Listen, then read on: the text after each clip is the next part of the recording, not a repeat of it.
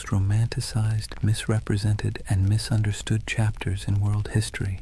No, not knights, not pharaohs, not Romans with fancy sandals. We're talking about pirates, the real ones. Not Johnny Depp wobbling around on deck, but the men and women who sailed the Caribbean and the Atlantic during the so-called Golden Age of Piracy. Now here's the thing, we all think we know pirates, eye patches, parrots, R-matey, treasure maps with a big red X, but spoiler alert, that stuff mostly comes from novels, theater, and later Hollywood rewrites.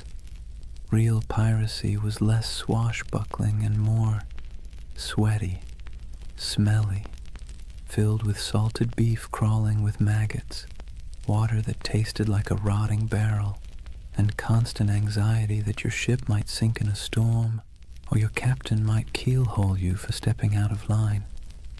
And yet somehow the legend of pirates has become this glamorous story of freedom, adventure, and treasure. But here's the contradiction, and it's worth letting it sink in. The Golden Age of Piracy wasn't golden at all. It was born out of war, poverty, hunger, and desperation. It wasn't about noble freedom, it was about scraping survival out of salt air, blood, and backbreaking work. Yet people keep retelling their stories because deep down we're drawn to the fantasy of escape, of rejecting rules, of carving out a small piece of freedom on the open sea. So, as you settle in, maybe dim your lights or turn on some soft background sounds, let's drift together into this world. Imagine the creak of ropes, the groan of wooden planks, the crash of waves on the hull. Tonight, we'll wander through crowded ports, stand under the Caribbean sun with sweat dripping down our backs, and listen to the salty curses of men who gambled everything on the sea. Before we start, a small ask. If you enjoy drifting off with these stories, give this video a like, and maybe even subscribe. And tell me in the comments, what's keeping you up tonight? I'd love to know. Now, let's begin our first chapter with a world teetering on the edge of chaos, just perfect for the rise of piracy. Chapter 1. A world ripe for plunder. Picture the year 1690. Europe has been locked in endless wars, Spain versus England, England versus France, the Dutch fighting everyone. The whole continent is basically one long family feud where nobody remembers what the argument was about, but everyone is still holding grudges. And while kings and queens play chess with soldiers, their colonies across the Atlantic become treasure vaults waiting to be cracked open.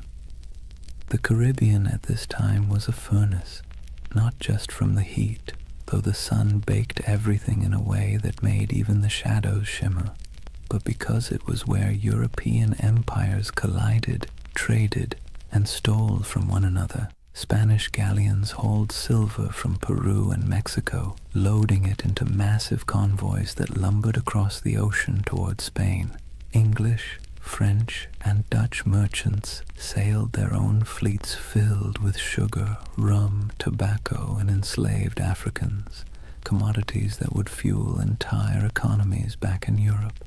The ports were alive with contradictions. Imagine standing on the docks of Port Royal in Jamaica around 1700. The smell hits you first: tar, rum, smoke, and human sweat. Dock workers shouted in a dozen languages, sailors stumbled drunk, their shirts stiff with salt, elegant merchants in powdered wigs strutted past barefoot fishermen hauling nets of twitching fish. The soundscape was relentless, donkeys braying, sailors cursing, coins clattering on wooden counters, priests mumbling blessings, cannons occasionally booming in the harbor just to remind everyone who was in charge. And here's the irony. These bustling colonial ports were supposed to be the crown jewels of empire, but they were also perfect breeding grounds for lawlessness. Governments thousands of miles away tried to impose order, but the reality was chaos. Governors took bribes, soldiers deserted, officials looked the other way when merchants smuggled contraband. The Caribbean was a place where, if you had a ship and a crew desperate enough, you could either make a fortune or lose everything in a week. Now think about the sailors themselves. Life at sea under a Royal Navy wasn't glamorous. It was miserable. Sailors were often press-ganged, basically kidnapped into service, dragged aboard ships against their will. Conditions were horrific. Cramped hammocks, weevil-infested bread, floggings for minor offences. Pay was late, if it ever came at all, and if you happened to survive the voyage, chances were you'd be discharged with nothing but a few coins jingling in your pocket and a body half ruined by scurvy. So when word spread that some sailors had gone rogue, ditched their oppressive commanders, seized ships and struck out as freebooters, it sounded less like criminality and more like rebellion. Piracy wasn't just a crime, it was a way out. Let's be clear though, the sea was not forgiving. It wasn't a highway of freedom. It was a gauntlet of storms, reefs, disease, and predators, both human and natural. But if you were a sailor in 1700 staring at the horizon from the deck of a crowded ship, the choice between a brutal life under a navy captain or rolling the dice with piracy might not have seemed that hard. By the turn of the century, the Caribbean had become what you might call a floating economy of risk. On one side, kings, merchants, and governors trying to keep order. On the other side, a growing army of dispossessed sailors, mercenaries, and adventurers who decided order was overrated. All it took was the right moment, a gap in empire, a weakly guarded convoy, a ship with sails trimmed just so, and fortunes could be made overnight. And so, with every galleon groaning under the weight of silver, every sugar plantation coughing up profits, and every port overflowing with sailors who'd had enough of being cheated, the stage was set. The Golden Age of Piracy wasn't born out of nowhere. It was baked into the world itself, into the trade routes, the wars, the greed, and the desperation. The seas were ready, and so were the men who would plunder them. If the late 1600s and early 1700s had a theme, it would be everybody's exhausted, broke, and kind of angry. Europe's great powers had been at each other's throats for decades, and while kings and queens could patch up peace treaties, the wars left a trail of wreckage that stretched across the Atlantic, and in that wreckage, piracy took root. Take Spain, for example. Once upon a time, Spain was the big kid on the block. They had the gold, the silver, the fleets, and the swagger to call themselves masters of the New World. But by the late 1600s, their empire looked less like a shining crown and more like a rusty bucket with holes. Wars drained their coffers, silver shipments were constantly raided, and their ships, once the pride of the seas, were often outdated and slow. Spain still had territory, but its grip was slipping, and everyone else smelled the weakness. England wasn't doing much better.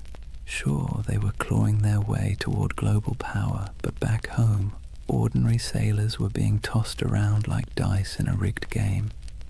One year they were privateers, government-approved pirates, with papers giving them permission to plunder Spanish ships in the name of the crown. Then, suddenly, the war ended. The crown said, "Thanks for your service," and those same men were dumped ashore with no pay, no prospects, and no sympathy. Imagine fighting for your country, risking death a dozen times only to be told you were now just another unemployed vagrant clogging up the docks. The Dutch Republic had its own story. Once dominant traders, their fleets crisscrossed the globe, but wars with England and France chewed through resources, leaving fewer jobs for sailors and merchants. France, meanwhile, under the grandiose reign of Louis XIV, spent lavishly on wars, palaces, and pretty much anything shiny, leaving French colonies stretched thin and their sailors restless. The result? A perfect storm of unemployed seafarers with skills nobody wanted, except in piracy. These weren't random peasants deciding to play pirate for fun. These were trained men, veterans of naval battles, gunners who could load a cannon in seconds, carpenters who could patch a hull under fire, navigators who could steer through reefs in the dark, armies of skilled but bitter men, all with the same problem. No empire wanted to pay them anymore. And here's where it gets ironic. These empires had essentially created their own monsters. When Spain and England handed out letters of marque, those little slips of paper that legalized piracy during wartime, they encouraged men to attack enemy shipping. Privateers like Sir Francis Drake in the 1500s became national heroes. But once peace returned, those same activities suddenly became criminal. Imagine working for Uber, then one day Uber shuts down and declares, by the way, anyone still driving is now a car thief. That's what happened to thousands of seafarers who had been told plunder was patriotic until it wasn't. So what do you do when the wars end, your government abandons you, and you still have the skills to handle a ship and fire a cannon? You keep doing what you know best, but now for yourself. You keep raiding ships, you keep seizing cargo, you keep living by the sword, or in this case, the cutlass. Piracy wasn't just desperation, it was habit. It was a profession that governments themselves had encouraged and then tried to disown. This collapse of empire control didn't just happen on land. At sea, the very roots of trade were fragile. Convoys of Spanish galleons might be well defended, but smaller ships carrying sugar or rum often sailed alone. Merchant captains wanted profit, not protection, and cutting corners left them exposed. Add in tropical storms that could scatter fleets like confetti, and suddenly the Caribbean looked less like the King's Ocean and more like a buffet table for anyone bold enough to take a bite. And let's not forget the colonies themselves. Governors sent from Europe often cared more about lining their own pockets than enforcing the law. Some even welcomed pirates, so long as they brought in enough gold or shared enough loot. For struggling outposts like Nassau in the Bahamas, pirates weren't a nuisance, they were the economy. It's hard to enforce anti-piracy laws when half your town depends on stolen goods to survive, so piece by piece the mighty grip of empire loosened. Spain couldn't patrol all its waters. England's navy was stretched thin. France was distracted by continental wars. The Dutch were in decline. And into that vacuum sailed the pirates, men who saw the weakness of kings and decided to crown themselves instead. The collapse of empires didn't just make piracy possible, it made it inevitable.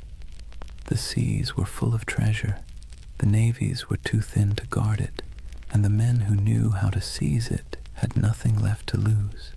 Out of that mix came not just scattered rogues, but an entire era, the so-called Golden Age of Piracy, when men and women from a dozen nations chose the black flag over the king's flag. Let's be clear, piracy didn't appear out of thin, salty air. It was the awkward child of privateering, a sort of legal piracy that governments were perfectly happy to use when it suited them.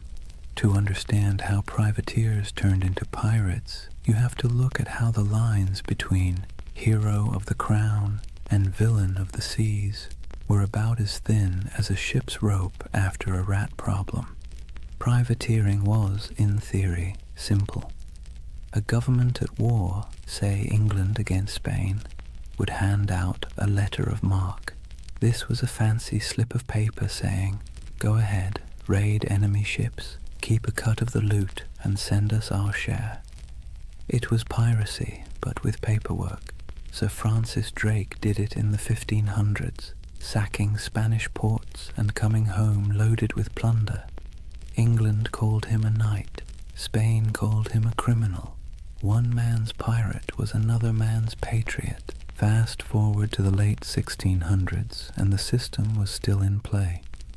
Privateers swarmed the Caribbean and Atlantic during wars, seizing sugar shipments, Spanish galleons, and anything else they could get their hands on. The Caribbean became a giant chessboard, and privateers were the pawns, expendable but useful. As long as the war lasted, they were tolerated, even celebrated. But here's the twist. Wars end. And when they did, governments suddenly didn't need these men anymore. One day you're proudly waving the flag of your nation, attacking the enemy, and selling stolen goods back to friendly ports. The next day, the war is over, the letter of marque is revoked, and now you're just a thief with a ship. There was no retirement plan, no pension, no thank you parade, just a shrug and an unspoken suggestion to quietly disappear.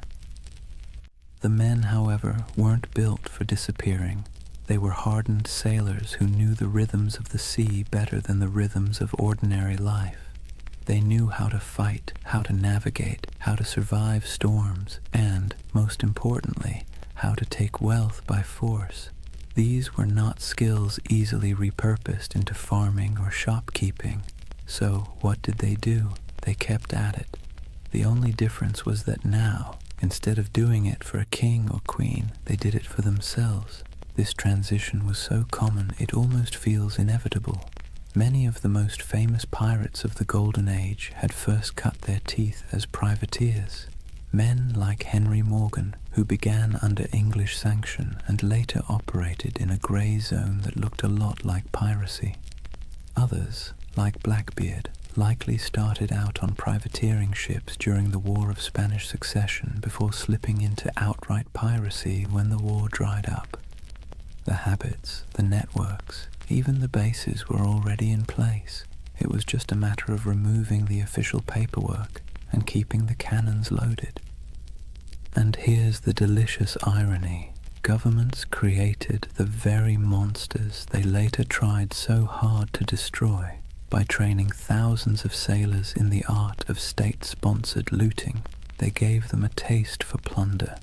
Then, by abandoning them in peacetime, they essentially shoved them straight into piracy. Imagine teaching someone to pick locks during a war because you need spies, then firing them when the war ends and expecting them not to use their skills. Of course they'll keep picking locks, only now it's your house. There was also the question of identity. Once a man had lived as a privateer, free from the crushing discipline of a navy, sharing loot with his mates, and living by the tides, could he really go back to scrubbing decks under the bark of some lieutenant? Navy life was brutal, punishments were harsh, pay was low, and the class system was rigid. By comparison, the life of piracy, even with its hunger, storms, and risk of hanging, offered more equality and excitement. It wasn't just survival, it was liberation from the grind of the empire. Ports like Port Royal in Jamaica and Tortuga off Hispaniola blurred the line even further. Merchants there didn't care if the goods were captured legally or not. Sugar, silver, rum, if it could be sold, it was welcome.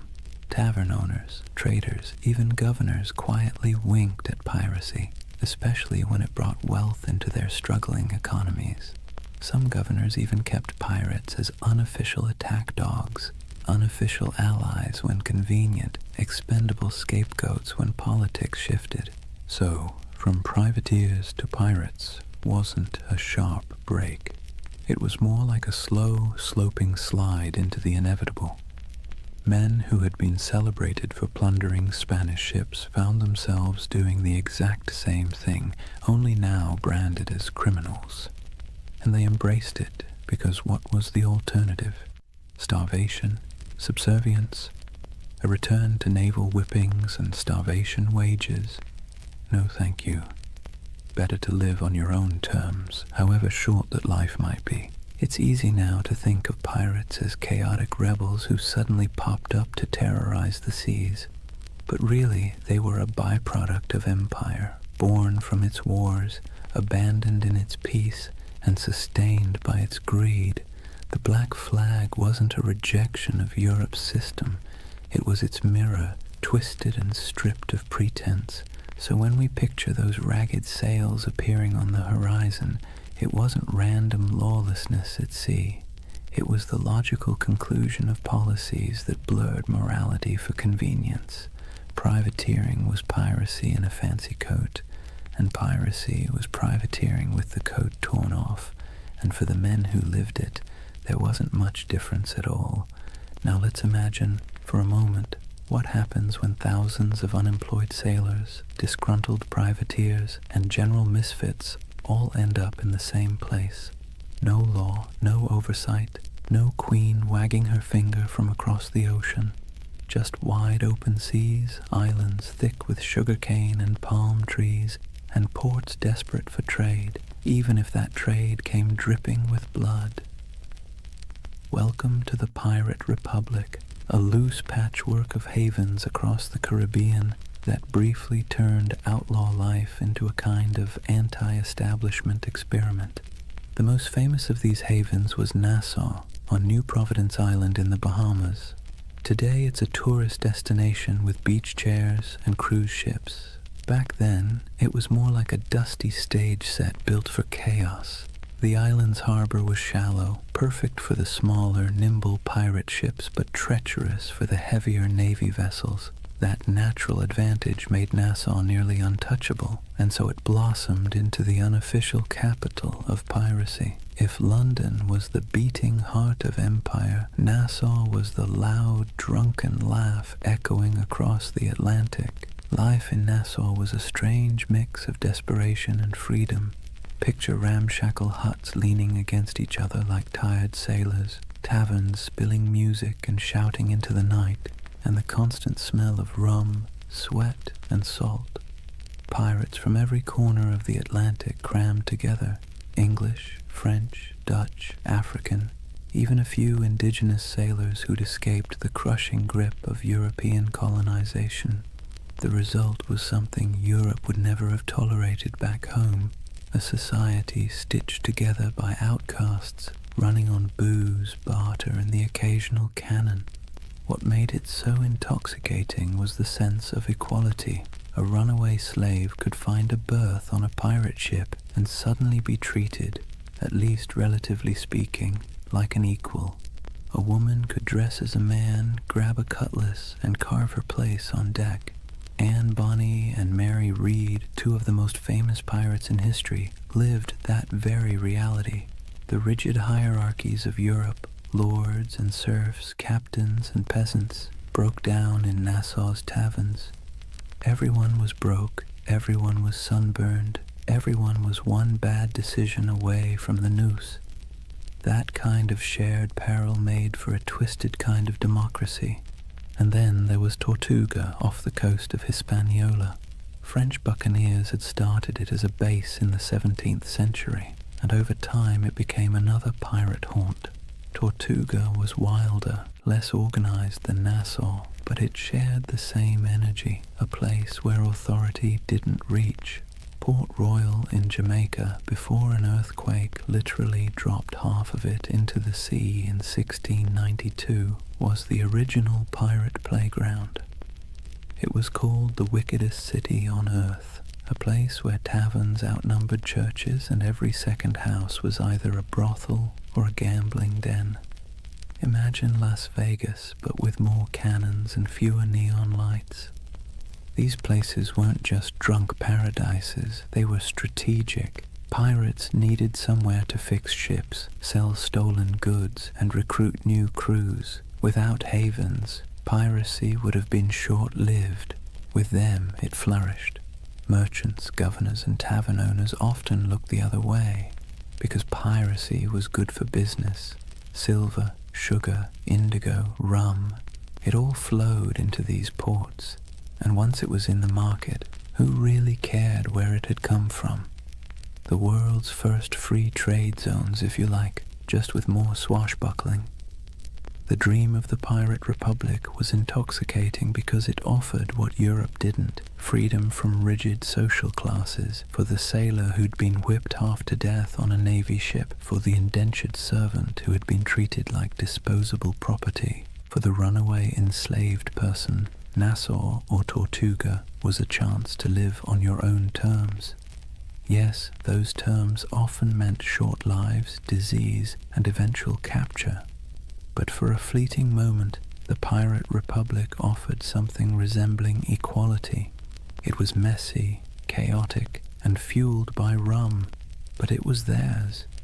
It's easy to romanticize this as some proto-democracy at sea, and in truth, pirates weren't building utopias. They fought among themselves, they drank themselves half to death, and they betrayed each other when the loot was good enough. But there was a kernel of something radical here.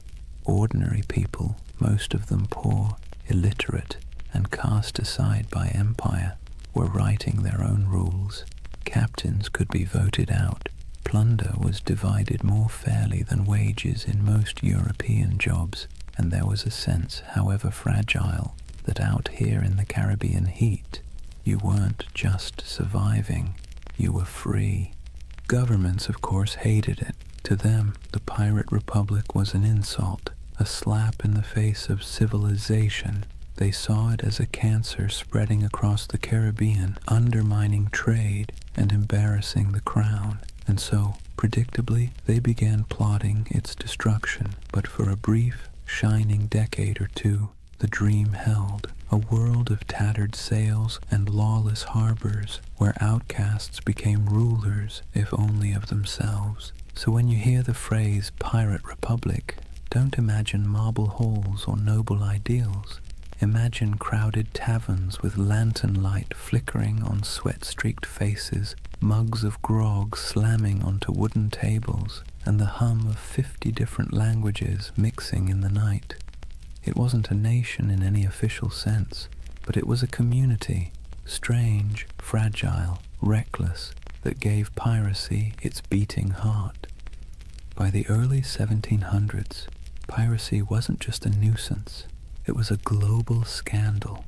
Imagine you're a London merchant who's just sent off a ship full of sugar from Barbados. You're already dreaming about the profits, about the clinking of coins on your counting table. Then word arrives that your ship was intercepted somewhere between Tortuga and Nassau by a crew of outlaws who now plan to sell your precious cargo at a discount in the very next port. Frustrating, absolutely. Embarrassing, even more so. And it wasn't just London merchants, Dutch traders, French planters, Spanish governors. Everyone had a stake in the Caribbean economy, and pirates cut into all of them like barnacles on a hull. News of piracy spread quickly, carried in letters, pamphlets, and gossip that traveled almost as fast as the ships themselves. In coffee houses in Amsterdam or taverns in Boston, people swapped stories of Blackbeard's blockade of Charleston or of Bartholomew Roberts capturing hundreds of vessels. Pirates became both feared and oddly admired, the same way we talk about celebrities who behave badly. They were disruptive, scandalous, but undeniably fascinating. Governments tried to project strength, but the truth was they were embarrassed. The Caribbean was supposed to be proof of European dominance, a playground of plantations, trade, and naval power. Instead, it was crawling with independent outlaws who mocked imperial authority with every stolen sail. Spain, already stretched thin across its empire, struggled to protect the treasure fleets. England, riding high after victories in European wars, now had to explain why ragged men in patched coats could blockade entire colonial cities. France and the Dutch weren't faring much better. In a world obsessed with image, piracy made the great powers look incompetent. What made it worse was that ordinary people were often rooting for the pirates, at least quietly. Think about it. If you were a poor sailor in Bristol, or an indentured servant in Jamaica, or even a small-town farmer in Virginia, Who would you rather cheer for? The faceless merchants and noble families who controlled your taxes, or the ragtag crews who thumbed their noses at authority and spread the loot, sometimes literally, among the lower classes? Pirates had a populist appeal. They were villains to the elite, but folk heroes to the downtrodden. Ballads were written, stories were exaggerated, and every port town knew someone who claimed to have once seen, or maybe even joined, a pirate crew. That uneasy admiration worried rulers as much as the piracy itself. It wasn't just about stolen goods anymore. It was about stolen loyalty. If too many sailors chose piracy over honest naval service, if too many colonists chose to trade with outlaws instead of legal merchants, the whole system could unravel. In this sense, the Pirate Republic wasn't just an economic threat. It was a political one. It represented a kind of freedom, however messy, that stood in direct contrast to empire. And so, as the first decade of the 1700s drew to a close, the world was watching. Governors wrote desperate letters to their monarchs begging for naval reinforcements. Merchants lobbied for protection. Admirals were dispatched with orders to stamp out the scourge. Yet for all this official outrage, the pirates kept sailing, kept raiding, and kept slipping back into the shallow harbors of Nassau, Tortuga, and Port Royal. The balance of power was precarious, and for a short, chaotic stretch of years, it seemed like the pirates might actually hold their ground. But as with all things in history, nothing so audacious lasts forever. The seeds of the pirates' downfall were already being sown, even as they toasted their freedom with mugs of grog under the Caribbean moon. Kings and parliaments were growing tired of being mocked.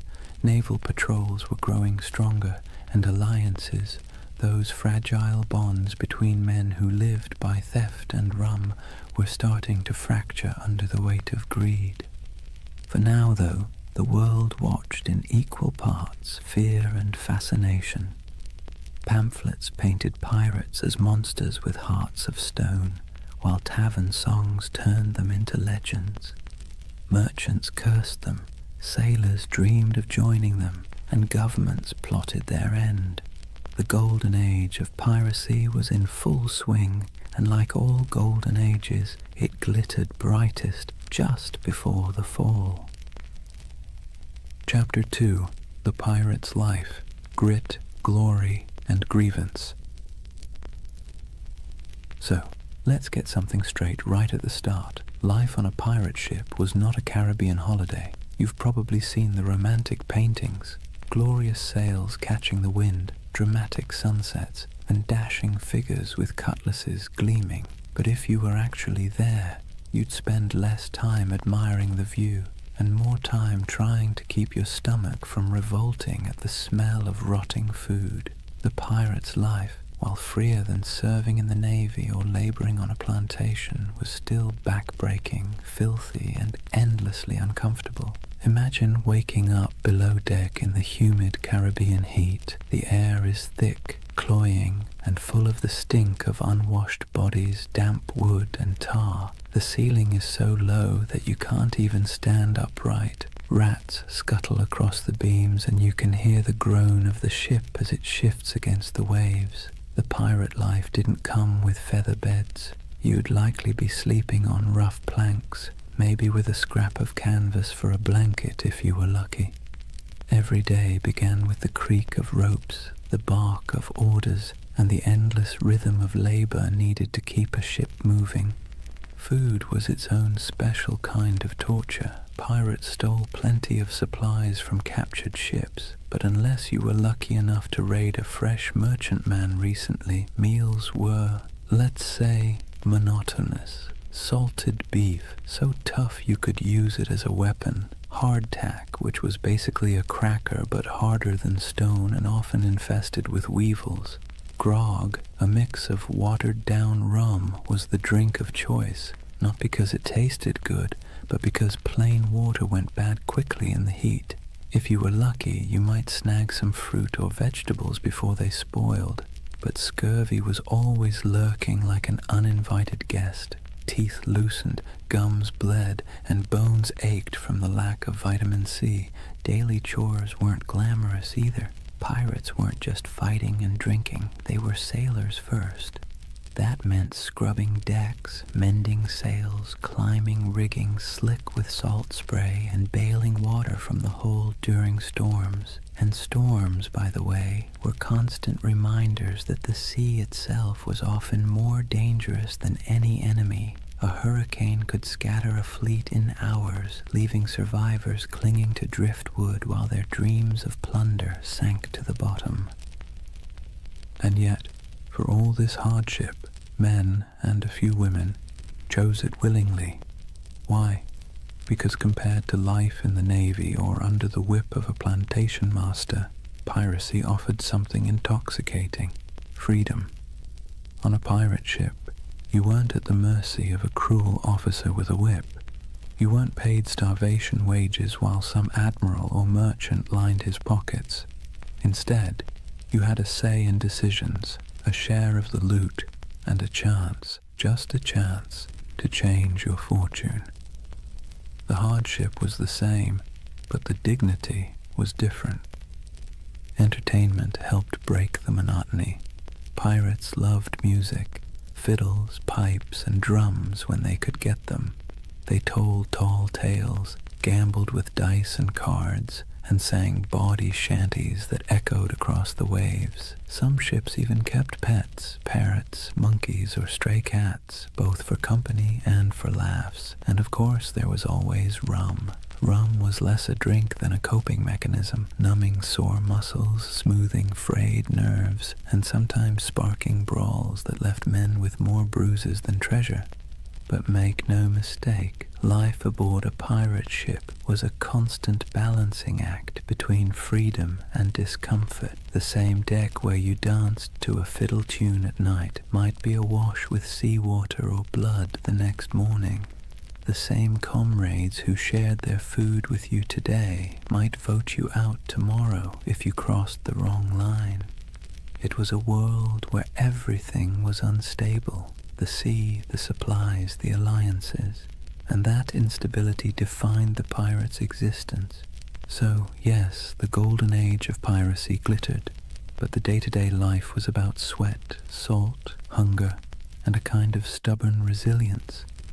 You didn't become a pirate because it was comfortable. You became one because, for all its stink and danger, it gave you control of your own fate, at least for a while. Here's a funny thing about pirates. They were some of the most democratic people of their time, not in the sense of voting booths and campaign speeches, but in a rough, practical way that actually mattered to the men living on those creaking decks. Imagine that. While monarchs squabbled over crowns back in Europe and kings claimed they ruled by divine right, pirates were out on the high seas voting on who got to be in charge. When a crew formed, the first order of business wasn't just raiding a Spanish galleon, it was drawing up what they called the Articles. These were pirate constitutions, handwritten agreements that spelled out everything from how loot would be divided, to punishments for theft, to the share of compensation if you lost a limb in battle. And yes, pirates had a kind of early insurance system. If you lost an arm, you might get 600 pieces of 8, a leg, maybe 800. It wasn't exactly health insurance with a friendly provider, but it was better than what the average soldier got on land, which was nothing at all. The Articles also set limits on behavior: no gambling below deck, lights out at a certain hour, no deserting in battle. And yes, they often forbade bringing women on board, though that rule was broken often enough to be almost comical. These weren't arbitrary rules, they were survival tactics. A pirate ship was a pressure cooker of bad food, bad hygiene, and too many strong personalities packed into too small a space. Without rules, things would have descended into chaos faster than you can say. mutiny. Now, the captain wasn't an untouchable figure like on a Navy ship. Pirate captains were elected by the crew, and they could be voted out just as easily. If a captain was too reckless, too stingy with loot, or just too annoying, the crew could replace him with someone else. This was radical for the 17th and 18th centuries. Imagine a farmhand in Europe marching up to his landlord and saying, "Sorry mate, we've had a vote and you're fired." Unthinkable. But on a pirate ship, that was just Tuesday. Of course, the captain still held real authority in battle. When cannonballs were flying and boarding parties were scrambling across decks, someone had to make quick decisions. But outside of combat, his power was checked by the quartermaster. The quartermaster was like the ship's accountant and judge rolled into one. He handled supplies, settled disputes, and distributed plunder according to the articles. He was the balance to the captain, ensuring one man didn't hoard all the power or all the silver. Speaking of plunder, here's where pirates really stood out. On most navy or merchant ships, ordinary sailors got scraps. Captains and owners took the lion's share. Pirates, by contrast, split loot far more evenly. Yes, captains and officers usually got larger shares, but the gap wasn't massive. A captain might get 2 or 3 shares, while a common sailor got 1. Compare that to the Navy, where a captain could rake in a fortune while the sailors were paid in arrears, if at all. For men used to being at the bottom of the social ladder, this was revolutionary. This system created a sense of buy-in. Everyone had a stake in every raid. Everyone had a voice. It's one reason pirate crews could be so terrifyingly effective. They weren't being flogged into action by some officer. They wanted to fight because victory meant coin jingling in their pockets. Cold, heavy, jangly, deliciously spendable coin. It's tempting to see this pirate democracy as noble or progressive, but let's be clear, it wasn't about ideals. It was about practicality. Pirates knew they lived hard, dangerous lives. They needed a system that kept people motivated, minimized infighting, and gave everyone a reason to stick together when things got ugly. Fair shares and voting rights weren't about enlightenment. They were about survival. Still, there's something oddly charming about it. At a time when peasants were tied to land and sailors in navies were practically prisoners, pirates carved out their own rough republics. Nassau in the Bahamas was famously called a pirate republic, and while that sounds grand, it was mostly a sandy haven of broken-down taverns, makeshift huts, and a whole lot of rum. But for the men who had once been whipped by naval officers or cheated by merchant captains, it was paradise. So picture it. A ship rolling gently on the waves, men gathered on deck, a set of articles being read aloud by lamplight, each pirate nodding, agreeing to the rules, knowing that at least here, on this rough plank of wood floating in a dangerous sea, their voice mattered. It wasn't democracy as we think of it today, but it was a kind of freedom most of them had never known before. One of the most brilliant things pirates ever did wasn't about cannons or cutlasses, it was branding. Pirates understood that half the battle was won before the first shot was fired, and their greatest weapon wasn't always steel, it was fear. They cultivated it, packaged it, and sold it with skulls and crossbones. Let's talk about the Jolly Roger. That iconic black flag wasn't just for show, it was psychological warfare. Picture yourself as a merchant sailor in the Caribbean. You're already nervous. The sea is treacherous, storms are brutal, and half your crew is seasick. Suddenly, you spot a ship on the horizon raising a black flag, its canvas snapping in the wind. Painted on it is a grinning skull, a pair of crossed bones, maybe even an hourglass dripping sand. You know instantly these are not friendly visitors. You have a choice. Surrender and hope for mercy, or fight and almost certainly die. And here's the genius. Most merchant crews didn't fight. They gave up. Pirates knew that if they could terrify you into surrender, they could plunder your ship without firing a shot, without losing a man, and without wasting precious gunpowder. The Jolly Roger was essentially the world's first corporate logo, and it worked like a charm. But flags weren't the only symbols. Pirates loved spectacle. Some captains made themselves into walking horror shows. Blackbeard, for example, tied slow-burning fuses into his beard before battle. Imagine a man storming across your deck with his hair literally on fire, eyes wild, smoke curling around his face like some demon from the deep. That's not just intimidation, that's theater. He was turning himself into a nightmare that sailors would retell in every port from Jamaica to London. Superstition also ran deep. These were men who spent their lives on the unpredictable sea, so of course they looked for signs, omens, and rituals. Whistling on board was considered bad luck because it might whistle up a storm. Bananas were famously avoided on ships, tied to tales of vanished vessels and mysterious deaths. Cats, on the other hand, were seen as good luck, their twitching tails thought to calm the winds.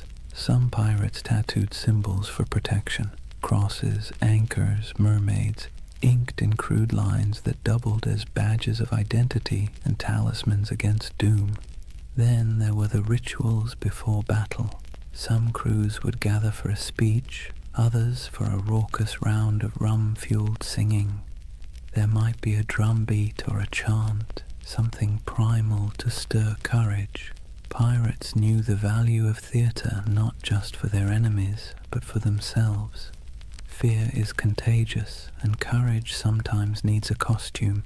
Music, too, had its place. Sea shanties weren't just entertainment. They were tools for survival, helping men row or haul ropes in rhythm, but they also bound crews together, creating unity in sound and spirit.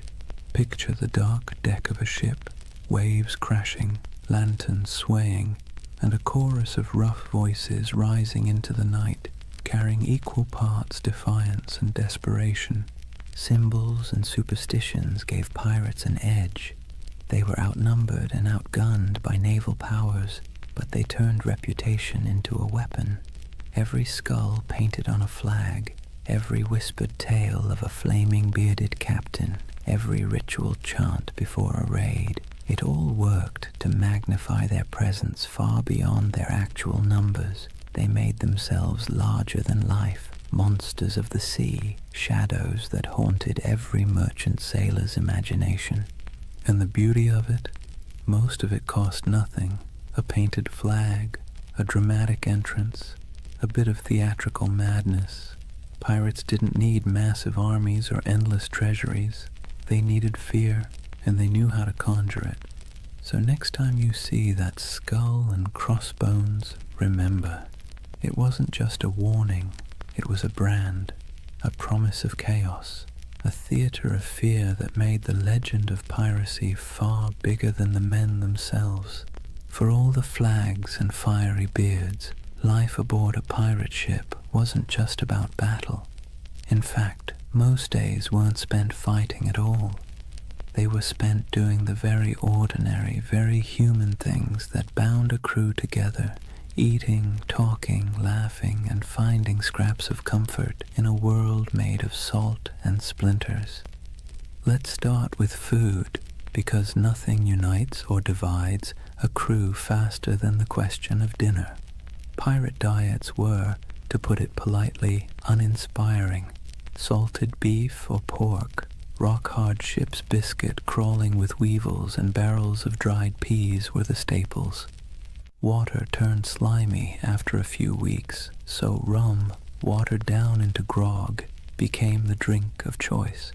The thing is, pirates ate much the same as navy crews or merchant sailors, but they sometimes had an advantage.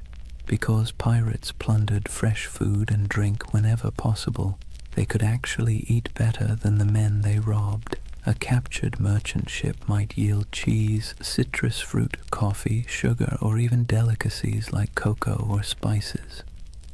For a brief time, life on the high seas could taste a little less like mold and more like luxury. But food was more than sustenance. It was ritual. Sharing a meal created unity. Imagine a crew gathered on deck, bowls in hand, gnawing at salted meat and joking about who got the biscuit with the most maggots. It was grim humor, sure, but humor all the same. A bad meal, eaten together, still forged bonds. And the occasional feast, say, after a particularly good raid, was celebrated with music, rum, and more laughter than some men had known on land. Music itself was essential. Pirates didn't have iPhones, but they did have voices, fiddles, drums, and makeshift instruments. Sea shanties weren't just working songs. They were entertainment, morale boosters, and the glue that kept rhythm in both work and play. Picture the rough chorus rising under the stars, a drum tapping time, a fiddle screeching out a tune stolen from some tavern ashore. These weren't trained choirs, but the sound was raw, communal, and strangely beautiful. It stitched men together, reminding them that even in isolation, they belonged to something larger. Then there were the games. Dice and cards were popular, played with stakes as modest as tobacco or as reckless as shares of loot. Wrestling matches and contests of strength filled idle hours, with men cheering on their favorites. Betting on the outcome wasn't just fun, it was a way of creating drama in a life that could otherwise drag on in monotonous days of empty horizon. And let's not overlook the surprising inclusivity aboard pirate ships. Escaped slaves often joined pirate crews, where they could earn equal shares of plunder instead of chains. Women, though rare, found roles too, sometimes as disguised sailors, sometimes openly accepted as fighters or partners. Life aboard a pirate ship was brutal, but in its own odd way, it offered opportunities for outsiders that rigid societies on land never would. In these small details, the shared meals, the rowdy songs, the roll of dice, we see the human side of piracy. Beneath the myth of cutthroats and raiders was a community of men and women who found ways to survive, to laugh, and even to belong. Their ships were floating worlds, part prison, part family, part workplace, part tavern. And while the dangers of storms, disease, and naval patrols never disappeared, these ordinary moments gave piracy its texture, the rhythm of humanity beneath the roar of cannons. So when you picture pirates, don't just imagine black flags and treasure chests. Imagine the sound of dice clattering on a barrel lid, the smell of salted pork frying in a pan, the laughter of men half drunk on rum, and the scratchy notes of a fiddle floating over the sea at night. That too was the pirate's life, not just violence and fear, but moments of messy, ordinary humanity carved out in the vast loneliness of the ocean. For all the adventure, freedom, and strange democracy of pirate life, you have to ask the question, why did so many men and a few women decide that piracy was worth the risk of hanging, drowning, or dying from scurvy in some forgotten corner of the sea? The answer, as usual, has less to do with romance and more to do with grievance. Pirates were not born with skulls and crossbones on their flags. Most of them were men who had been used, abused, and discarded by the very empires that later called them criminals. Take the average sailor in the early 1700s. His life was a cruel contract, low pay, brutal discipline, and punishments that bordered on torture. The British Navy in particular ran on forced service. Impressment gangs snatched men off the streets, dragging them aboard ships where they might serve years against their will. Once aboard, they were flogged for minor infractions, fed poorly, and often paid late, if at all. It was a life so grim that joining a pirate crew, where you at least got a vote, a share of plunder, and the occasional feast, looked less like criminality and more like opportunity. Then there were the privateers.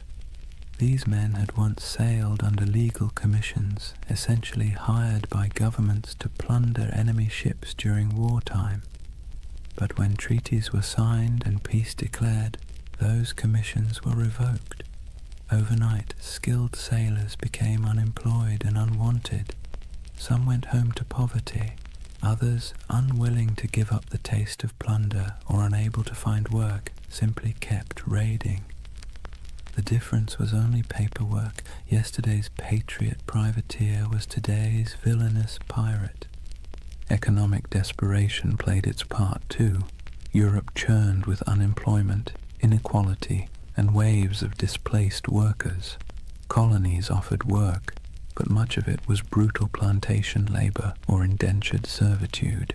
If you were poor, your choices were few. Toil endlessly for scraps on land, serve miserably in the navy, or gamble your life on piracy, where at least the rewards were immediate, tangible, and occasionally extravagant. Even a short run of luck could mean pockets full of coin, fine clothes stripped from captured merchants, or a chance to live like a king for a few weeks before it all fell apart. And make no mistake, piracy was a protest of sorts. Pirates didn't just steal. They struck at the heart of the empires that had used them. They targeted Spanish treasure fleets, English merchants, and French plantations. Their defiance wasn't couched in noble speeches, but in cannon fire and audacious raids. To kings and governors, they were parasites. To many of the poor, they were folk heroes, men who thumbed their noses at the powers that had left them to starve. But grievances went deeper than economics. Pirates carried personal grudges, captains who had beaten them, navies that had cheated them of wages, merchants who had treated them as expendable. To hoist the black flag was not only to seek fortune, but also to take revenge on a world that had never cared if they lived or died. So when you picture pirates shouting and firing cannons, remember the bitterness beneath it all. Their laughter around the rum barrel was fueled by the knowledge that they had nothing to lose and everything to snatch. Their democracy at sea was born not from lofty ideals, but from anger at systems that had denied them dignity on land. Piracy was grievance turned into lifestyle, protest turned into plunder. That's why the Golden Age of Piracy still lingers in our imagination. Beneath the noise of cannons and the gleam of treasure, it was the story of men who had been pushed too far, who decided that if the world offered them no justice, they would carve out their own, on their own terms, with black flags snapping in the wind. Chapter 3. Legends of the Black Flag. If the first half of piracy's golden age was about survival, grievance, and reinvention, the second half was about faces, human faces, twisted into masks of legend. Because when we talk about pirates, we rarely remember the ordinary nameless sailor swabbing the deck or the hungry man who joined a crew for a share of bread and rum. We remember the icons, the ones whose names still echo like thunder across centuries.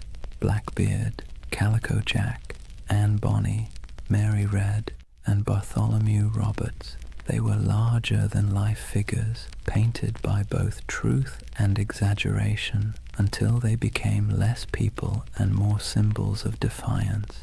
Take Edward Teach, better known as Blackbeard. He understood something fundamental about human nature. Fear gets results. He grew his beard long and black, twisting it into braids tied with slow-burning fuses.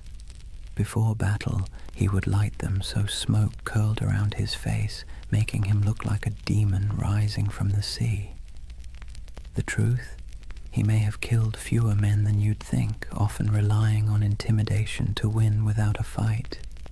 But his legend was so terrifying that many surrendered without firing a shot. It was theater as much as piracy, and it worked. Then there was Calico Jack Rackham, named for his fondness for bright, flamboyant clothing made of calico. He wasn't the most successful pirate, nor the most ruthless, but he had something else: charisma. He cultivated an image of style, flair, and daring, hoisting a version of the Jolly Roger with crossed swords beneath a skull.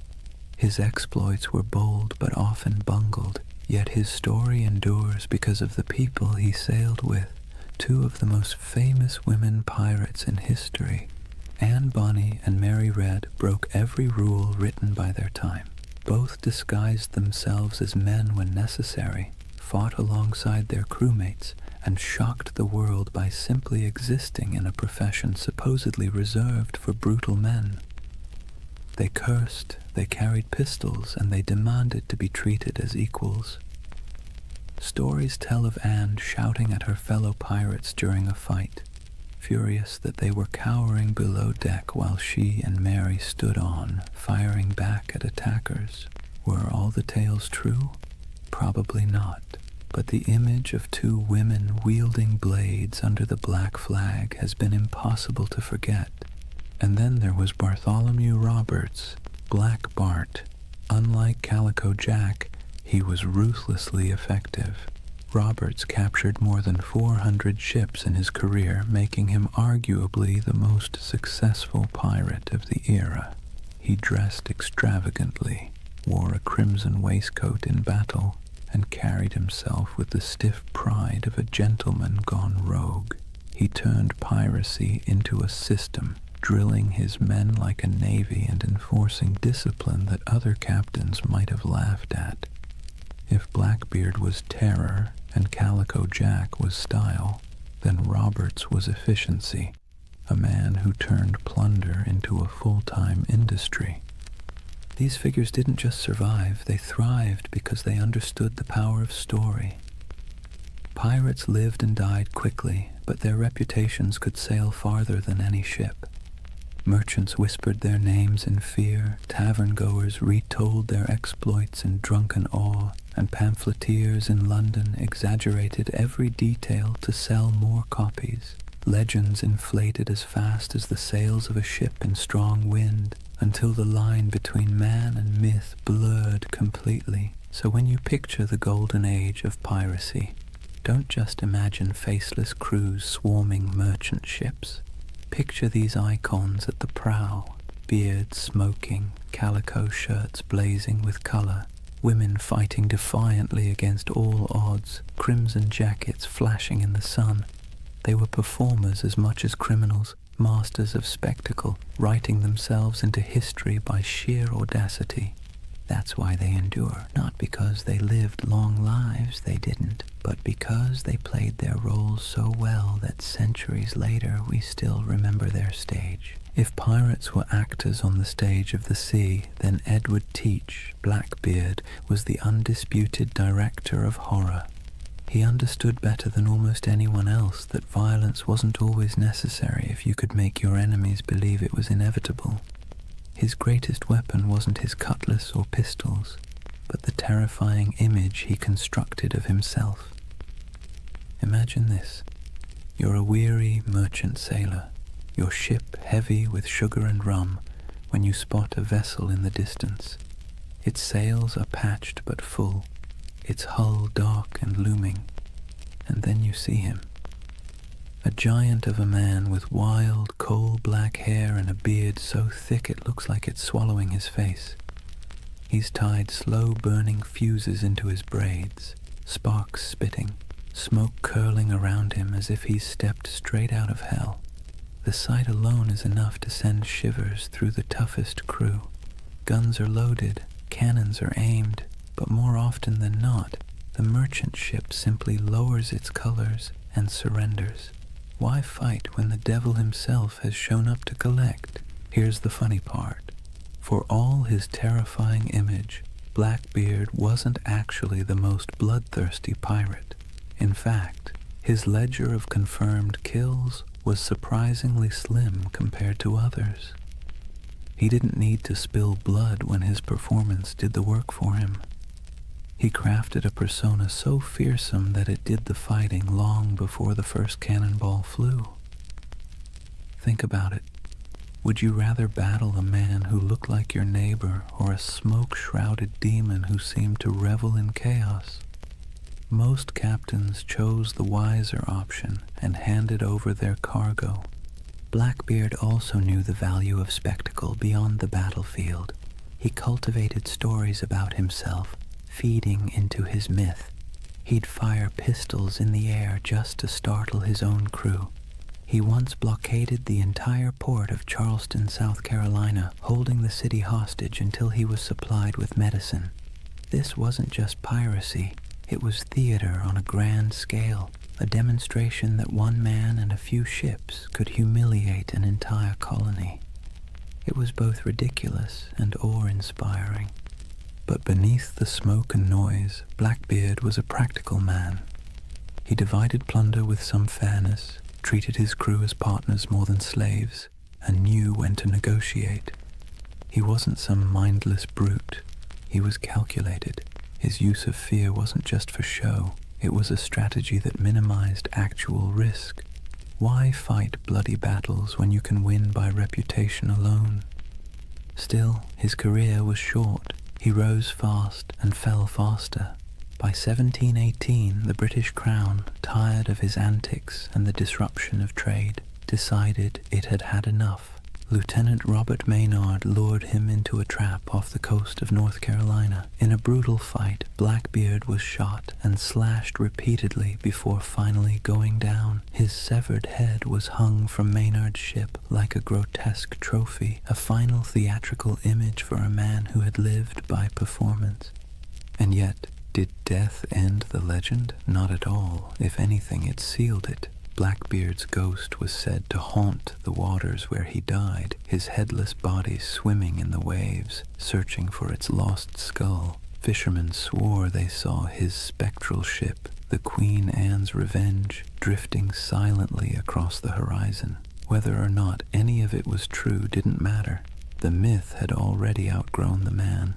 So when you hear the name Blackbeard today, you're not just recalling a pirate. You're recalling one of history's greatest performers, a man who understood fear as both an art and a weapon. His stage was the sea, his audience the world, and his performance so unforgettable that centuries later we're still applauding in awe and a little bit of dread. If Blackbeard was the terrifying face of piracy, then John Rackham, better known as Calico Jack, was its fashion icon. The man wasn't particularly fearsome, nor was he especially successful compared to others, but he had something almost as valuable as gold: style. His nickname came from the brightly patterned calico coats he wore, loud enough to be seen from a mile away. It was a choice that said, "I may not be the biggest or the baddest, but I'll be the most noticeable." And in a world where fear and reputation kept you alive, being memorable mattered. Calico Jack's story would likely have been a footnote in the annals of piracy, if not for two extraordinary women who joined his crew, Anne Bonny and Mary Read. Their presence turned his otherwise average exploits into a legend that has fascinated people ever since. Anne Bonny was born in Ireland, but grew up in the Americas, the daughter of a wealthy planter. She had a fiery temper and a restless spirit. Stories say she once stabbed a servant girl with a kitchen knife, though the truth is hard to pin down. What we do know is that she wasn't content with the role society expected of her. Marrying a small-time sailor didn't calm her spirit. Running away with Calico Jack did. She traded the plantation house for the rolling deck of a pirate ship, proving herself as fierce with a blade as any man. Mary Red's tale was even stranger. Born in England, she was disguised as a boy from childhood so her family could inherit money. She grew up living as Mark Red, working as a soldier and sailor. By the time she crossed paths with Calico Jack and Anne Bonny, Mary had long since mastered the art of slipping between identities. When she joined their crew, she initially kept her disguise. But Anne, curious and bold, discovered the truth. Instead of turning her away, Anne accepted her, and the two became close allies. Now picture it, a small pirate crew led by a man in flamboyant coats, backed by two women who defied every expectation of the age. While other pirates leaned on spectacle or terror, this trio leaned on audacity. Reports from the time describe Anne and Mary fighting openly in men's clothes, wielding pistols and cutlasses, cursing louder than the men beside them. They weren't mascots or novelties, they were feared combatants. When boarding parties went over the rails, Anne and Mary were often the first in line. One of the most famous stories of their courage came during the final days of Calico Jack's career. His ship was cornered by a pirate hunter. Most of the crew, drunk and unwilling to fight, cowered below deck. But Anne Bonny and Mary Read fought ferociously, shouting at the men to come up and defend themselves. Outnumbered and abandoned, they couldn't hold out forever. The ship was captured, and the crew taken to trial in Jamaica. Calico Jack was sentenced to hang, and before his execution, Anne Bonny reportedly delivered the coldest line in pirate history. She told him, "If you had fought like a man, you need not be hanged like a dog." Brutal but fair. Anne and Mary both escaped the noose by pleading the belly, claiming they were pregnant, which delayed executions. Mary fell ill and died in prison not long after. Anne's fate is more mysterious. Some say her wealthy father intervened to free her, and she lived out her days quietly. Others imagine she slipped back into obscurity, perhaps even finding another ship to sail under a new name. The truth is lost, but the legend remains. Together, Calico Jack, Anne Bonny, and Mary Read embodied a different side of piracy. Not the sheer terror of Blackbeard, but the wild defiance of people unwilling to live within the boundaries society had drawn for them. They weren't the richest or most feared pirates of their age, but they became symbols of rebellion, of choosing freedom over obedience, even if that freedom came at the cost of the gallows. And maybe that's why their story still resonates. Pirates are remembered not just for plunder, but for the dream of living life on your own terms, no matter how brief or dangerous that life might be. When people imagine pirates, they often picture chaos, rowdy drunkards waving swords, shouting curses, and stumbling around the deck. But not all pirates fit that mold. Some, strangely enough, insisted on discipline, manners, and even a touch of elegance. Enter Bartholomew Roberts, also known as Black Bart, the most successful pirate of the Golden Age. Not in legend, but in sheer numbers, the man captured over 400 ships in his career. That's not exaggeration, that's bookkeeping. Roberts wasn't the kind of pirate who stumbled into the life because he liked rum and adventure. He was originally a skilled navigator, forced into piracy when his ship was taken. At first, he wanted nothing to do with it, but the pirates saw his talent with charts and stars, and when their captain died, they elected Roberts as the new leader. He reportedly said he didn't much care for the pirate life, but since it offered a short life but a merry one, he might as well make the most of it. That short life turned out to be remarkably eventful. Roberts stood out for several reasons. For one, he had standards. He banned drinking on his ships, which sounds downright heretical for a pirate crew. He also enforced strict rules against gambling, desertion, and even bringing women aboard. His ships ran more like naval frigates than floating taverns, and yet his men respected him because under his command they grew wealthy and untouchable. He also had a flair for presentation. While Blackbeard relied on smoke and fire to terrify, Roberts leaned on fashion. He dressed in fine silks, wore a crimson waistcoat, and carried himself with aristocratic dignity. Imagine him standing on the quarterdeck looking more like a nobleman than a pirate, with the Jolly Roger snapping in the wind behind him. His enemies saw not a ragged bandit, but a man who looked born to command. And command he did. Roberts didn't waste time on small targets. He hunted big merchant convoys and naval ships, taking prizes in the Caribbean, West Africa, and even the coast of Brazil. His reach was global. He was so effective that insurance rates for Atlantic shipping skyrocketed. Governments cursed his name, and merchants prayed never to see his sails on the horizon. Roberts also innovated. He used smaller, faster ships to outmaneuver larger warships, and he created a distinctive black flag showing a figure holding an hourglass, a grim reminder that time was running out for his enemies. His leadership was sharp, his men drilled, and his tactics effective. If piracy had generals, Roberts was one of them. But despite his elegance and order, he wasn't merciful. Roberts's raids often ended in executions or burning ships. His reputation sharpened not just by his appearance, but by his ruthlessness. Yet unlike Blackbeard's wild terror or Calico Jack's flamboyant defiance, Roberts's menace came with a chilling professionalism. He was less devil of the seas and more CEO of piracy. His downfall came, as it often did, from the tightening noose of empire.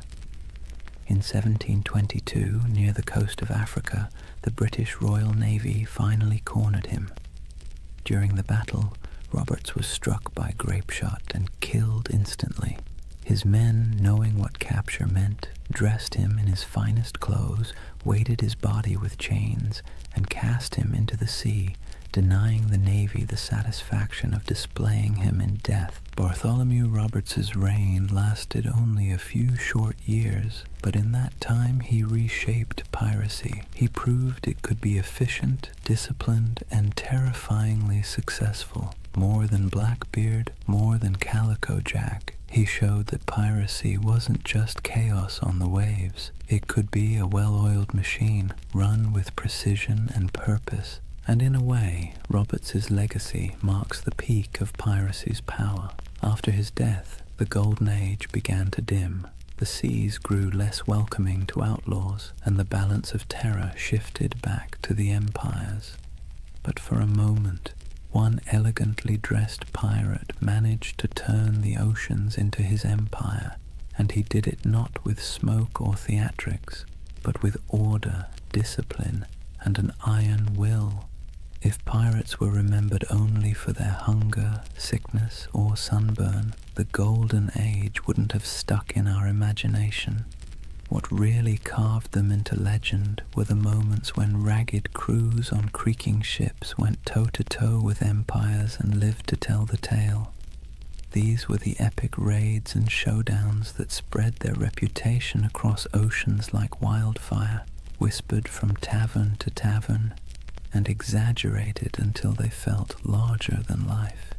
Let's start with the Caribbean, where Spanish galleons groaned under the weight of treasure hauled from the New World.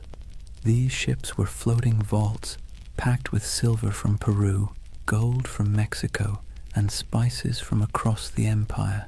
They were also well-armed and heavily guarded, but that didn't always save them. Pirates struck with speed, knowing that a single galleon could fund a lifetime.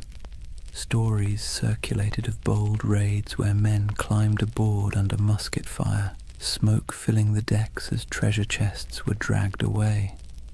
The truth was often messier, with smaller victories and more frustration, but the image of pirates plundering Spanish treasure ships became the core of their legend. Then there were the blockades, audacious acts where pirates essentially declared themselves rulers of the sea. Imagine sailing into a harbor, dropping anchor across the entrance, and holding an entire town hostage. That's exactly what Blackbeard did at Charleston in 1718. For nearly a week, he strangled the city's trade, capturing ships and ransoming hostages. The people of Charleston, terrified of massacre, had no choice but to give in to his demands. It wasn't just robbery, it was theater, a statement to the world that pirates could hold whole cities in the palm of their hands. Other raids were more brutal, like the infamous attack on Ouida on the coast of Africa by Bartholomew Roberts. Roberts stormed the harbor, seizing ships, killing crews, and leaving smoking wrecks behind him. His reach across continents showed how piracy had gone global. It wasn't just the Caribbean anymore. It was the Atlantic, Africa, Brazil, anywhere trade sailed and wealth moved. But the stories weren't just about treasure. They were about battles fought against impossible odds. Pirate crews often faced warships far larger than their own. When they won, it wasn't just luck, it was tactics. They fought dirty, boarding quickly, using fear and confusion as weapons. A Navy captain might train for years to master a cannon broadside, but pirates knew how to turn desperation into an edge. Their greatest victories weren't about gold. They were about proving that outcasts and runaways could stand against the giants of empire. Of course, these showdowns didn't always end well. For every successful raid, there were failed ones, with crews scattered, captured, or killed. Yet somehow, it was the victories that stuck in memory. Sailors retold the stories in candle-lit taverns, each time with a little more smoke, a little more fire, a little more treasure. And as the tales grew, so too did the aura of piracy. It's worth pausing to think about why. Pirates didn't win many wars. They didn't topple kingdoms or rewrite maps, but they became symbols because of these moments when they defied the odds, even briefly. They lived in the cracks between empire and chaos, and their raids and blockades became stories of small men standing up to vast powers. That's the kind of tale that sticks, even when the facts get fuzzy. So whether it was Blackbeard choking a city, Roberts storming a harbor, or nameless crews slipping away with treasure under the moonlight, these epic showdowns kept the legend alive. And while empires eventually struck back in those brief, violent, theatrical moments, it was the pirates who ruled the seas. Chapter 4. The End of an Era. For all the bravado of pirates waving black flags and swaggering into taverns, their freedom was always temporary. The Golden Age of Piracy wasn't built on strength, it was built on neglect. The empires of Europe had been too busy fighting each other to deal with the nuisance of rogue captains. But once the wars settled and merchants began counting their lost profits, the patience snapped. Suddenly, the same kings and governments who once winked at piracy decided it was a scourge that had to be eradicated. Picture the mood in London, Paris, and Madrid in the early 1700s. Merchants stormed into government halls, waving reports of ships lost, insurance rates skyrocketing, and ports paralyzed by blockade. Politicians, who once quietly enjoyed pirate loot filtering through colonial markets, now heard the complaints of bankers and shipping magnates, and when money complained, rulers listened. What followed was a coordinated crackdown, an imperial revenge tour. Naval patrols that once turned a blind eye now prowled the Caribbean. The British Royal Navy, tired of seeing its reputation mocked by half-drunken rogues, sent heavily armed frigates to hunt pirates with relentless focus. Spain, long humiliated by raiders stealing its treasure fleets, tightened its convoys and poured resources into coastal defenses. Even France, which had once tolerated privateers operating on its behalf, began closing off safe harbors. The age of indulgence was over, but it wasn't just the ships. It was the laws. Governments realized they needed not only cannons, but also courts. Piracy was declared a universal crime, meaning that any nation could capture and prosecute pirates, regardless of where the crime occurred. Admiralty courts popped up across the Caribbean, in Jamaica, in Nassau, in Charleston, offering swift, brutal justice. No long trials, no sympathetic juries, just a quick hearing, a guilty verdict, and the inevitable walk up the gallows. For men who had once toasted their freedom in Nassau taverns, the sight of bodies hanging along harbor entrances was a chilling message. The retaliation wasn't always fair, nor was it always accurate. Sailors unlucky enough to be mistaken for pirates were sometimes swept up in the dragnet, condemned alongside the guilty. Colonial governors eager to prove their loyalty to crown and profit made examples whenever possible. A pirate's end was no longer a quiet slip into obscurity. It was designed to be a public warning, a spectacle meant to terrify anyone thinking of hoisting the Jolly Roger. And yet the crackdown revealed something ironic. For all the talk of pirates as savage criminals, many common folk sympathized with them. They saw governments that taxed them harshly, navies that conscripted them unwillingly, and merchants who grew fat while ordinary sailors lived on scraps. Pirates, for all their brutality, had lived outside that system, at least for a while. So when governments retaliated, it wasn't just pirates who grumbled. It was the people who sometimes saw in those outlaws a shadow of their own frustrations. But sympathy wasn't enough to save them. Once the combined might of Europe's navies and courts turned fully against piracy, the end was only a matter of time. The sea that had once seemed wide open suddenly felt crowded with warships. The harbors that had once welcomed became hostile, and the taverns that once rang with pirate songs now whispered of hangings. The retaliation had begun, and with it, the Golden Age of Piracy was sailing into its final storms. The retaliation wasn't just abstract policy, it had names, faces, and bloody finales. The Golden Age of Piracy closed not with a quiet fade, but with dramatic hunts that read like the last acts of a tragic play. If pirates had been the rock stars of the seas, their final chapters were their public downfalls, staged for maximum effect. Take Edward Teach, better known as Blackbeard. His reputation had grown so outrageous that even his enemies described him with a shiver of reluctant admiration. He cultivated fear like an artist, braided his beard with smoking fuses, glared from beneath a tangle of hair, and moved through battle with pistols strapped across his chest like a walking arsenal. But in the end, fear was not enough. In November 1718, the British Navy decided Blackbeard had outlived his usefulness as a legend.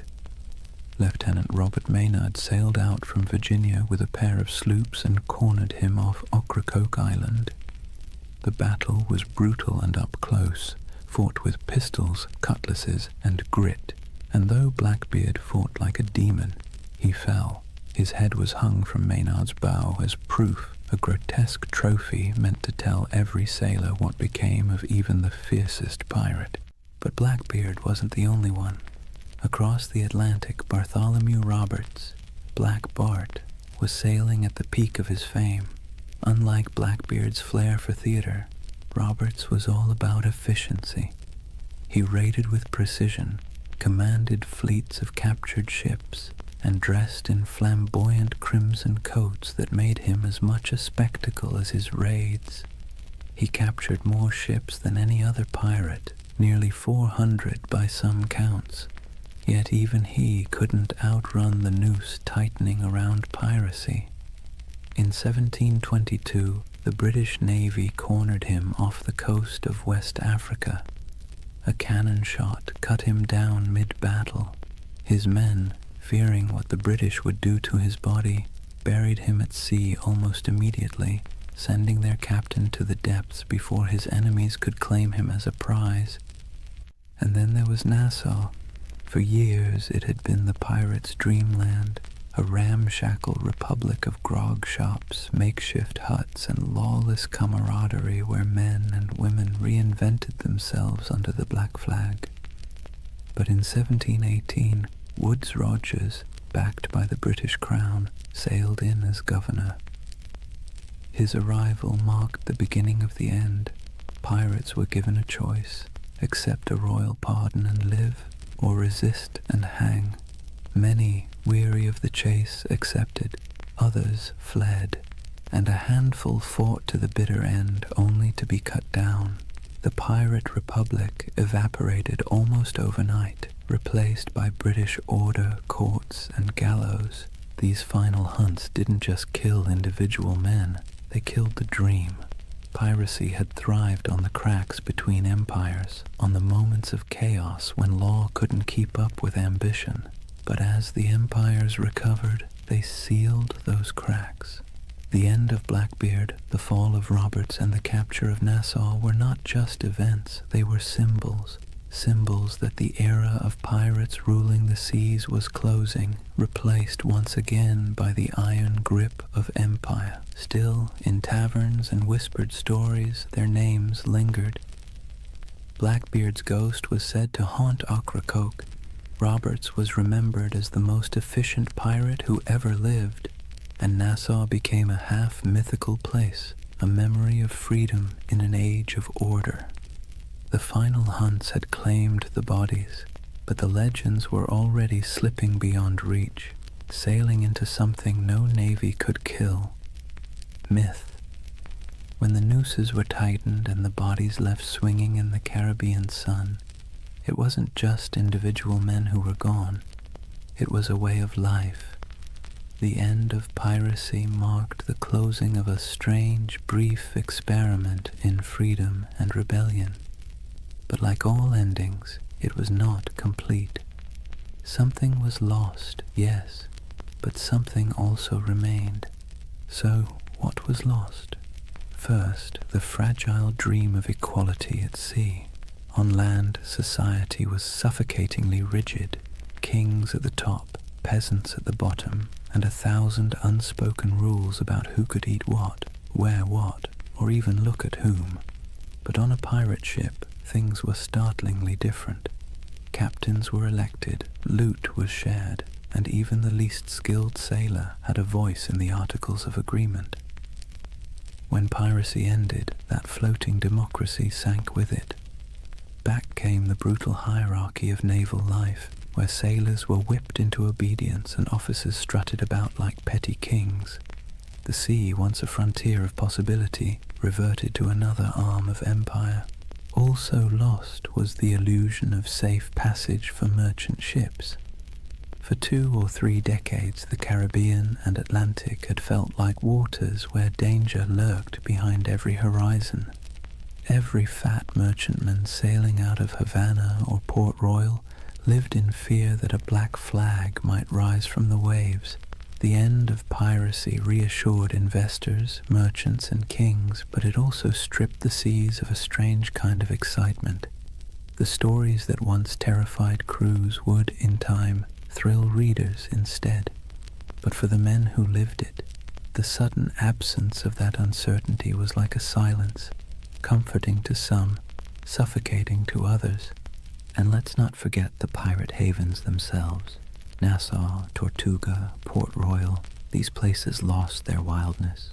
Nassau was brought under British law, Tortuga became just another colonial backwater, and Port Royal, once notorious as the wickedest city on earth, was tamed after earthquakes and hurricanes tore it apart.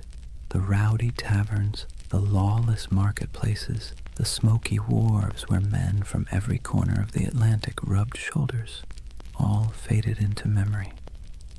In their place came customs officers, naval patrols, and clerks counting barrels of molasses with joyless precision.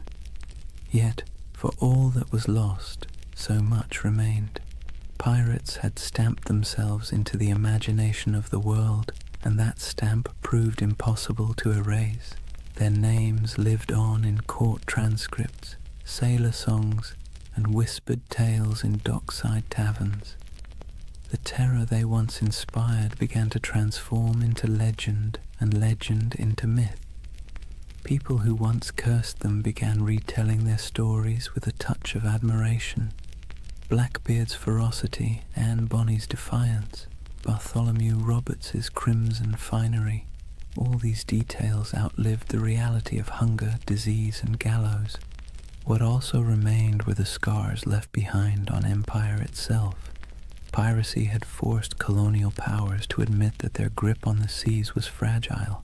They had to pour money into patrols, fortifications, and treaties. In a way, pirates had been the most honest critics of empire. They exposed its weaknesses, exploited its greed, and thrived on its contradictions. Even in defeat, they left a mark, a reminder that power is never absolute, and that resistance, even in the form of theft and chaos, can rattle the mighty. And then, of course, there was the cultural inheritance. Pirates gave us more than just a few colorful tales. They gave us a vocabulary, pieces of eight, dead men tell no tales, the Jolly Roger. They gave us an image of freedom and defiance, however messy the reality was. They gave us a vision of men and women who lived outside the law, who thumbed their noses at kings and corporations, who carved out fleeting moments of liberty in a world dominated by authority. That vision survived long after the hangings were over. So yes, much was lost when piracy ended, but perhaps what mattered most remained. The idea that, for a brief, turbulent moment in history, ordinary people seized the sea and lived by their own rules, and even as their bodies rotted under the Caribbean sun, their legends sailed on untouchable. Here's the thing about pirates. They may have died at the gallows, but their ghosts never left. The Golden Age of Piracy, brief as it was, cast echoes that still rattle through our culture today.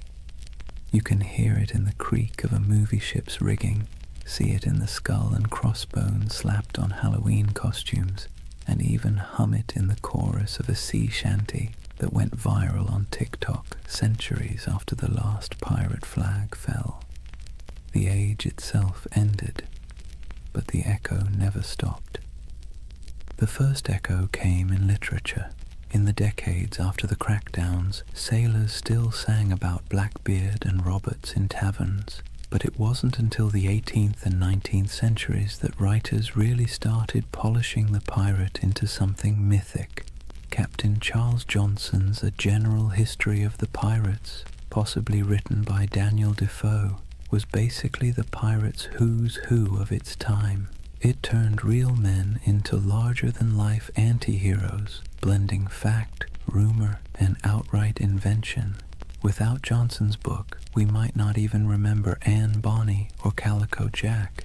He gave them immortality, even if he also gave them a touch more swagger than they probably had in real life. The next big echo came with adventure novels.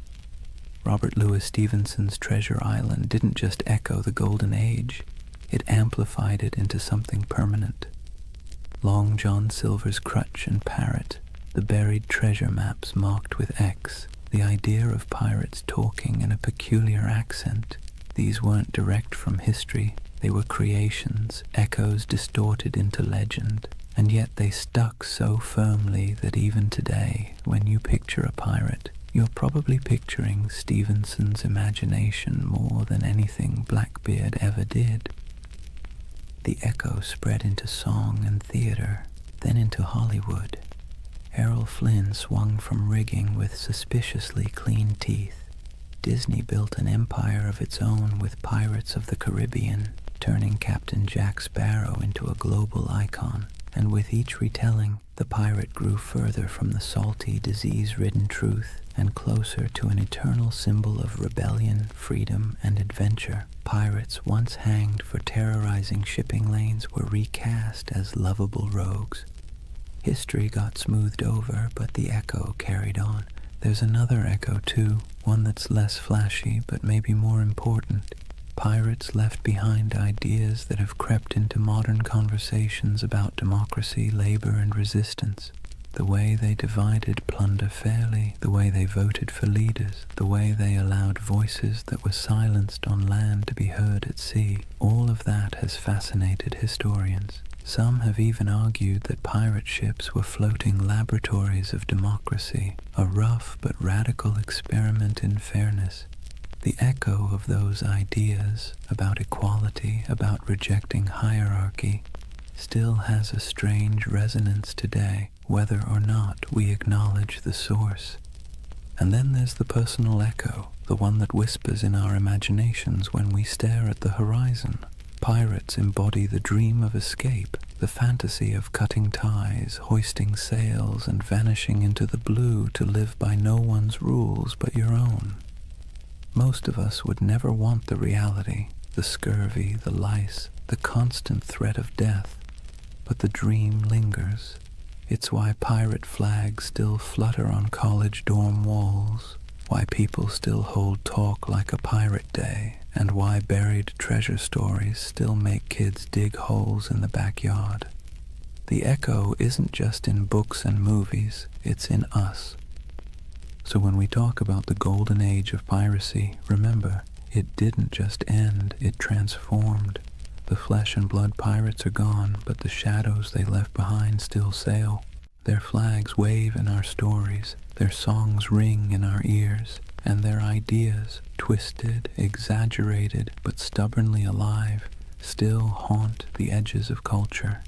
The seas are quieter now, the Caribbean no longer stalked by men with pistols and cutlasses, but in the echo of their age, they never truly died.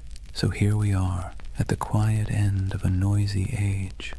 The Golden Age of Piracy burned bright and brief, just a few decades of chaos, rebellion, and salt-stained dreams.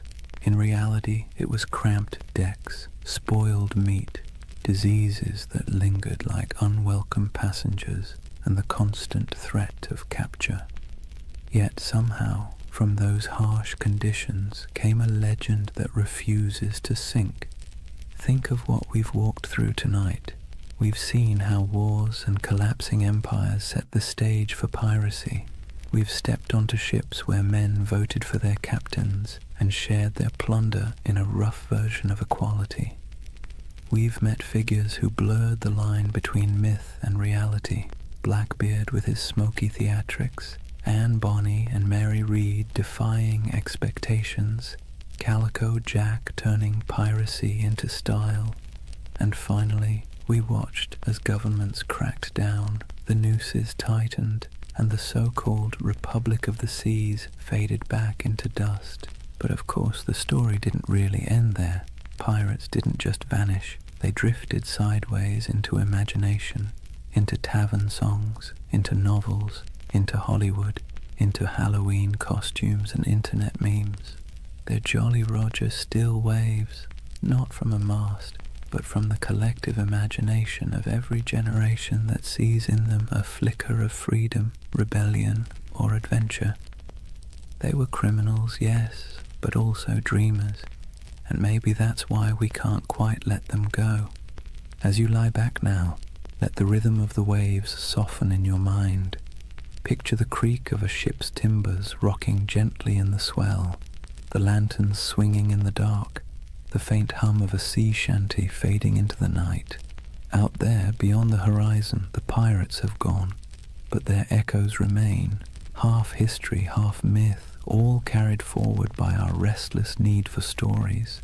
And unlike those sleepless men who once scanned the waters for sails on the horizon, you don't need to keep watch tonight. You can rest easy, knowing the only thing waiting for you is the calm of sleep. Close your eyes, let the waves carry you, and drift peacefully into dreams. Good night.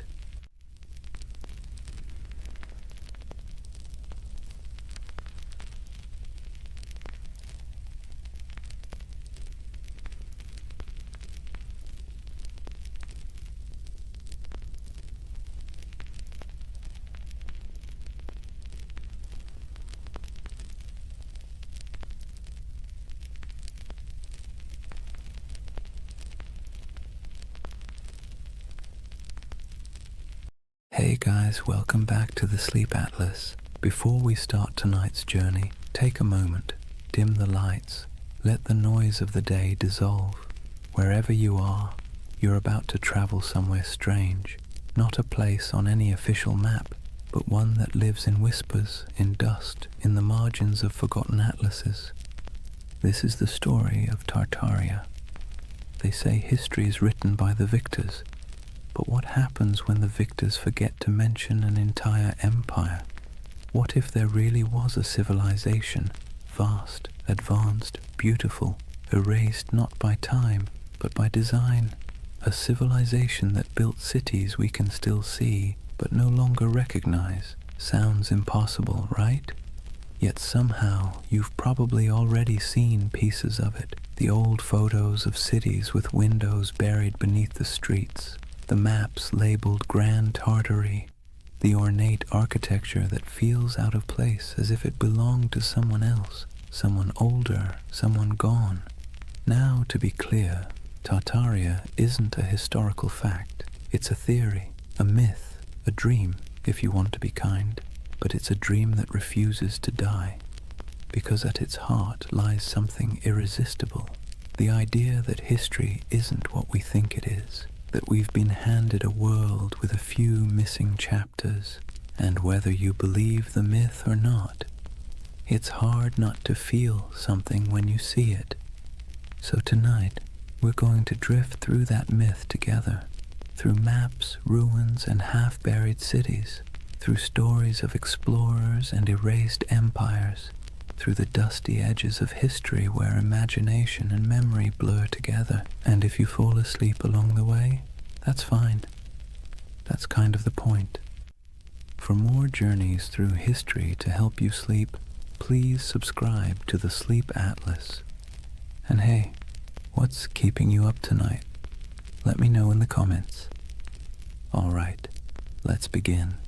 Imagine fog rolling over endless plains, gold grass bending under the wind. You stand before a vast land that feels both ancient and impossible, somewhere between Asia and memory, somewhere once called Tartaria. Chapter 1.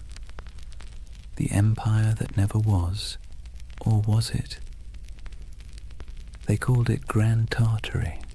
On maps from the 17th and 18th centuries, it sprawled across nearly half of Asia, an empire stretching from the icy edges of Siberia to the mountains of Tibet, from the Pacific all the way to the Caspian Sea. A continent-wide expanse so huge it made Europe look like a backyard garden. But here's the strange thing. When you look closer, it doesn't behave like any other empire on the map. No clear capital, no list of rulers, just a name, Tartaria, floating over deserts and steppes, surrounded by decorative drawings of camels and horsemen. The cartographers might as well have written, "Here be mystery." And yet, for hundreds of years, Western mapmakers copied that name again and again. Tartaria, Grand Tartary, the Great Tartar Empire. Sometimes they drew castles or cities with minarets. Sometimes they left it blank, as if even they didn't know what they were depicting. So what was Tartaria, according to the official story? Nothing. The word Tartary was simply a European catch-all term for the unknown lands of Central and Northern Asia. The people who lived there, Tatars, Mongols, Siberian tribes, were lumped together under one convenient label. To the Europeans of the 1600s, it was the great blurry East, wild, uncivilized, and beyond comprehension. But to modern eyes, it doesn't look like nothing. It looks deliberate, mysterious, like the ghost of something that was once real. And that's where the story starts to hum. Because if you look long enough, if you trace enough old maps, you start to notice inconsistencies. Cities drawn where no cities should exist. Structures too grand for the people historians claim built them. Ruins that don't seem to fit their supposed age.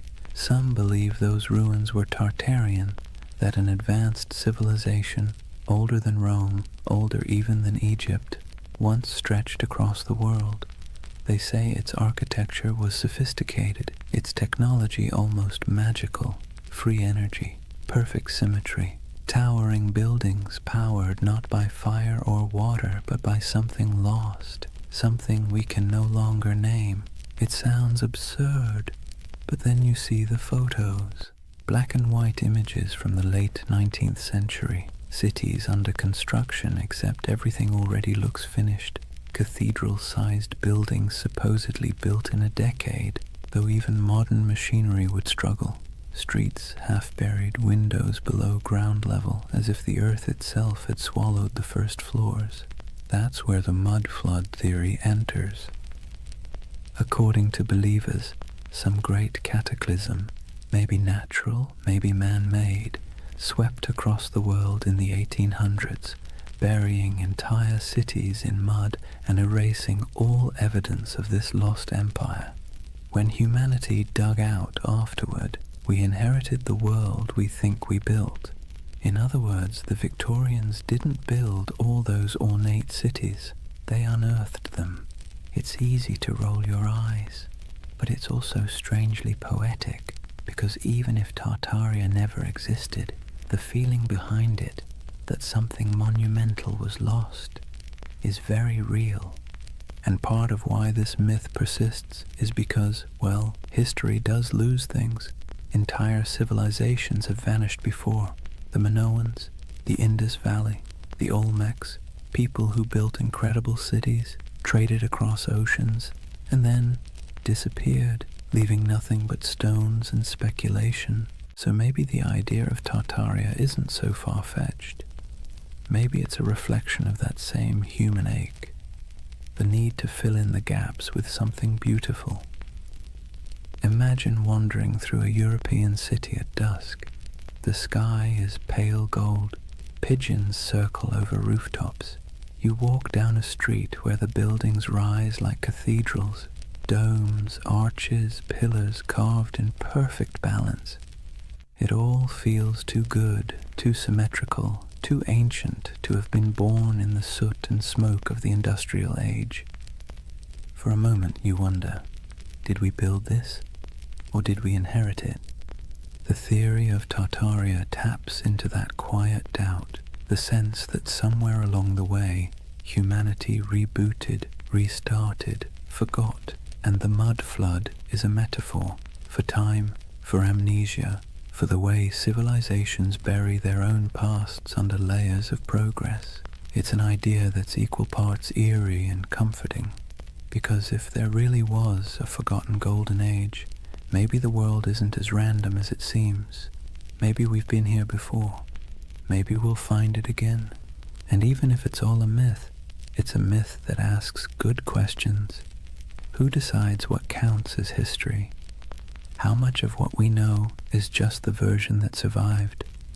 So as we drift deeper into the story, try not to worry about what's true or false. Just imagine the possibility. A civilization erased not by war, not by time, but by forgetting. A memory whispered by wind over empty plains. The empire that never was, or maybe the one we no longer remember. Imagine you're an explorer in the late 1700s. You've left behind the comfortable parlours of London or Paris, the powdered wigs, the smoky taverns, the endless debates about civilization and progress. You're trudging through a landscape so vast it feels like the sky itself is falling toward the horizon. This is the world early explorers called Tartary. Endless plains, windswept deserts, forests that swallow sound. You could ride for weeks without seeing a soul, yet somehow you never feel alone. There's something in the air, the sense that once something grand was here, something old, something that had the decency to leave quietly. Western explorers were baffled by what they found. Vast stone ruins scattered through Central Asia, half-buried fortresses, walls that seemed to go nowhere. Nomadic tribes spoke of ancient cities lost to storms and floods, old temples built by hands they could no longer name. And yet, in their journals, these explorers rarely admitted confusion. Europeans of the Enlightenment were not fans of mystery. They preferred tidy explanations. Primitive people, ancient ruins, nothing to see here. Still, a few of them couldn't quite let it go. In 1755, the English geographer Emmanuel Bowen published a map labeling nearly the entire interior of Asia as Great Tartary. To the west lay Little Tartary, and further south, Independent Tartary. Even China was labeled part of the Great Tartar Empire. Historians later claimed it was simply ignorance. Cartographers didn't know what else to call it. But if you're a conspiracy-minded insomniac scrolling through old atlases at 3 a.m., it starts to look deliberate, like someone drew a curtain over half the world and wrote, "Don't ask." Those maps became the backbone of the Tartarian legend. The idea that there was once a sprawling civilization across Siberia and Central Asia, erased from history and memory alike. And when explorers traveled through those regions, what they described often sounded contradictory. They found nomadic tribes living in tents, herders, hunters, perfectly ordinary people. But they also found traces of things that didn't fit. Ancient irrigation systems, half-buried brickworks, strange mounds that hinted at forgotten settlements. The farther they went, the more surreal it became. In Siberia, there were reports of colossal ruins swallowed by forests. In Mongolia, strange carvings and fortifications half lost to the sands. Some described crumbling citadels near the Altai Mountains, built of stone so precisely fitted it might as well have been cast, not carved. To modern historians, it's no great mystery. Remnants of older cultures, Turkic kingdoms, Mongol fortresses. But to the romantically inclined, it's something else. Evidence, perhaps, of a civilization that once ruled these lands, far older and more advanced than the textbooks admit. And then there's the emptiness, the eerie, silent expanse that made even hardened travelers uneasy. Take the accounts of Peter Simon Pallas, a German naturalist who explored Russia and Siberia in the 1770s. He described vast areas devoid of inhabitants, where ruined settlements lay beside abandoned mines and decayed fortifications. He mentioned rivers cutting through landscapes that seemed to have been reshaped by catastrophe, as though floods or mudslides had swept entire cities away. When his journals were published in Europe, readers found them haunting. The image of a land once filled with life, now reduced to wind and silence. It's here that the myth of the mud flood starts to germinate. The idea that an ancient disaster literally buried a civilization under layers of sediment, windows below street level, doors half submerged, entire first floors beneath the dirt. For believers, that wasn't just geology, it was evidence. And if you've ever walked through an old city, St. Petersburg, Prague, even San Francisco, you might have noticed it too. Streets sitting higher than the building's original entrances, like time itself kept adding layers. Of course, historians say it's just how old cities evolve. Roads get repaved, foundations sink, streets are raised to prevent flooding. But the human imagination doesn't like boring answers. Geological settling doesn't keep you awake at night. The idea of a worldwide cataclysm, though, that does. What's compelling about these explorers' reports is not what they found, but what they felt. The sense that they were moving through someone else's world, one that had been erased. There's a moment in nearly every explorer's journal, the kind that never makes it into the abridged editions, where they sound tired. The grand adventure wears off, and what's left is silence. Cold wind, vast skies, the creak of leather, and a feeling that they are walking through the afterlife of history. They pass strange earthworks, abandoned stone foundations, carvings of faces eroded to anonymity. Sometimes they sketch them, sometimes they move on. Always there's the sense of almost understanding, almost remembering. And maybe that's what Tartaria really is, a landscape of almosts, almost history, almost memory, a civilization that feels like it should have existed, even if it didn't. Think about it. How many times has humanity stared at something old and half-broken and said, we could never build that today? It's an illusion, but a powerful one. Standing before ruins or monuments, we see not just stone and mortar, but the faint shadow of our own fragility. We want the past to be smarter than us, nobler than us, more advanced than we deserve. It's easier to believe we're living in the ruins of greatness than to admit that maybe we're the ones who'll be forgotten. So when explorers trudged across those endless Asian plains and saw remnants of something they couldn't explain, it planted a seed, a legend. And legends, once born, never die. They sleep, they wait, they resurface in new forms, on message boards, in YouTube videos, in late-night rabbit holes where half the fun is not believing, but wondering. The Tartarian myth is less about what those explorers found and more about what we want to find, meaning, continuity, proof that the world once made sense and that maybe beneath all this noise and chaos, it still does. Imagine the explorer's campfire. The air is thin and cold. Sparks float upward, swallowed by the night. Somewhere in the distance, wolves call to each other, and above stars shimmer, the same constellations those long-lost Tartarians might have seen if they ever existed at all. The explorer looks out over the dark plain, notebook open, and writes one word on the page, Tartaria, a word that means nothing and everything. They say the earth remembers. Every stone, every layer of dirt, every foundation buried beneath a modern street is a diary, written in silence. But if you listen to the believers of the mud flood, the earth doesn't just remember, it hides. Picture this, a city half buried, windows that look out onto soil instead of streets, doorways that open into nothing but packed dirt, buildings whose first floors have vanished beneath layers of earth and time. To most it's a quirk of old construction. To the followers of Tartaria, it's evidence of something far stranger, a global cataclysm that erased an entire civilization in a single, muddy sigh.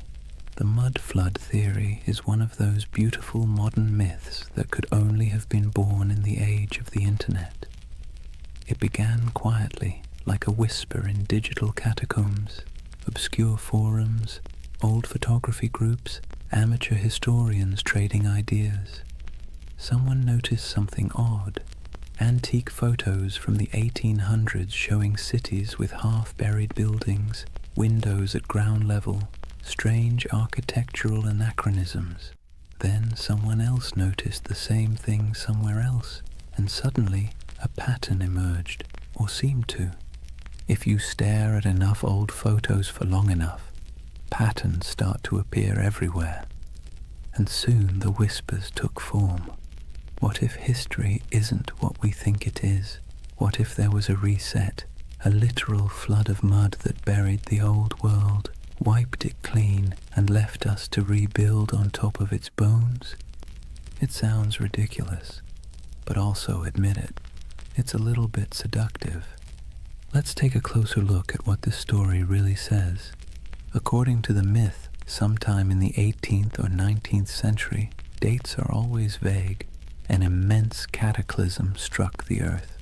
Not water, but mud, thick, heavy, suffocating mud that rolled over cities like a blanket. swallowing buildings, streets, even entire civilizations. What survived was what we now call our world, a reset civilization built atop the ruins of the one before.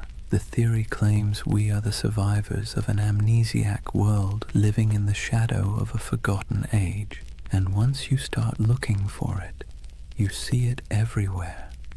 Old photographs of St. Petersburg, where neoclassical buildings seem to have half their height underground, doorways that lead nowhere in Istanbul, strange window wells in San Francisco, cathedrals whose ground floors appear oddly misaligned with the modern streets around them.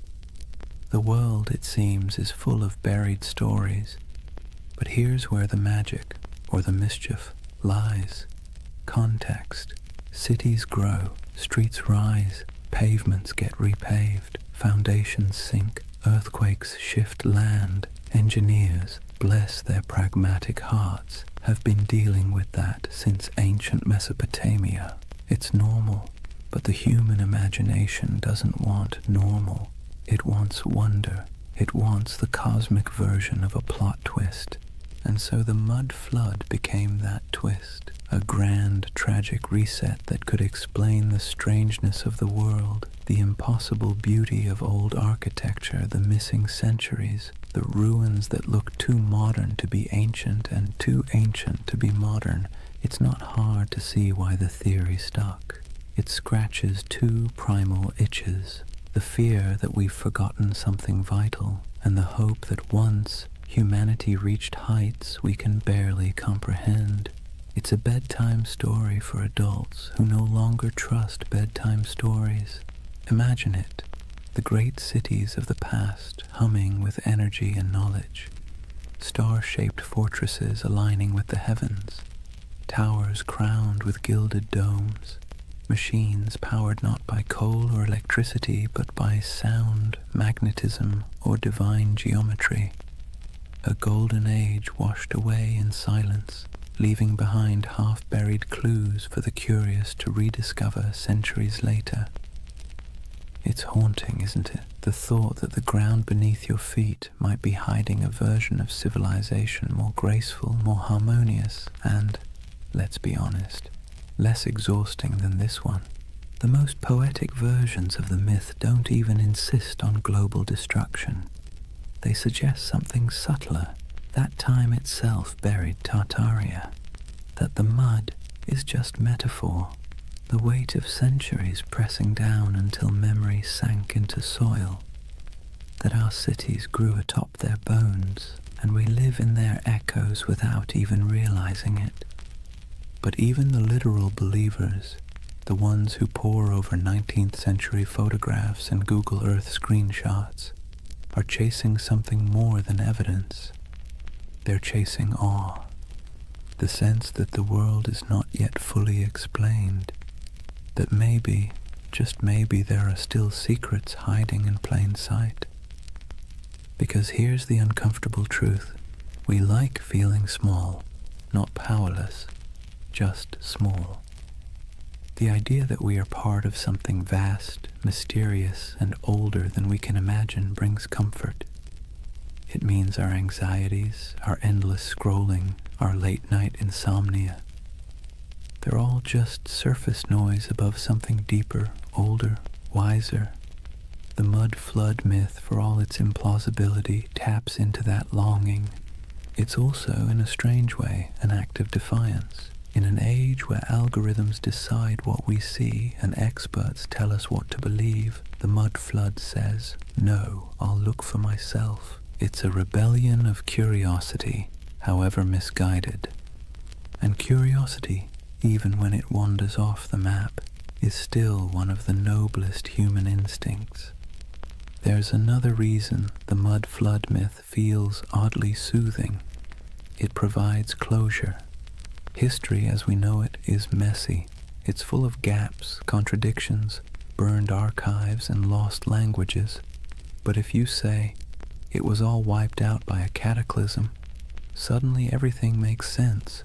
The missing records, buried, the inconsistent architecture, survivors of the old world. The sense that things used to be better? Proof of what we lost. It's a complete narrative, simple, self-contained, emotionally satisfying. And if you whisper it softly enough, it almost sounds plausible. But let's pause for a moment. Imagine walking through one of these mud-flood cities today. St. Petersburg in winter, snow falling over pale facades, the streets gleaming under the dim orange glow of street lamps. You pass a row of 18th century buildings, their ground floors half below street level, the windows dark and shuttered. And for a second, just a second, you feel it. The hum of something ancient, the faint vibration of time layered upon time. You know rationally that the explanation is boring, centuries of road repairs and architectural evolution. But your imagination doesn't care. It leans closer, it listens, it wants to believe. That's the quiet power of myths like Tartaria. They live not in evidence, but in emotion. And emotion, not logic, is what builds civilizations, or stories of them. So when someone insists the world was buried in mud a few hundred years ago, it's tempting to laugh, but look closer, and you'll see what they're really saying. They're mourning something they can't name. They're trying to make peace with the feeling that something's missing. That modern life, bright, loud, and efficient, feels a little hollow, as if the real story is still underground. And maybe, in a metaphorical way, it is. Not beneath our cities, but beneath our certainty. History is the soil we stand on, and every generation adds another layer. The deeper you dig, the older the questions get, until eventually you realize that the mud was never hiding the past. It was making it. The world is built on burial, and everything beautiful is, in some sense, reclaimed from the dirt. So maybe Tartaria was never an empire at all. Maybe it's an idea, a longing for the lost wholeness of things. Or maybe it's just a very elaborate excuse for why so many basements flood in spring. Take your pick. Either way, as the night deepens and your thoughts drift like dust in lamplight, the question lingers: if an entire civilization could be buried under centuries of mud and forgetfulness, would we even recognize it when we uncovered it? Or would we mistake it for ruins of our own? It's a strange thing, how ruins can feel alive. You walk among them and swear you can hear breathing.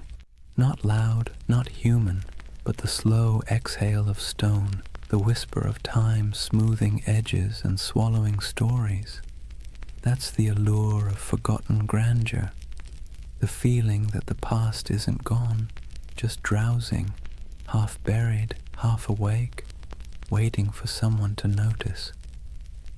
When people speak of Tartaria, they don't imagine mud and dust. They imagine beauty, colossal arches, glittering domes, towers capped with orbs of gold, and wide boulevards aligned with the stars. They imagine symmetry, harmony, perfection, the world before we made it messy. And that's the quiet genius of the myth. It isn't built on fear, but on longing. You've seen it, even if you didn't recognize it. The grand railway stations built in the 19th century, dripping with ornament that seems almost too elegant for its purpose. The courthouses with domes that look more celestial than civic. The cathedrals rising from cobblestone streets like frozen thunderclaps of devotion. You stand before these buildings and wonder, who built this, and why don't we build like this anymore? That question is the ember that keeps Tartaria glowing in the imagination, because it feels wrong that we've forgotten how to make beauty on that scale. It feels wrong that we can't carve marble with such grace, or erect domes that kiss the clouds. And when something feels wrong, the human mind looks for a story to explain it. Tartaria becomes that story, a civilization that mastered form, function, and soul, then vanished without a trace. Some say those old buildings are Tartarian relics, that the ornate facades of St. Petersburg, Paris, Chicago, and even San Francisco are remnants of the same world, a world whose architecture was an act of faith. That the reason we can't replicate it now is because the knowledge was erased, the formulas for harmony, for proportion, for power drawn from geometry, gone, buried under new blueprints and the hum of electric wires. Of course, historians roll their eyes at this. They'll tell you, patiently, that these buildings were designed by very real architects, that neoclassicism was an artistic movement, not evidence of a hidden empire, that the beauty of those domes and arches came not from secret knowledge, but from mathematics, sweat, and a lot of unpaid apprentices. And they're right, technically. But here's the thing. Beauty doesn't care about technicalities. The Tartarian myth persists because these buildings feel different. They hum at a frequency modern architecture doesn't. Walk past a concrete office block and your mind slides off it. Walk past a century-old opera house and you slow down without meaning to. You feel something, a pulse. Maybe it's nostalgia, maybe it's resonance, maybe it's just the echo of a time when craftsmanship was an act of worship. But whatever it is, it feels alive. Imagine standing at twilight in front of one of those old structures. The stone glows amber, the carvings seem to move in the shifting light. You can almost believe the building is remembering itself, its birth, its purpose, its centuries of reign and revolution. That's the spell of forgotten grandeur. The architecture isn't just old, it's haunted by the idea of meaning, and when meaning vanishes, mystery rushes in to fill the space. Tartaria thrives in that mystery. It offers an explanation for why the world feels simultaneously ancient and amnesiac, why progress sometimes feels like forgetting, why the cities of the past, those that survived wars, plagues, and fires, still look more eternal than anything we've built since. Modern life gives us glass towers and efficiency. Tartaria promises something slower, something that glows, a civilization that built not for profit or speed but for resonance, structures designed to outlast memory itself. It's an irresistible dream, because whether or not Tartaria existed, the feeling it represents is real, the ache for beauty that doesn't apologize for existing, for craftsmanship that outlives its makers, for a sense of belonging to something both vast and intentional. That's why the myth never fully dies. People share photographs of star-shaped forts, cathedrals that look like spaceships, and ornate courthouses buried halfway underground, whispering, "Look, this can't just be random." And maybe they're right, though not in the way they think, because what they're really seeing isn't proof of a lost empire. It's proof of a lost mindset, a time when humanity built upward and outward with a kind of faith we've since replaced with convenience. Take St. Isaac's Cathedral in St. Petersburg. It looks like it shouldn't exist. A colossal dome balanced on rows of red granite columns covered in gold that blazes even through fog. Inside, the marble floors mirror the heavens, and the ceilings are painted with saints so vivid they seem alive. Visitors describe it as overwhelming, transcendent, but the Tartarian imagination sees something else, evidence. They ask how such grandeur could be built in the early 1800s by hand in a place that was supposedly swamp and snow. They ask why the foundations look so deep, as if the building once stood taller. Historians give answers: scaffolding, imported granite, decades of work. But believers see a gap, and gaps, as we know, are where myths thrive.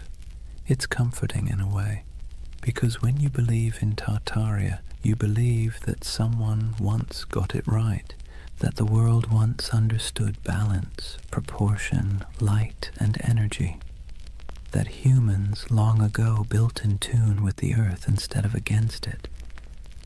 It's a prettier story than the truth, that history is mostly a series of accidents that occasionally produce beauty by mistake.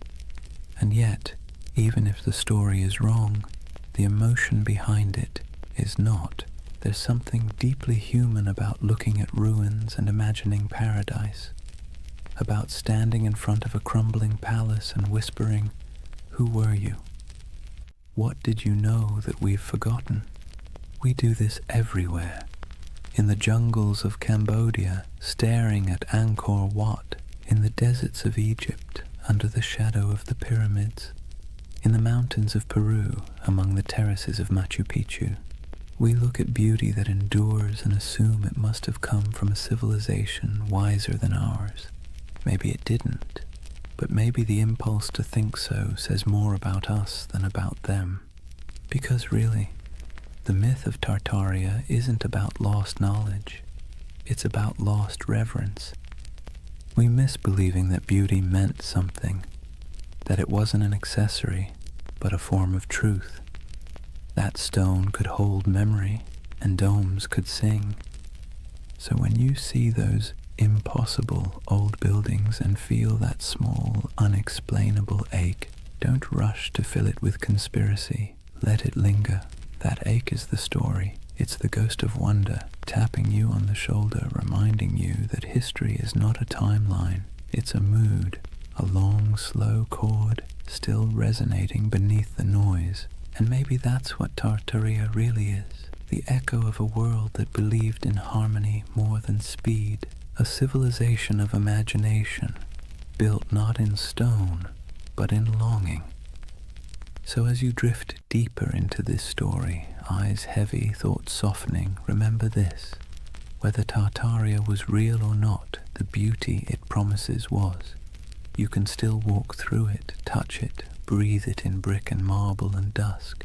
It's there, waiting quietly behind every ornate facade and every buried window, forgotten grandeur humming in the walls.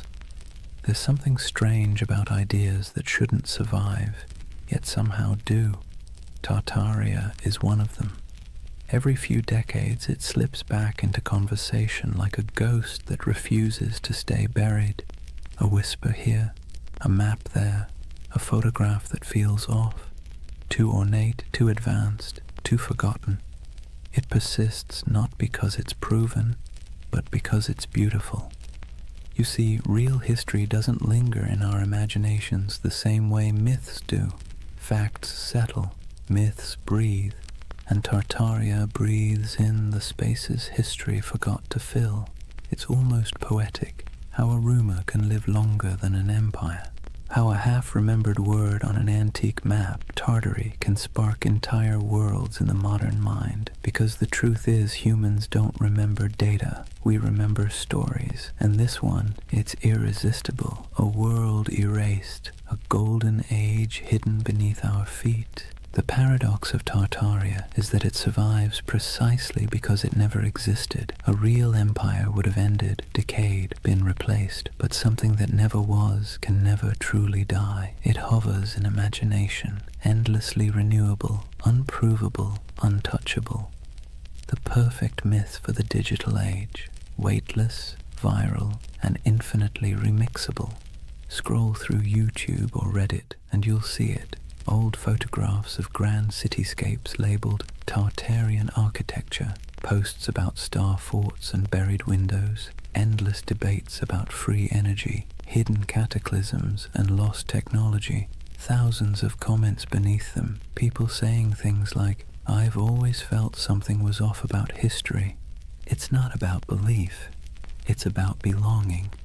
The myth offers comfort to anyone who looks at the modern world and feels like something essential slipped through our fingers. Maybe that's the real allure. Tartaria gives shape to a feeling we all have but rarely admit, that somewhere along the way, humanity traded mystery for machinery. We built faster, higher, louder, but maybe not better. We paved over silence, replaced curiosity with certainty, and called it progress. And when that certainty began to crack, when our cities started to feel soulless, our histories fragmented, people began looking backward, not for answers, but for meaning. It's easy to mock that impulse. Historians roll their eyes, scientists sigh. But behind the internet rabbit holes and Photoshop theories lies something genuine. A hunger for enchantment, a longing to believe that the past wasn't just dirt and survival, but art and light and knowledge we've somehow misplaced. And in that sense, Tartaria isn't a conspiracy, it's a lullaby, a story people tell themselves when the modern world feels too sterile, too linear, too loud.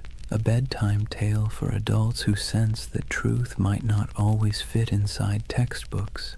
Think about it.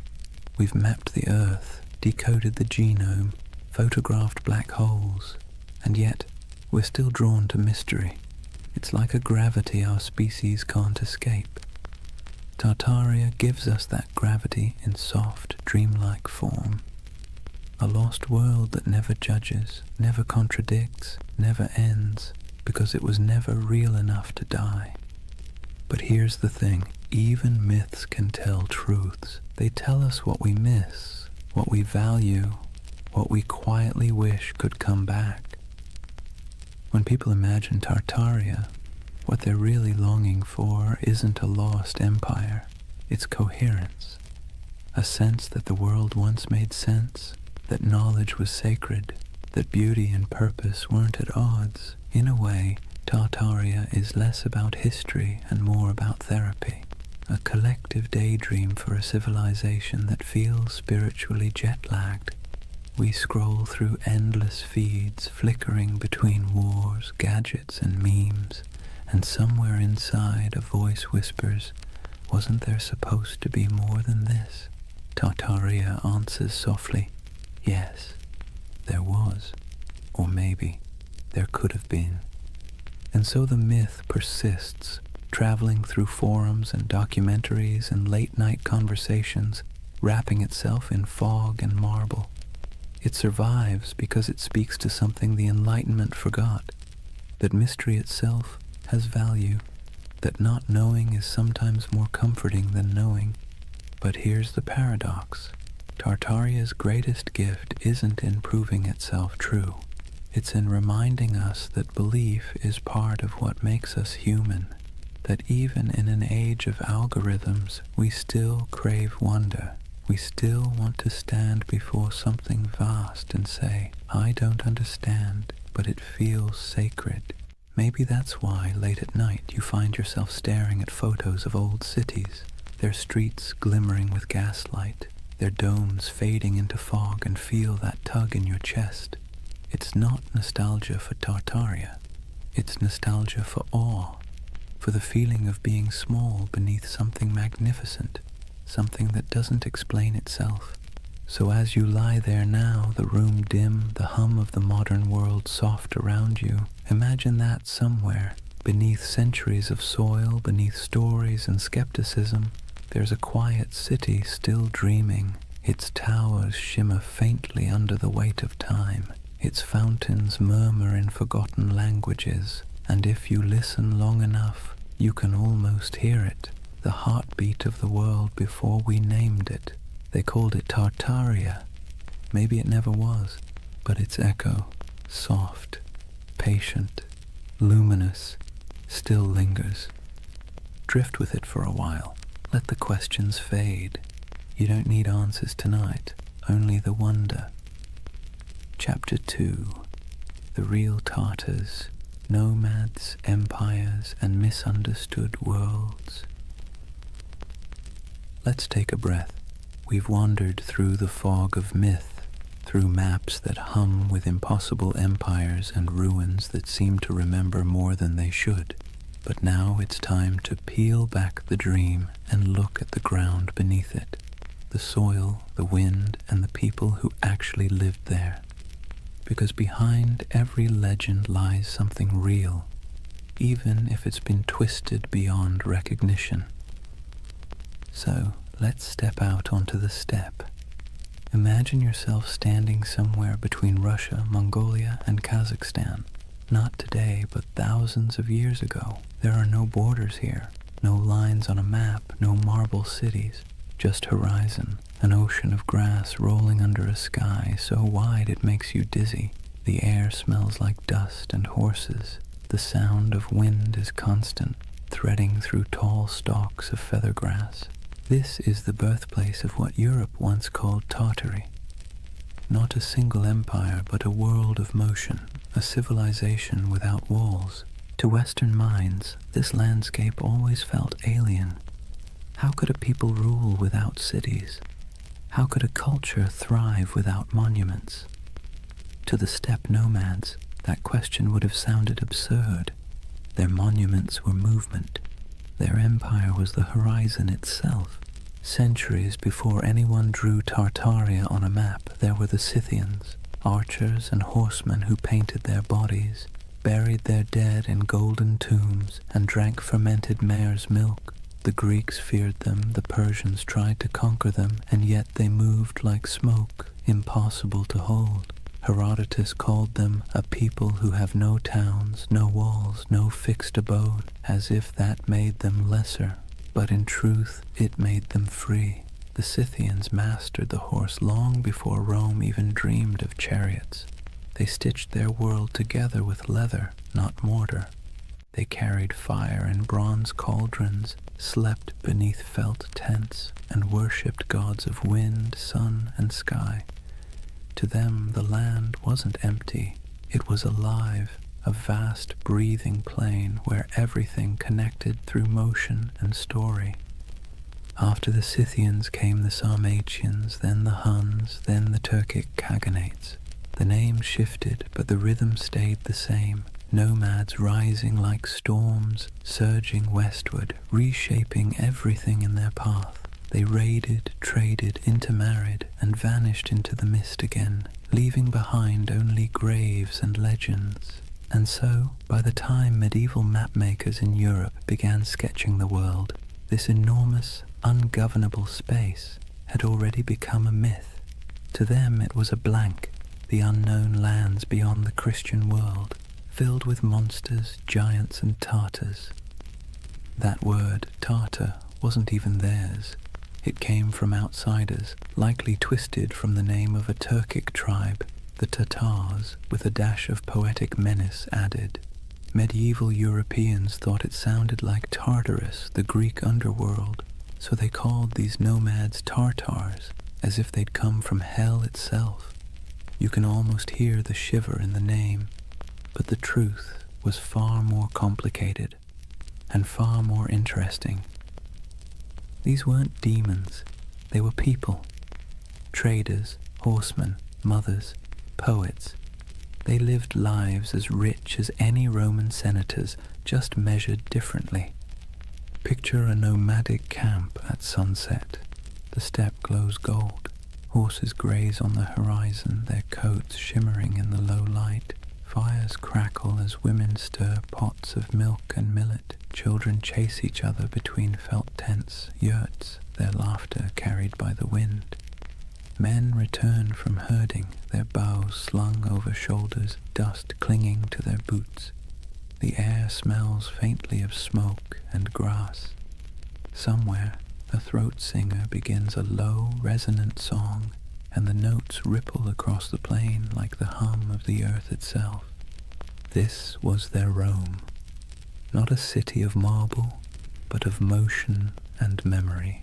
And to them the West's obsession with stone walls would have seemed as strange as worshipping stillness. But as centuries rolled on, stillness began to win. Empires like China, Persia, and eventually Russia pushed outward, trying to tame the steppe. They built forts, drew borders, demanded tribute. The nomads resisted, then adapted. They traded horses for silk, hides for grain, freedom for survival. Slowly, their infinite world began to shrink. By the time European explorers stumbled across these lands in the 17th and 18th centuries, the old steppe empires were fading. The Scythians were long gone. The Mongols' great Khanates had fractured.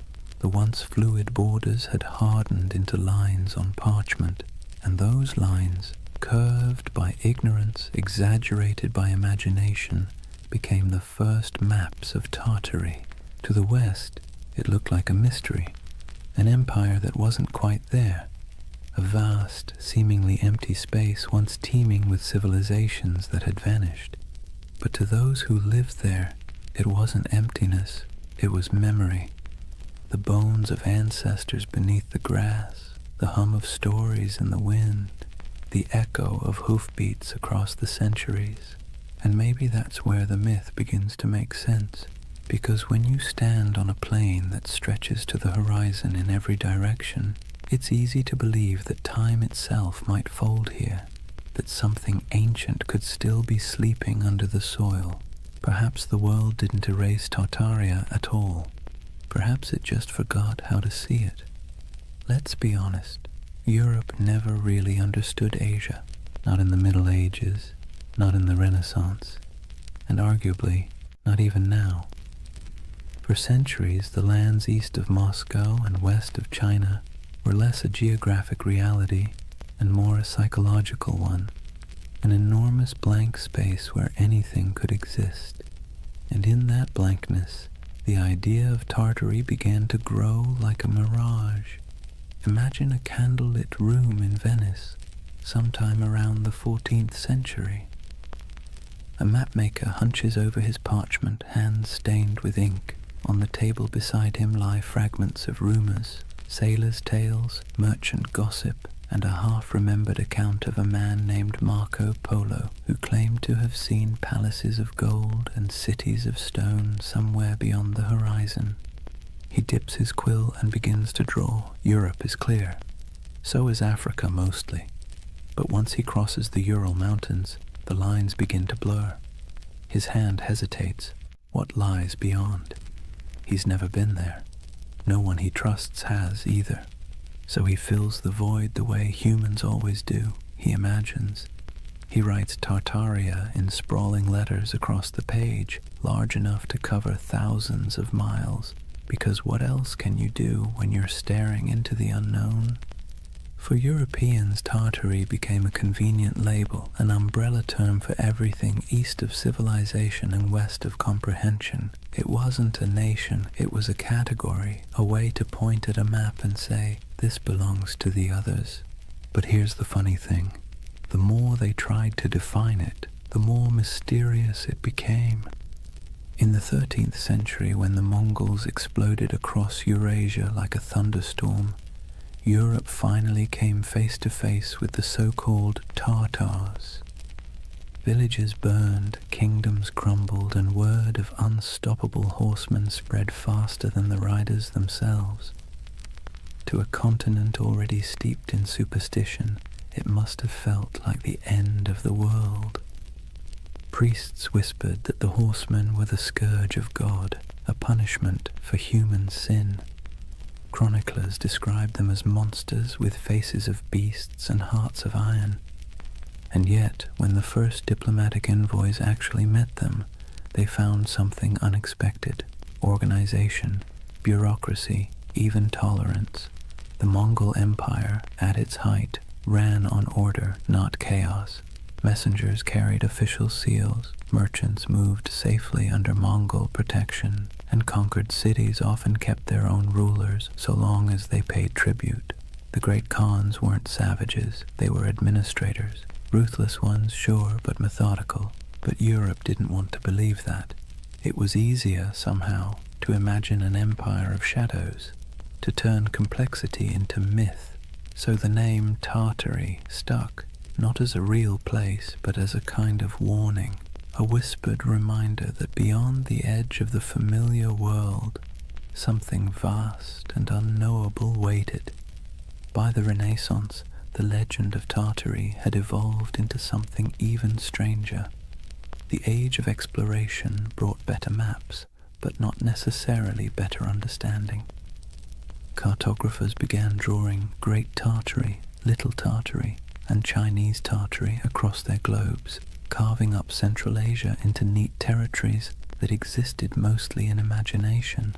If you were a European scholar in 1700 and you saw a map of Great Tartary stretching from Siberia to the Caspian Sea, you'd assume there was a single civilization there, a mighty hidden empire rivaling Rome or China. And if you were an explorer wandering through empty steppes, stumbling across crumbling ruins or strange earthen mounds, your mind might start to fill in the blanks. Who built this? Where did they go? Humans hate loose ends. We crave narrative closure, and Tartary, this vast echoing blank on the map, offered none. Marco Polo didn't help either. His travels fed the fire beautifully. He spoke of vast courts, cities paved in stone, golden palaces, and khans who ruled lands so wide that weeks of riding couldn't cross them. He wasn't wrong exactly.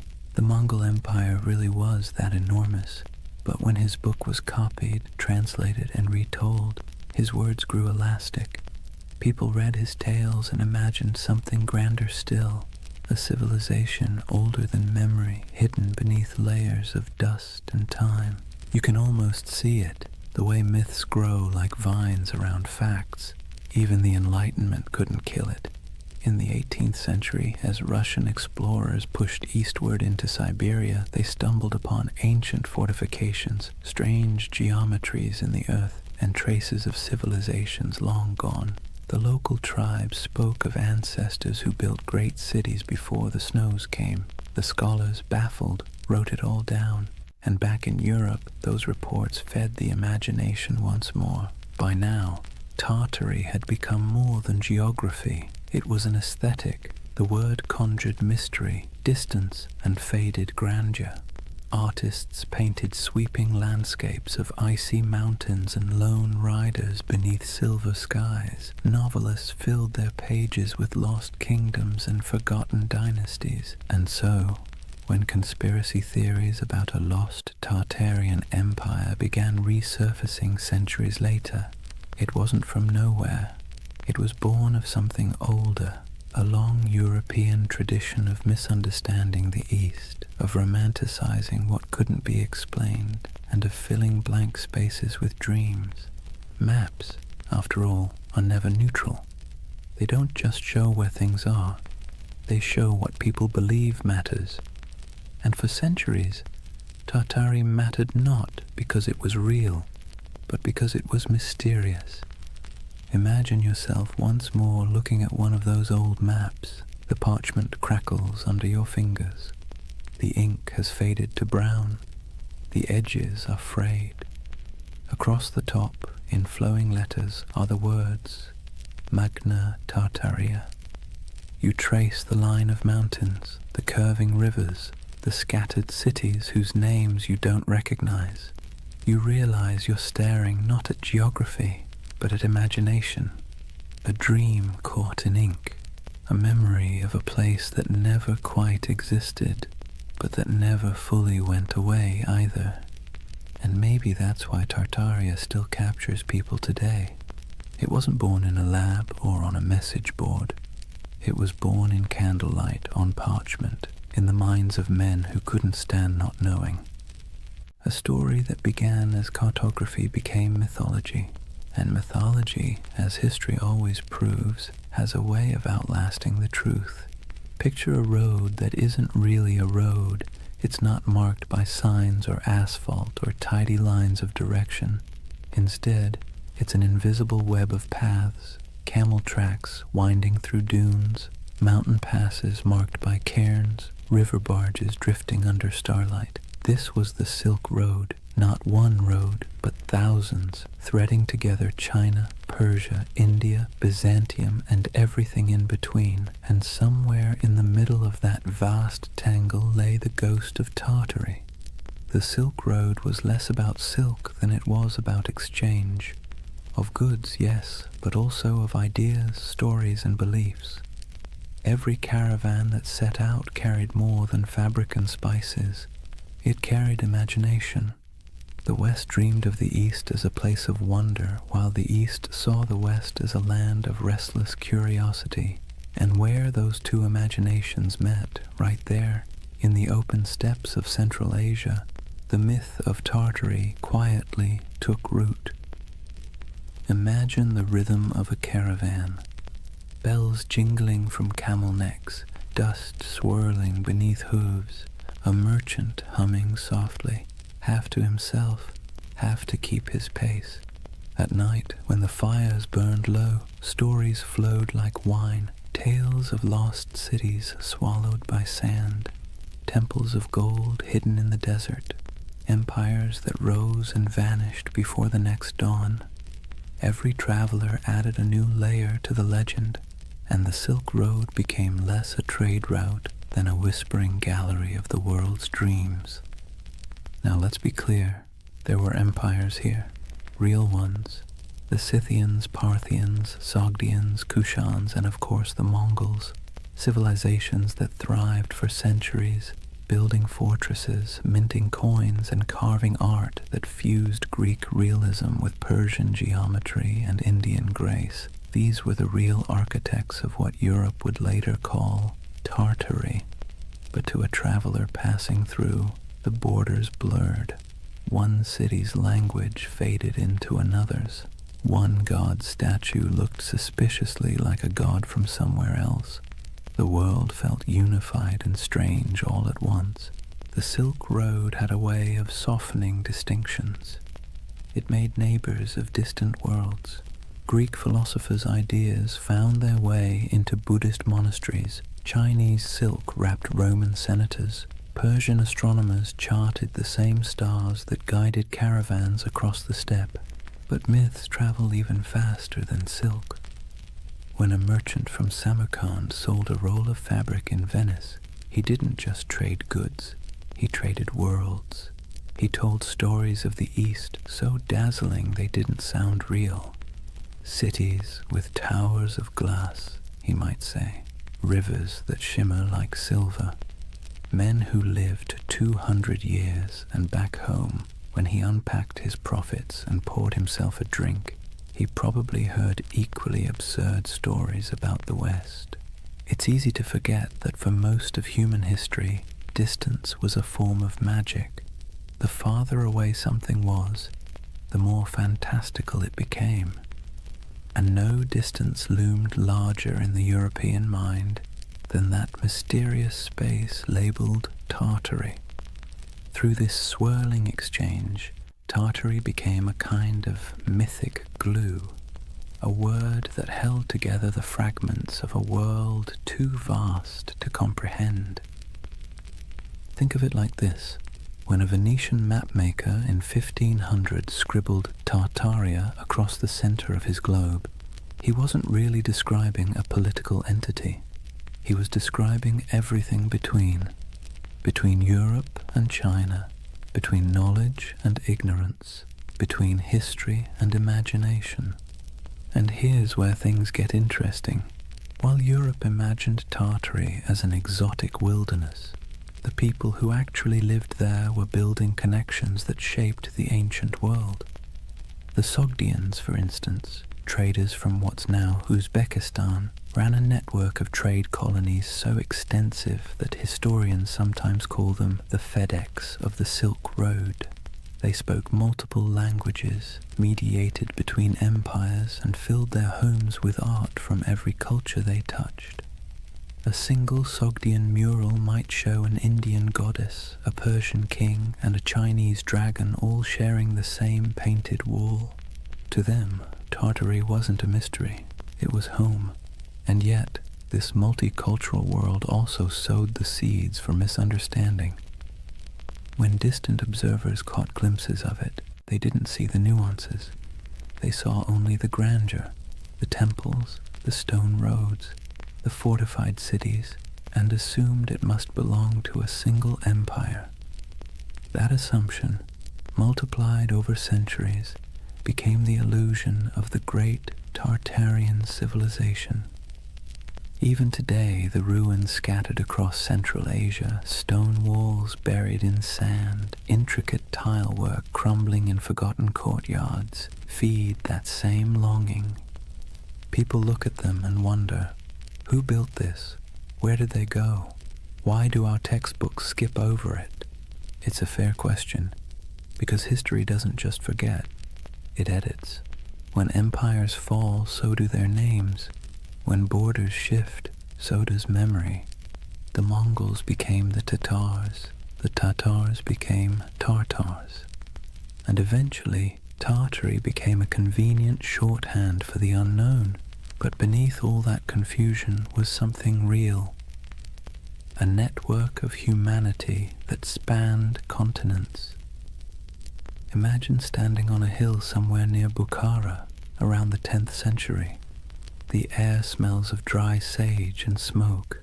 Below you, the road shimmers in the heat, lines of travelers winding toward the horizon. A caravan from China passes one from Persia. A monk from India shares a meal with a soldier from Byzantium. Coins from Rome jingle beside jade amulets from the East. It's not an empire. It's not chaos. It's something in between, a living, breathing web of connection. And that's what Tartaria really was. Not a kingdom lost to mud, but an echo of this interconnected world. A dream of unity before maps divided it into pieces. The Silk Road gave birth to the myth by accident, because connection always looks like magic when seen from afar. So when modern believers look at old maps and see the word Tartaria sprawled across half the world, maybe they're not completely wrong to feel awe. They're just reading a poem that was once mistaken for a border. The Silk Road blurred the lines between civilization and myth, empire and echo. And in that blur, half dust, half starlight, the legend of Tartaria found its heartbeat. Words have a funny way of sticking to things they were never meant to describe. Tartary was one of those words, an intellectual shortcut that turned into a centuries-long misunderstanding. By the time Europe stumbled out of the medieval era, the East was less a place and more a story. Monks copied maps showing vast lands labeled Tartaria, shaded in pale yellows and browns, with scribbled notes like, "Here be dragons," or "Land of Giants." It wasn't meant as insult or precision. It was just ignorance wrapped in ink. But ignorance dressed up nicely enough can look like authority. When Marco Polo returned from his travels in the late 1200s, he told Europe about the magnificence of the Mongol Empire. Golden palaces, porcelain cities, and roads so smooth you could roll a wagon for days without breaking an axle. His descriptions, half wonder, half exaggeration, lit up Europe's imagination. And when cartographers began to draw what he described, they needed labels. Cathay for China, Ind for India, and for everything else in the vast cold space north of Persia and east of Russia, Tartary. Let's be clear, Europe didn't know what Tartary was, but that didn't stop them from acting like they did. To Western minds, Tartary became a convenient placeholder for the unknown. It wasn't a country, it was a concept, a blank canvas where explorers, missionaries, and chroniclers could project whatever they needed to believe about the world beyond their reach. And what they needed, more often than not, was mystery. Maps from the 16th and 17th centuries show it sprawling across the top of the world like a sleeping giant. Great Tartary, Independent Tartary, Chinese Tartary, Little Tartary, names multiplying like rumors. To anyone who studied those maps, the message was clear. Beyond the borders of civilization lay a vast land of danger, wealth, and the unknown. And there's something deeply human about that. When faced with uncertainty, we name it. We box it in with words, even if those words are wrong. To Europeans of the early modern world, Tartary became shorthand for all the places they hadn't yet conquered, understood, or categorized. It was an intellectual convenience, a linguistic shrug. everything out there. If you were a 17th century scholar in London and someone mentioned the Tatars, you might imagine fur hats, horsemen, frozen tundra, and endless plains. You wouldn't know the difference between a Mongol prince in Karakorum and a nomad in the Kazakh steppe. To you, it was all Tartary, but that flattening, reducing countless cultures into a single word, had consequences. It erased identities, histories, and languages in the Western imagination long before any empire actually reached those lands. Imagine an atlas from the 1700s, lying open on a polished oak table. The continents are familiar enough now. The Americas are roughly shaped. Africa's coasts are charted. But look at Asia, and you'll see something odd. Above India and China stretches an ocean of blankness, punctuated only by the word Tartaria, scrawled in proud, swirling letters. No cities marked, no rivers traced, just emptiness. That emptiness became an invitation. Missionaries imagined lost Christian kingdoms hidden in those plains, descended from the mythical Prester John. Explorers fantasized about tribes of giants or entire cities of gold. Poets and philosophers romanticized the steppe as a land of freedom, wild, untamed, untouched by decadence. And over time, that fantasy hardened into pseudo-history. Tartary wasn't just a blank spot anymore, it was a world view. Even the word itself carried a sting. Derived from Tatar, it got twisted into Tartar, echoing the Greek Tartarus, the underworld. Early chroniclers saw the Mongols storm into Europe in the 13th century and thought, "Ah, yes, these must be the people from hell." The name stuck, and for centuries afterward, Tartar became synonymous with savagery, chaos, and apocalypse. When the Mongol Empire fractured and faded, the word didn't fade with it. It lingered. Europe kept calling the steppe Tartary, even as local empires rose and fell. The Golden Horde, the Timurids, the Kazakh Khanates. To the west, these nuances didn't matter. The name Tartary swallowed them whole. The irony. By the time Europe started mapping Tartary with any real accuracy in the 18th and 19th centuries, it had already become a relic. Russia had expanded eastward, swallowing Siberia province by province. Qing China had claimed the west, and yet the word persisted, echoing in atlases long after it had lost any real meaning. There's something almost poetic about that, how a word can outlive the thing it never actually described. And it's here that the modern myth of Tartaria quietly germinated, because when those old maps resurfaced centuries later, digitized, color-corrected, and posted online, they seemed to show something uncanny. A vast empire covering half the world, cities we've never heard of. Borders that no modern historian could explain. To the curious eye, it looked less like a cartographic mistake and more like a cover-up. Why don't they teach this in school? People asked. How could such a massive empire just vanish? But the answer, as with most things, is simpler and somehow more mysterious. It didn't vanish. It never existed. Not as one empire, anyway. What vanished was understanding. What collapsed was the web of meaning connecting the real places, Siberia, Mongolia, Central Asia, to the word Tartary. The West's misunderstanding created a ghost, and the modern age brought that ghost back to life. There's an eerie beauty in that, a reminder that myths don't die. They just wait for technology to resurrect them. When you look at one of those antique maps, ink faded to sepia, the parchment curled at the edges, you can almost feel the hum of it, not as evidence of a conspiracy, but as a fossil of imagination. Tartary wasn't a lie. It was a mirror. It reflected Europe's fears, desires, and limits. and like all mirrors, the longer you stare into it, the more it stares back. By the dawn of the 18th century, the old mystery of Tartary was about to meet its slow death, not in battle, not in flames, but in bureaucracy, in borders drawn, treaties signed, and maps updated by men who preferred paperwork to poetry.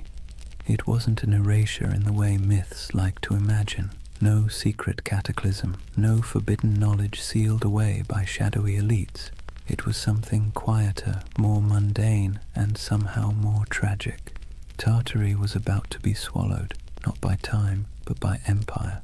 Let's set the stage. The year is 1721. Peter the Great has just declared the Russian Empire.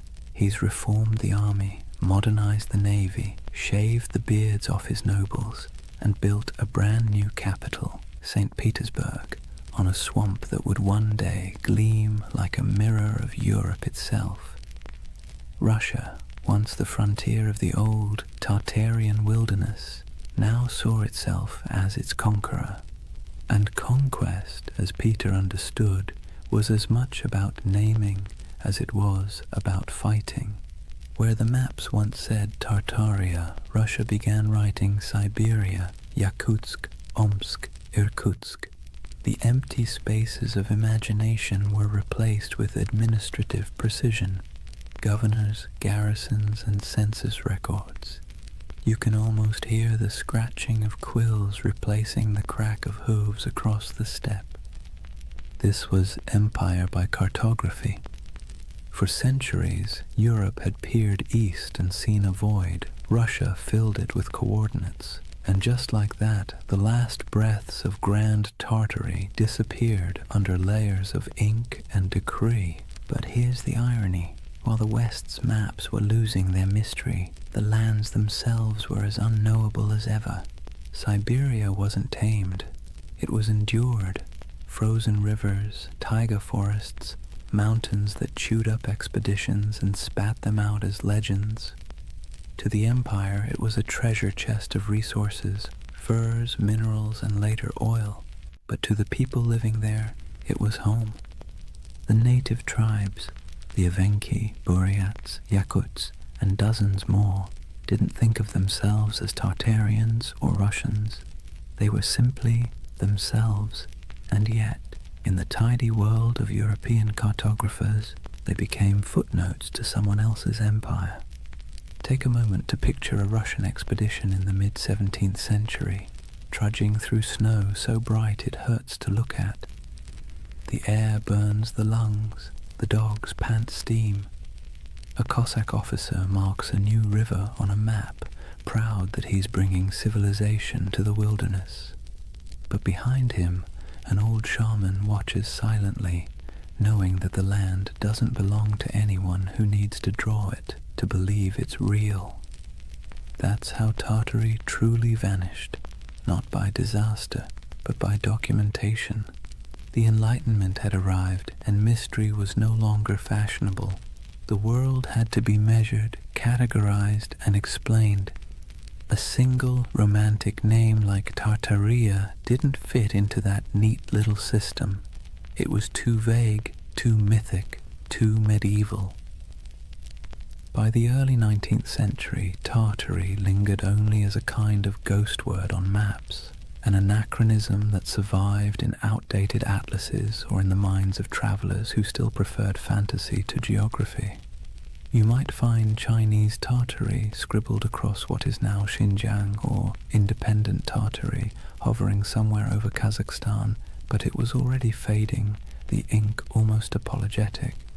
What had once stretched across half the known world was reduced to a linguistic relic, an old world word for a world that no longer existed.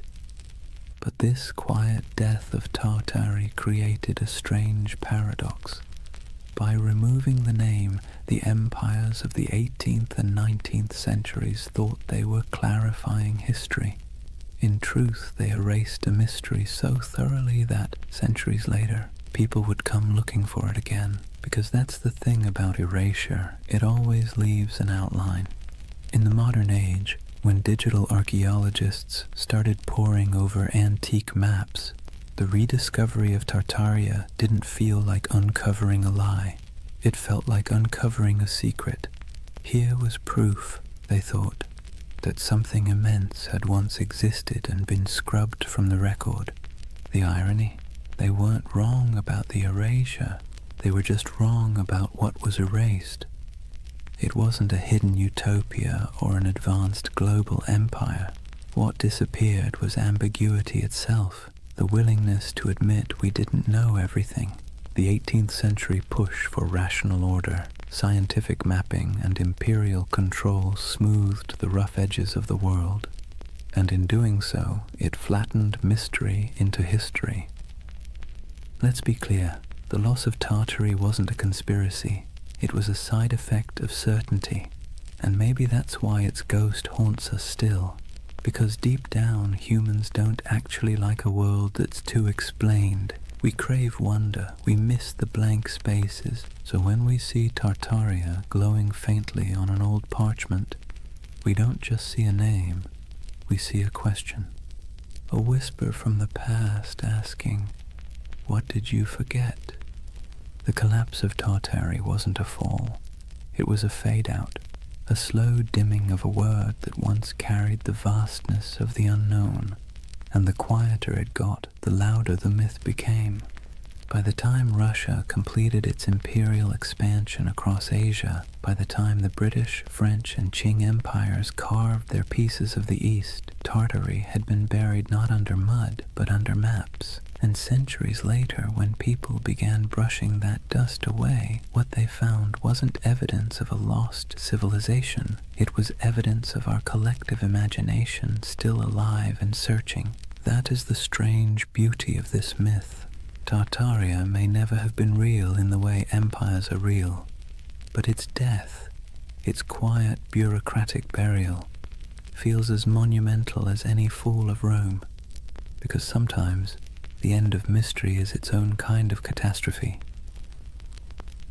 Chapter 3. The Great Erasure. Lost knowledge, world fairs, and the architecture of amnesia. Take a deep breath. We're leaving behind the dust of the steppe and stepping into marble, into the gaslit glow of the 19th century, because this is where the story of Tartaria is reborn. Not in Siberia, not on the maps, but in the imagination. Picture it. The year is 1893. The World's Columbian Exposition in Chicago. 200 white buildings rise like mirages along the lake, glowing in electric light. Domes, arches, columns, architecture so grand that people literally wept when they saw it. It looked ancient, impossible, like something from a forgotten golden age resurrected overnight. And here's the kicker. It was built overnight. A team of architects and laborers had thrown up that entire city in less than 2 years. They called it the White City. To the public, it was a triumph of modernity, but to later eyes it looked suspiciously like something else. Massive domed palaces, ornate fountains, obelisks, colonnades stretching into mist. It looked ancient, yes, but not Greek, not Roman. It looked out of time. Now fast forward a century. A man sitting at his computer zooms in on old photos of the fair.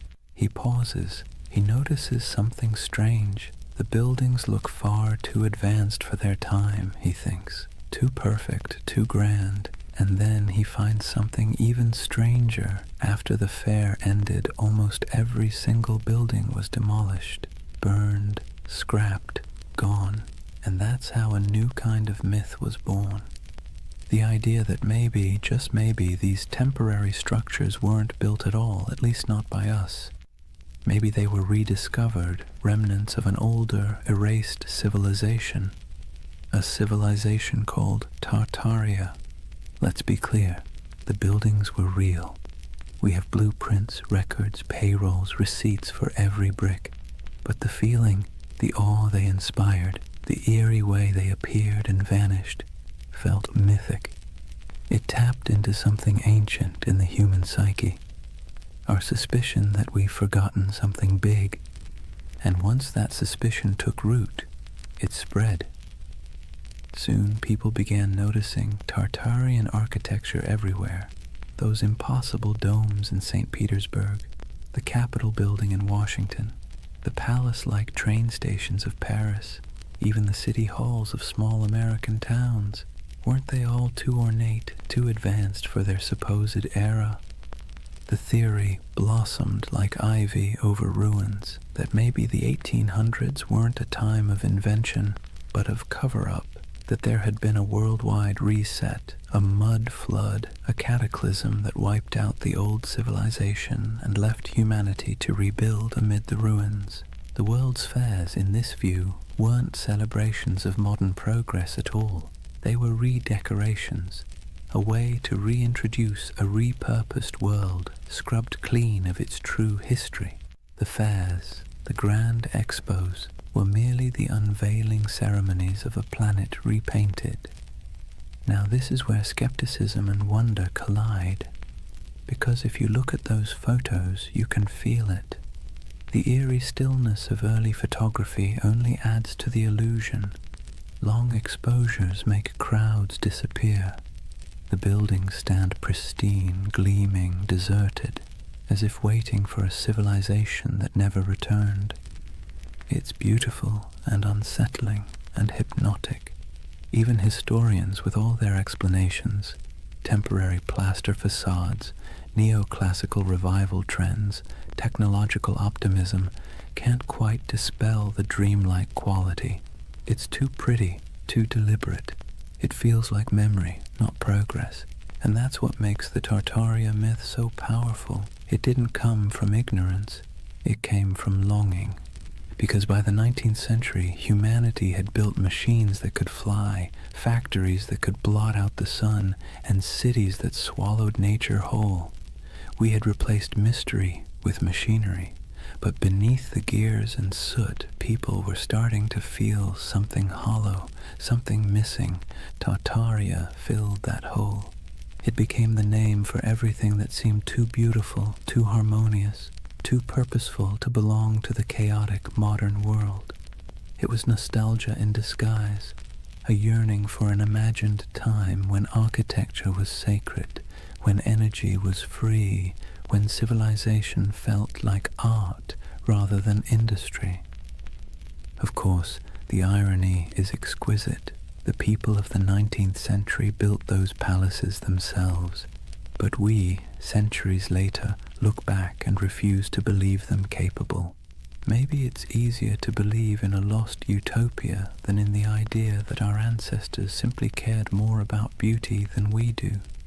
So imagine walking through that white city. The lamps hum softly. The canal reflects the moonlight. Music drifts from the pavilions. You hear the shuffle of dresses, the murmur of voices, the click of carriage wheels, and for a moment you can almost believe the myth that you've stumbled into the remains of a vanished empire, briefly resurrected for one last dance before fading again into legend. That's the strange charm of Tartaria. It doesn't matter if it's real. What matters is how it makes you feel, because beneath every conspiracy is a heartbeat, the desire to belong to something greater, to touch a truth the textbooks forgot to mention. And so, through the flickering gaslights of the 19th century, the dream of Tartaria returned, not in stone, but in spirit, not as an empire rediscovered, but as a memory resurrected. Let's be honest for a moment. Modern architecture doesn't exactly make the heart sing. Steel boxes, glass towers, angles sharp enough to injure your soul. Function over form, they say, minimalism, efficiency, progress. But walk past an old courthouse or a crumbling railway station with columns carved like Roman temples, and suddenly something stirs. It feels like memory. Not your memory, but someone's. And that's exactly where Tartaria hides, in that emotional shadow between nostalgia and doubt. See, the 19th century didn't just give us new machines, it gave us new eyes. Photography froze the world for the first time. Urbanization made old beauty vanish beneath brick and smog. And as the industrial age thundered forward, the West began quietly rewriting itself, paving over not just landscapes, but the very story of civilization. This was the age of erasure disguised as progress. When old cathedrals were restored into shapes they had never been, when ancient city walls were torn down to make room for the future, when soot-blackened monuments were scrubbed and renamed, their histories conveniently rewritten for the age of reason. Historians call it modernization. Tartaria believers call it cover-up. Now, let's pause and take a breath, because this is where myth and history start blending like watercolor. The truth is simpler, but also sadder. It wasn't a conspiracy, it was forgetfulness. The 1800s were obsessed with the new: steam, glass, iron, materials that seemed to promise immortality. The faster technology advanced, the more the past looked like an inconvenience. When people demolished centuries-old buildings to make room for factories or boulevards, they didn't think they were erasing history. They thought they were improving it. But here's the paradox. Progress, when it moves fast enough, feels like amnesia. Imagine being a farmer's son in 1820, living in a cottage built by your grandfather, heated by the same hearth. Then picture your grandson in 1890, born under electric light, surrounded by locomotives, reading newspapers printed on machines that could churn out 1 million copies before breakfast. The pace of change was dizzying. The world your ancestors knew had disappeared before your own eyes. And when memory fades that quickly, even the truth starts to look like myth. That's why the great buildings of the 19th century seem suspicious to us now. They're too perfect, too ambitious, too permanent in an age obsessed with speed. To modern eyes, they feel like artifacts of a lost age, something inherited, not made. The Tartaria theory, in this sense, is less about deceit and more about disbelief. We don't believe we could have built something so beautiful in such a short span of time. And perhaps we're right, but not in the way we think, because that beauty came at a cost. It came from child labor, industrial soot, and the quiet suffering of millions who laid bricks, carved columns, and forged iron in furnaces hotter than the sun. It came from colonial wealth siphoned from distant lands. The marble glimmered, yes, but it glimmered on the backs of the exhausted. So when modern minds gaze at that architecture and whisper, "This can't be human," they're half right. It wasn't built by ordinary humanity. It was built by empire. But myths rarely linger on exploitation. They linger on wonder. That's what gives the Tartaria myth its endurance. It erases guilt and replaces it with awe.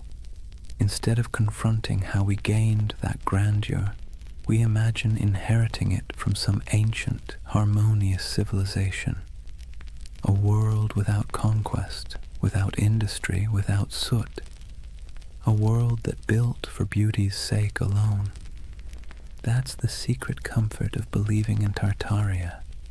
It allows us to dream of innocence without the blood, to long for sophistication without the cost. And it's not entirely foolish, because beauty is suspicious in the modern world. Think about it. When was the last time a new building made you stop and gasp? When was the last time a city skyline felt like poetry instead of spreadsheet logic? We live in an age that worships utility and scoffs at ornament. So when people look at those domed cathedrals, those train stations like palaces, those impossible star forts etched into the earth, they don't just see architecture, they see meaning, they see intention. And maybe that's what we've lost, the sense that building could be an act of reverence. The Tartarian lens turns architecture into scripture. It whispers that every arch, every dome, every hidden basement tells a story too big to fit inside textbooks. And whether that story is real or imagined, it soothes a modern ache, the feeling that progress has traded wonder for efficiency. So next time you see an old photo of St. Petersburg shrouded in snow or San Francisco City Hall gleaming in filtered sunlight, look closer, forget the dates, forget the facts, and just feel it. The silence, the symmetry, the faint pulse of something grander than logic. That's the hum Tartaria leaves behind. The ghost frequency of a civilization that may never have existed, but still haunts us with the possibility that it did. And maybe that's enough. Maybe the myth survives not because it's true, but because it's beautiful. Because deep down, beauty itself has started to feel like a conspiracy. Here's the funny thing about lost civilizations. They always seem to resurface when technology changes. The printing press revived Atlantis, television revived the pyramids, and the internet, well, the internet resurrected Tartaria. Not in dusty libraries or archaeological digs, but in image boards, YouTube videos, Reddit threads, and algorithm-fed rabbit holes that feel half like history class and half like lucid dream. If the 19th century erased memory through progress, then the 21st century resurrected it through curiosity. The internet, for all its chaos, gave the world a second archive. A place where forgotten photographs, misfiled maps, and half-remembered myths could find each other again. And that's where Tartaria thrived, among digital ruins. Let's be clear, no mainstream historian believes in the Tartarian Empire, but belief doesn't need credentials, it needs emotion. And online, emotion spreads faster than evidence. It starts small. Someone scrolling through antique photos finds an image of a half-buried building, its windows strangely below street level. They post it with a caption, "Mud flood? Hidden history?" Someone else comments with an old map labeled Great Tartary, stretching across half of Asia. Another user adds photos of star forts, geometric fortifications shaped like mandalas carved into the earth. Then someone else notices that the architecture of 19th century world fairs, domes, spires, impossibly ornate facades, seems eerily similar across continents. And suddenly, the pattern takes on life. A civilization that might never have existed begins to coalesce, not in ruins, but in pixels. It's fascinating to watch. The modern Tartarian myth isn't a single story. It's an ecosystem, a living organism built out of collective imagination. People piece together images, compare architectural styles, track supposed mud flood layers in Google Earth, and speculate about ancient technology, free energy, and global resets. And let's be honest, there's something soothing about it. It scratches the same itch that makes people organize puzzle pieces at 2 a.m. You start with fragments, photographs, engravings, forgotten buildings, and try to make sense of the world's dissonance. Why does history sometimes feel incomplete? Why do our cities seem to rest on older bones? Why does beauty feel borrowed? The Tartaria theory online isn't just conspiracy. It's therapy for disillusionment. See, we live in an age drowning in data, but starving for coherence. Billions of facts, timelines, and explanations float around like loose screws. But the more we learn, the less it feels like we understand. We've traded mystery for information, and somehow that doesn't feel like progress. Tartaria brings the mystery back.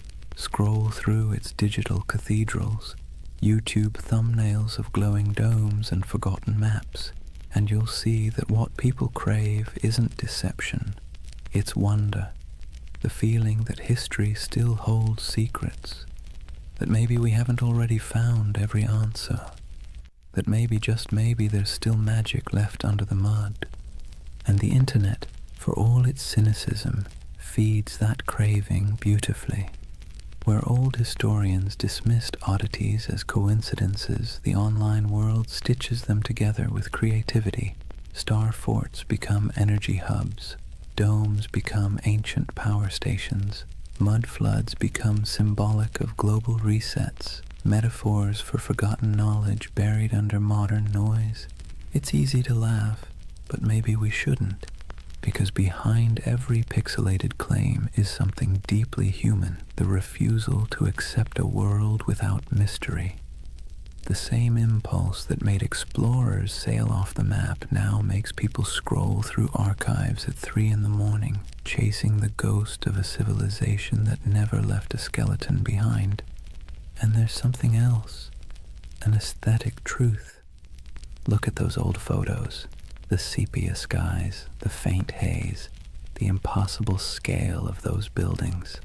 They feel dreamlike, like glimpses from another timeline where humanity built for eternity instead of quarterly profits. When people online say, "This architecture is too perfect to be from our timeline," what they're really saying is, "This feels like a dream I half remember." And that's what Tartaria has become, a collective dream stitched together from the past's photographs and the future's loneliness. Of course, the irony is delicious. The very technology that gave us infinite knowledge also gave us infinite uncertainty. The more we digitized our history, the more unreal it began to look. Old black and white photos uploaded at high resolution don't make history clearer. They make it stranger. The lighting, the shadows, the absence of movement, it all feels frozen, ghostly. Like the world before electricity was somehow more alive. So when you see someone online connecting old city photos and whispering Tartaria, what you're witnessing isn't delusion, it's longing. A search for coherence, for the feeling that history isn't just progress and decay, but a cycle of remembering and forgetting. And isn't that what all civilizations do? They rise, they crumble, and then they return in imagination. Rome, Atlantis, Lemuria, Tartaria, each one a mirror reflecting not the past, but our hunger to belong to something grander than the present. In that sense, the internet didn't invent Tartaria. It simply gave it a voice, a new empire of whispers sprawling across servers and screens, where myths are immortal and disbelief is optional. Scroll long enough and you'll start to see why people stay. The posts feel soothingly repetitive. Arches, domes, star forts, mud floods, each image a little lullaby of lost grandeur, a bedtime story told by algorithms instead of grandfather. So maybe Tartaria isn't a place at all. Maybe it's what happens when memory and imagination meet in the glow of a computer screen. Half fact, half wish. The myth doesn't just say, "Look what we've lost." It says, "Look what we still want to believe." And that, perhaps, is the most human story of all. Let's pause for a moment, take a slow breath, and think about why people believe in things like Tartaria. Not in the mocking way you see on forums or documentaries, but really think about it. Why does the idea of a lost civilization hidden under our cities feel comforting? It's not stupidity. It's not gullibility. It's yearning. Humans, for all our cleverness, are wired for mystery. We're pattern-seeking animals, tracing meaning in the stars, in tea leaves, in the cracks of old maps. The unknown makes us restless. The known makes us bored. And between the two, we spin myths that make life feel a little more meaningful. Tartaria lives in that space. It's not really about mud floods or star forts. It's about the suspicion, deep down, that the world we've been handed is incomplete, that someone, somewhere, has hidden something important, that maybe history isn't a straight line of progress, but a looping dream where civilizations rise, fall, and are forgotten not by accident, but by design. And honestly, that's not such a crazy thought. Think about how much of history you've forgotten personally. Think of everything humanity has lost to fire, war, vanity, or neglect. Libraries burned, languages erased, empires swallowed by desert and jungle. The dark ages weren't dark because nothing happened. They're dark because the light of memory didn't reach that far. So when someone looks at an ornate 19th century building and says, "I don't think we built that," they're not rejecting history. They're mourning it. They're mourning a world that seems to have misplaced its wonder. Let's be clear, modern life doesn't give us much mystery anymore. We have answers for everything, or at least the illusion of them. You can type any question into a search bar and get a dozen replies in seconds. But that convenience has a side effect. It kills the thrill of not knowing. And mystery, as it turns out, is essential to the human spirit. Without it, the world feels flat. That's where conspiracies slip in. They fill the void left by lost awe. When people say the elites hid the truth of Tartaria, what they're really saying is, I miss when the world felt magical. It's an emotional rebellion against boredom, a soft protest against a sterile universe made of facts but lacking enchantment. And here's the interesting part, it's not new. Every age invents its lost golden age. The Greeks dreamed of Atlantis, the Victorians romanticized Lemuria, the 20th century turned the Mayans into cosmic prophets, and now in the digital age we have Tartaria, an empire of dreams built on archives and algorithms. Each generation looks backward and imagines perfection because it's easier than imagining perfection ahead.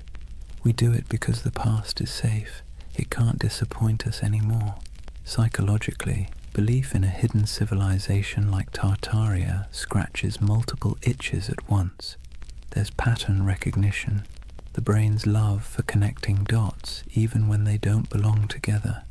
There's narrative control, the soothing illusion that the world makes sense, that nothing happens by accident. And there's nostalgia, the bittersweet ache for a world that may never have existed, but should have. And then there's trust. Modern institutions, media, government, academia, have lost credibility with the public. When experts say, that's impossible, a growing part of the population quietly replies, so was flight once. The more closed and dismissive authority becomes, the more open people become to alternative voices whispering, maybe they're hiding something. It's not that people trust random YouTube channels more than historians. It's that the channels sound human, curious, skeptical, fallible. The voice of official history often sounds cold, certain, and patronizing. The voice of the Tartaria believer sounds like someone sitting beside you late at night saying, "Look at this, doesn't it make you wonder?" And wonder is addictive. Once you feel it, it's hard to go back to plain explanations. Even the act of believing, of piecing clues together, creates a small dopamine rush. It gives the believer a sense of purpose. You're not just scrolling, you're investigating. You're part of something big, something secret. It's empowering in a world that makes most people feel small and powerless. So the Tartarian myth becomes more than a theory. It becomes a community, a shared dream. People trade discoveries, maps, and theories not because they're delusional, but because it feels good to search together. The hunt becomes the reward. And in that sense, Tartaria isn't a symptom of ignorance. It's a symptom of loneliness. Think about it. The more connected we are online, the less connected we feel in real life.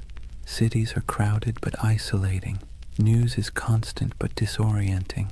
Our modern world gives us everything except belonging. And so, people build belonging out of mystery. Believing in a hidden past means believing in meaning itself, that we're not just floating through chaos, that someone somewhere once built something extraordinary, and maybe we can again. That's not conspiracy. That's hope in disguise. Of course, hope can be dangerous when it turns to dogma, when questioning becomes obsession, when imagination becomes paranoia. That's when the myth begins to rot, when every gap in knowledge becomes a plot, and every historian becomes an enemy. That's when wonder collapses into fear. But before that point, before the cynicism sets in, there's something oddly beautiful about it. People standing in awe before old cathedrals and asking, how did they do it? People digging through archives at midnight, convinced that history still has secrets. It's easy to mock that. Harder to admit that it's the same impulse that built science, art, and philosophy in the first place. Curiosity is the ember. Myth is just the smoke. So the Tartarian believers, in a strange way, are modern heirs to the ancient dreamers, the ones who stared at the stars and saw gods, the ones who saw order in chaos. They're not historians, but they are human. They want the past to matter. They want the present to make sense. And maybe that's why Tartaria lingers. Not because it's real, but because it feels right, in some deep, poetic way that logic can't quite dismantle. It tells a story not about what we've found, but what we've lost. And that's a kind of truth, too. As the night deepens, imagine those endless digital threads, thousands of people across time zones, glowing screens reflecting in tired eyes, all dreaming together of a civilization that never was. Maybe they aren't crazy. Maybe they're just homesick for a world that once felt full of wonder. Let's take a breath here. After all this talk of vanished empires and buried cities, it's time to do what the best historians always do. Look carefully, quietly, and without agenda. Because when you set aside the noise of the internet and really look at what's left of Tartaria, what you find isn't a conspiracy. It's something far more human, and somehow even more fascinating. The term Tartary was not a secret code name for a lost empire. It was a geographic placeholder, a cartographer's shrug. For centuries, Europeans simply didn't know what lay beyond the Ural Mountains or deep in the Siberian steppe. So they wrote Tartaria, like writing Here Be Dragons, a kind of verbal fog to fill the blanks. The maps weren't evidence of an empire erased. They were evidence of ignorance being slowly replaced by exploration. And those grand old buildings, the ones people point to as proof of impossible architecture, they're very possible. Magnificent, yes. Impossible, no. The ornate city halls, cathedrals, and palaces of the 19th century weren't built by some forgotten super-civilization. They were built by humans with chisels, scaffolds, and a near-religious obsession with grandeur. The 1800s were a century drunk on ambition. Industrialization made iron, glass, and concrete cheaper than ever. Colonization and global trade poured wealth into Europe's cities. Architects looked backward to Greece, Rome, Byzantium, and Egypt, and then combined everything like over-enthusiastic chefs. The result was the neoclassical explosion. Domes, columns, and marble facades that looked ancient but were brand new. That's why so many people mistake them for relics, because they were designed to look timeless. They were Rome in steel corsets, deliberate nostalgia built in brick and plaster. The world's fairs that fuel so many Tartarian videos, they were real, yes, and they really did look astonishing. whole temporary cities of palaces, fountains, and gleaming towers that appeared overnight and vanished just as quickly. But they weren't cover-ups. They were theatre. They were the 19th century showing off. Most of those buildings were plaster over wood, not marble. They were meant to impress, not endure. When the fair ended, the facades were torn down or burned, leaving only photographs that today look eerily like the ruins of a forgotten world. No secret empire, just show business. And those famous mud flood buildings with their half-buried windows, they too have ordinary explanations. Cities sink, streets rise, over centuries as populations grow and roads are repaved. Layers of soil and stone accumulate. Old ground floors become basements. It's not mystery, it's maintenance. Yet it's easy to see why the illusion caught fire, because even the real explanations, erosion, engineering, economics, are, in their own way, beautiful. The world doesn't need hidden magic to be miraculous. Consider this. The same roads once labeled Tartarian carried traders, nomads, poets, and conquerors across continents. Cultures met, clashed, and blended until identities blurred. What Europe called Tartary was not one empire but a kaleidoscope of peoples, Turkic, Mongol, Persian, Russian, Chinese, each with their own stories, languages, and gods. Out of their collisions came ideas, inventions, and art that shaped the world we still live in. The myth says Tartaria was erased. The truth is that it was never singular to begin with. It was many, and that's why it's hard to pin down. The steppe doesn't lend itself to borders. Empires there were fluid, waves of power that rolled across the grasslands and receded again. The Scythians, the Huns, the Mongols, the Khazars, they all rose, ruled, and vanished, leaving behind only fragments. To an outsider, that flux looked like a void. To those who lived it, it was life itself. And maybe that's where the misunderstanding lies. Western history loves walls and dates, beginnings, endings, dynasties. The steppe doesn't play by those rules. Its empires were seasonal, migratory, woven into the land and wind. If you expect pyramids, you miss the poetry. So no, there was no single global Tartarian empire, but there was a vast interconnected world of trade, culture, and movement that stretched from Europe to China long before globalization had a name. The Silk Road wasn't just silk, it was the internet of its day, transmitting not data but ideas. Buddhism, astronomy, metalwork, medicine all passed through those dusty caravans. The real miracle isn't that something was erased, it's that so much survived, and yet debunking doesn't have to mean disappointment. If anything, it should make the world feel richer, because the truth is not dull, it's layered. The mud flood isn't proof of deception, it's proof of time. The ornate buildings aren't relics of a forgotten empire, they're monuments to human excess. The missing maps aren't evidence of suppression, they're artifacts of discovery. And here's the quiet irony. Even the myth itself is part of history now. The videos, the forums, the believers, they've become a digital folklore, our century's way of myth-making. Future historians might study us and say, they dreamed of Tartaria because they were tired of concrete. Maybe that's what keeps the story alive. Not deceit, but desire. The desire for mystery, beauty, and meaning in an age that feels too catalogued, too explained. Tartaria is less a conspiracy than a collective poem, one line written in frustration, another in wonder. And perhaps that's how we should leave it, gently.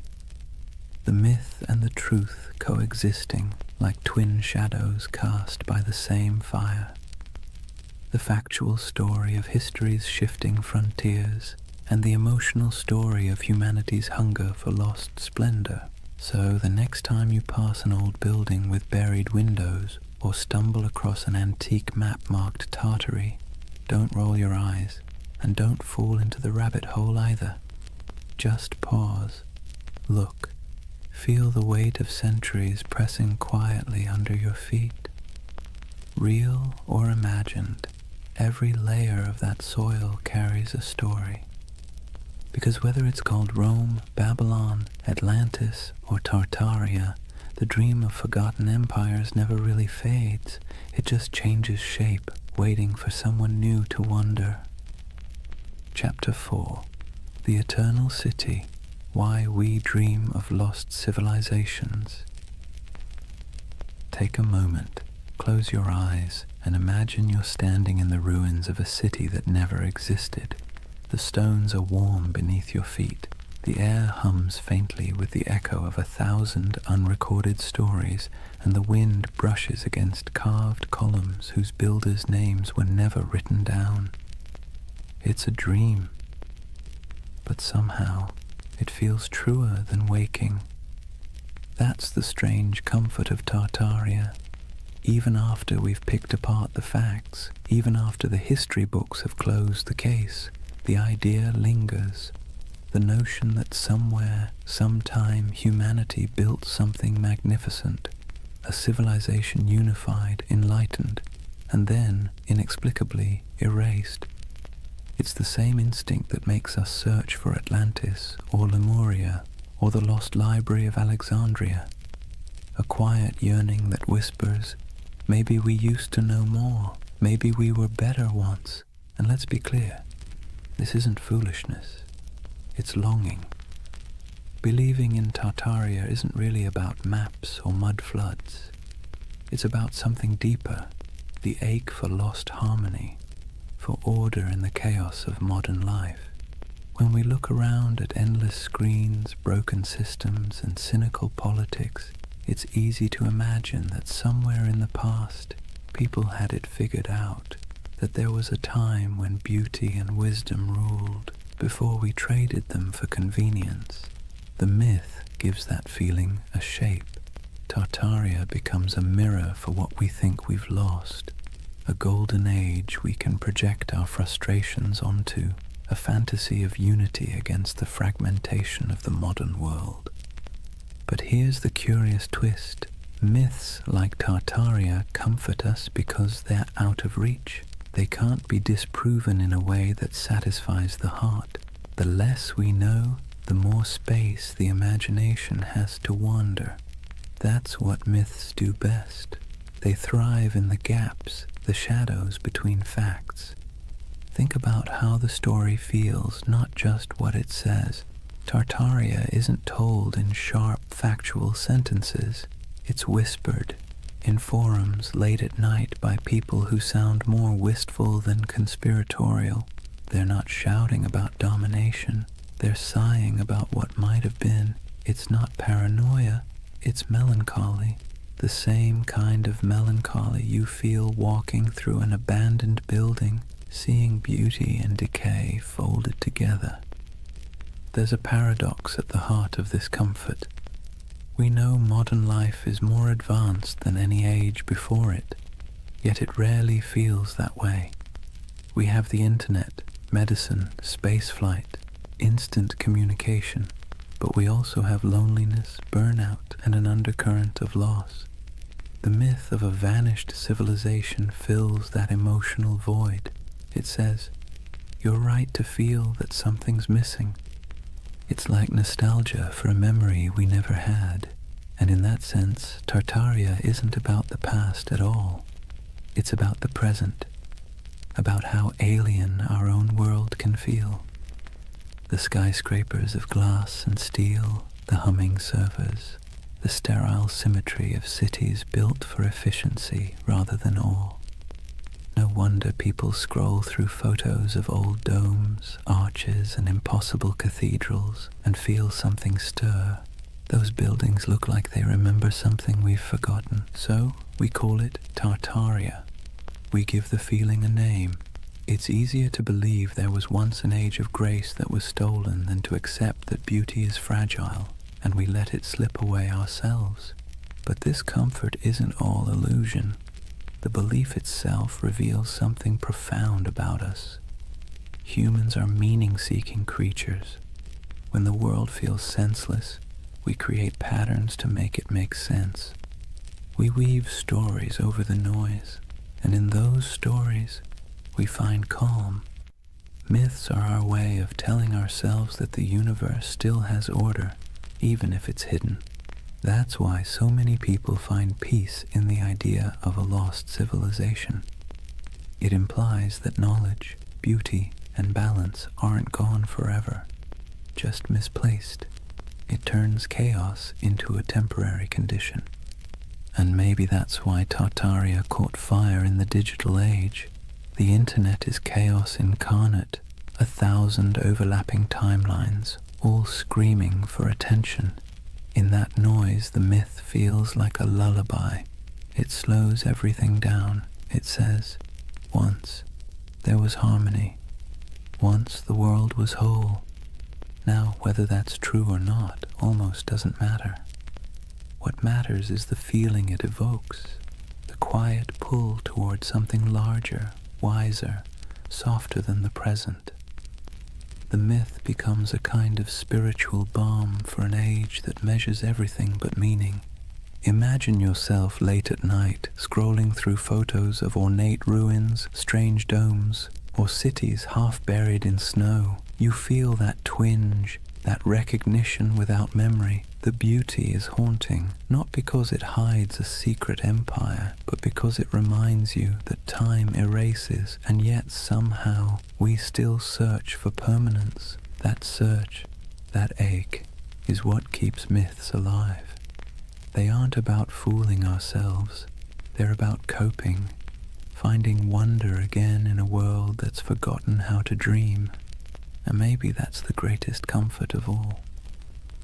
Tartaria might not have existed on a map, but it exists in us, in that quiet place between curiosity and longing, where we still hope that something grand and good once stood before the mud, before the noise, before the forgetting. If you really want to understand why Tartaria has captured so many imaginations, you have to stop asking what it was, and start asking what it means. Because myths, like mirrors, don't just reflect the world, they reflect us. When people talk about Tartaria, they're not just discussing lost cities or forgotten empires. They're projecting themselves, their hopes, their doubts, their nostalgia, onto a blank canvas of the past. Tartaria becomes less of a place and more of a personality test for civilization. Think about it. To some, Tartaria represents a golden age of harmony and beauty, proof that humanity once lived in balance with nature and technology. To others, it's evidence of corruption and suppression, a story of truth hidden by elites and rewritten by victors. The same myth, two completely different reflections. It tells you less about history and more about what people want from it. And maybe that's the point. Tartaria isn't history.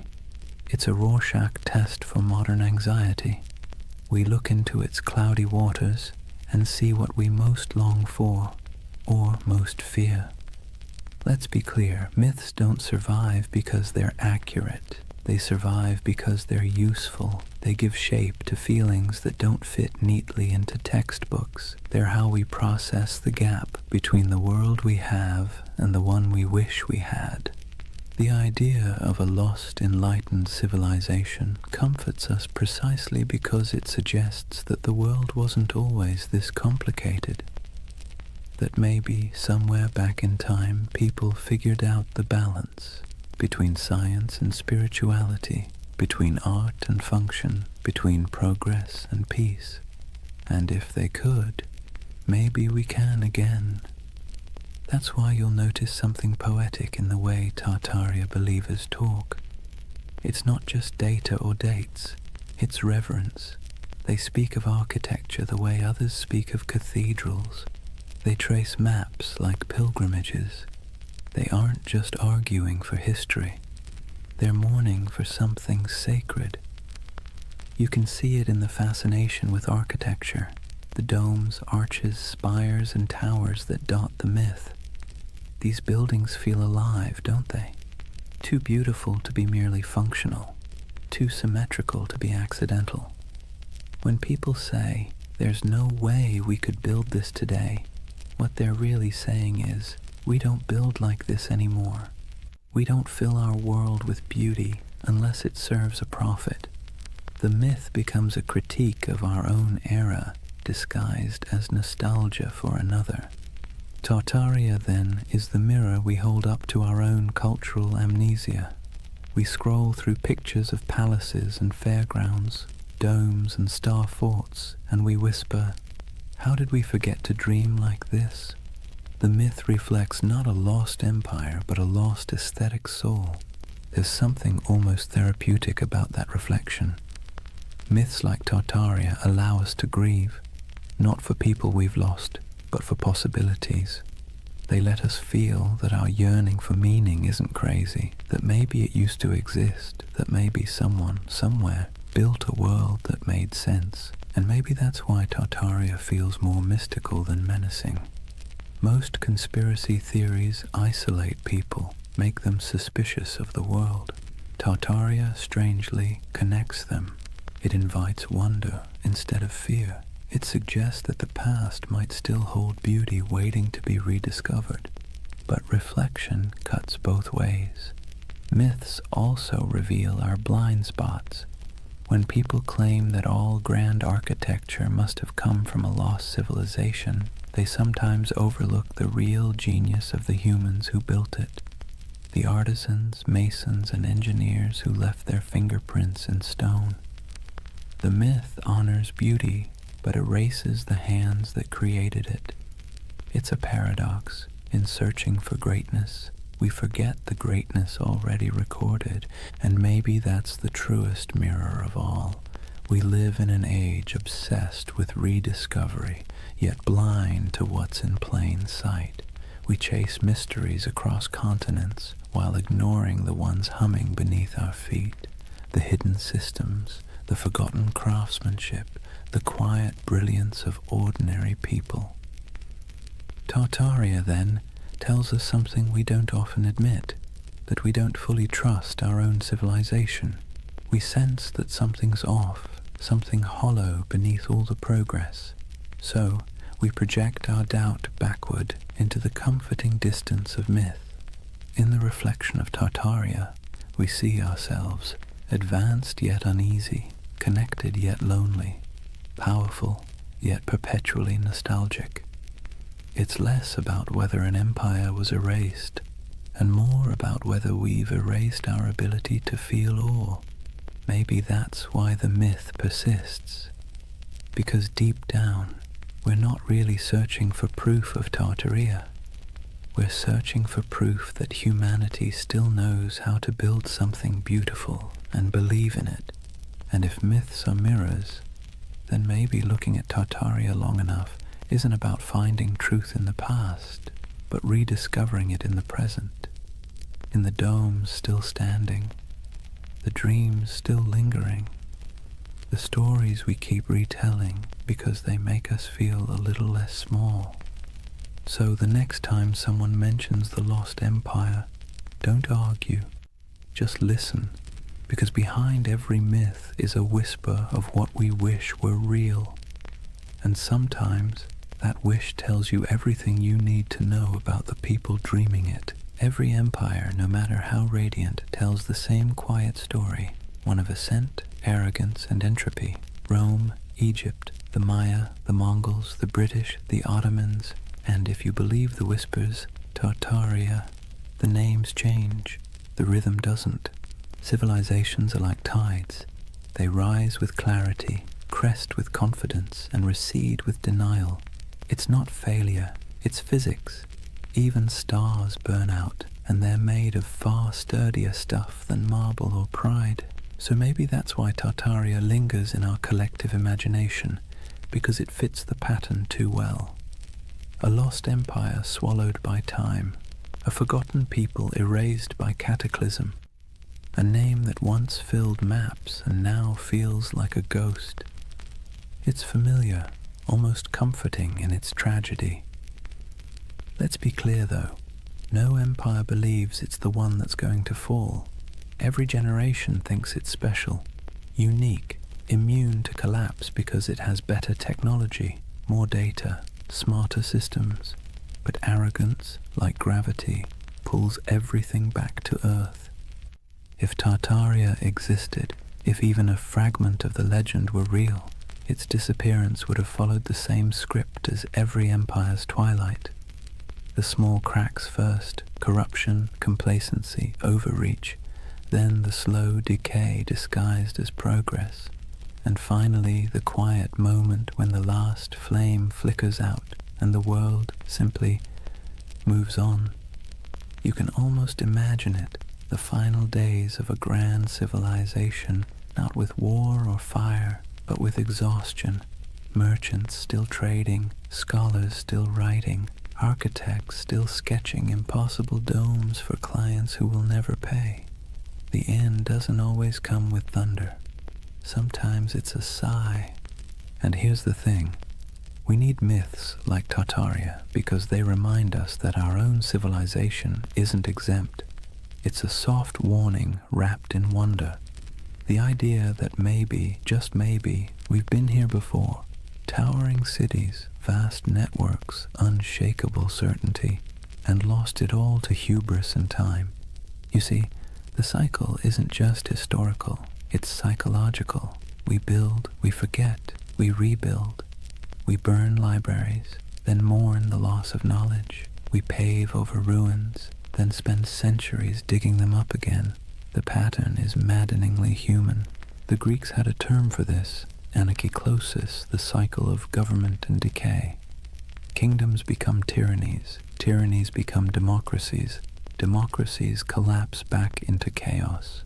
Wash, rinse, repeat. The myth of Tartaria just takes that ancient idea and stretches it across a planetary scale. And that's what makes it powerful, because deep down we know the pattern fits us too. Look at the ruins of any civilization, and you'll find the same fingerprints. Ambition, brilliance, greed, denial. The same stone roads leading nowhere. The same monuments built to outlast time, quietly losing that argument.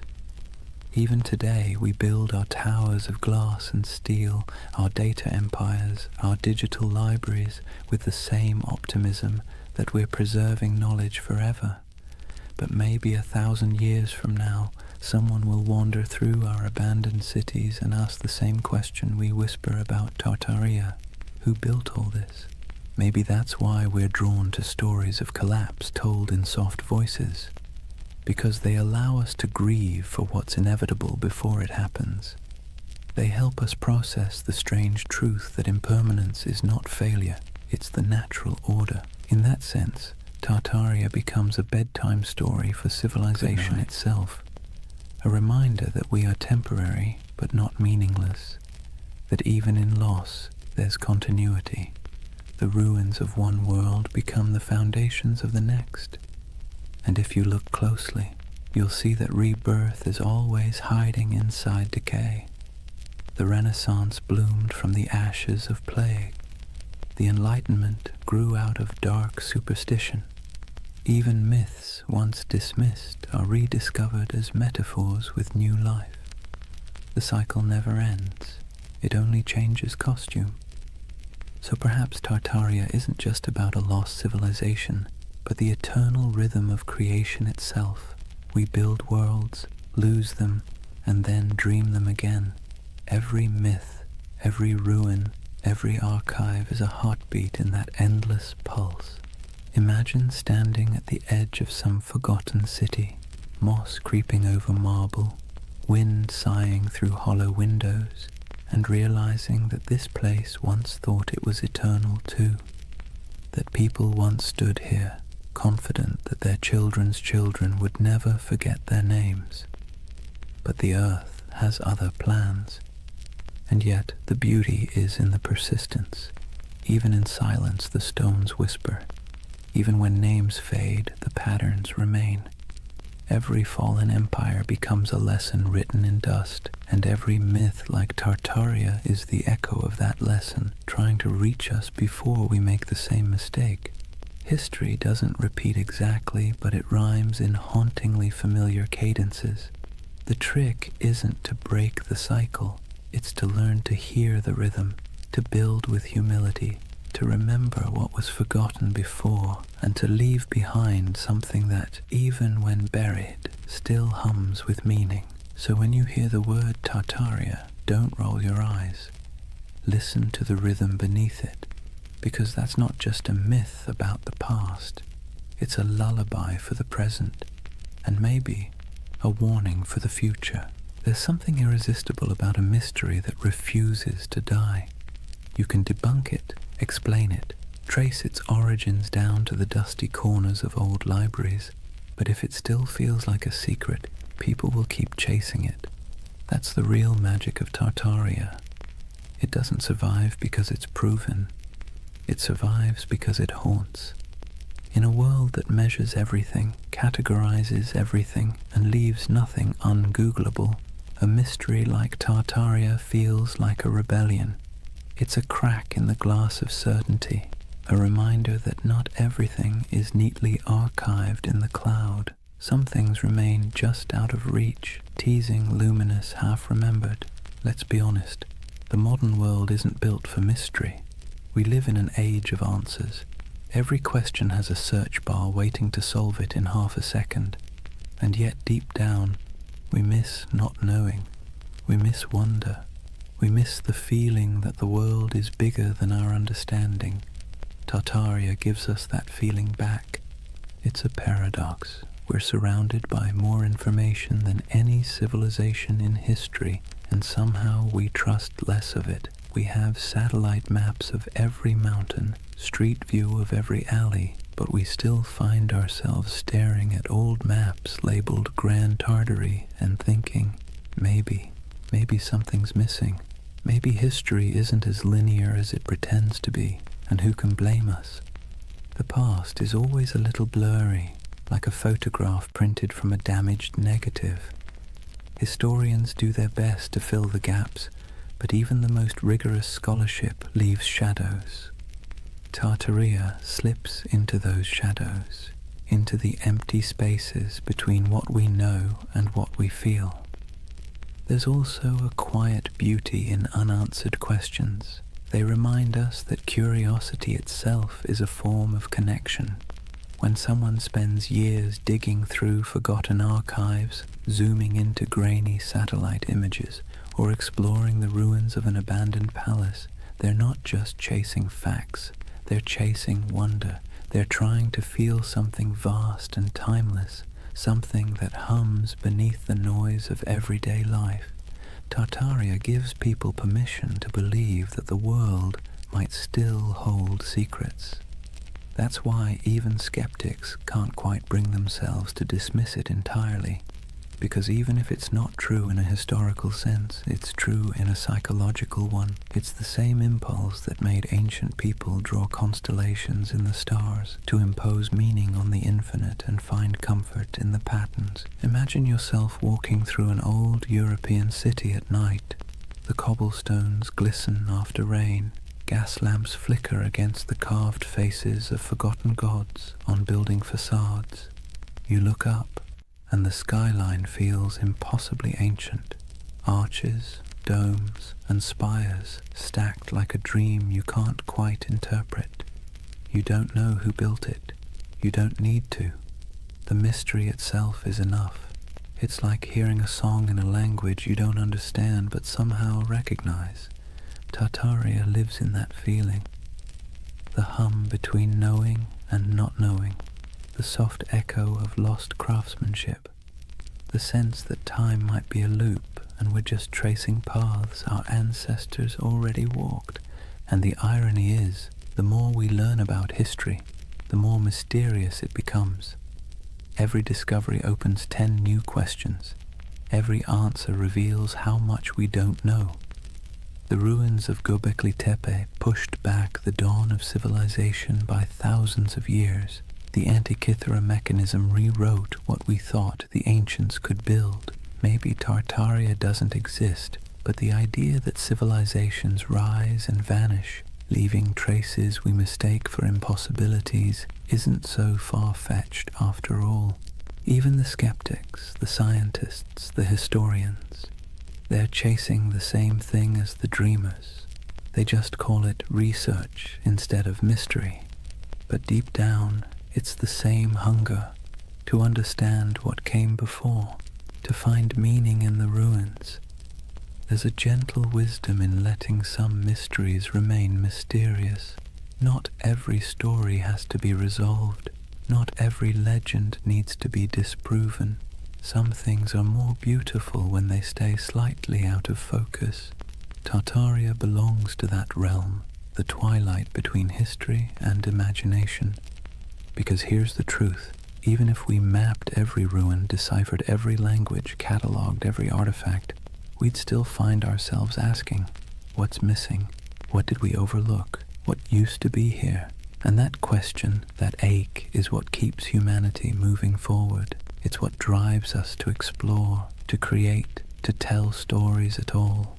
Mystery, in a strange way, keeps us human. It reminds us that we don't control everything, that there are still edges to the map, and in a world that feels increasingly small, that's a comfort. So if you ever feel the pull of Tartaria, the urge to look at an old map and imagine lost cities under the soil, buried glass domes beneath the ice, vanished languages whispered through time, don't resist it. It's not foolishness, it's memory dressed as wonder. It's the part of you that still wants to believe there's more to the story, because there always is. Imagine drifting in that half-awake space between dreaming and memory, the kind where time doesn't quite make sense and faces blur into landscapes. That's what the myth of Tartaria feels like, a collective dream stitched together from ruins, half-forgotten books, and the quiet yearning that maybe, just maybe, humanity once built something beautiful and lost it. Not just an empire, but an idea. Tartaria isn't really about maps or mud floods. It's about longing, the longing for a golden age before the noise, before the smog, before the blinking lights of modern anxiety.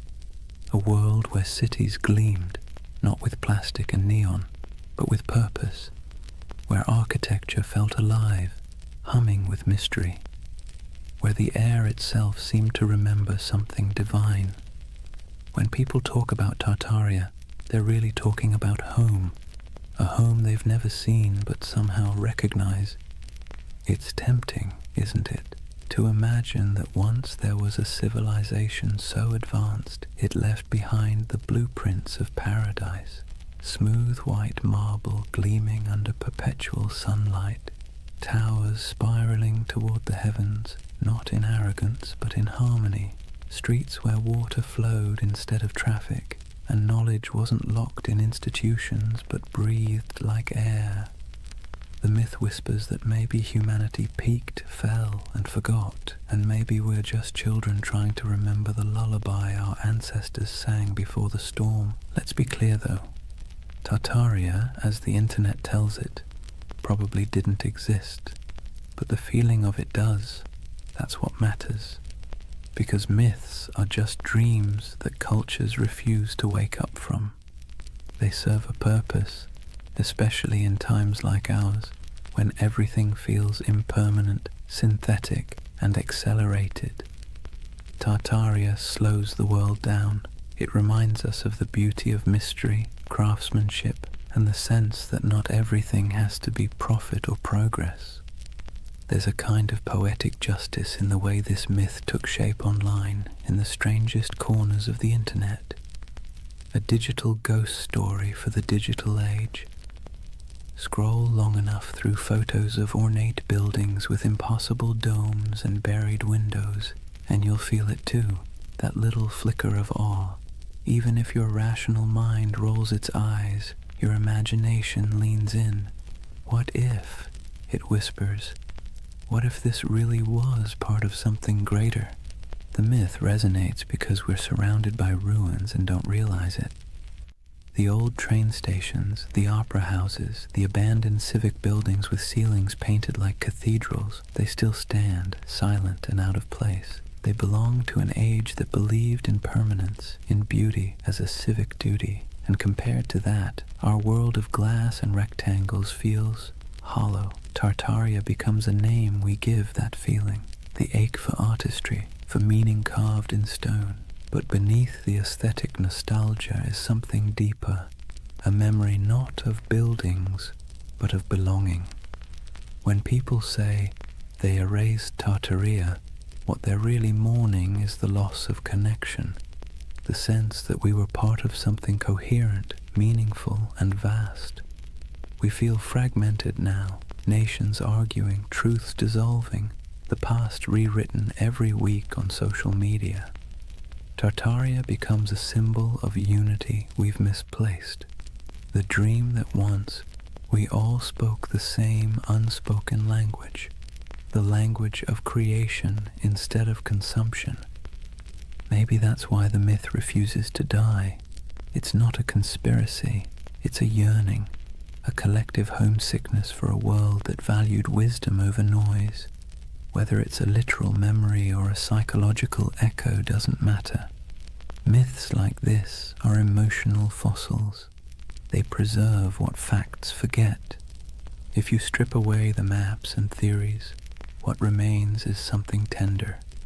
The belief that we can do better, that humanity once built something sublime, not through domination, but through understanding, and that maybe we can again. It's less about recovering a lost empire and more about remembering how to build meaning into our world. And maybe, in a strange roundabout way, the myth is right.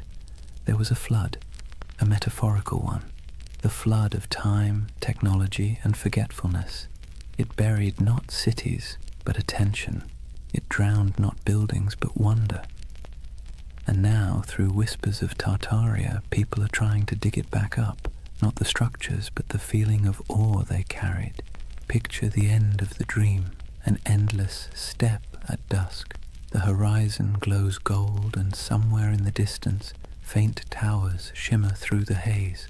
They're not ruins, not anymore, just echoes of possibility.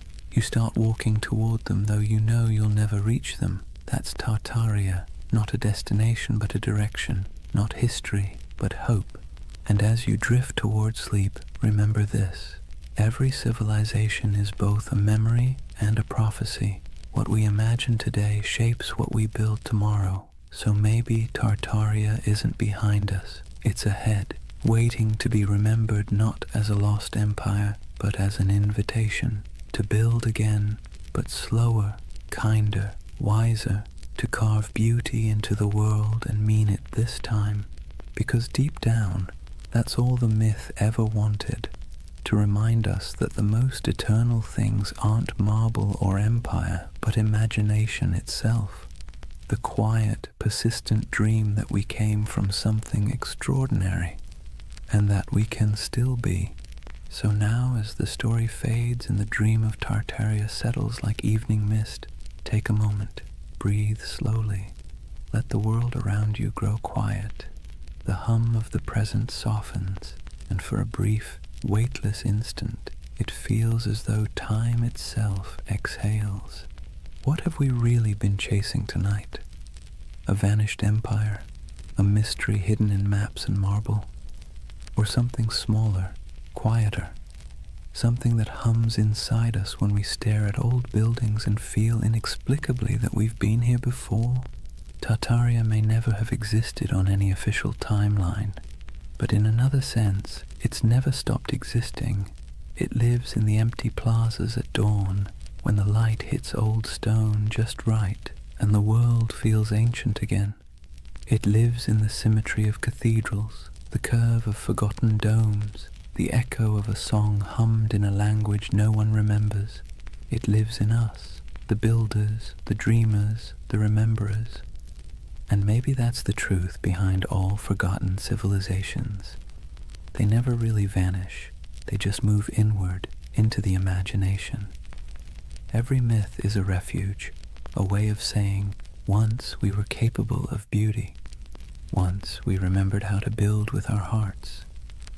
So as you lie there now, listening to the quiet between sentences, imagine those impossible cities, half marble, half memory. The air is cool, the towers glow faintly, their reflections trembling in still water. Somewhere in the distance, bells ring, soft as wind chimes, a civilization asleep, waiting to be remembered.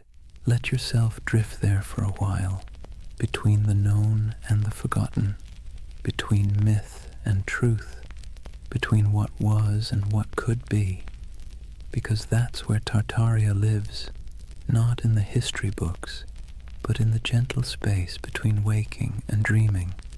The world outside your window may look ordinary, but beneath it runs the same current that built empires, painted ceilings, and told stories by firelight. It's the same desire to make meaning from the chaos, to leave something beautiful behind, even if no one remembers who built it. So rest easy. You don't need to solve the mystery tonight. You don't need to decide what was real and what was legend. Just breathe and listen. The past has a rhythm, slow and steady, like the tide, like a heartbeat. It's the sound of humanity remembering itself. Tomorrow the noise will return, screens, traffic, chatter.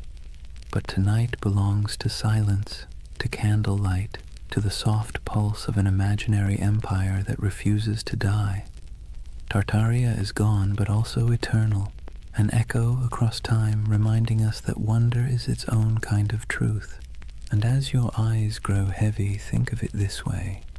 Maybe the greatest lost civilization isn't buried under mud or stone. Maybe it's the one inside us, waiting to be uncovered again. A world built not from power, but from awe. Good night, dreamer. Sleep well under ancient skies. And if you find yourself walking through those shining cities again, don't rush. Stay a while. The empire of imagination is always open.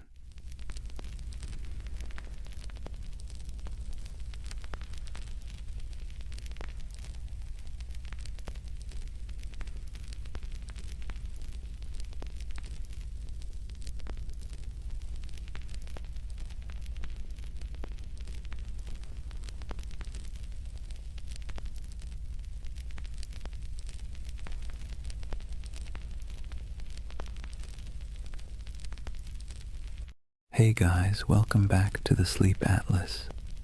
Tonight, we're wandering into one of those stories that sits somewhere between history and myth, the kind that makes textbooks squirm but conspiracy theorists cheer. We're talking about the Anunnaki, the ancient gods of Mesopotamia, the so-called Great Ones, whose names have echoed for thousands of years. Now, before you picture little green men zipping around in flying saucers, let's be clear. The Anunnaki weren't dreamt up by modern sci-fi. They were very real to the people of ancient Mesopotamia, the Sumerians, Akkadians, Babylonians, and Assyrians, who lived their entire lives believing these beings were watching, judging, and occasionally meddling in their affairs. These gods weren't distant. They weren't serene. They were moody, demanding, and sometimes alarmingly human in their behavior. But here's the twist. In the last few decades, the Anunnaki have been rebranded, plucked out of their ancient temples and repackaged as spacefaring engineers who supposedly created humanity. You've probably seen them pop up on late-night cable documentaries with dramatic music, or in corners of the internet promising that the truth is out there. On one hand, that's entertaining. On the other, it's a perfect reminder that myths are slippery. They change to fit whatever worries and wonders we carry. So tonight, I'm going to tell you their story, the real story, as much as we can piece together from clay tablets, broken myths, and a lot of scholarly head-scratching. We'll wander through the fields of Mesopotamia where ordinary farmers sweated under the sun, convinced that every harvest was a divine test. We'll meet kings who built entire cities just to brag that the Anunnaki approved of them. We'll listen to myths where God squabbled, punished, and occasionally spared humanity. And yes, we'll peek into the modern fascination with aliens because apparently every ancient thing eventually gets abducted by sci-fi. But don't worry, this isn't a lecture. Think of it as a long, meandering, nighttime walk through a world that feels both impossibly distant and strangely familiar. So, dim the lights, maybe pull a blanket a little tighter, and let's drift together into the land between rivers and gods. And before we begin, let me ask, what's keeping you up tonight? Let me know in the comments. I'd love to hear where in the world you're listening from. Settle in. Let's start at the beginning. Chapter 1. Life under the watchful eyes of the gods. Imagine yourself standing in the wide open plain of Mesopotamia, the land between the rivers, the Tigris to the east and the Euphrates to the west. The horizon stretches flat and endless, broken only by the shimmer of heat and the twisting bodies of those unpredictable rivers. The air is heavy, thick with dust and the smell of damp reeds. Somewhere in the distance, a donkey brays, and over all of it, an invisible weight hangs in the air, the belief that the Anunnaki are watching. To the people who lived here thousands of years ago, the rivers weren't just water, they were divine moods made liquid. A generous flood meant the Anunnaki were pleased, a drought meant they were angry, a sudden storm that flattened your barley fields. That was a cosmic tantrum, the gods reminding you who really ran the show.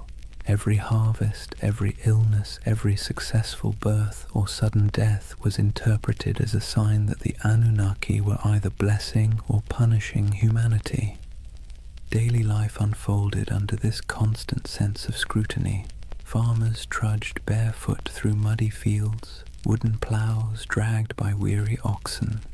Every furrow cut into the soil was not just work, but an offering. An unspoken prayer that the Anunnaki would let the grain grow. Scribes bent over clay tablets in the shade of temples, scratching wedge-shaped symbols into wet clay, convinced that the gods valued their careful accounting of grain, beer, and taxes.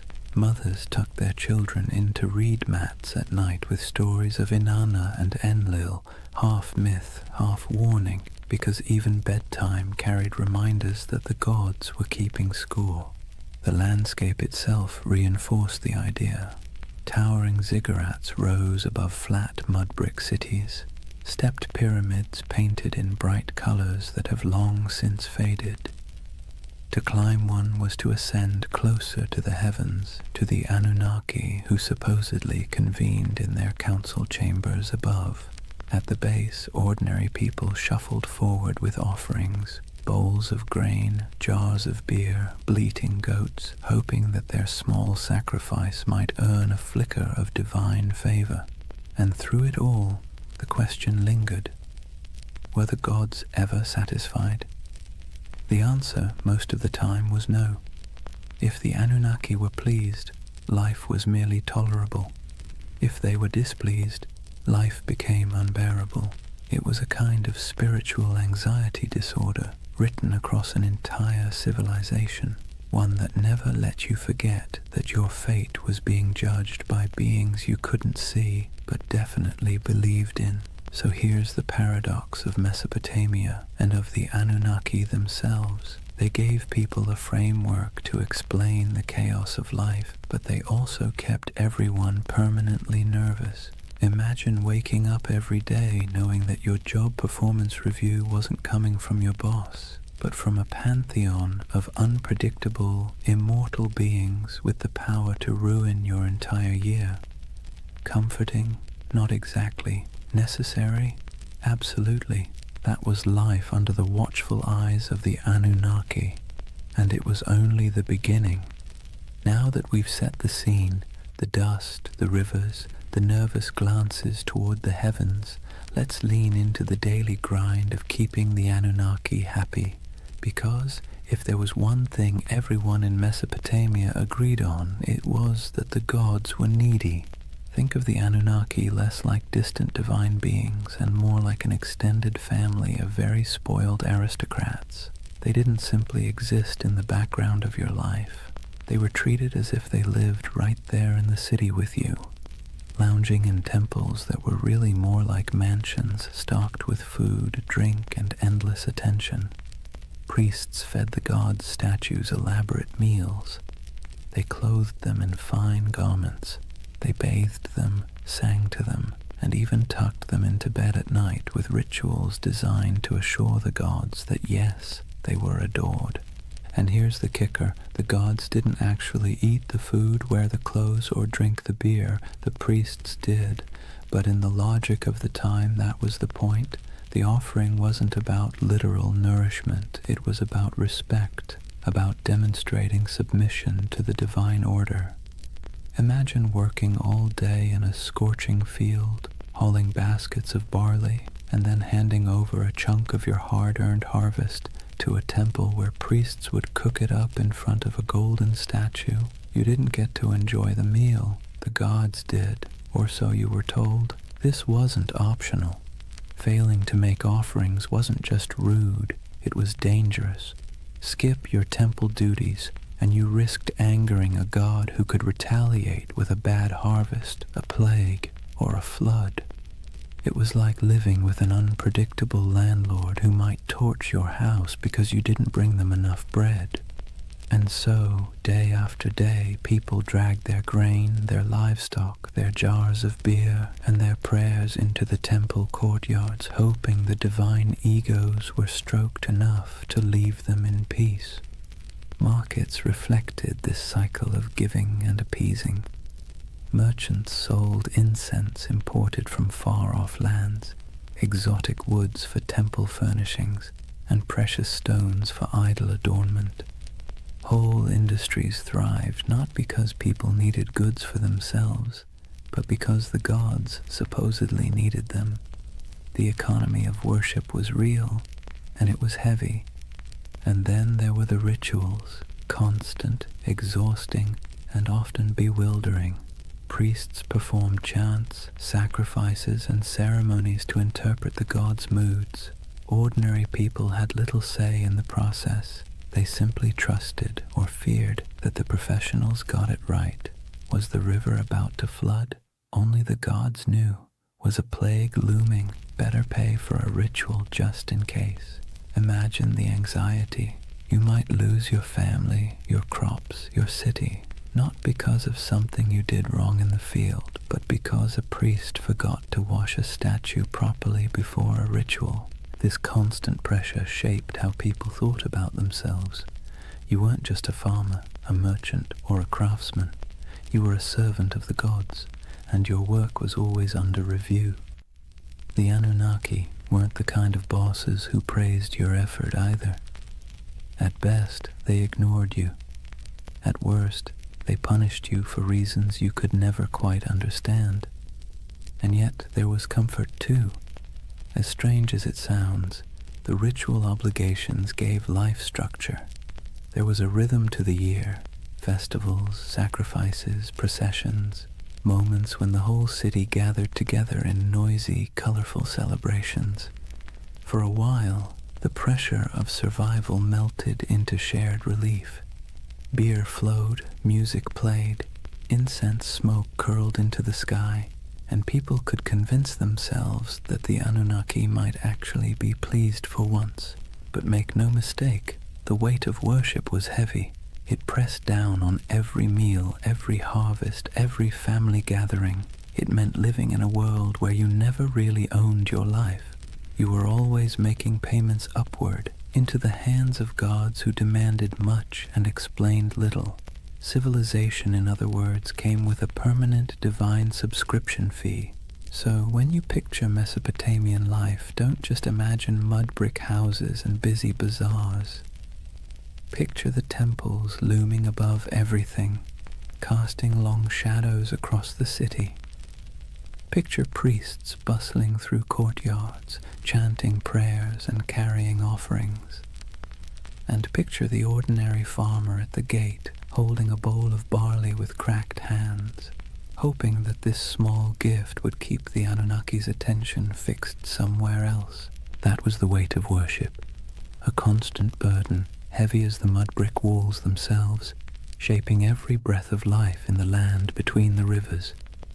If temples were the stage for grand rituals, then the family was where belief in the Anunnaki seeped into the most ordinary corners of life. From the moment you were born in Mesopotamia, you were wrapped in layers of tradition, lore and stories that all reminded you the gods were watching and you had better behave. Picture a household, mud brick walls enclosing a small courtyard with reed mats laid out for sitting and sleeping. The air smells faintly of cooking grain, sheep dung burned for fuel, and maybe onions sizzling in oil if the family was lucky enough to afford them. Life here was simple, cramped, and endlessly repetitive. Yet, hovering over every task, grinding flour, weaving wool, teaching children their chores, was the belief that the Anunnaki were present, judging not just cities or kings, but households too. Families were patriarchal, meaning the oldest male ruled the home, and his authority was framed not as personal power, but as divine order. Fathers were seen as enforcers of a structure that supposedly mirrored the cosmic hierarchy.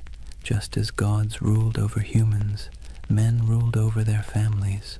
Hammurabi's famous law code spelled this out with brutal clarity. Wives owed obedience, children owed respect, and failure to comply could bring harsh consequences. This wasn't just social convention. It was written into the laws that claimed divine backing from the gods themselves. Mothers carried their own weight, of course. They were the backbone of the household, weaving, grinding, managing food stores, raising children, and passing on the stories that glued the family's beliefs together. Bedtime wasn't a cozy session of fairy tales. It was an education in fear and respect. Children were told myths of Inanna descending to the underworld, of Enlil sending storms, of the Anunnaki judging souls in the afterlife. These stories weren't entertainment so much as early compliance training. The message was clear: live properly or the gods will notice. Children's lives reflected this constant training. Boys learned the family trade early, whether that meant trudging in the fields, selling goods in the marketplace, or, if you were very lucky, scratching cuneiform signs into clay tablets under the harsh eye of a schoolmaster. Girls learned weaving, cooking, and managing the household, roles that prepared them to keep the rhythm of worship alive in the next generation. Even play wasn't free of divine oversight. Children carved little clay figurines of gods and heroes used in games that blurred the line between fun and reverence. Faith wasn't just whispered in prayers, it was baked into family rituals. Before meals, small offerings of grain or beer might be set aside for the household gods. Amulets were hung by doorways to ward off demons. Protective charms shaped like little snarling figures were placed in bedrooms, especially near infants. Birth itself was wrapped in ritual. Women prayed to Ninhursag, goddess of fertility, to protect mother and child, while midwives muttered incantations to keep evil spirits away. From the very first breath, life was understood as a fragile gift, one that could be snatched away if the Anunnaki weren't appeased. And here's the thing, families weren't just private units. They were miniature reflections of the larger city and its hierarchy. Just as kings claimed authority from the gods to rule nations, fathers claimed authority from the gods to rule homes. The same logic that justified empires justified bedtime discipline. Civilization and family structure grew up hand in hand, each reinforcing the other, all under the Anunnaki's restless gaze. Of course, within this strict system there were still moments of warmth. Picture a mother teaching her daughter how to weave, her hands guiding the thread through the loom. Picture a father showing his son how to plant barley, pressing the seeds into the soil with calloused fingers. Picture siblings squabbling in the courtyard, stealing figs, chasing each other until their laughter echoed against mud brick walls. These were human moments, timeless and familiar, lived out under the shadow of divine expectation. So when you think of Mesopotamian families, don't imagine cozy equality or freedom of choice. Imagine order, hierarchy, and obligation, structured from the top down, from the Anunnaki themselves to the smallest child in the household. Family wasn't just family, it was a rehearsal for serving the gods, and every story told at bedtime, every offering laid out at a threshold, every whispered prayer before sleep reinforced the same lesson. The Anunnaki were always listening. That was family and faith in ancient Mesopotamia, woven so tightly together that you couldn't separate one from the other. Home was never just home. It was a microcosm of the cosmic drama played out every day under the eyes of gods who demanded order, loyalty, and obedience. If Mesopotamian families carried the rhythm of worship in their courtyards, then the cities themselves thundered with it. The soundscape of Mesopotamia wasn't just donkeys braying or merchants shouting. Woven through the daily hum was an undercurrent of sacred noise, constant reminders that the Anunnaki were never far away. Imagine walking barefoot across the packed dirt streets of Ur or Uruk, the air heavy with heat and dust. The first thing you'd notice rising above the chatter of the marketplace is chanting, long, steady voices carrying from the temple courtyards. Priests chanted hymns in Sumerian or Akkadian, their words flowing like the rivers themselves, steady, unrelenting, rhythmic. To the people listening, these weren't just words, they were incantations meant to keep the cosmic order intact. If the chanting stopped, who knew what chaos might break loose? Temples were alive with activity. Incense smoldered, releasing thick curls of smoke that clung to the air, sweet and sharp at the same time. The scent was meant to please the gods, but for ordinary people walking by, it was a reminder that the divine was close enough to smell. Lyres plucked their delicate notes in temple courtyards, drums pulsed with steady beats, and flutes added piercing tones that drifted across rooftops. To us, it might sound like music. To them, it was more like maintenance, a sound system designed to keep the Anunnaki pacified. And it wasn't just priests who contributed to the sacred soundscape. Festivals turned entire cities into orchestras of devotion.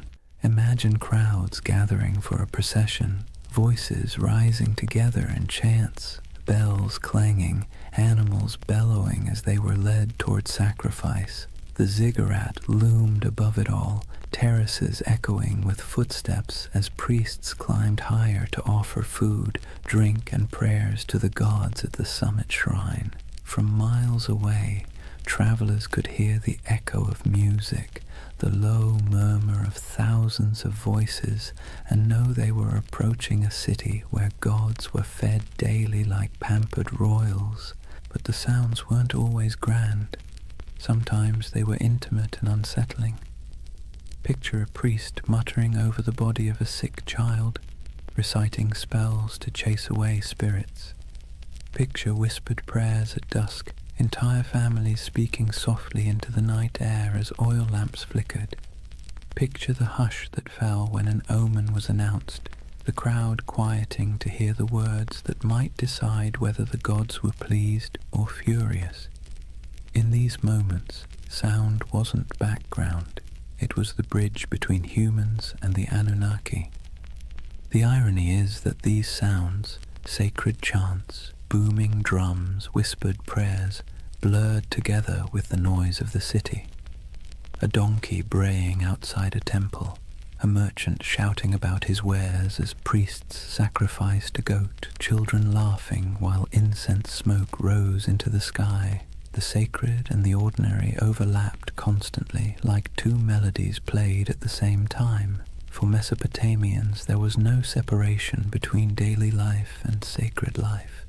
Every sound was part of the same chorus, one directed at keeping the gods content.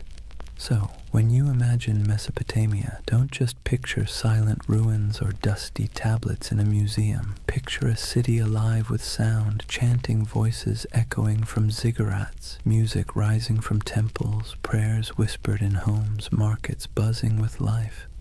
And beneath it all, the steady, unsettling hum of belief, the sense that every sound you made was heard, judged, and recorded by the Anunnaki. That was the soundscape of Mesopotamia, sacred and ordinary, human and divine, blending into one endless hymn beneath the gaze of restless gods. So far we've walked the fields, stepped into homes, and stood in the courtyards of temples. But if there's one thread tying all of Mesopotamian life together under the watch of the Anunnaki, it's struggle. Not dramatic Hollywood-style struggle, more like the constant grinding kind. The kind that wears you down day after day until survival itself feels like an act of worship. Imagine yourself as an ordinary farmer standing ankle-deep in a muddy canal, sweat dripping into your eyes as the sun beats down. The water that gives life to your crops also threatens to destroy them, either by flooding too much or not enough. You dig ditches, patch walls, and mutter prayers, hoping Enki might spare you this season. Your back aches, your hands blister, and still the work never stops. Each seed you plant is not just a gamble with the soil, it's a plea to the gods. Or imagine being a craftsman, hunched over a clay tablet, shaping wedge-shaped marks into wet clay. Maybe you're writing receipts, tallying debts, or recording temple rations. The work is tedious, your teacher strict, your mistakes punished, and yet every stroke of your stylus feels like part of something bigger. You're not just tracking grain, you're participating in a divine system where the Anunnaki themselves are imagined to weigh human worth in records and decrees. Disease lurked in the background too.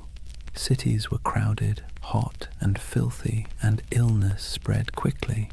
If someone in your family fell sick, you didn't think of germs, you thought of angry gods or lurking demons. Maybe it was punishment, maybe it was bad luck, maybe both. Priests muttered incantations over the feverish burned incense and offered sacrifices. Sometimes it worked, sometimes it didn't. Either way, you believed your life was being tallied by powers you couldn't see.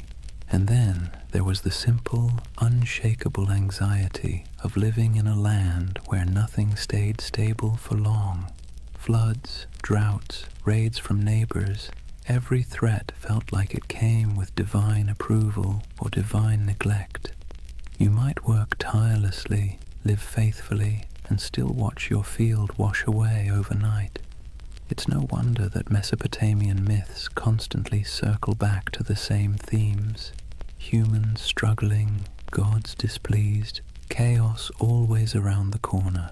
But within that struggle, there was resilience. People endured. They dug new canals after floods, rebuilt homes after raids, prayed louder after disasters. Families bound themselves tightly together. Neighbors leaned on one another in the marketplace, and communities clung to rituals that gave their world meaning. The Anunnaki may have loomed like stern overseers, but the people found ways to keep living, laughing, and even celebrating in the cracks between their hardships. So, when you picture Mesopotamia under the eyes of the Anunnaki, don't imagine endless golden fields or carefree abundance. Imagine sweat-soaked tunics, cracked hands, and weary faces that still lifted toward the ziggurat at dawn. Imagine humanity trying, failing, and trying again, all while believing that somewhere, far above or deep below, the Anunnaki were watching, measuring, and deciding their fate. That was the human struggle. A constant effort to carve order out of chaos, meaning out of hardship, and survival out of a world that felt forever precarious. And in that struggle, civilization itself was born. Chapter 2. The Gods Who Ruled the Skies and Earth. If life in Mesopotamia felt like a constant test, then the examiners were the Anunnaki. These weren't gentle guardian angels or abstract philosophical ideas. They were the great gods, beings who sat at the very top of the divine food chain, descended from the union of Anu, the Sky Father, and Ki, the Earth Mother. To the Mesopotamians, the Anunnaki weren't distant background characters. They were judges, enforcers, and supervisors, always peering down like cosmic landlords who never forgot to collect rent. The word itself, Anunnaki, has a heaviness to it, something that sounds like it should be whispered by torchlight. Ancient scribes described them as the 50 great gods, though their numbers shifted depending on which city you asked. Some texts placed them in the heavens, others in the underworld. In either case, their role was clear. They were the arbiters of fate, the beings who decided whether you lived to see another harvest or whether your name would vanish into dust. Picture it like a cosmic council chamber. Anu presides as the lofty patriarch of the skies, his authority absolute, but his personality distant. He isn't the kind of god you chat with about personal problems. He's the one who sets the tone, like a CEO you've never met, but whose name sits on every memo. Beneath him, Enlil, god of air and storms, is the enforcer, a figure as feared as he was respected. He could bless the land with life-giving rain or flatten it with violent winds. His moods were the weather forecast. Ea, or Enki, the clever god of wisdom and water, often played the role of fixer, the one who bent the rules when the council's decisions were too harsh. Ninhursag, the mother goddess, embodied fertility and nurturance, though even she could be stern when humanity overstepped. The Anunnaki weren't imagined as serene or harmonious. Their council was more like a divine courtroom full of debates, rivalries, and power plays. They were the ones who weighed the fates of kings and commoners alike. If a ruler conquered a rival city, it was because the Anunnaki permitted it. If a plague swept through the streets, it was because the Anunnaki had signed off on the punishment. Their decisions rippled down into every corner of daily life, from the canals of farmers to the palaces of kings. And while ordinary people couldn't see them directly, their presence was everywhere. Every temple inscription invoked their names. Every prayer carried their authority. Every law code claimed their approval. Kings ruled not because of military might alone, but because they claimed to be chosen by the Anunnaki. To question their power was to question the gods themselves, and that was a career-ending move, if not a life-ending one. So, when you picture Mesopotamian religion, don't imagine a single figure like Zeus hurling thunderbolts or a kindly creator painting the skies. Imagine a boardroom full of moody, powerful beings, each with their own agenda, each wielding immense influence over humanity. Some offered guidance, some unleashed terror, and all demanded constant recognition. The Anunnaki were both the architects and the auditors of civilization, and their signatures were stamped on everything that survived from Mesopotamian life. They weren't just gods in stories. They were the living framework of reality, the background hum of existence. And under their watchful eyes, humanity took its first halting steps into what we call civilization.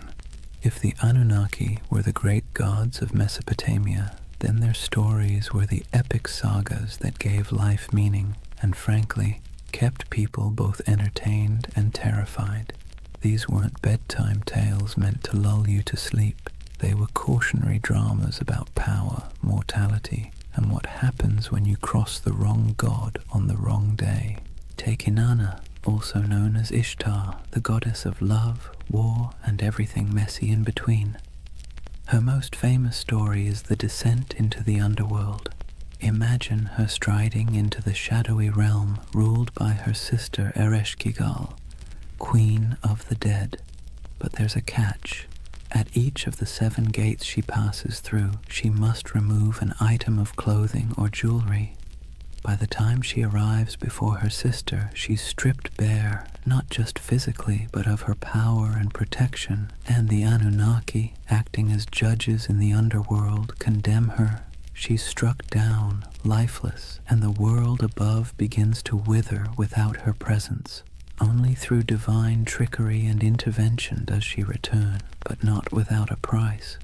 Her lover, Dumuzi, is dragged down to take her place for part of the year. It's a story about death and rebirth, about the cycles of fertility and decay, but also about how even the mightiest goddess isn't immune to the stern judgments of the Anunnaki. Then there's Enlil, the god of storms, whose power was as unpredictable as the weather he ruled. In one tale, he decides humanity has become too noisy. Seriously, that was their crime, just existing too loudly, and pushes for their destruction. You can imagine a farmer shaking his head at this, muttering, "We break our backs in the sun, and still the gods complain we're too chatty." But it wasn't just petty annoyance. The Anunnaki gathered as a council to decide humanity's fate, and their verdict carried the weight of life and death. Enki, the god of wisdom and water, often acted as a counterbalance. He was the sly one, slipping humanity a lifeline when the other gods turned cruel. He whispers secrets to mortals, helps heroes survive floods, and generally makes sure that civilization doesn't collapse entirely under the divine equivalent of poor management. His rivalry with other Anunnaki, especially when their decrees seemed harsh, created the tension at the heart of many myths. Without him, the stories would end a lot sooner, usually with humanity wiped off the map. The Anunnaki didn't just sit around in myths as background figures. They were portrayed as active enforcers of cosmic law. They're described as judges in the underworld, weighing the souls of the dead. They show up in tales as the arbiters of fate, determining whether kings succeed or fall. To the Mesopotamians, this wasn't abstract philosophy. It was how the universe worked. The Anunnaki weren't just on the stage. They were the directors, the critics, and occasionally the executioners. And then, of course, there's the divine drama. Rivalries, betrayals, and power grabs weren't unique to human kings. The Anunnaki mirrored the squabbles of earthly rulers. They fought, negotiated, sulked, and occasionally unleashed chaos on a cosmic scale. Every myth reinforced the idea that the universe was not run by serene, detached beings, but by temperamental gods with very human flaws. So, the mythic storylines of the Anunnaki weren't simple tales. They were the scripts by which Mesopotamians understood their place in the world. When you planted your crops, you remembered Inanna's descent. When storms raged, you muttered prayers to Enlil. When you needed a glimmer of hope, you looked to Enki. These stories explained why life was fragile, why the gods were fickle, and why survival always felt like it balanced on the edge of divine whim. If Mesopotamian myths were the great campfire stories of their day, Then the Epic of Gilgamesh was the full-length box set, multi-season, full of drama, cosmic cameos, and the occasional existential crisis. And tucked into this saga, just behind the swagger of Gilgamesh himself, you find the fingerprints of the Anunnaki. They weren't the stars of the show, but they were always present, quietly pulling strings, stamping judgments, and reminding humanity who was really in charge. Gilgamesh, king of Uruk, is portrayed as 2/3 divine, 1/3 human, a math equation that somehow worked in Mesopotamian mythology but would make your high school algebra teacher sweat. Despite his divine heritage, he still lived under the gaze of the Anunnaki. His strength, his ambition, even his arrogance, all of it was tolerated but not entirely unchecked. The Anunnaki weren't about to let one man, no matter how mighty, get away without consequences. Take his quest for immortality. After the death of his companion Enkidu, Gilgamesh is swallowed by grief, staring mortality in the face. And in that grief, he sets out to find Utnapishtim, the Mesopotamian Noah, the one mortal granted eternal life after the Great Flood. But here's the twist. Utnapishtim's story is inseparable from the Anunnaki. It was they who decreed the flood to wipe out humanity, annoyed once again by our collective noisiness. It was they who sealed the fate of countless villages. And it was Ea, sly Ea, who bent the rules by whispering to Utnapishtim, helping him survive in a boat loaded with animals. Without that divine trickery, there would be no flood hero, and thus no quest for Gilgamesh to undertake. When Gilgamesh finally finds Utnapishtim, he's told in no uncertain terms that immortality isn't for him. The Anunnaki themselves had decreed it. When the gods created man, they allotted him death, but life they retained in their own keeping. That line is essentially the fine print of existence. Humanity got the mud bricks, the barley, the back-breaking labor. The gods kept immortality for themselves. Tough luck. Even the great adventures within the epic, slaying Humbaba, guardian of the cedar forest, or killing the bull of heaven after Inanna sends it to punish him, circle back to the gods' involvement. The Anunnaki weren't background noise. They were the referees, deciding when Gilgamesh had crossed a line and when his hubris deserved punishment. The death of Enkidu, for instance, is the direct result of divine judgment. The Anunnaki convene and decree that one of the pair must die for their defiance. Enkidu becomes the casualty, and Gilgamesh, for all his divine strength, can do nothing but weep and rage. What's remarkable is how these stories resonate with us even now. The Epic of Gilgamesh isn't just about a king wrestling lions or digging canals. It's about humanity's oldest anxieties. Why we die, why we suffer, and why no amount of wealth or power can change those facts. And standing behind those anxieties are the Anunnaki, like cosmic administrators who handed humanity its most dreaded memo. Life ends, always. So, as Gilgamesh wandered deserts, scaled mountains, and crossed seas in search of eternal life, he wasn't just wrestling with his own fears. He was wrestling with the verdict of the Anunnaki, a verdict no mortal could ever overturn. His story wasn't just a king's adventure.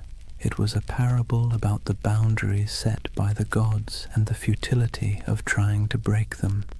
And in the end, Gilgamesh's great realization wasn't that he could cheat death, but that he couldn't.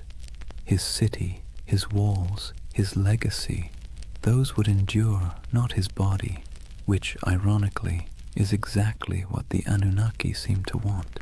Humanity striving, building, suffering, and remembering, but never escaping. Civilization itself, with all its mud, sweat, and noise, became the immortality humans were allowed. If you've ever heard the story of Noah's Ark, you might think it's unique. One righteous man, one enormous boat, a zoo crammed 2 by 2, and a god who decided humanity needed a hard reset. But here's the thing, long before the Bible put pen to parchment, Mesopotamia had already told its version. Several versions, in fact, and at the center of everyone, like judges sitting in an endless board meeting, were the Anunnaki. The earliest version we know comes from the Atrahasis epic. In this story, humanity isn't destroyed because of sin or even bad manners, but because of noise. Yes, noise. Apparently, humans were just too loud for the gods to get a decent night's rest. Picture the Anunnaki sitting in their divine chambers, grumbling like cranky landlords. These humans won't stop partying, yelling, clattering around with their plows. Enough. So they decide to wipe the slate clean. First they try droughts, then plagues, then famine, but nothing seems to stick. Humanity, stubborn as ever, bounces back. Finally, the Anunnaki pull the ultimate lever, a flood to drown every last village. Rivers swell, storms rage, and the land sinks beneath walls of water. Humanity is meant to vanish, a failed experiment erased by divine decree. But one god doesn't quite play along. Enter Ea, clever, cunning, and a little too sympathetic toward mortals for his own good. He whispers a warning to Atrahasis, a man chosen not for his holiness but for his usefulness. Build a boat, Ea advises, and not just any boat, a giant vessel sealed with pitch, stocked with food, and loaded with animals. Atrahasis obeys, and when the waters rise, he and his cargo survive, bobbing above the drowned world like the last ember of human life.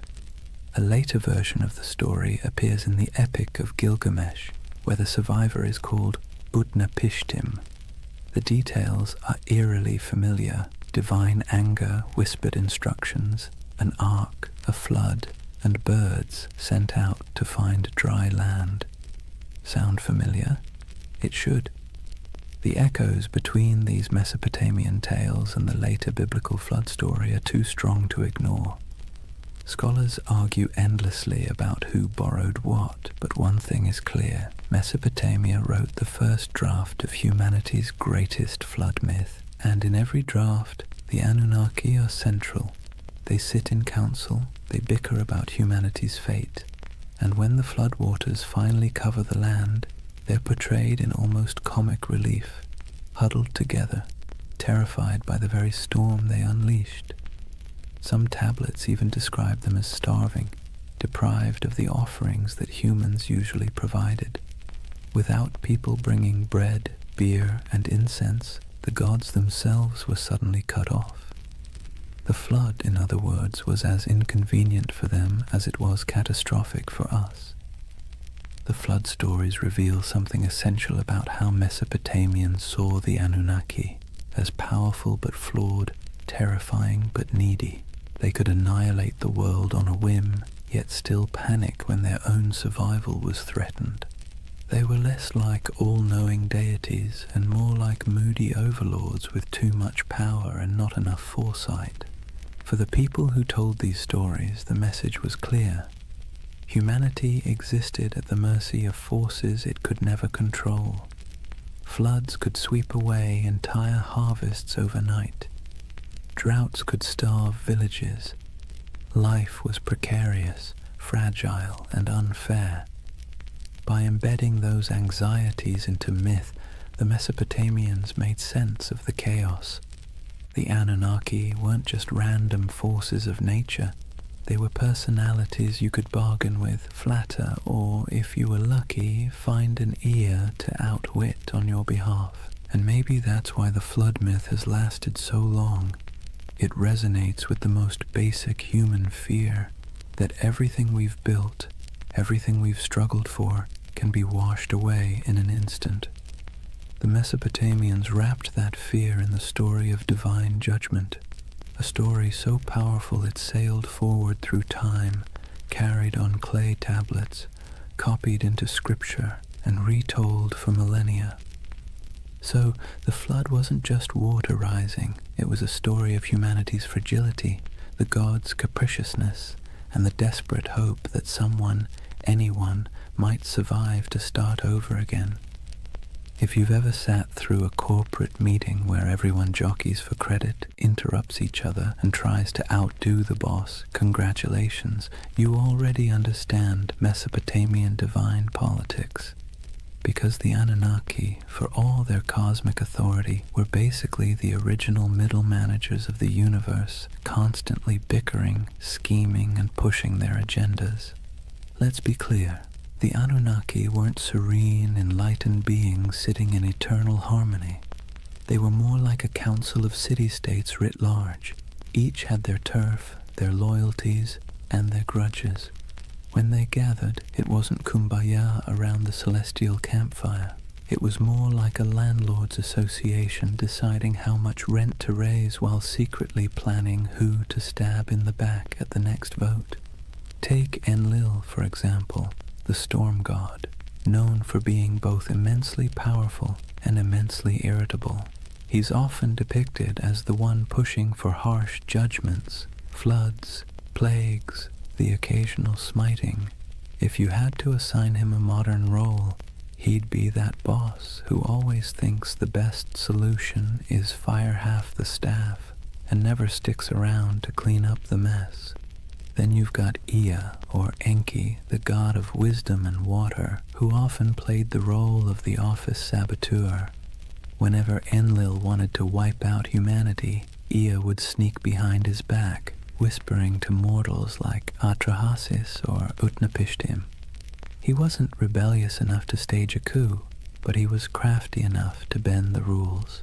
Think of him as the co-worker who nods along in the meeting, then quietly emails the client with a completely different plan. And of course, Inanna, also known as Ishtar, the goddess of love, war, and chaos incarnate. She didn't just play politics, she was politics. One moment she's seducing rivals, the next she's unleashing the bull of heaven on Uruk because Gilgamesh bruised her ego. If the Anunnaki had a group chat, you can bet Inanna was the one sending messages in all caps at 3 a.m. This divine drama mirrored human politics almost perfectly. Kings invoked the Anunnaki to justify their wars. Priests claimed to interpret the gods' wishes, usually in ways that happened to benefit their city. When two cities fought, it wasn't just about irrigation canals or trade routes. It was framed as their gods battling too. The human squabbles were just the earthly reflection of celestial office politics. What's fascinating is that the Anunnaki weren't portrayed as flawless rulers. They were prone to jealousy, anger, and terrible decision-making.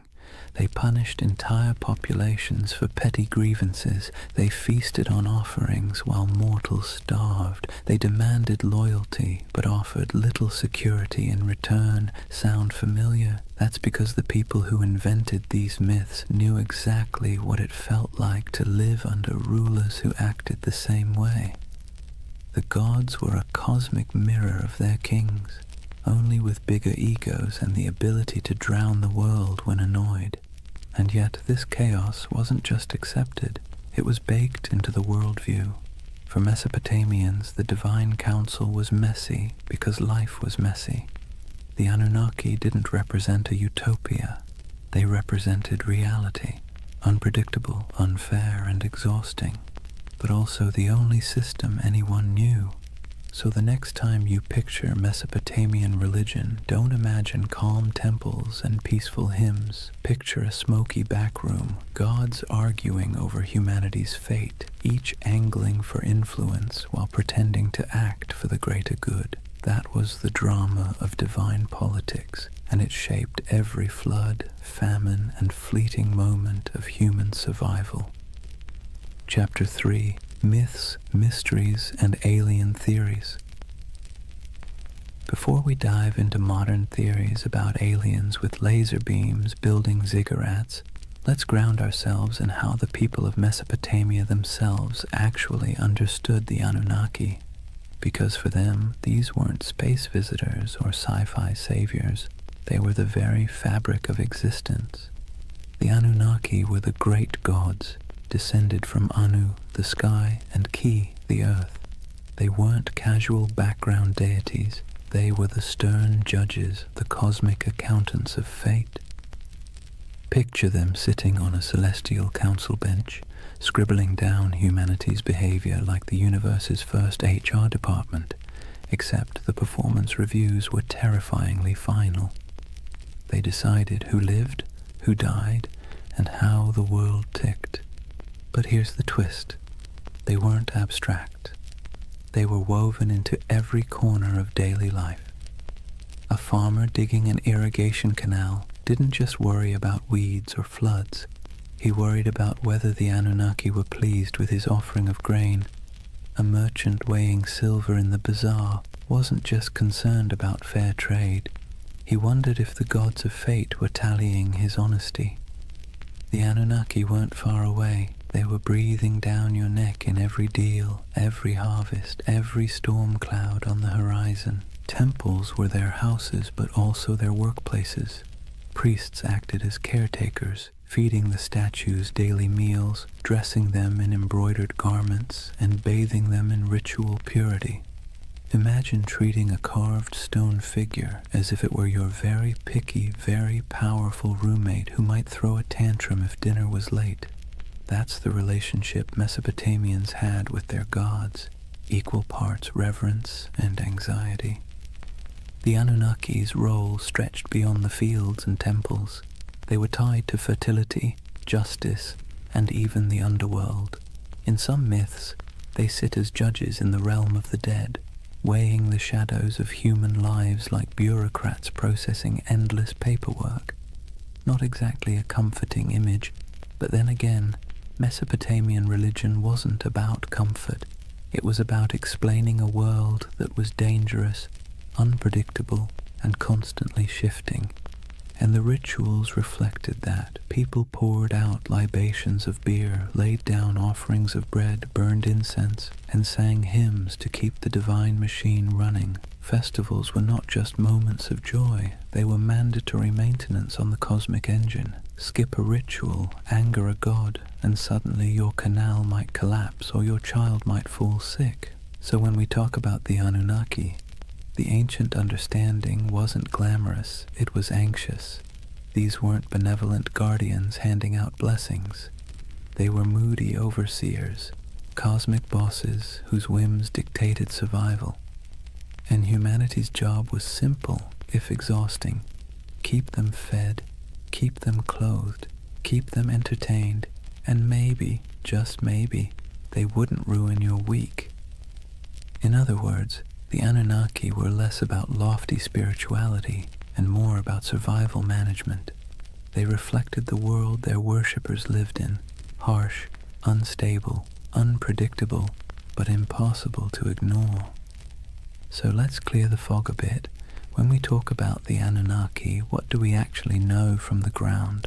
What's been dug up, baked in clay, and translated by bleary-eyed archaeologists squinting at wedge-shaped cuneiform?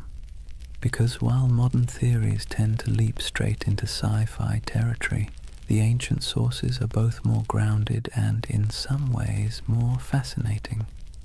The word Anunnaki itself pops up across thousands of years of Mesopotamian texts, from Sumerian myths to Babylonian epics. These weren't obscure fringe deities whispered about in one dusty tablet. They were front and center, woven into the very structure of Mesopotamian religion. They appear in the Enuma Elish, the Babylonian creation story, their judges in underworld texts, their name dropped in royal inscriptions, invoked as divine witnesses to treaties and curses. If you lived in Mesopotamia, you would have heard their names the way we hear the law or the government. Archaeologists have unearthed thousands of cuneiform tablets that mention them. Some are myths, some are hymns. Others are dry administrative lists where the Anunnaki show up as the divine recipients of offerings, bread, beer, livestock, and occasionally the odd luxury good. Imagine seeing your gods listed alongside taxes in a spreadsheet carved into clay. That's how real they were to the people of the time. Visually, the evidence is trickier. Unlike Egyptian gods with instantly recognizable animal heads, the Anunnaki weren't locked into one iconography. Sometimes they're represented as human-like figures in elaborate robes with horned crowns, a symbol of divinity. Other times, they're mentioned collectively, more as a divine council than as individuals with distinct faces. Reliefs from places like Assyria show gods flanking sacred trees, holding ritual objects, or hovering in winged forms. Whether every winged figure should be read as Anunnaki is debated, but what's certain is that these divine images were meant to remind worshippers of cosmic hierarchy, gods above, humans below, no exceptions. Then there are the ziggurats themselves, the massive step temples that dominated Mesopotamian skylines. While we can't slap a label on the bricks reading Anunnaki headquarters, the texts make clear these structures were dedicated to them and their kin. Priests, trained scribes, and entire economic systems revolved around the upkeep of these temples. Archaeological digs at Ur, Uruk, and Babylon show storehouses stuffed with offerings, workshops producing ritual goods, and courtyards where processions would wind past colossal altars. These weren't quaint little shrines. They were institutions, part Wall Street, part Vatican, part government office, all in the name of gods like the Anunnaki. Of course, the tablets don't answer every question. They leave gaps. Frustrating gaps that modern minds love to fill with speculation. Did the Anunnaki descend from the heavens in some dazzling moment of contact? The texts never say that. Did they genetically engineer humans in a laboratory? No mention. What they do say is that the Anunnaki were the arbiters of fate, the enforcers of divine will, and the ever-watchful overseers of human existence. They're described as present in the underworld, as the ones who decree destinies, and as an assembly that even other gods had to respect. The challenge and the beauty of the archaeological evidence is that it roots the Anunnaki firmly in the ancient imagination without giving us neat answers. What survives is clay, dry, cracked tablets that were once wet mud in the hands of scribes. Reliefs chipped out of palace walls, broken statues that once carried offerings, the echoes of rituals performed in smoke-filled courtyards. The Anunnaki live on through these fragments, like a puzzle with half the pieces missing, and maybe that's why they remain so compelling, because the evidence is enough to prove they were central to Mesopotamian life, but not enough to fully explain them, which leaves space, too much space, for centuries of speculation from serious scholarship to, well, let's just say, less serious theories about alien overlords building irrigation canals. Now, here's where things take a sharp turn from dusty tablets to late-night cable television. For thousands of years, the Anunnaki lived quietly in broken clay fragments and forgotten ziggurats.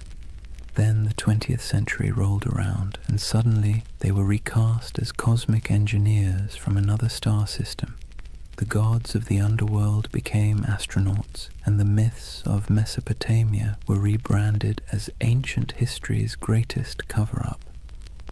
The name most associated with this reimagining is Zecharia Sitchin, a writer who in the 1970s published a series of books claiming that the Anunnaki weren't just gods.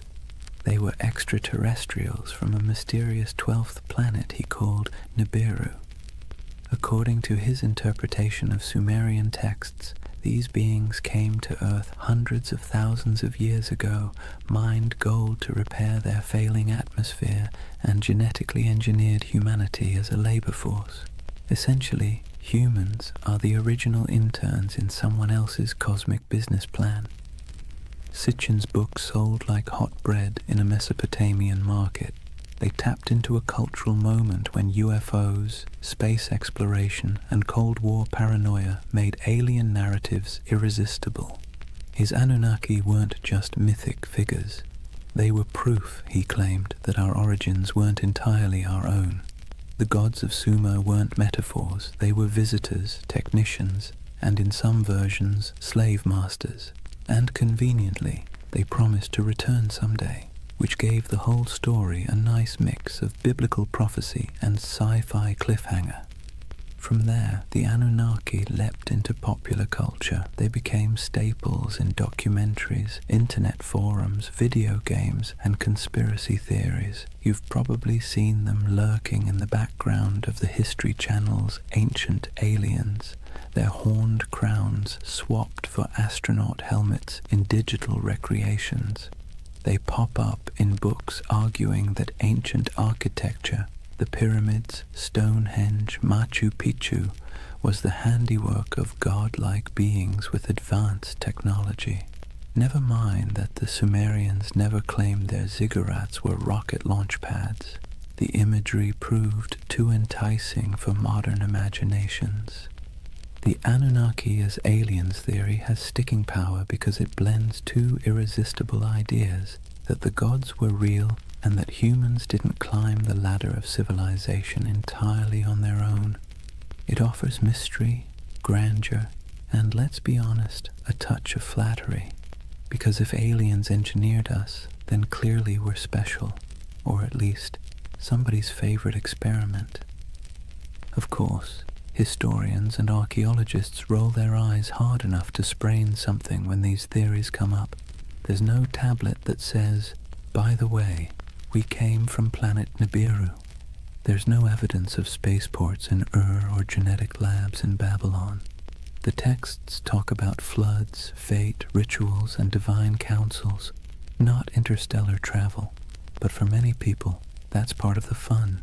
The gaps in the evidence are fertile ground for imagination, and Sitchin's Anunnaki filled those gaps in a way that captured millions of readers. It's worth pausing, though, to ask why.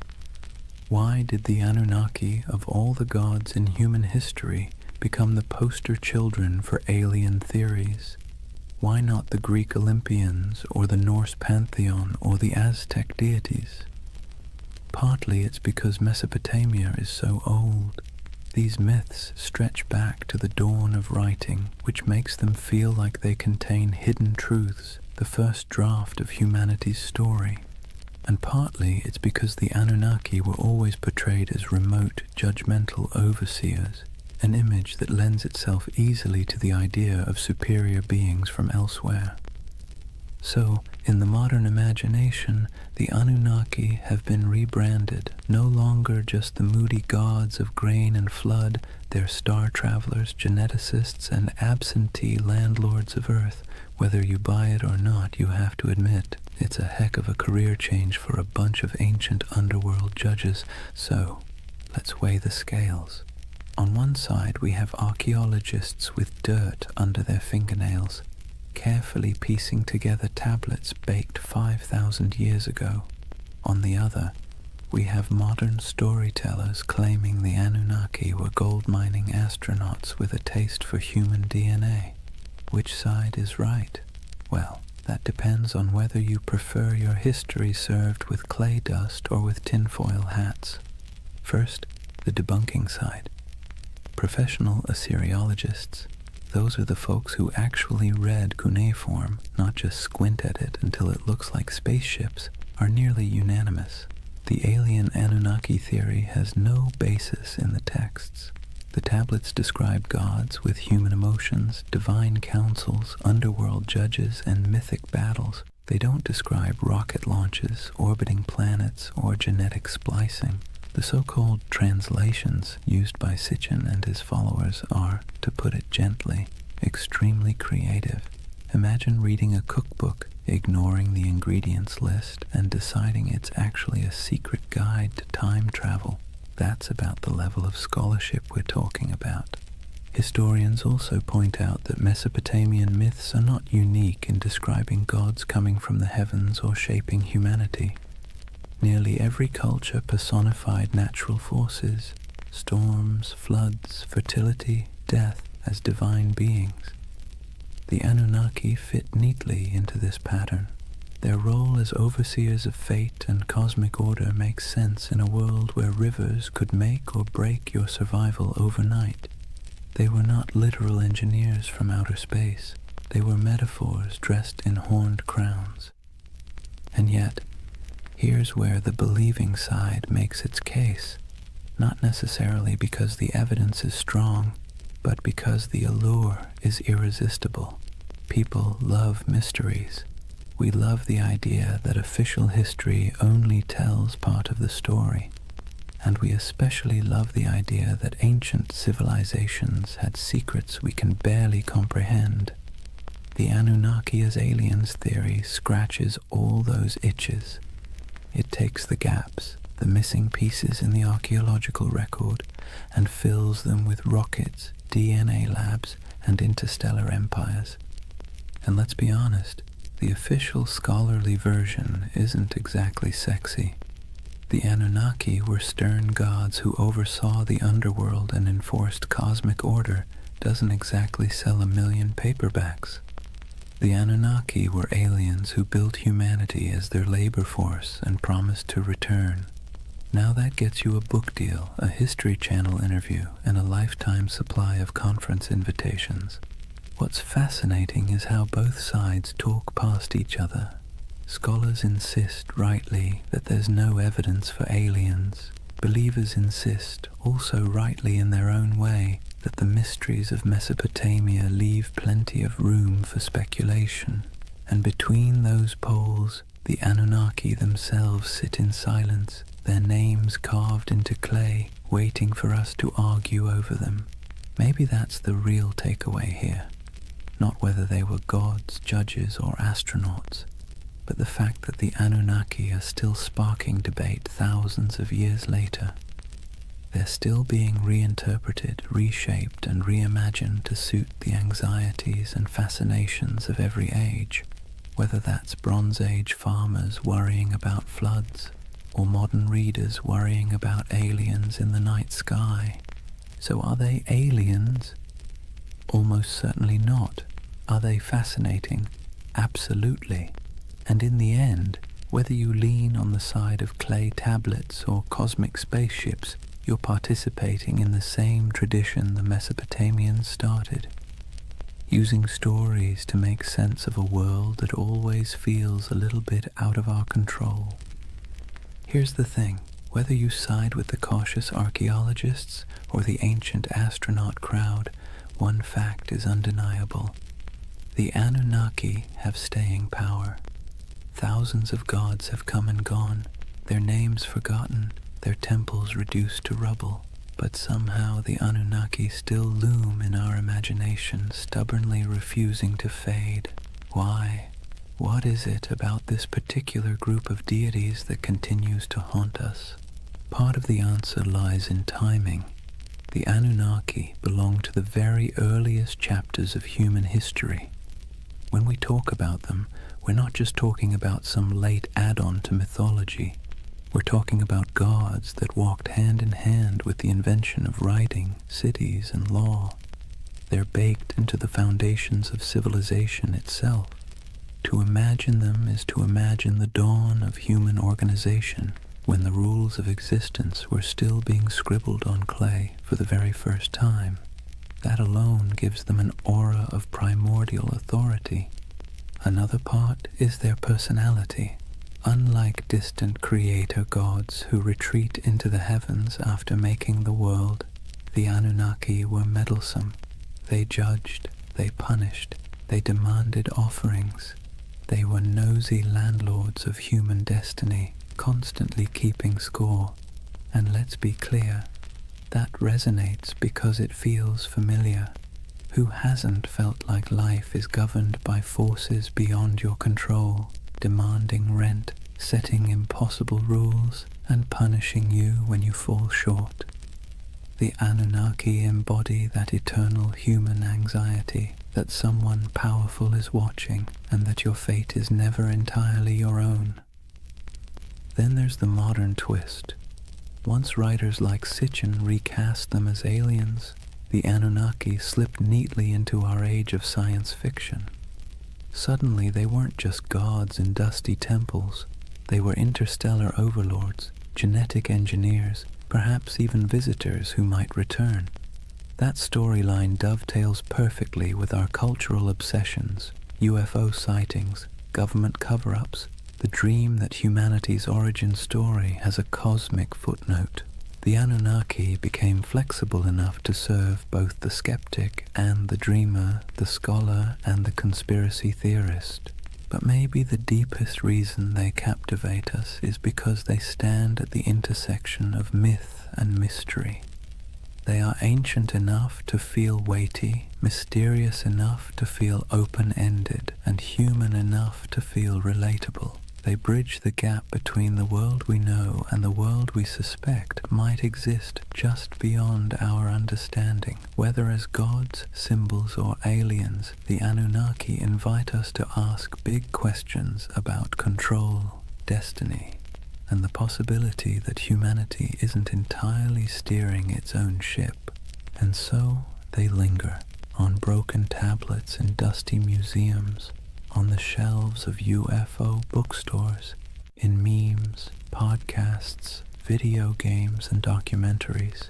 They've outlived the cities that once worshipped them, and they'll probably outlive our own stories too, because the Anunnaki aren't just gods of the underworld, they're gods of imagination, and that, in the end, might be the only immortality any deity truly needs.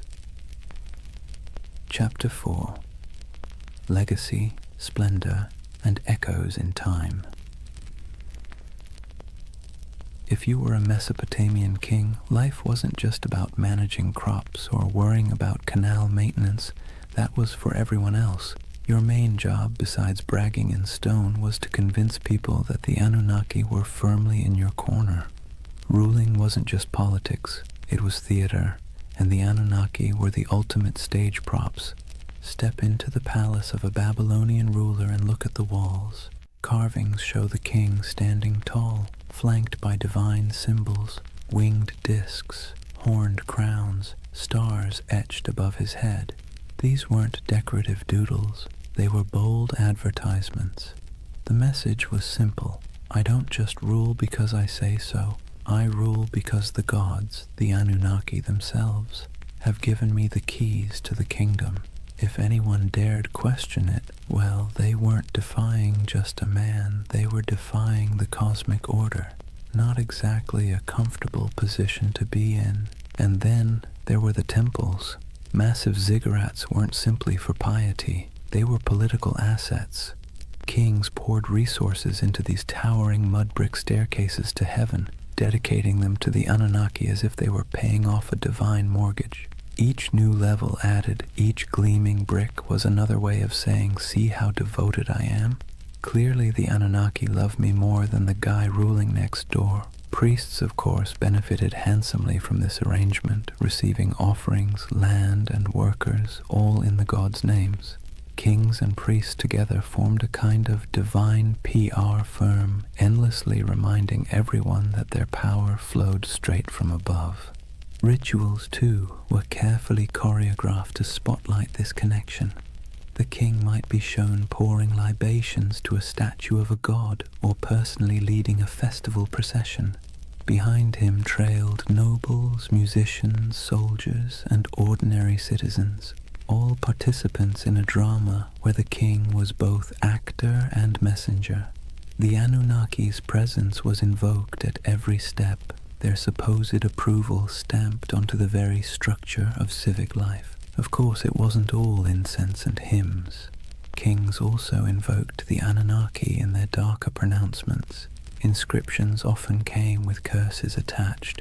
Whoever defaces this monument, may the Anunnaki destroy his seed, wither his fields, and turn his name to dust. Nothing like a little cosmic threat to keep people from messing with your statues. The Anunnaki became both benefactors and enforcers, tools for rulers to extend their grip long after their actual armies had gone home. To the elite, the Anunnaki were less distant deities and more political allies. Their approval justified expansion, conquest, and the construction of monumental architecture. Their names adorned treaties, their authority sealed laws, and their imagined presence loomed over courts and councils. Ordinary Mesopotamians might have seen the Anunnaki as stern judges of fate, but for kings they were a brand, one you invested in heavily because without it your power was just another mud-brick palace waiting to crumble. And so when you think of Mesopotamian splendor, banquets with honey cakes and music, dazzling gates covered in glazed brick, kings reclining in luxury, remember that every goblet raised was, at least on paper, raised in honor of the Anunnaki. The gods were everywhere, woven into the very fabric of elite life, both as protectors and as the ultimate marketing department. Let's step outside the palaces for a moment and see how different life looked depending on where you stood in Mesopotamian society. Because while kings and nobles could commission inscriptions boasting about their cozy relationship with the Anunnaki, ordinary people experienced those gods in very different, far less glamorous ways. Start with the farmer. He rises before dawn, trudges barefoot through mud, and pours out a portion of his precious grain as an offering. That handful of barley might be the difference between feeding his family through the week or going hungry, but the ritual isn't optional. The Anunnaki need to be kept happy, or at least not too angry, and so sacrifices are made. For him, the gods are stern overseers whose moods swing with the floods, the plagues, and the weather. His prayers are not about glory or legacy. They are desperate petitions for rain, for healthy crops, for the survival of his children. Now step into the temple courtyard. Here, priests oversee elaborate offerings, roasted lamb, beer poured into bowls, incense rising in aromatic clouds. Nobles and kings show up too, parading gifts of gold and silver, dedicating massive feasts in the gods' names. On the surface, it looks like everyone is worshipping the same deities, but the scale is entirely different. Where the farmer gives a clay bowl of bread, the king gives an entire bull. Where the laborer prays for enough water to survive the season, the ruler prays for divine sanction to conquer a neighboring city. Same gods, very different wish lists. And that's the irony. The Anunnaki were invoked as protectors of the entire community, yet the experience of worship was stratified. For the elite, ceremonies doubled as political theater. A grand feast for the gods also reminded the crowd who had the wealth to host it. Statues clothed in embroidered robes weren't just signs of piety. They were signs of power, gifts only rulers could afford to lavish. The gods, in other words, could be co-opted into a luxury brand. For ordinary people, the relationship was more anxious, even exhausting. You lived in constant fear of offending the divine, often through mistakes you didn't even understand. Did you skip a ritual unknowingly? Did a bad dream mean you had angered a god? The Anunnaki were less symbols of splendor and more reminders of how small, fragile, and vulnerable your life was. While kings used the Anunnaki to justify authority, you used them as insurance, however unreliable, against catastrophe. So picture the contrast. In the palace, banquets lit by oil lamps, honey cakes dripping with syrup, nobles reclining as musicians play, the king raising a jeweled cup to the gods. In the commoner's home, a dim reed fire, a bowl of barley porridge, children sleeping on mats while parents whisper prayers that the river won't flood that night. Both acts are framed as honoring the Anunnaki, but the emotional reality could not be more different. And yet, this inequality was accepted because it was dressed in the language of religion. If the Anunnaki had chosen to bless the king with riches, then clearly the king deserved it. If a farmer struggled, well, perhaps he had failed to please the gods properly. Religion became the great explainer of inequality, smoothing over cracks by wrapping them in divine will. The gods, it seemed, loved hierarchy just as much as kings did. That divide between the opulence of elite worship and the bare-bones devotion of ordinary people reveals something profound about Mesopotamian civilization. The Anunnaki weren't just deities of the skies and underworld. They were instruments of power, woven into the daily grind of survival for some, and the dazzling spectacle of glory for others. Nothing lasts forever, not even gods. For centuries, the Anunnaki dominated Mesopotamian imagination. They judged in the underworld, presided in temples, and loomed over every prayer, curse, and clay tablet. But slowly, quietly, they began to fade, not because people suddenly stopped believing in gods altogether, far from it, but because new powers, new empires, and new religions rolled in, sweeping the old names into the shadows. It began with conquest. Mesopotamia was never an isolated bubble. It was a crossroads where Persians, Greeks, and eventually Romans stamped their own cultures onto the land. Each wave of rulers brought new pantheons, new rituals, and new myths. The Anunnaki, once the unquestioned arbiters of fate, were slowly blended, reshaped, or outright replaced. A Babylonian might once have whispered prayers to Inanna or Enlil, but by the time of the Persians, attention shifted toward Ahura Mazda. Later, under Hellenistic influence, Greek gods elbowed their way into local imagination, blending awkwardly with the old Mesopotamian figures. The Anunnaki became echoes, half-remembered names tucked into older hymns and inscriptions, less feared than they once were. Even in the myths, they began to shrink. In the earliest texts, the Anunnaki were grand, mighty judges of humanity, controllers of storms and harvests. But later, their roles were downplayed, reinterpreted, or demoted. Some became minor underworld deities, their names appearing only in lists or rituals, stripped of personality.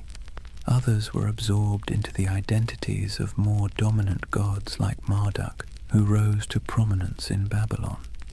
It's as if the divine stage grew crowded, and the Anunnaki were pushed to the background, while new stars took the spotlight. Part of their decline came from the simple fact that memory is fragile. Myths were preserved on clay tablets, but those tablets broke, crumbled, or were buried under centuries of dust. Without scribes constantly rewriting and teaching them, names slipped away, and when temples fell into ruin, when ziggurats melted back into mud, the rituals that once kept the Anunnaki alive dissolved too. Gods require worshippers. Without daily offerings, songs, and fear, even the most intimidating pantheon becomes just a whisper in old stories. Yet their influence didn't vanish completely. Biblical writers remembered Babylon and its gods, often casting them as symbols of arrogance or oppression. Later cultures hinted at shadowy beings who sounded suspiciously like the Anunnaki, stern judges, watchful figures, half-remembered echoes of older myths. But their names, once shouted in temple courtyards, became faint murmurs in academic footnotes and archaeological reports. Imagine walking through the ruins of Ur or Babylon centuries after their decline. The great ziggurats are crumbling, reeds sprouting between broken bricks. Once bustling courtyards are silent save for the wind. The statues of gods are toppled or eroded, their once bright garments long since rotted. To stand there is to feel the silence of forgotten worship, a silence where the Anunnaki once thundered. And yet there's a strange comfort in that silence. Even the gods, it turns out, are subject to time. They too fade, replaced, rewritten.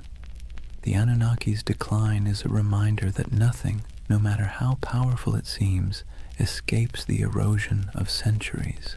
Their temples collapsed, their names blurred, but the idea of them lingers, proof that even when the divine fades, memory holds on, however faintly. The Anunnaki may have faded from temples and clay tablets, but they never disappeared entirely. Instead, they slipped sideways, out of daily worship and into memory, myth, scripture, and eventually pop culture. In some ways, they're more famous today than they were in the last days of Mesopotamia, though not always for reasons a Sumerian priest would recognize. Let's start with the Bible. The Hebrew writers who lived through exile in Babylon didn't forget the overwhelming presence of Mesopotamian gods. They may not have name-dropped the Anunnaki directly, but echoes of their imagery crept in. The Watchers, described in certain apocryphal texts, the Nephilim, giants said to descend from divine beings, carry a suspicious resemblance to older tales of moody gods and semi-divine figures. The story of the Tower of Babel itself feels like a faint shadow of the ziggurats, those stairways to the heavens where priests once claimed the gods descended.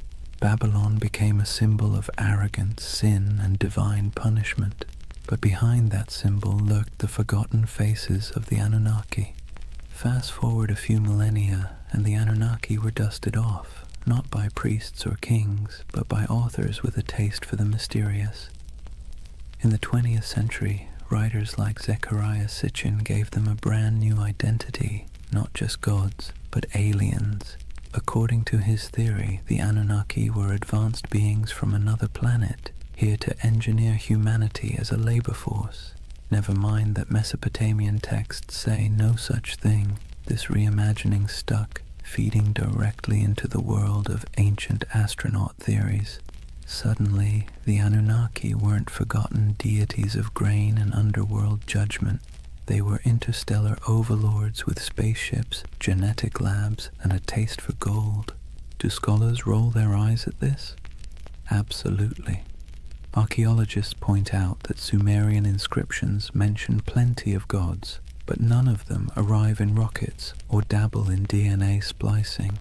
Still, the theory has traction because it taps into a deep human itch, the sense that our past hides secrets, that civilization began not just with mud and sweat, but with some kind of hidden intervention.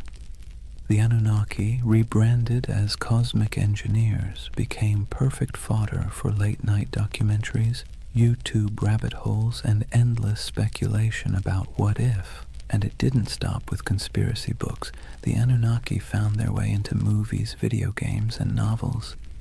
They appear as shadowy gods in fantasy series, as alien overlords in science fiction, as mysterious powers in role-playing games.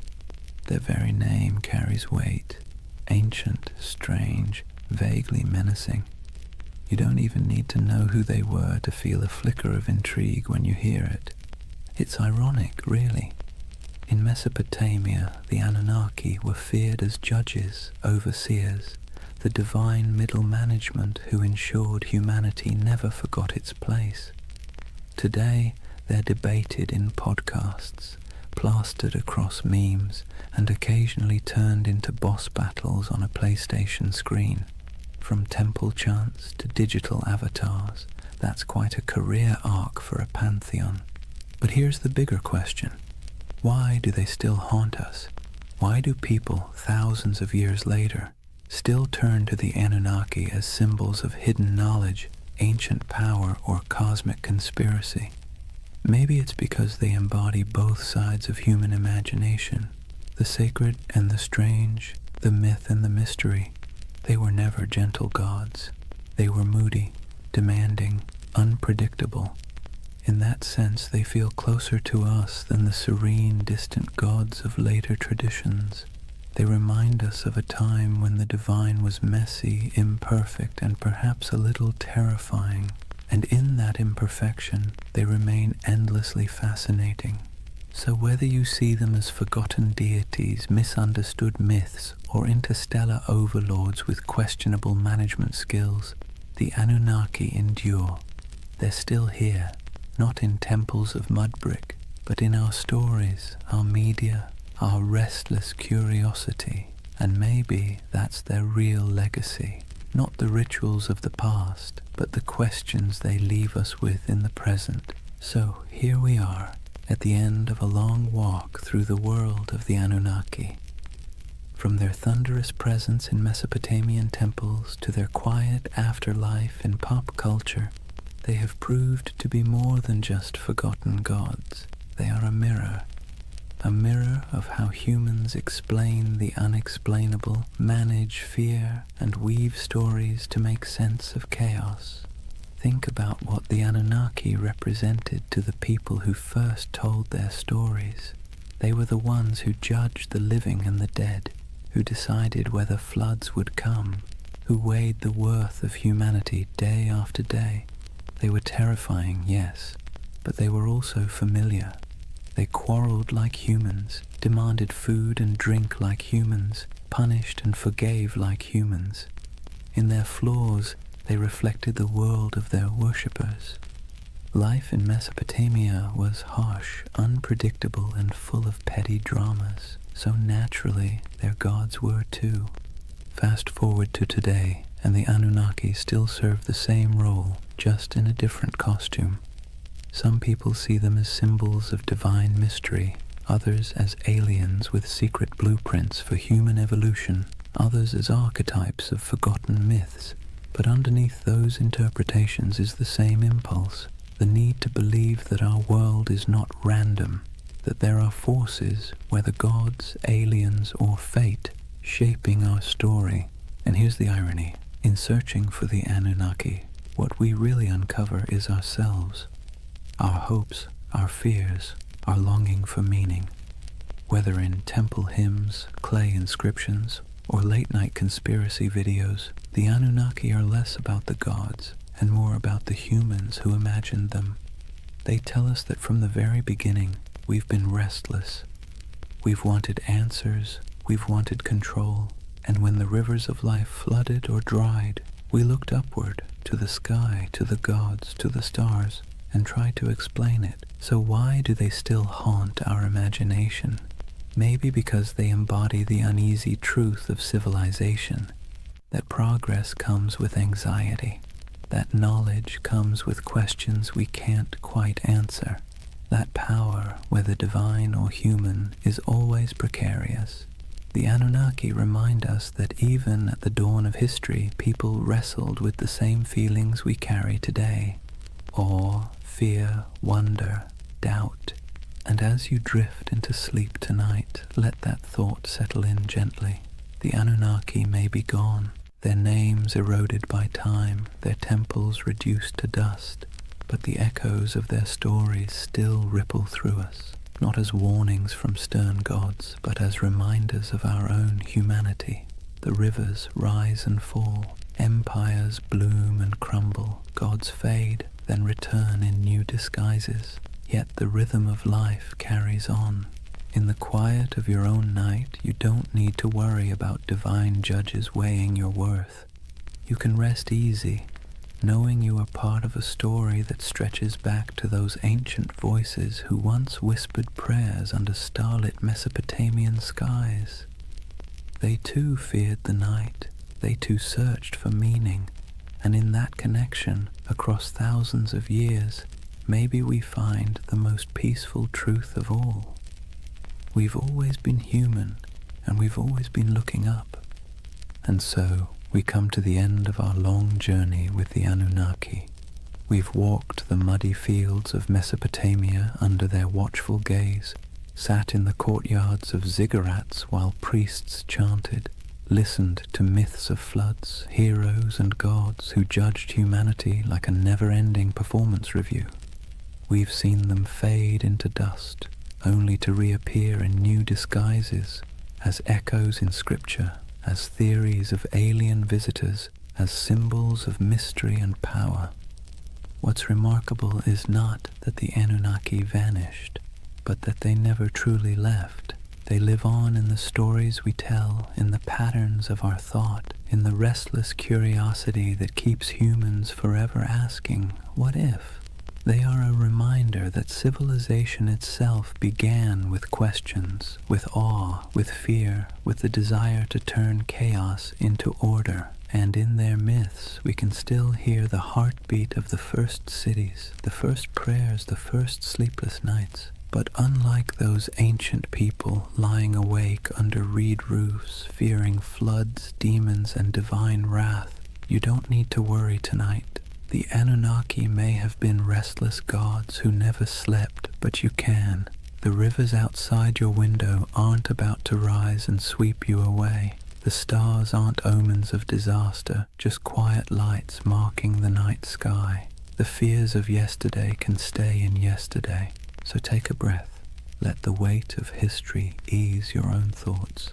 The Anunnaki watched over their world with suspicion and judgment, but you can rest in a world that has carried their stories forward, softened by time, transformed into echoes. Close your eyes and let the myths fade into dream. The gods may never have slept, but tonight you can. Good night.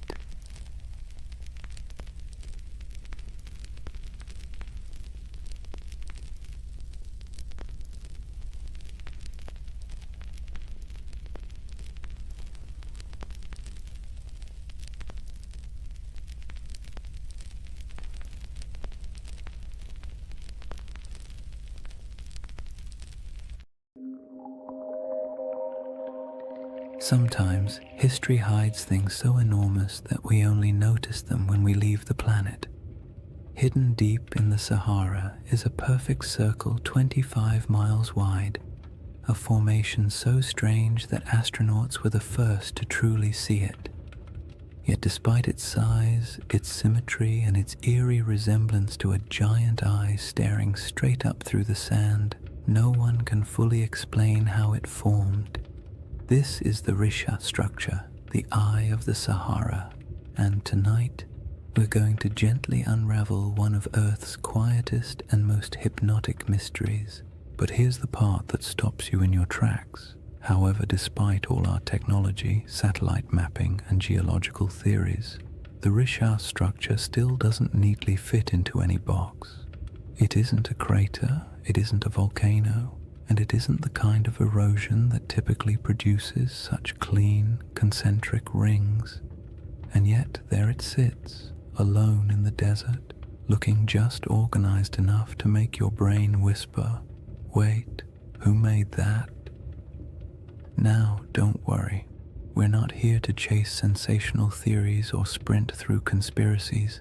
This channel is all about slowing down, letting curiosity stretch out a bit, and using history's strangest corners as gentle stepping stones toward rest. So if you're someone who falls asleep best to ancient civilizations, quiet landscapes, and mysteries wrapped in soft, soothing detail, you're in the right place tonight. Go ahead and dim the lights, settle in, and if you haven't already, subscribe to continue exploring the enigmatic corners of history that make the perfect companions for sleep. And let me know in the comments where you're tuning in from and what time it is for you. I really do love seeing the entire world checking in. Tonight's journey starts with the moment humanity first encountered the Rishat structure. Not from the shifting dunes below, but from hundreds of miles above the Earth, where astronauts stared down at the Sahara and spotted something that absolutely shouldn't have been there. From that strange cosmic discovery, we'll move slowly backward through time to the lush green Sahara that existed long before the desert we know, to the geological puzzles that still bother scientists, and eventually to the gentle whispers of an ancient legend you may already be thinking about. So take a breath, let your shoulders relax, and whenever you're ready, we'll begin with Chapter 1, the moment we first glanced down from orbit and saw the eye looking back. Chapter 1. The Eye That Shouldn't Exist. Imagine looking down at Earth from orbit, the Sahara stretched beneath you in soft, endless waves of gold. From up there, the desert doesn't look harsh or unforgiving. It looks calm, like a giant sleeping creature under a pale blue sky. Astronauts have always taken moments to stare at the planet that way, partly out of awe, partly out of boredom, and partly because when you're strapped into a metal capsule moving faster than anything humans were ever meant to travel in, looking out the window is one of the few activities that doesn't involve switches, checklists, or mild existential dread. But during one of those early missions in the 1960s, a crew noticed something unusual, a shape far too large, too perfect, and too strange to ignore. Down on the desert floor, there was a circle, a perfect circle, 25 miles across, spiraling outward in broad rings that looked almost architectural. Not a crater, not a mountain, not a lake, just a massive, quiet symbol pressed into the land, so large that the only way to truly see it was to leave the planet entirely. To those astronauts, it looked like an eye staring straight back at them from the surface of Mauritania, the Richat structure, though it didn't have that name yet. At the time, it was simply that giant thing nobody expected. From a distance of hundreds of miles, the symmetry was unmistakable: perfect curves, clean rings, a massive pupil-shaped center. It had the kind of geometry that makes your brain immediately start asking questions it can't answer. Why is it so round? Who carved it? What force makes a shape like this in a place so empty? And perhaps the most unsettling question of all, how could something this big go unnoticed for so long? On the ground, the Richat structure is much less obvious. If you were walking across it on foot, you wouldn't see a circle at all. You'd just see gentle ridges rising and falling, interrupted by patches of rock, sand, and stubborn little plants that somehow decided this environment was worth the trouble. Nothing about it screams perfect cosmic spiral. From eye level, it looks like any other collection of rocky hills, the kind of place early travelers might have grumbled about after stubbing a toe or losing a sandal in a patch of loose sand. People likely passed through it for thousands of years without realizing they were walking across something extraordinary. And that contrast, invisible from below, unavoidable from above, is part of what makes the Richat structure so hypnotic. It's a feature you can only understand by stepping back far enough to see the pattern. It quietly resists being known, as if it only reveals itself to observers who approach from the right angle, with the right distance, and the right amount of patience. Scientists naturally tried to classify it the moment the images came down from orbit. Their job, after all, is to put everything neatly into categories, like very polite librarians of the natural world. But the Richat structure didn't fit easily. Some insisted it must be an impact crater until the evidence disagreed. No signs of shocked quartz, no melted rock, none of the scars left by a cosmic collision. Others suspected a volcano, but there was no volcanic rock. No lava flows, no ash deposits. Then came theories of uplift, erosion, domes, collapses, each one working nicely for the first few sentences before quietly falling apart upon closer inspection. The Richat structure, in classic mysterious fashion, remained cooperative enough to study, but stubborn enough to defy a simple explanation. It sits awkwardly between categories, like a puzzle piece cut in the wrong shape but still clearly belonging to the overall picture. And it doesn't help that it's located in one of the most remote regions of the Sahara, far from major trade routes, major kingdoms, or the kinds of resources that attract large ancient settlements. This is not the place where ancient people built empires or dug canals or left behind giant inscriptions announcing their presence. It's a place of wind, silence, heat, and sand, the kind of environment that erases evidence as quickly as humans can create it. Yet even in that isolation, the Risha structure demands attention. It is too large to ignore, too precise to dismiss, and too quiet to fully understand. You look at it and it feels like a riddle you weren't meant to solve on the first attempt. The desert around it stretches endlessly, dunes rising and falling like slow-motion waves, while the structure itself sits calmly in the center, a spiral carved into a world of shifting sand. There is a strange comfort in its stillness, as if it has been watching changes for far longer than humans have been paying attention, waiting patiently for someone to finally look down and notice. People naturally draw comparisons to ancient tales, especially the ones involving circular cities and lost civilizations swallowed by disaster. Humans are not subtle when it comes to pattern recognition. You show us a shape that even vaguely resembles something familiar, and our imaginations sprint ahead with enthusiasm. A structure with concentric rings in northwest Africa, larger than many ancient cities. The connections write themselves, but resisting those assumptions for now helps us appreciate just how odd the Risha structure is on its own terms. We don't need myths yet. The geology alone is strange enough to occupy the mind, and perhaps the most compelling detail is this. The Risha structure did not emerge in the desert we see today. It predates the dunes, the dryness, the isolation. It formed long before this region became a barren expanse, back when the land was green, watery, and alive. Understanding what this place used to look like changes everything about how we interpret the structure, because the environment around it wasn't always harsh silence.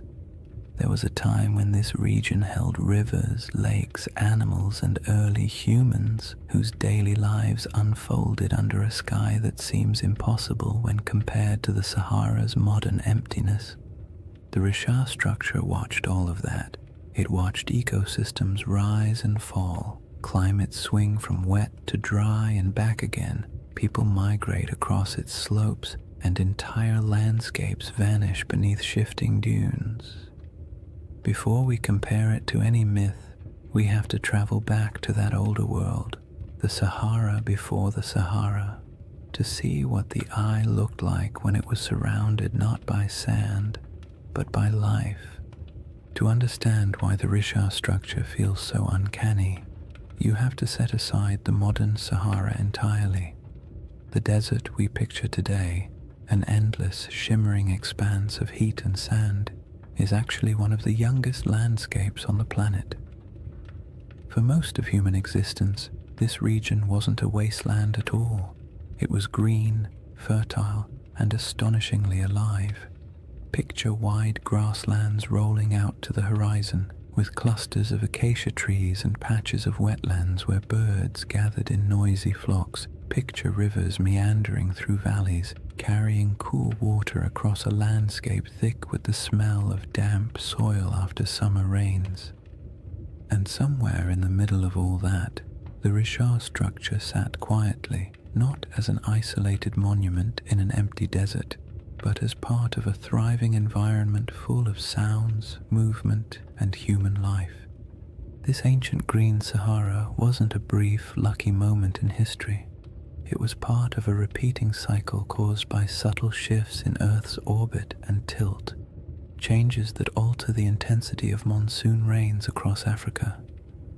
Every so often, rainfall increases enough to transform the desert into a lush savanna. During these humid periods, lakes stretch across thousands of square miles, rivers intersect the plains, and the entire landscape becomes something you'd associate more with national parks than the modern Sahara. One of these lakes, Lake Megachad, grew so large it dwarfed most modern bodies of water. Today it's reduced to a fraction of its former size, but the ancient shoreline is still visible from space, ghostly arcs etched into the ground. People lived in this green Sahara, not mythical super beings or forgotten high-tech civilizations, just ordinary families doing the same things humans have always done. Carrying water, tending fires, raising children, arguing about small chores, making tools because stores wouldn't exist for another 10,000 years. They carved rock art showing giraffes, cattle, and hunters. They painted scenes of life that would feel familiar even now. Herders guiding animals, groups traveling together, children playing near pools of water.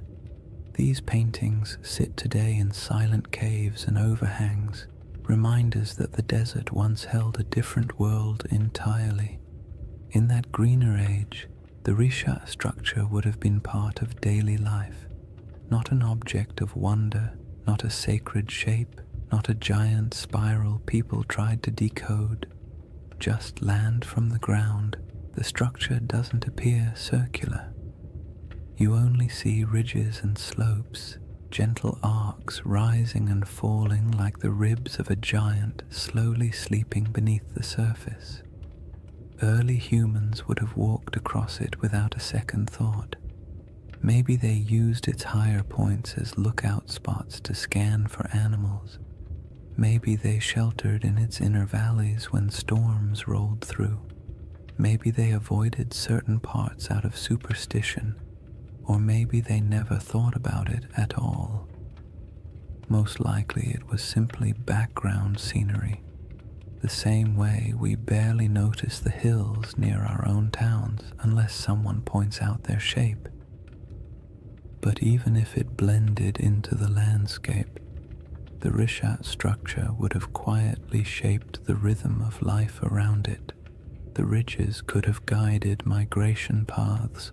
Water might have pooled in certain low areas after seasonal rains. Vegetation could have grown thicker in pockets where moisture collected.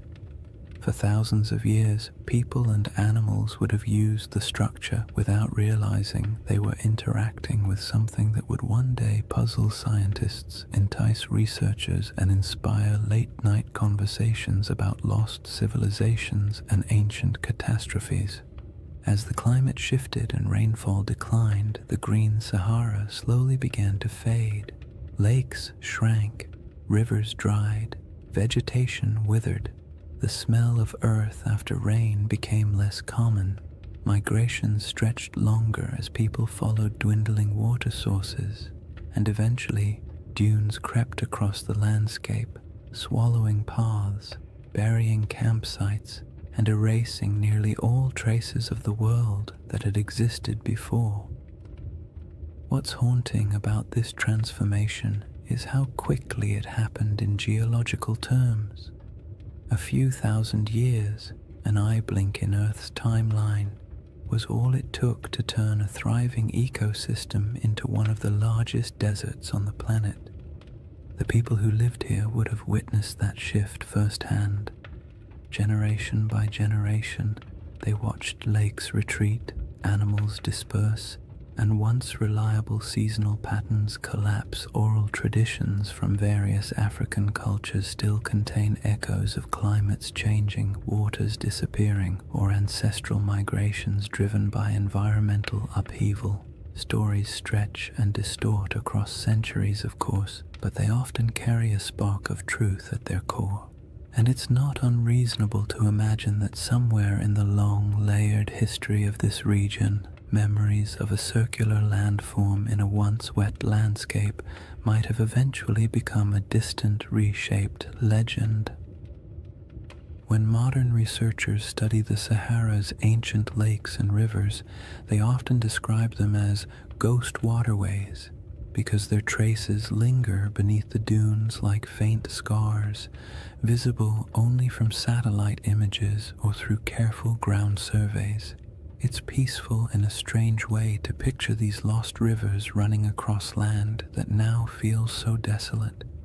The desert is quiet, but beneath that quiet are the outlines of ecosystems that once flourished. The Risha structure existed during all of those cycles. It watched water fill basins, watched wetlands grow thick with life, watched grass return and then die away. It endured storms, sun, wind, and the slow grinding force of erosion. There's something soothing about how unbothered the structure is by all these changes. Landscapes rise and fall, climates swing wildly, civilizations appear and vanish, and the Risha structure simply remains. It doesn't tell its own story. It doesn't announce its presence. It doesn't offer answers. It's just there, a constant in a world where almost nothing else is. And understanding that ancient environment is essential because it sets the stage for the real puzzle, how this enormous circular formation came to be in the first place. The scientific explanations, volcanic uplift, erosion, collapsed domes, answer some questions while raising others. Each theory seems convincing until you begin to examine the details. The Risha structure looks simple from orbit, but grows more complicated the closer you approach it, like a calm surface hiding a tangled set of mysteries beneath. Now that the Sahara's old green world is clear in your mind, the geological puzzle becomes even more intriguing, because any explanation has to account not only for the structure's shape, but for how incredibly long it has stood unchanged through shifting climates and changing environments. The puzzle sits before us, layer after stubborn layer. Once you've pictured the Sahara as it used to be, wet, green, alive, and almost unrecognizable, the Risha structure becomes even stranger, because whatever formed this enormous circle had to withstand everything nature threw at it. Floods, droughts, storms, shifting climates, and entire ecosystems rising and collapsing. And yet it remains, not as a faint trace or a distorted outline, but as a nearly perfect set of rings still visible from space. That kind of durability demands an explanation, and scientists have certainly tried to provide one. The trouble is, each explanation works well for a few minutes before quietly unraveling under closer inspection, as if the Earth itself had decided to play a slow geologic prank on everyone who studies it. The first idea scientists proposed was the most obvious: an impact crater. Something big, something dramatic, something that would have made an enormous noise if anyone had been around to hear it. A meteorite slamming into the ground would create a circular depression, after all. And the Sahara is certainly large enough to have attracted its fair share of flying space debris. But the Rishat structure doesn't behave like a crater. Craters have distinct signatures, very specific patterns of shock, melted rock, and high-pressure minerals that act like the universe's version of a calling card. And the Risha has none of those. In fact, the rocks at its center aren't melted or crushed at all. They're simply there. Old, eroded, stubbornly normal. Not the sort of rocks you'd expect to find at the scene of a cosmic collision. So the meteor theory quietly excused itself from the conversation, and the next geological explanation stepped forward: a volcanic eruption. Volcanoes can create circular features after all, and their plumbing beneath the earth can sometimes produce domes, bulges, and ringed formations. Perhaps the Risha structure was an ancient volcanic dome, the remains of a magma chamber swelling beneath the surface before cooling and collapsing. But again, the evidence refuses to cooperate. There's no volcanic rock, no basalt flows, no ash layers, no hardened lava tubes, nothing that says, yes, once upon a time fire erupted here. The region around the Rishat structure is geologically calm, too calm for the kind of drama that volcanoes tend to bring into the world. The next traditional candidate was an eroded dome, something called a geological uplift. Imagine a bubble pushing up from beneath the crust, slow enough to avoid attracting attention, then eroding away for millions of years until a circular pattern of rocks remains. This idea actually gets halfway close, because the Richard does contain different layers of rock exposed in circular patterns, almost like the inside of a peeled onion, but even this explanation feels incomplete. Uplifts don't usually produce such clean rings. Erosion is messy. Wind and water rarely work with architectural precision, and yet the Richat structure has rings so consistent that they appear intentional when viewed from above. The dome theory explains the general shape, but not the perfection of it, and certainly not its scale. A 25-mile wide circle is not something easily dismissed as coincidence. Even erosion has its limits when it comes to symmetry, and geologists who typically love tidy classifications had to admit the Richat structure was mostly behaving but not entirely cooperating, like a student turning in homework that looks suspiciously too neat compared to their handwriting in class. Then there's the age problem. The rocks that make up the Richat structure are incredibly old, hundreds of millions of years in some places, but the shaping of the structure itself, the exposure of its rings, is much younger, something pushed upward long ago, something eroded later, something left behind a pattern that would eventually catch the eye of anyone staring down from orbit. It's not a single event.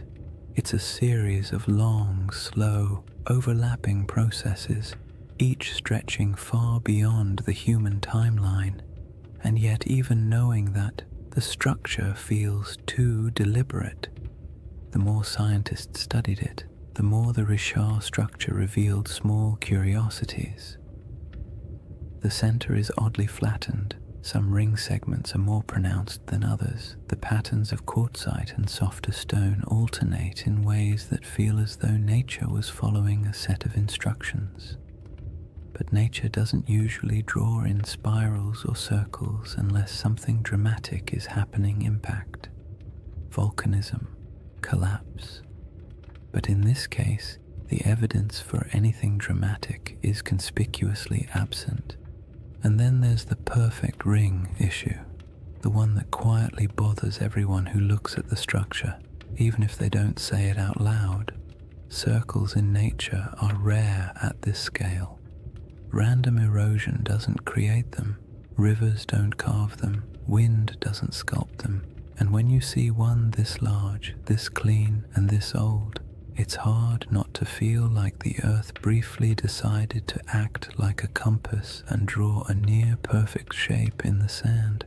It's not surprising that the Richat structure often leaves people with a vague sense of unease, not fear, not dread, just the gentle discomfort of encountering something that feels too orderly in a world built on chaos.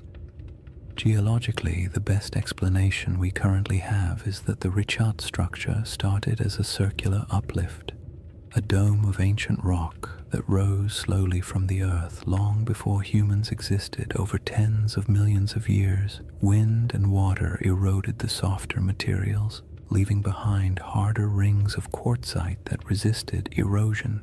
In essence, the shape is a natural accident, a byproduct of uplift plus erosion plus time. But even if this is the correct explanation, it still doesn't quite satisfy the imagination, because most uplifts don't look like this. Most erosion doesn't cooperate so neatly, and so the Richat structure lives in that strange middle space, scientifically explainable, yet visually suspicious, like a naturally occurring optical illusion, a formation that checks enough geological boxes to avoid being classified as supernatural, yet raises enough questions to spark curiosity in anyone who looks at it.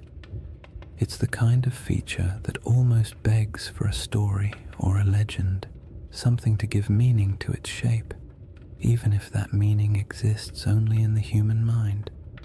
Once you've explored the geological explanations and realized none of them fully capture the structure's quiet strangeness, it becomes easier to understand why some people entertain a very different question. Not the scientific, what made this, but the mythic, does this remind me of something? A city described long ago, with concentric rings of land and water positioned somewhere to the west of ancient civilizations, a place said to have vanished in a single day and night. The Risha structure does not announce itself as that place, but it echoes the pattern just enough to make you wonder where coincidence ends and imagination begins. Before any comparisons can be made gently or cautiously, the building blocks of those ancient descriptions must be understood not as fantasy, but as the fragments of memory, geography, and storytelling that shaped one of history's most enduring legends. Long before anyone could stare down at satellite images or argue over geological uplift on the internet, there was a different kind of puzzle circulating through the ancient world. A story recorded by a single philosopher, passed on from a conversation he claimed to have heard, describing a civilization so strange and so perfectly structured that it bordered on myth even in its own time. Plato's tale of Atlantis has been repeated so often, repackaged so many times, and stretched so far by imagination that the original description often gets lost under the weight of all the versions built on top of it. But if you strip away the embellishments, the crystal cities, the impossible technologies, the ancient aliens with clipboards, interpretations, you're left with a surprisingly simple outline: a circular city, rings of land and water, mountains to the north protecting it, a broad plain to the south, a river that flowed to the sea stones of red, black, and white, abundant animals, especially elephants, and a civilization that rose to prominence before collapsing in a sudden, dramatic event. Whether this description is literal, symbolic, exaggerated, or entirely fictional is something scholars have debated for centuries. But what matters for our quiet journey tonight is not whether Atlantis existed. What matters is the shape of the story, because that shape is what causes people to glance at a satellite photo of the Risha structure and pause. The comparison doesn't begin with belief. It begins with pattern recognition. Humans are wired to look for familiar shapes in unfamiliar places. It's the same instinct that makes us see faces in electrical outlets or animals in passing clouds. So when someone sees a massive set of concentric rings in northwest Africa, a structure wrapped in mystery and sitting in a region that once held rivers, lakes, and life, it's reasonable that part of their brain whispers, "This looks like something I've heard before." The resemblance is not perfect, not literal, not conclusive, but it's enough to make curiosity shift in its seat a little. Consider the colors Plato mentions: red, black, and white stones. The Risha structure, like much of the Sahara, contains layers of rock and sediment that naturally fall into those shades. Iron-rich sandstone brings the red. Basalt and volcanic remnants elsewhere in the region bring the black, and pale limestones offer the white. No one is saying ancient builders selected them and arranged them like a geological art project, but the coincidence is interesting, especially when paired with the natural ring pattern visible from above. Then there are the mountains. Plato describes a notable mountain range to the north of Atlantis. The Risha structure sits in front of the Adrar Plateau, a raised, rugged region that would have looked like a natural wall in a greener era. Today, it's a dry, worn highland, sculpted by time and wind, but long ago it would have been more dramatic. Cliffs, ridges, and elevated land dotted with vegetation and wildlife. If early people lived in the region, they would have viewed those northern heights as a defining feature of their landscape. And what about animals? This part always surprises people because they imagine the Sahara as permanently empty. But during the African humid period, elephants were plentiful. So were giraffes, rhinos, crocodiles, and countless other species. Elephants weren't just passing through, they were thriving. Some rock art across the Sahara shows entire herds, depicted with the casual familiarity of people who lived alongside them. So yes, if someone had described this region during one of its greener eras, full of elephants, would have been an accurate statement. The river connection is where things become both interesting and gentle in their ambiguity. In a lush Sahara, a river system could have flowed westward toward the Atlantic. Some ancient channels still appear faintly beneath the modern desert, traced by satellite radar and geological surveys. These channels hint that at least some rivers once traveled across areas that are now sand and stone. Whether any of them connected near the Richard structure is debated, but the possibility is not unreasonable. In a world where climates shifted dramatically, waterways did too. It's worth saying calmly and clearly, none of these correlations prove anything. They simply show why the mind wanders toward the comparison. The Richard structure does not need Atlantis to be interesting. Its mystery stands fully on its own. But when the circular shape, the colors, the mountains, the animals, and the long-lost rivers all quietly line up with parts of an old story, your thoughts naturally drift toward the what-if of it all. Plato wasn't writing a travel guide. He was a philosopher using allegory to make a point about human nature, power, hubris, and collapse.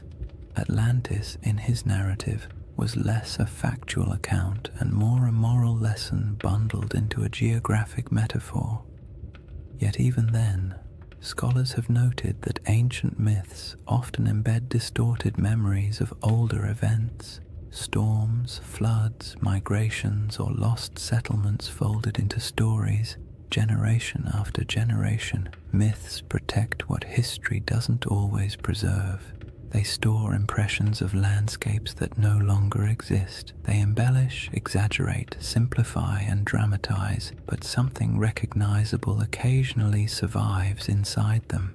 The Richard structure doesn't have ruins. It doesn't have walls, canals, columns, marketplaces, or any of the features you'd expect of a large city. The environment around it would have been challenging even in greener times. And human settlements from that ancient period would likely have left fragile traces now erased by thousands of years of wind and shifting sand. So the idea of it being a lost civilization rests not on evidence but on the shape alone, the irresistible symmetry that triggers recognition even when no proof supports it. That's part of the comfort of this mystery. It doesn't demand belief. It simply invites curiosity. You don't have to imagine ancient kings or advanced societies. You don't have to build a hidden metropolis in your mind. All you need to do is stand quietly before a satellite image and let the shape speak for itself. A giant ringed formation in the middle of an ancient landscape that has changed almost beyond understanding. Somewhere between geology, memory, climate, erosion, and myth sits the Richard structure. It tells us nothing directly. It refuses to commit to any single story, and perhaps that's why it remains such a calming mystery, one that doesn't need dramatic conclusions or bold claims. It only needs an open horizon, a quiet night, and the imagination drifting gently toward possibilities. Chapter 2 begins with the world that once surrounded this structure, a world of forgotten lakes, shifting climates, and early peoples who lived in a Sahara that doesn't resemble the one we know today. Chapter 2: A Lost World Buried in Sand. To step into the next layer of the Richard mystery, you have to imagine a Sahara that feels almost impossible compared to the one we know today. Not the hot, shimmering, bone-dry desert that stretches endlessly across maps. but a world so green and alive that if you were dropped into it without context, you might not even guess you were standing in northern Africa at all. The Sahara's greener eras weren't brief accidents of climate, they were entire chapters of Earth's history, long enough for lakes to swell into inland seas, for animals to migrate freely across savannas, and for human communities to settle into rhythms of daily life as familiar and as ordinary as any other early society. In that forgotten landscape, the Richard structure wasn't an isolated swirl of geology in a barren desert. It was simply part of the scenery, a ringed plateau sitting quietly in a world full of life. During the African humid period, monsoon rains shifted northward and transformed the Sahara into a mosaic of grasslands, wetlands, and rivers. Satellite studies have revealed thousands of ancient lake beds, some stretching larger than modern countries. The largest of them, Lake Megachad, was so vast that its shoreline would have swallowed entire modern coastlines. It's calming to picture early mornings on its edges, mist lifting off the water, birds scattering across reeds, herds moving slowly through tall grass. These weren't isolated oases like today, but interconnected ecosystems humming with life. Hippos wallowed in shallow pools, giraffes wandered across plains, crocodiles glided through freshwater channels. The air was thick with insects in the rainy season and warm, earthy scents after storms passed. And where there is water and game, people settle. Early human groups built small camps near river bends, moving seasonally with herds or weather patterns. Their lives weren't glamorous. They dealt with all the usual prehistoric frustrations: unpredictable weather, stubborn animals, unreliable food sources, and the constant inconvenience of tools that, despite countless hours of crafting, were still capable of breaking at the worst possible moment. Yet these people left behind some of the most beautiful artifacts the Sahara still holds: rock engravings and paintings showing scenes of daily life, hunters with bows, families with cattle, children playing near water. These artworks are serene, calm snapshots of a world that no longer exists, carved into stone that has stubbornly endured long after the lakes dried. When people imagine ancient civilizations, they picture dramatic stone cities, elaborate temples, complex political systems, the kinds of things that leave behind headlines in history books. But most ancient people, including those who lived in the Green Sahara, were just trying to get through the week without too much trouble. They managed herds, gathered plants, navigated seasonal routes, and dealt with occasional arguments about who forgot to maintain the fire or who accidentally let a goat wander off into the brush. Civilization doesn't have to look like marble pillars to be worth remembering. Sometimes it's found in the small, repetitive rhythms of daily life, the quiet rituals that define communities. And those communities were not isolated dots scattered randomly across a wet desert. They followed predictable paths. Rivers acted like highways, lakes acted like hubs. Fertile pockets of land created gathering points where groups traded, shared food, and passed down stories. Even without permanent stone buildings, these places had identities, regions where people knew how to track animals, where certain plants grew well, where rainfall was reliable, where the land felt generous enough for families to stay a little longer. In this setting, the Richard structure would have been noticeable, but not mysterious.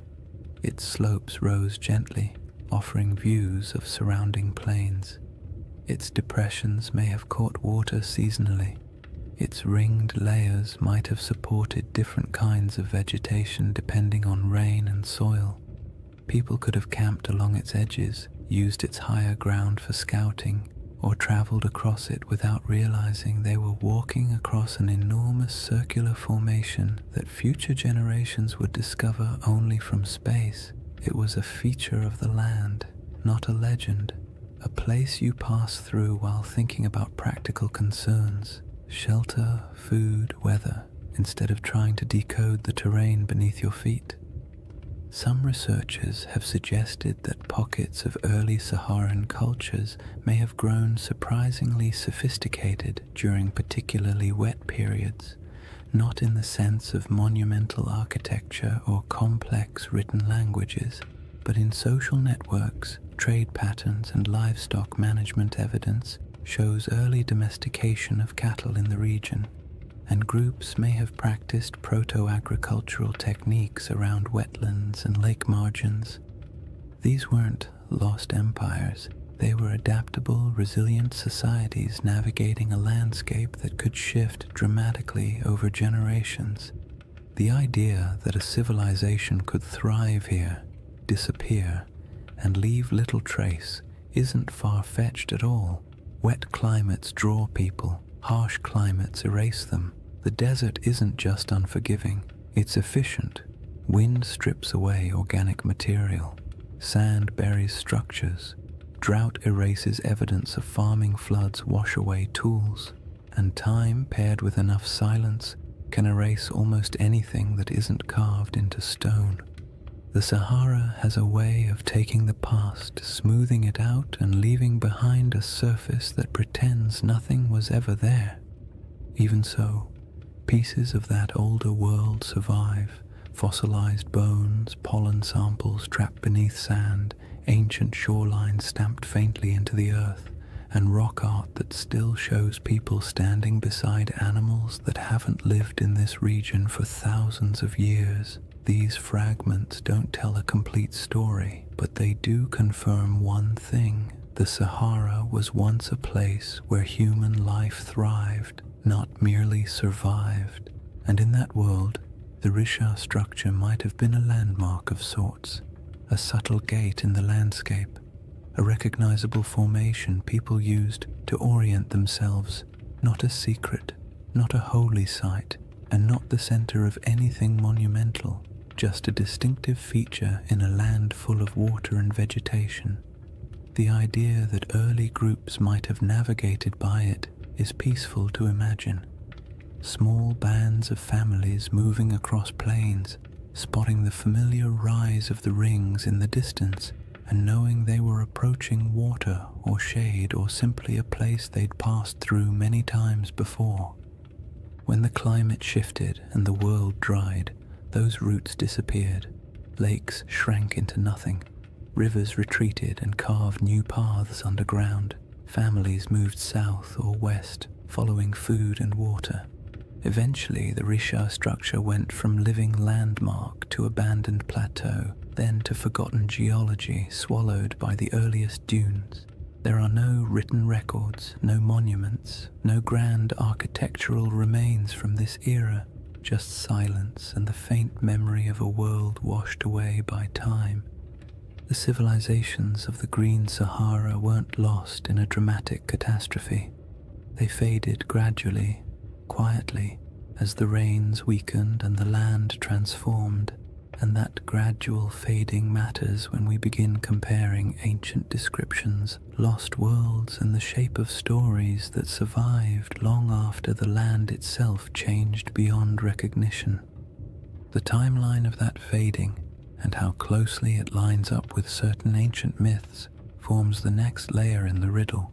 When people hear the word Atlantis, they often imagine something impossibly ancient, a civilization so old it might as well have existed when mammoths were still wandering around, being large, shaggy inconveniences.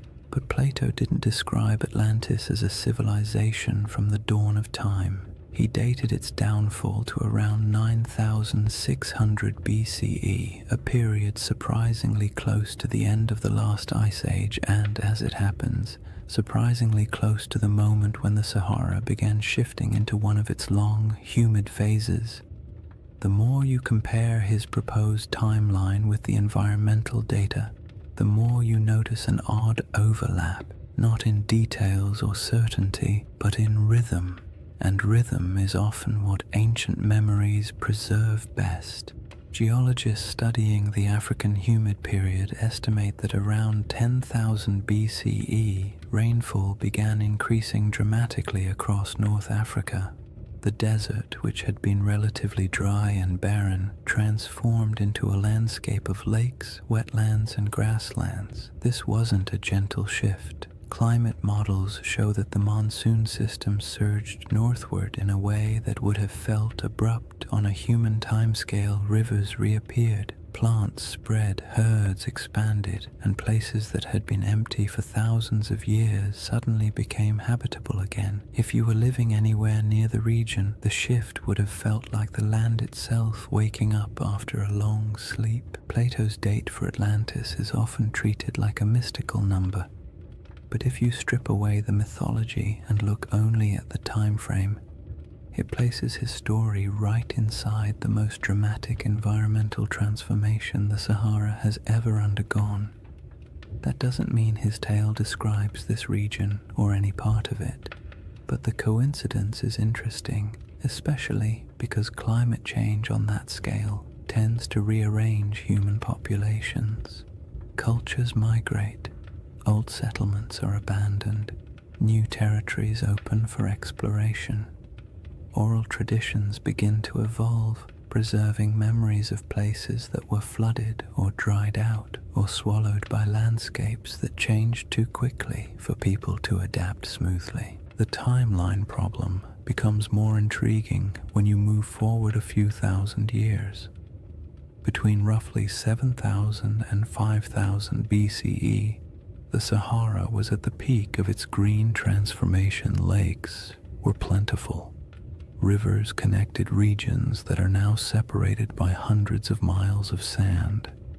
The climate was stable enough that people began developing more complex subsistence strategies, managing herds, experimenting with early forms of cultivation, and forming social groups large enough to leave meaningful traces in rock art and archaeological deposits. This period of stability lasted longer than many ancient civilizations. For thousands of years, life in the Sahara was predictable enough for generations to grow up without ever knowing anything except abundant water, warm seasons, and a landscape that supported human life easily. When conditions are that reliable for that long, people tend to form stories about belonging, about identity, about who they are and how their world works. And when environmental changes finally disrupt those patterns, the departure from what once felt normal can echo through oral traditions for centuries. Around 5000 BCE, rainfall began to decline, slowly at first, then more dramatically. Rivers shrank, lakes retreated, grasslands thinned. People who had lived in certain places for generations found themselves forced to move, one small migration at a time. What's striking about this timeline is how well it fits what many ancient myths tend to describe. Not sudden apocalypses, but drawn-out declines, landscapes that once supported life losing their balance. Cultures forced to let go of familiar places, worlds shrinking gradually in ways that felt both natural and tragic. Plato described Atlantis as falling in a moment of sudden catastrophe, but his narrative was shaped by philosophical goals, not meteorological accuracy. When you strip the moral and symbolic layers away, you're left with a simple suggestion: an old civilization, once vibrant, lost to changing conditions long before recorded history. You don't need a supernatural event to produce a memory like that. All you need is a shifting climate. But the timeline problem isn't just about the humid period itself. It's also about the ancient coastline. During the era Plato places Atlantis, sea levels were dramatically lower. Coastlines extended far beyond their modern boundaries. Large parts of West Africa that are now underwater would have been exposed as dry land. Rivers would have flowed along different paths. Estuaries, marshes, and coastal plains would have existed where the ocean now rests. If someone in the deep past described a coastal landscape, that description would make little sense today unless you knew where the shoreline used to be. This matters because many interpretations of Plato's story assume that his geography reflects the world we see now, when in reality none of the modern coastlines apply. What he described could have been based on something that existed thousands of years before the Sahara dried, in a world with rivers and lakes stretching across land that is now considered lifeless. The Risha structure itself sits inland today, but in an earlier era, with different river networks and different coastlines, it might not have felt nearly as isolated. Human perception of geography is always shaped by local experience. A river can feel like a highway. A lake can feel like a boundary. A plateau can feel like a landmark that divides territories. When climates shift, those familiar markers vanish, but the stories about them can persist long after the landscape has changed beyond recognition.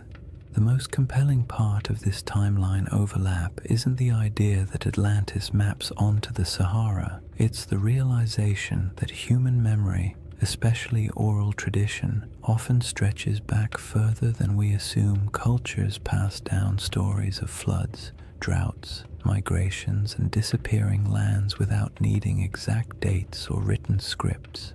These stories evolve, take on symbolic meaning, and sometimes become cautionary tales, but the seeds of truth often remain embedded in the narrative.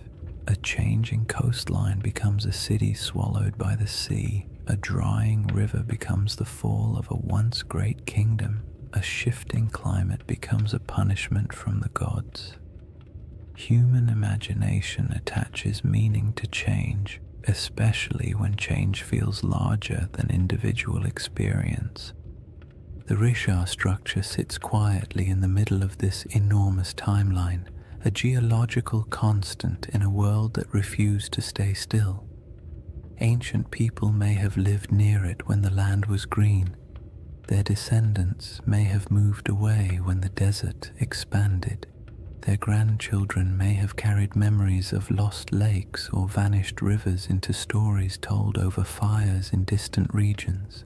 Those stories may have drifted into different cultures over thousands of years, and by the time someone like Plato heard fragments of them, much of the original context would have faded, leaving only symbols and shapes. The timeline problem is not really a problem at all. It's a reminder. The Sahara we know today is young. The world Plato described was older than most of the settlements humans would later build. And between those eras, countless stories were lost, reshaped, or retold. When you compare timelines, climates, and ancient memories, the idea of a forgotten world in North Africa stops sounding fantastical and begins to sound, quietly, like something entirely plausible in a landscape that has reinvented itself so many times. The next piece of the puzzle lies in the maps, reports, and strange hints left by ancient writers who claimed that distant peoples lived beyond the Pillars of Hercules, in lands most Greeks had never seen. These records aren't proof, but they are clues, echoes of a world few modern people realize ever existed. Long before satellites, long before compasses, and long before anyone tried to draw the Sahara from anything resembling first-hand experience, ancient geographers took their best guesses about the world beyond familiar coastlines. Their maps were charmingly confident and wildly inaccurate, full of creatures that never existed, coastlines that wandered like drunk serpents, and entire regions labeled with vague phrases like lands unknown or people of strange appearance. Yet even within that imaginative chaos, certain patterns appear again and again. Rumors of distant nations beyond the Pillars of Hercules, stories of tall tribes, strange settlements, and river systems far to the west that no Greek or Egyptian explorer had ever reached. These fragments don't offer facts. They offer echoes, traces of a world remembered through second-hand conversations, traveling merchants, and stories that had already aged long before they were written down. Herodotus, often called the father of history and sometimes less generously the father of wildly entertaining exaggerations, wrote about mysterious peoples living beyond the familiar reaches of North Africa. He described tribes who were unusually tall, unusually pale, or unusually skilled at activities no one else could verify. He wrote of great rivers flowing through lands no Greek had ever visited, and of cities existing somewhere far inland beyond deserts that seemed too vast for ordinary travel. His accounts mix truth, rumor, and a healthy dose of "someone told me this, so here you go," but they reveal something important. The regions west of Egypt and Carthage were known to ancient writers only through layers of retelling and misunderstanding. They existed in the Greek imagination as distant, half-seen places where strange things could plausibly happen. Cartographers, centuries later, drew maps that included a massive region labeled as Libya or Ethiopia, words that covered almost everything south and west of the Mediterranean. Even when the rest of the world began to take shape on parchment, the Sahara remained a blank expanse into which map makers poured their guesses. Some thought it held great inland seas. Others believed it was home to tribal confederations wealthy in minerals. Medieval maps continued the tradition, referring to kingdoms of the West or lands of gold believed to lie somewhere beyond the desert. These weren't precise descriptions. They were memories filtered through trade routes, travelers' claims, and stories that drifted through cultures like wind-blown sand. The most interesting thing about these early references is not their accuracy, but their persistence. For thousands of years, people believed that lost polities existed somewhere in the interior of Africa. Some of these rumors later turned out to be distorted accounts of real kingdoms. The Ghana Empire, for example, or the early Sahelian states whose wealth came from gold and trade. But some rumors seem older, as if they preserve vague memories of societies that were already gone by the time written history began. It's not hard to imagine how this could happen if the Sahara once held lakes, rivers, and stable populations. Then early travelers from coastal regions might have heard stories about people inland who lived near great bodies of water. By the time those stories reached Greek scholars, the lakes might have dried, the migrations might have begun, and the cultures connected to those earlier landscapes might have dispersed. All that remained were fragments, not histories, just hints. Modern science adds another layer to this puzzle. With satellite imagery, researchers can trace ancient riverbeds beneath the desert. These paleo-channels, as they're called, snake across the Sahara like veins in an old, forgotten body. Some run directly from central North Africa toward what is now the Atlantic. Others branch into networks that once fed massive lakes. These rivers didn't disappear in a sudden catastrophe. They dried gradually as the climate changed, leaving landscapes that no longer match the stories that may have been told about them. If early civilizations or large communities existed near these rivers, their memory would have been separated from their physical location by thousands of years, making it nearly impossible for later cultures to understand what the stories referred to. This disconnect between old memories and new landscapes is how myths form. A story that once described a river civilization becomes, after generations of retelling, a story about a kingdom swallowed by the sea. A recollection of Great Plains becomes a memory of a vanished island. A description of a circular plateau becomes an account of a circular city. The Sahara's transformation from green to desert wasn't instantaneous, but it was dramatic enough to fracture cultural continuity. If families were forced to migrate because their water sources vanished, they would carry memories of their old homeland with them. Their descendants might repeat those memories in new places. By the time those descendant stories reached literate societies, the land they described would have changed beyond recognition. Even the idea of lost maps plays into this. Some early maps portray strange circular features in North Africa, drawn not with precision, but with a kind of symbolic confidence, as if the mapmaker was trying to capture something half understood. These circles often correspond to mountain ranges or basins that once held water. They might represent ancient memories of circular lakes, natural rings of highland terrain, or simply the human impulse to draw the unknown in symmetrical shapes because symmetry feels meaningful. When you compare those old maps to modern satellite images, you occasionally find that their circles line up suspiciously well with real geological features, not perfectly, but enough to make you wonder how much geographic memory survives inside even the roughest ancient drawings. And then there's the broader Mediterranean tradition of referring to lands beyond the West as mysterious, advanced, or somehow older than the civilizations closer to the sea. Phoenician traders, known for their long-range voyages, undoubtedly reached parts of West Africa, but their records are mostly lost. Carthaginian sailors may have traveled even farther, leaving behind legends like those of Hanno the Navigator, who described coastlines that are still debated today. These accounts weren't detailed maps or precise reports. They were impressions, glimpses of coasts, glimpses of rivers, glimpses of interior lands that would later be swallowed by dunes over generations. These impressions morphed. Cultures forgot the context but kept the intrigue.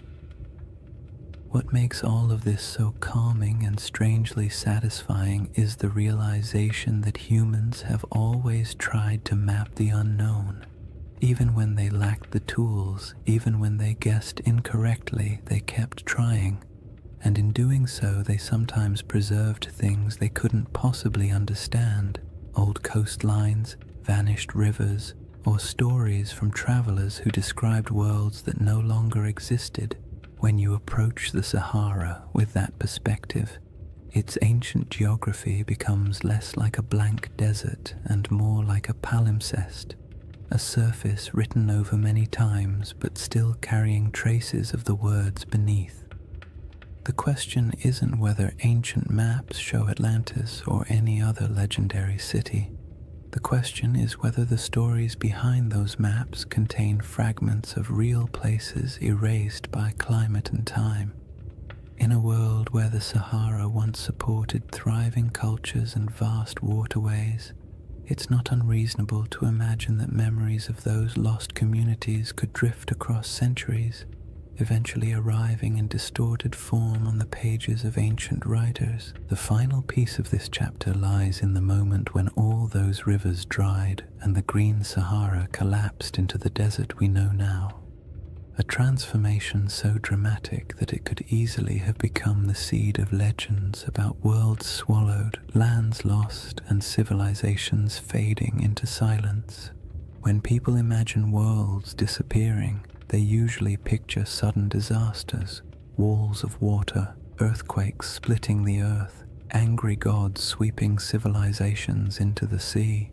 But the Sahara didn't collapse in a single night. Its transformation from a green, living landscape into a vast desert was quieter, slower, and far more unsettling. It wasn't a dramatic catastrophe, it was a gradual unraveling of an entire ecosystem. A process so steady and so relentless that it might have felt to the people living through it like the land itself was breathing out for the last time.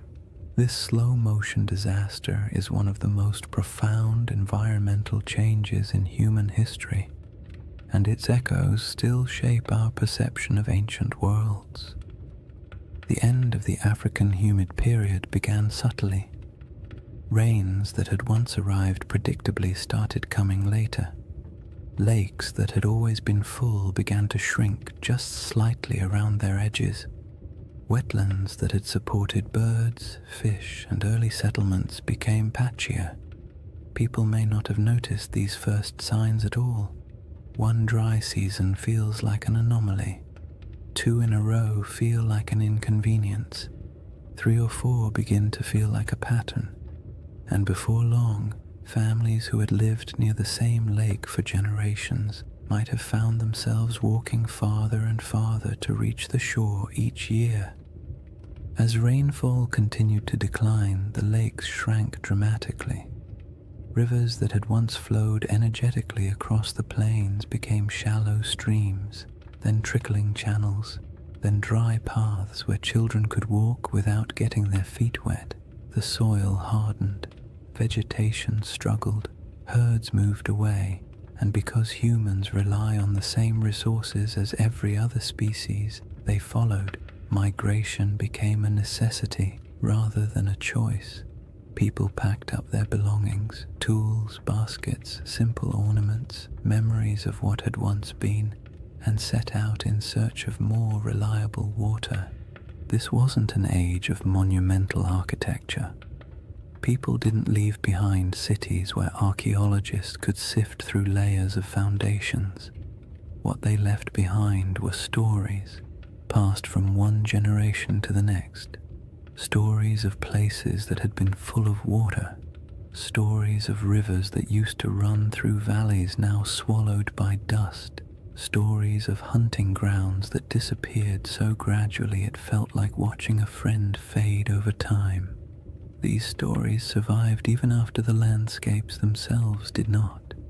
And as families moved farther away, spreading into new regions, the memory of those green lands became a distant echo, reshaped by each retelling.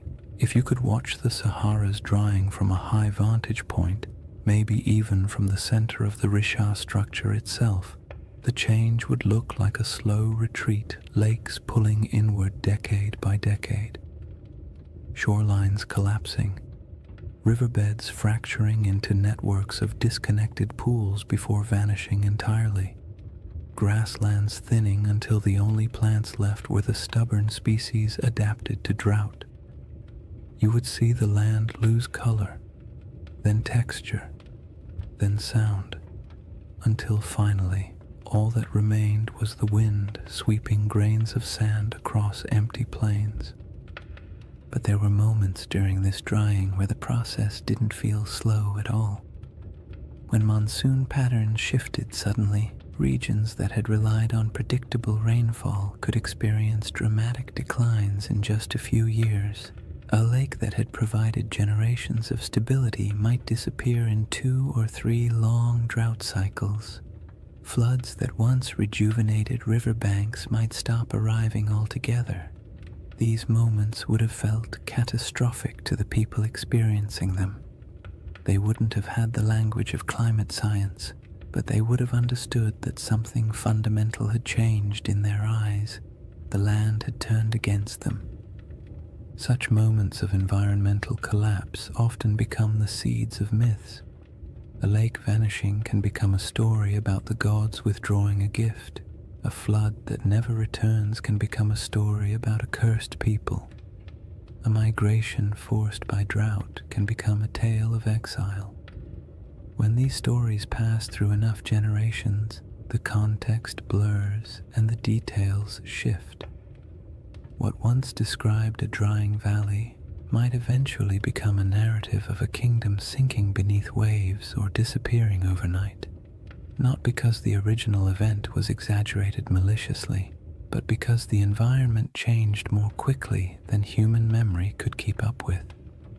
As the desert expanded, dunes began to march across the land. Sand doesn't move with purpose, it simply responds to wind, drifting slowly over everything in its path. It fills valleys, it buries old lake beds, it smooths over animal tracks, human footprints, and any fragile structures that once stood nearby. Over centuries, dunes consumed the last evidence of the old Sahara. Rock art survived only where cliffs or caves shielded it. Any settlements built from organic materials vanished entirely. The landscape became clean, empty, and silent, a perfect blank slate for future generations to wonder about. Today, when you look across the Sahara, it's difficult to imagine the world that came before it. The silence is heavy. The land feels ancient in a way that suggests permanence, but permanence is an illusion. The desert is young, geologically speaking. It is still changing, still shifting, still carrying beneath its surface the faint outlines of rivers that once sustained entire populations. And in the midst of this world of sand sits the Rishat structure, a relic of deeper geological time that somehow feels connected to the stories of the people who once lived nearby. If early civilizations or pastoral groups did gather near the Rishat structure in greener times, they would have watched their world collapse gradually. The retreat of the lakes, the shrinking of rivers, the decline of herds, and the encroachment of sand would have felt like losing a home in slow motion. And when those people moved on, their stories went with them. Stories of a place where water once flowed, stories of circular hills or landscapes shaped in ways that felt meaningful. These stories might have evolved into tales of lost worlds, not because anyone invented them out of fantasy, but because the original geographic references vanished. This is what makes the drying of the Sahara such a powerful backdrop for ancient legends. When a land undergoes such a dramatic transformation, memories of the old world become mythic by default. A fertile plain becomes a garden of the gods. A shrinking lake becomes a vanishing kingdom. A circular plateau becomes a city swallowed by disaster. Not because any of these interpretations are literally true, but because the landscape changed so completely that the only way to explain it was through story. By the time later civilizations began writing their records, the Green Sahara had been gone for thousands of years. All that remained were scattered hints, maps with odd symbols, travelers' reports of ancient rivers, and faint memories passed through cultures far from where the original events took place. And all of it sets the stage for the comparisons and questions that would later emerge when people finally saw the Rishat structure from above and began searching for meaning in its perfect rings. With the ancient landscape transformed, the stage is set for the next part of the mystery. How the Rishat structure quietly echoes elements of Plato's most enduring legend. Chapter 3. Atlantis, Coincidence or Clues? By the time people began comparing the Rishat structure to Atlantis, Plato had already been misunderstood, misquoted, stretched into metaphors he never intended, and, to his likely horror, placed at the center of more conspiracy theories than any other philosopher in history. Yet at the core of his tale is a surprisingly compact list of details, simple descriptions that, when read plainly, don't sound like mystical riddle poetry or coded allegory. They sound like someone describing a place, a very specific place with very specific features. Whether he meant it literally, symbolically, or somewhere between the two is a debate scholars love to have, usually over too much coffee, but the details themselves are straightforward enough to explore calmly. The centerpiece of Plato's description is the shape. Atlantis, he wrote, was arranged in concentric rings, alternating circles of land and water, each perfectly circular, each surrounding the next. This is the detail that grabs people instantly because most landscapes do not naturally arrange themselves into rings, and when you see a 25-mile-wide circular formation in northwest Africa, your brain taps you on the shoulder and whispers, "Huh, interesting." Plato describes 3 rings of water and 2 of land, though he also notes that parts of the outer sections were later modified by the Atlanteans themselves, which means even in his own story, the shape wasn't necessarily pristine or untouched. When you compare this to the Richard structure, you naturally see a resemblance, not a perfect match, not a one-to-one replication, but a visual echo, a geological rhythm that resembles a narrative rhythm. Next come the mountains. To the north of Atlantis, Plato describes a notable mountain range, high, sheltering, and rich with rivers. The Rishat structure sits in front of the Adrar Plateau, a rugged highland that, in a greener era, would have looked like a natural barrier protecting the region from northern winds. Today it looks like ancient stone sculpted by ages of dryness, but 10,000 years ago those elevations would have been covered in vegetation dotted with water sources and significantly more imposing. The match isn't perfect, but it's enough to make you tilt your head slightly. Plato then mentions the plain to the south, long, level, fertile. In his account, this plain was one of the defining features of the Atlantean realm, not the center city, but the agricultural heartland that supported it. In the modern Sahara, fertile plains feel like a strange fantasy, but during the African humid period, they were very real. Vast stretches of land south of the Richat structure once held grasslands, wetlands, and seasonal rivers. The environment shifted dramatically with each cycle of climate change, but during the greener ages the region could have supported exactly the kind of plains Plato describes. Whether he was referencing this area or somewhere entirely different is impossible to say, but the environmental context overlaps in interesting ways. One of the most striking details Plato gives is about the materials used in Atlantis. He refers to red, black, and white stones, distinct colors quarried from the landscape and used for construction. The Richat region naturally contains these colors in abundance.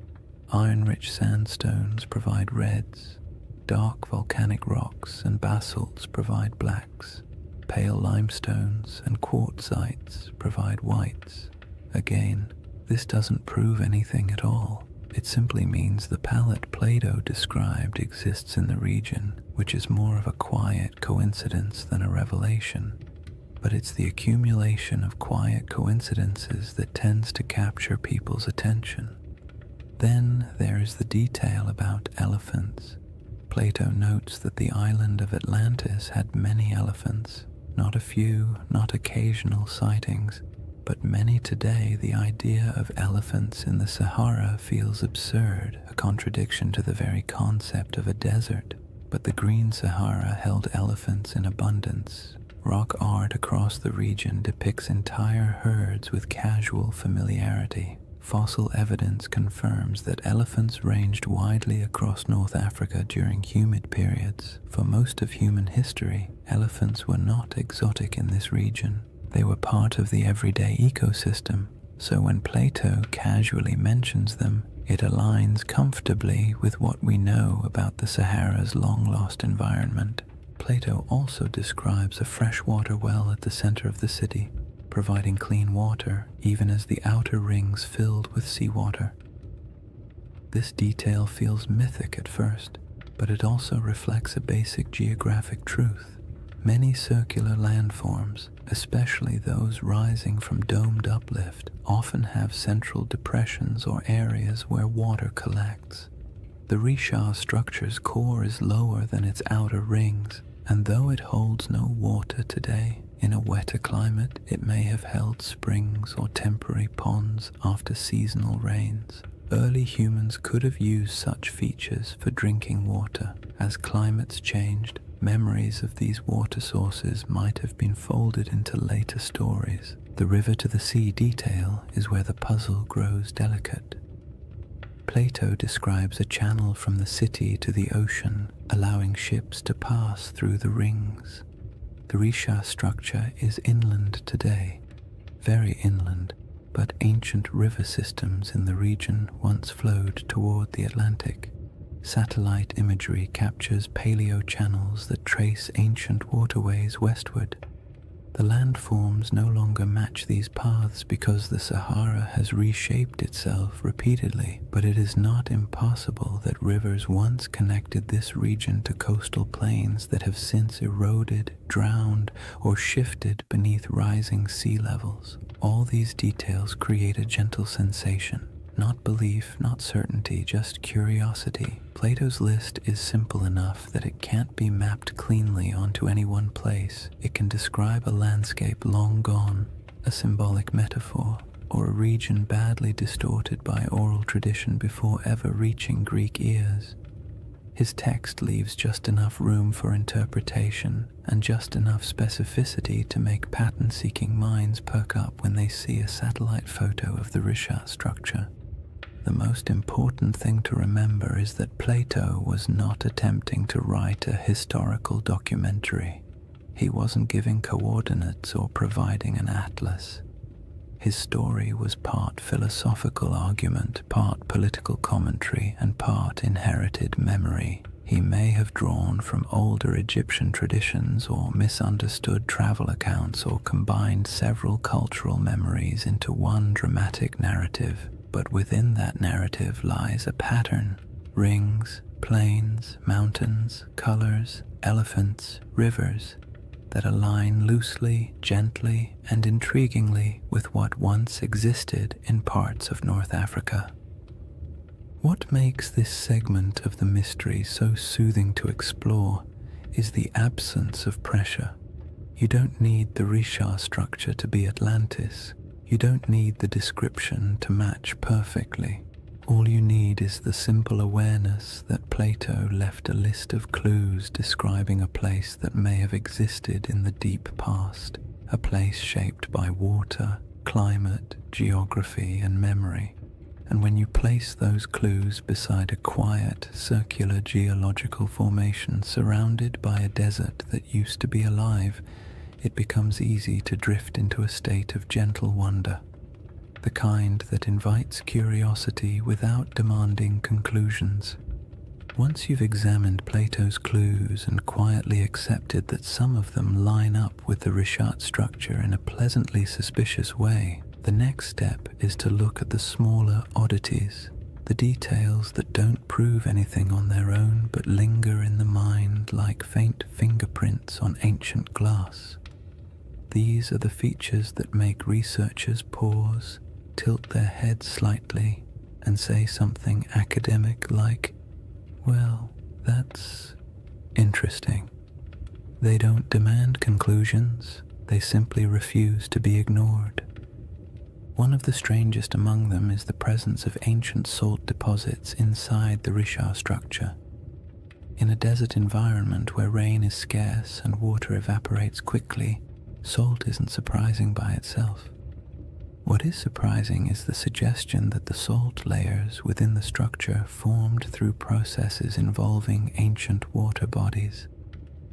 Some geologists have pointed out that portions of the Risha contain evaporate deposits, minerals that form when water sits, lingers, and evaporates over long stretches of time. This doesn't mean the Risha was once a lake, but it does hint that water interacted with its geology in ways that aren't immediately obvious from the modern climate. When you picture the Sahara during a humid phase, rivers flowing, lakes filling, storm clouds gathering, it becomes easy to imagine water pooling in the structure's circular basins, creating the kind of environment where salt layers could slowly accumulate. Then there are the ancient river systems that slither beneath the desert like ghosts of a wetter world. Radar imaging in the late 20th and early 21st centuries revealed the outlines of these massive paleo-channels, dried riverbeds that once carried immense volumes of water across North Africa. Some of these channels flow in directions that match Plato's narrative surprisingly well, running from deep inland regions toward what is now the Atlantic coastline.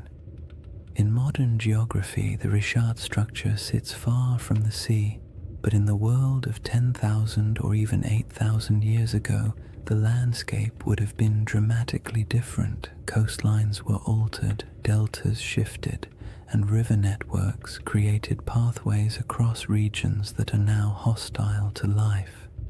When you consider these ancient waterways, the idea of a circular formation once connected to a westward flowing system becomes far less far-fetched. Another curiosity is the distribution of ancient fauna across the region, especially elephants. Plato goes out of his way to mention that Atlantis had many elephants, as though their presence was noteworthy, and it would have been if you were writing for an audience in classical Greece, where elephants were known but rarely encountered. But in the Green Sahara, elephants weren't exotic at all. Fossil evidence shows they roamed freely across vast stretches of North Africa. Rock art carved by prehistoric peoples depicts them with a kind of casual familiarity, often standing near lakes or grazing beside herds of cattle. The presence of elephants in Plato's narrative doesn't align with modern geography, but it aligns beautifully with the prehistoric Sahara, suggesting that the imagery in his account may have been drawn from memories of a much earlier landscape. Tools and artifacts found throughout Mauritania add another layer of quiet intrigue. Archaeologists have uncovered stone tools, habitation traces, and remnants of early human activity around regions adjacent to the Richard structure. None of these finds point to an advanced or monumental civilization, but they confirm that humans lived, traveled, and worked in the area long before the desert swallowed it. Simple stone tools may not inspire the same imagination as grand ruins, but they indicate human presence. People exploring the ridges, hunting across the plains, or gathering plants near seasonal water. And while these finds don't match the grandeur of Plato's Atlantis, they contribute to a broader truth. This land was not always empty. Then there's the matter of erosion patterns. The Richard structure's rings are composed of alternating layers of hard quartzite and softer sandstone. Over millions of years, erosion carved the concentric ridges into their present shape. The science here is solid, yet the level of preservation, how clearly the rings remain visible after such immense timescales, is quietly surprising. Erosion usually softens shapes, blurs lines, and creates irregular patterns. The Richard's rings are worn but still strikingly coherent. They have a kind of stubborn symmetry, the sort that feels almost architectural even though it is entirely natural. When viewed from above, the rings appear too clean for the surrounding environment, as if the land is trying a little harder than necessary to maintain its shape. Another oddity lies in the mineral composition scattered across the formation. Geologists have noted that the area contains minerals associated with hydrothermal activity, meaning the region once experienced heat and fluid movement beneath the Earth's surface. This supports the uplift theory, but also paints a picture of a place shaped by multiple overlapping geological events.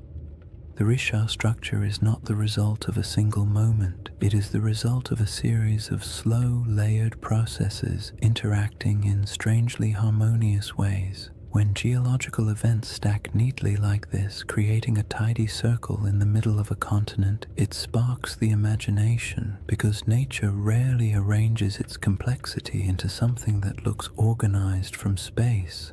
Some people point to the alignment of the structure with ancient travel routes, though this is more speculative. During the Sahara's greener days, groups traveling across the region might have used prominent landforms as markers. A circular plateau would have stood out.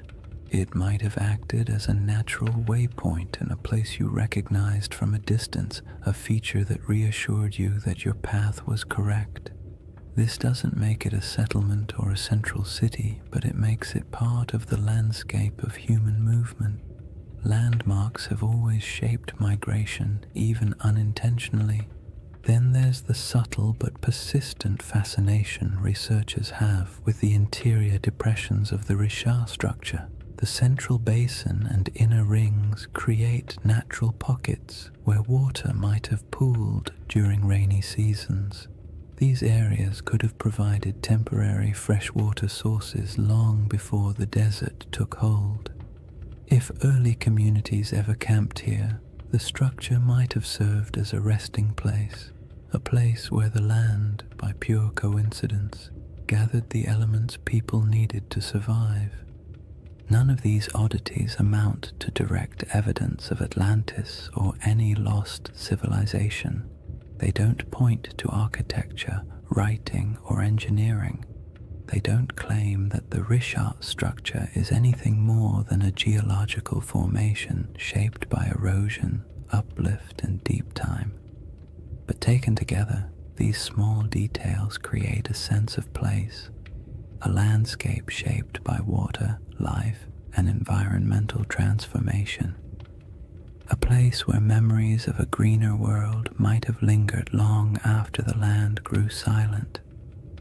A place that feels like it carries the whispers of older stories, even if those stories can never be proven. What remains after examining these clues is not certainty, but the soft, contemplative feeling of a mystery that refuses to resolve too neatly. That's the charm of the Richat structure, not that it answers questions, but that it invites you to keep asking them slowly and without urgency, the same way the desert allows time to drift without needing conclusions. After exploring the curious parallels and intriguing coincidences, it's important to settle into the other side of the discussion, the quiet, grounded, scientifically steady side, the side that takes a deep breath, adjusts its glasses metaphorically, and says, "All right, let's not get carried away." Because while the Richat structure is visually compelling and undeniably mysterious in its aesthetic, the case against it being anything remotely like Atlantis is just as strong as the case that makes people wonder in the first place. And acknowledging that doesn't make the mystery less soothing. In fact, it makes it more balanced, more realistic, and more grounded in the rhythm of nature rather than the drama of myth. One of the simplest arguments against the Richat-Atlantis connection is the absence of ruins. No foundations, no walls, no pottery fragments, no structural remnants of any kind. If a major civilization once existed here, even one without monumental stone architecture, we would expect to find some trace of it. People leave things behind: tools, shards, fire pits, bones, carvings, symbolic objects, something. The Sahara is harsh, but not harsh enough to erase every sign of human activity. If a dense population had lived here, small nomadic encampments leave faint traces, farming settlements leave soil signatures, even temporary villages create debris. But inside the Richat structure, archaeological evidence is scarce, scattered, and entirely consistent with occasional prehistoric habitation rather than a populous, organized city. Another clear issue is scale. Plato describes Atlantis as a powerful naval civilization capable of launching fleets, influencing foreign regions, and maintaining a capital city large enough to impress outsiders. This would require infrastructure, labor specialization, long-distance trade, and durable materials. The Green Sahara did support human life, but the evidence we have, stone tools, simple camps, modest cultural artifacts, points to pastoral and hunter-gatherer lifestyles rather than elaborate urban systems. There were no harbors, no shipyards, no canal networks, and certainly no signs of advanced engineering. The gap between the archaeological record and the expectations for a sprawling maritime empire is wide. calm and fairly conclusive. Geology presents its own firm counterpoints. The reshaped structure is understood through a series of geological processes involving uplift and erosion. Its rings aren't artificial. They are layers of sedimentary rock carved gently over millions of years by wind and water. The symmetry of these rings feels uncanny when viewed from orbit, but up close, the terrain reveals irregularities, breaks, inconsistencies, and natural erosion patterns that would make any idea of artificial construction almost impossible. Nature has had a very long time to perfect this formation. It didn't need architects. It needed time, pressure, shifting plates, and the slow sculpting of weather. The age of the rocks is another point of conflict. Many layers of the Richat structure date back hundreds of millions of years, far older than anything humans could have shaped. The uplift likely occurred tens of millions of years ago. Even the youngest erosional processes are far older than the timeline of human civilization. If Plato's account referred to an advanced society around 9600 BCE, the Richat's geological history simply does not align. Humans were not carving rings into uplifted domes while mammoths still roamed the northern forests. The idea collapses under the sheer weight of deep time. There is also the question of context. Atlantis, as Plato describes it, was a hub of Atlantic navigation, a power that interacted with Mediterranean societies, but the Richat structure sits far inland, even accounting for ancient coastlines. Even at its closest connection, this region would have required extensive river systems or routes across wide plains, and while ancient rivers existed, the logistics of sustaining a large maritime civilization so far from stable ocean access are difficult to justify. Plato's Atlantis was a sea power. The Richat region was, at best, a freshwater-rich inland landscape during humid periods. Another important point comes from understanding Plato himself. His dialogues, Timaeus and Critias, are philosophical works, not historical treatises. Atlantis serves as a metaphorical lesson about societal hubris, moral decay, and the consequences of unchecked ambition. Ancient Greek writers often crafted allegorical narratives in grand mythic terms. They weren't necessarily recording precise histories. Even if Plato drew inspiration from older Egyptian stories or folk memories of distant lands, his purpose wasn't to document geography, it was to illustrate ideas. Seeing Atlantis as literal misses the genre he was writing in. Then there's the lack of supporting historical records. No Egyptian writings describe a circular coastal city matching Plato's description. No Phoenician traders mention it in their maritime logs. No Carthaginian accounts reference such a settlement. In a region with extensive interactions between early Mediterranean and African cultures, a highly advanced city would almost certainly have left some mark in oral or written traditions beyond Plato's single dialogue. The silence is telling. All these points form the steady, sensible, scientifically grounded case against the Richat structure being Atlantis or any ancient lost civilization. Yet none of them make the structure less fascinating. The Richat stands out precisely because it embodies contradictions, visually striking but geologically ordinary, evocative of myth yet entirely natural, surrounded by desert but shaped by water in the deep past. The structure's intrigue lies not in what humans built, but in what nature carved and time concealed. What the scientific perspective ultimately gives us is a sense of humility. The Richat structure is a reminder that Earth's landscapes can mimic human patterns accidentally, that erosion can outperform architects, that symmetry doesn't always imply intention, and that sometimes the most interesting mysteries are the ones that sit comfortably between explanation and imagination.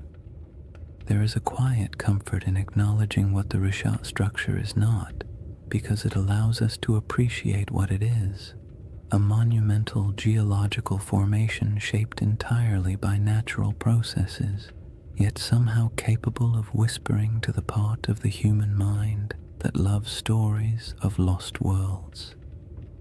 Dismissing the Atlantis comparison doesn't end the mystery.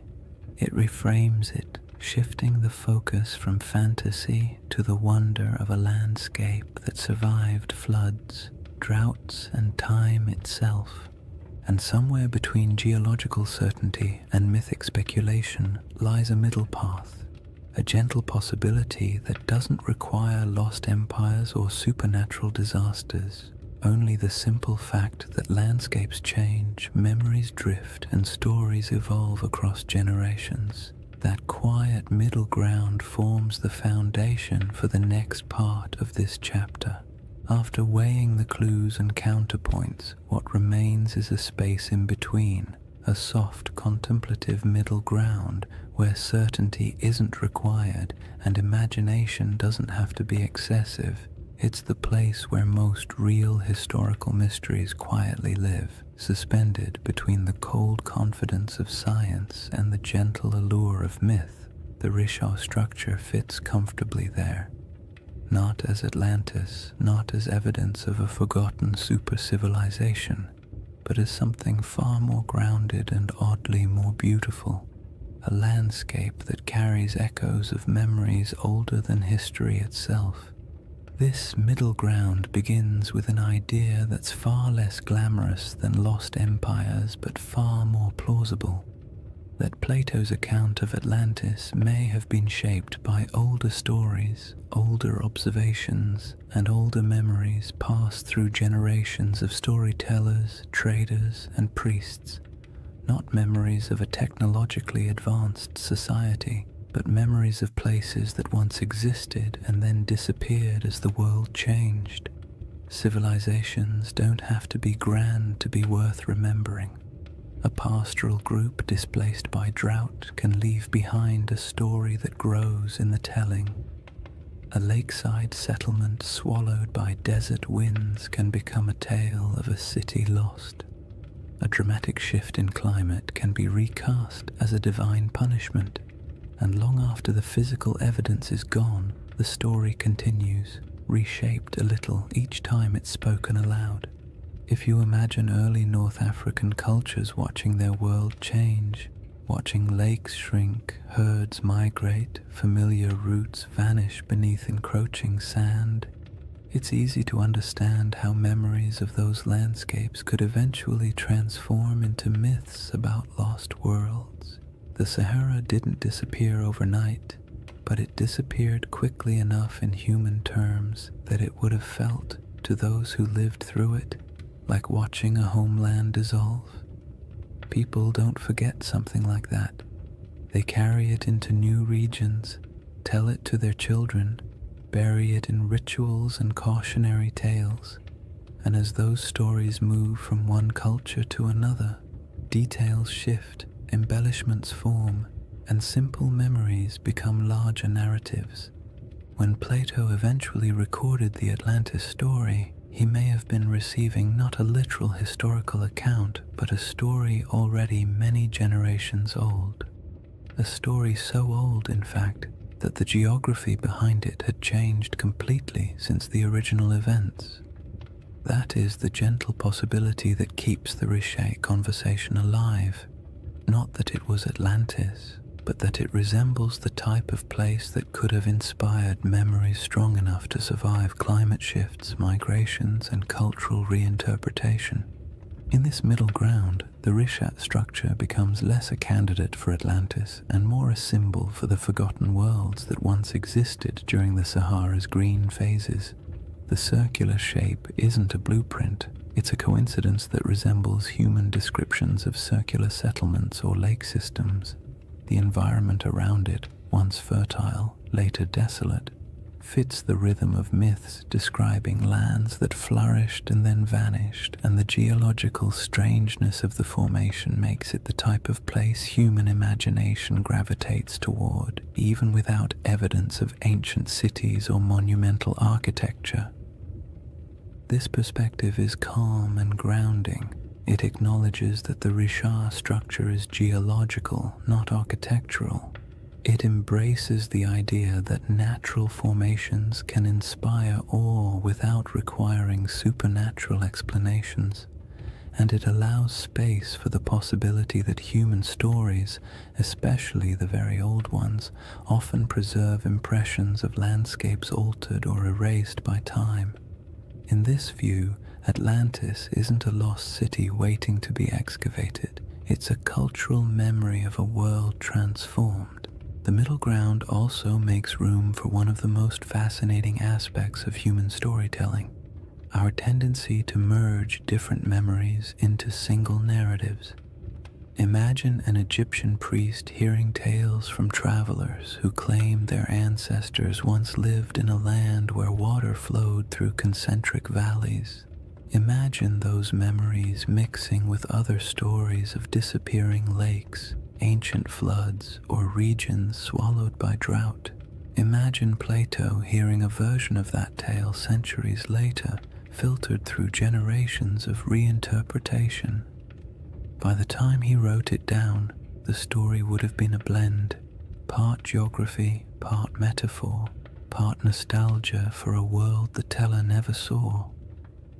This blending of truth and tale is not deception. It's how oral traditions work. Details shift, landscapes become symbols, natural disasters become moral lessons.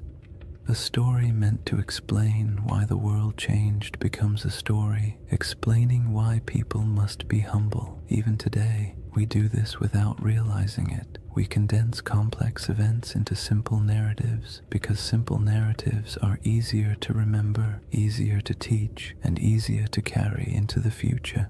In the calm light of this middle ground, the Richat structure serves as a gentle reminder that landscapes shape stories just as stories shape our perception of landscapes.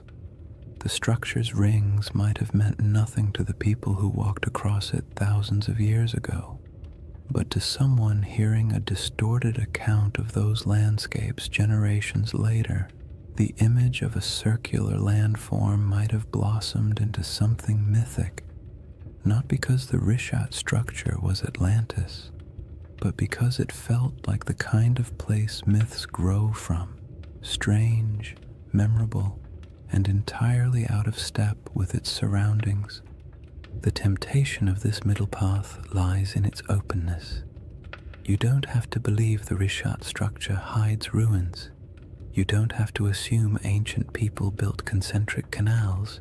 You don't even have to decide whether Atlantis existed as a literal place. You simply accept that the ancient world was filled with environments now gone, and that stories from those environments survived in forms we barely recognize.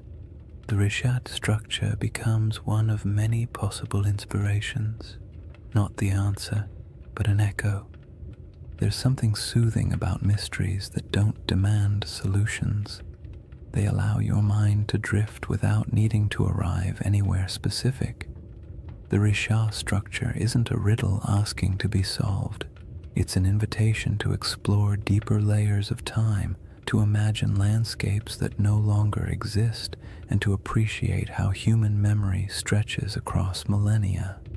It reminds us that myths often begin with something real, not a lost empire necessarily, but a lost environment, a lost way of life, or a lost understanding of the land. And that leads us gently into the final chapter of this journey, a shift away from evidence and counter-evidence, and toward the quiet, cosmic perspective that emerges when you consider how long the Richat structure has watched the desert around it rise, fall, and change. Chapter 4. The Eye That Remembers Everything. If you ever find yourself imagining the Richau structure at night, it helps to forget the satellite photos and geological diagrams for a moment and picture something much quieter. A place far from modern roads, far from city lights, far from anything that interrupts the soft rhythm of the desert after sunset. Night in the Sahara is its own world, almost a separate dimension from the harsh daylight that most people think defines it. The heat drains away slowly, the wind settles into a steady breath across the dunes, and the sky opens wider than seems reasonable, filled with stars that feel impossibly close. In that stillness, the Richat structure doesn't feel like a geological puzzle or a misunderstood legend. It feels ancient in a way few places do, as if it has been sitting patiently through eras, watching everything change around it while remaining almost unchanged itself. Standing at the center of the formation under a clear sky would feel like standing inside a natural observatory. The circular ridges rise around you, not high enough to trap you, but just high enough to create the sense of being in a vast stone bowl. The curves would guide your gaze upward toward the sky, making the stars appear as though they are swirling in unison with the rings below. There are no lights to dim the stars, no distant hum of traffic, no artificial sounds, just the low whisper of the wind brushing across ancient rock, passing through channels carved by time, creating tones so soft you might not even register them consciously. In that kind of quiet, the desert feels alive. Not in a dramatic or mystical way, but in the subtle way landscapes breathe through temperature shifts, airflow, and tens of thousands of years of stillness. The moonlight transforms the Richat structure even further. The pale light pools in the lower depressions and glides across the ridges, revealing the circular symmetry that can be hard to see when you're standing on the ground during the day. At night, those rings shine faintly, almost glowing in places where quartzite catches the moon's reflection. The effect is soothing, not eerie, the kind of sight that makes you exhale slowly, not look over your shoulder. The desert has always been a place where time feels soft and stretched, and inside the Richat at night, that feeling only deepens, as if the land is gently reminding you that it has existed far longer than any human story about it. There is something comforting about how little the Richat structure demands. It doesn't insist on meaning. It doesn't ask to be interpreted. It simply sits, weathered and patient, while the sky above it cycles through constellations that ancient people once used to navigate across greener lands. Thousands of years ago, when the Sahara was still alive with lakes and grasslands, early humans would have looked up at the same stars, using them to track seasons, migrations, and time. They may have passed near the Richat without knowing its shape, but they would have walked under this same sky, feeling the same cool air after sunset, listening to similar breezes skimming across the land. In that sense, the desert night turns the Richat structure into a bridge between eras, not because anything connects them physically, but because the sky has remained one of the few constants across the entire sweep of human history. If you were to sit on one of the ridges and look out into the darkness, you would see nothing but the silhouettes of dunes shifting gently in the moonlight. The horizon softens at night, blending sky and sand into a single muted line. It's the kind of scene that encourages introspection, not analysis. You don't wonder who built the structure or whether it held palaces or temples. You simply feel the weight of time, not as something heavy or intimidating, but as something vast and calming. The world has changed so many times, and the Richat has been here through all of it, absorbing the silence, weathering the storms, and watching the land around it transform. The desert's silence isn't empty. It holds layers of memory, not the kind you can excavate with tools, but the kind that lingers in atmosphere. The silence feels old, as if it carries a faint awareness of the worlds that once existed here. Lakes reflecting starlight, animals moving across grasslands, families gathering near fires that burned in a landscape now gone. The nighttime air feels thick with that invisible history, yet it doesn't demand your attention. It simply exists, like a soft background hum. The stars above the Rishat structure appear especially dense because of the region's extreme remoteness. The Milky Way stretches overhead like a pale river of light, echoing the rivers that once flowed across the Sahara during its humid phases. The longer you look, the more constellations seem to reveal themselves, and the more the structure on the ground feels connected to the cosmos above. The rings of the Rishat mirror the vast circular patterns in the sky, the arcs of the galaxy, the curvature of the horizon, the slow rotation of the Earth itself. It creates a sense of gentle symmetry between Earth and sky, a reminder that humans have always found meaning in patterns even when those patterns were accidental. It's easy to understand why people feel drawn to connect this ancient formation with legends. Standing inside the Risha at night could make anyone feel the urge to tell a story, not a sensational one, but a quiet one about the persistence of the land, the fragility of memory, and the way nature sometimes creates shapes that feel like symbols. In the soft glow of the moon, the structure doesn't look artificial, but it does look intentional in a way only nature at its most patient can achieve. What makes the Risha structure so soothing at night is the way it absorbs human curiosity without answering it. You can wonder about its origins, its place in mythology, its connection to past climates, or whether ancient people ever felt a hint of awe when passing near it. But the structure offers nothing back except the gentle assurance that it will still be here long after our questions fade into silence. In that sense, it becomes a reminder not of lost civilizations, but of time's quiet endurance, the slow, steady processes that shape the Earth far beyond human timelines.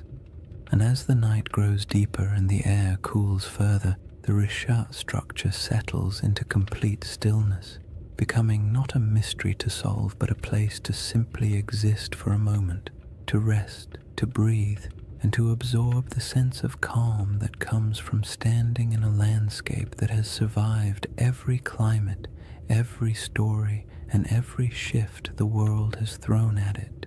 The next layer of this journey explores the source of that storytelling instinct, why humans see patterns, build myths, and create meaning from landscapes that endure long after the civilizations around them disappear. If you sit long enough inside the Risha structure, not literally of course, but in your mind, quietly imagining the desert night and the slow movement of stars overhead, you eventually drift into a very human question. Why do we tell stories about places like this? Why do certain landscapes, certain formations, certain patterns pull at the imagination more strongly than others? We don't look at an ordinary hill and assume it holds ancient secrets. We don't stare at a random cluster of rocks and start crafting mythologies, yet give us a perfect circle in the middle of a desert, or a mountain shaped like a face, or a forest that feels too symmetrical to be an accident, and our brains immediately begin weaving meaning into the shapes. It isn't irrational, it's instinctive.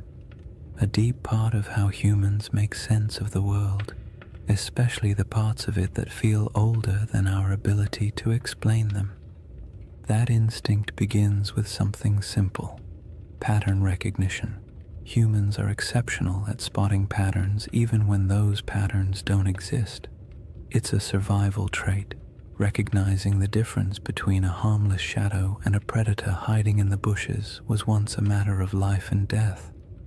Over time, that instinct expanded into art, religion, storytelling, and all the imaginative ways we try to connect the dots between what we see and what we feel. When early people saw the rings of the Rishat structure, perhaps not from the ground but from the gradual rise of surrounding terrain, they might have sensed an unusual regularity in its shape. Maybe not enough to interpret it as a city or a monument, but enough to remember it, enough to describe it, enough to make it feel distinct from the ordinary landscapes around it. The human imagination thrives on places that feel just slightly out of place. The Risha structure does exactly that. It's too round, too wide, too neatly layered to blend in with the rugged desert.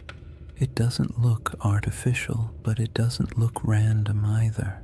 It occupies a liminal space, natural but strangely intentional in appearance, and when a landscape hovers in that space, the imagination naturally steps in to fill the gaps.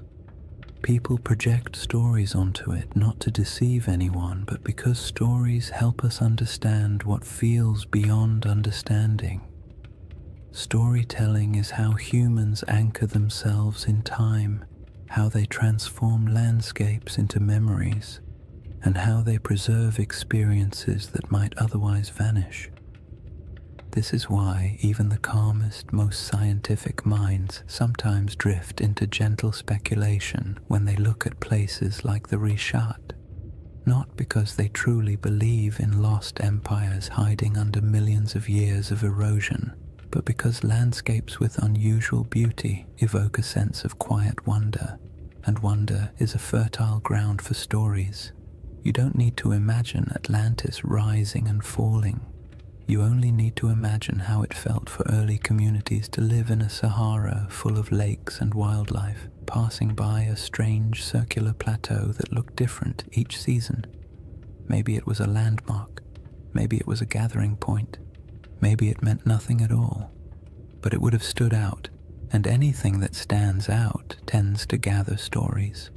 Humans also tell stories because the natural world isn't always generous with explanations. For most of history, people didn't have geology textbooks or climate models. They had observations, intuition, and oral traditions. When a river dried, they created a story. When a mountain erupted, they created a story. When the stars shifted seasonally, they created stories to explain their patterns. Over generations, these stories evolved, blending details from nature with the emotional tone of the people describing them. A drought wasn't just an environmental event, it became a moral narrative of balance lost and regained. A vanished lake wasn't just climate change, it became a tale of a great flood or a divine warning, or a forgotten world swallowed by forces beyond human control. It isn't surprising that the Rishat structure, surrounded by a desert shaped by one of the most dramatic climate transformations in human prehistory, inspires curiosity bordering on myth. Long before Plato wrote about Atlantis, people across the Sahara would have witnessed environmental shifts so profound they could barely describe them. Shrinking lakes, migrating animals, the slow invasion of sand, these experiences leave emotional impressions. A landscape that once supported entire populations can fade into silence within a few generations, and when that happens, the stories that form afterward are rarely literal accounts. They become metaphors for loss, change, and the fragility of human presence. The act of storytelling also brings comfort. It creates order in places where nature seems chaotic. It offers meaning in events that feel senseless, and it allows cultures to pass knowledge from one generation to the next. A story about a lost world isn't just entertainment. It's a way of saying, something important happened here, don't forget it. Those stories can stretch across thousands of years, even if the exact details blur. The memory of a disappearing lake might evolve into a legend of an entire region swallowed by the sea. The recollection of an unusually shaped landform might become a story about circular cities or divine architecture. When landscapes change as drastically as the Sahara did, the human imagination steps in to preserve what the land no longer shows. What's interesting is that the imagination doesn't only reach backward, it also reaches upward. Humans have always linked earthly landscapes with the sky. The circular shape of the Risha structure mirrors patterns in the heavens, orbits, celestial spheres, the arc of the Milky Way. Ancient cultures often looked at the sky and the earth as mirrors of one another. If something looked meaningful on the ground, they assumed a celestial connection. If something appeared in the stars, they looked for its reflection in the landscape. This tendency isn't mystical, it's psychological. It creates symmetry between the known and the unknown, allowing people to navigate a confusing world through harmony rather than randomness. The Risha structure invites that kind of thinking.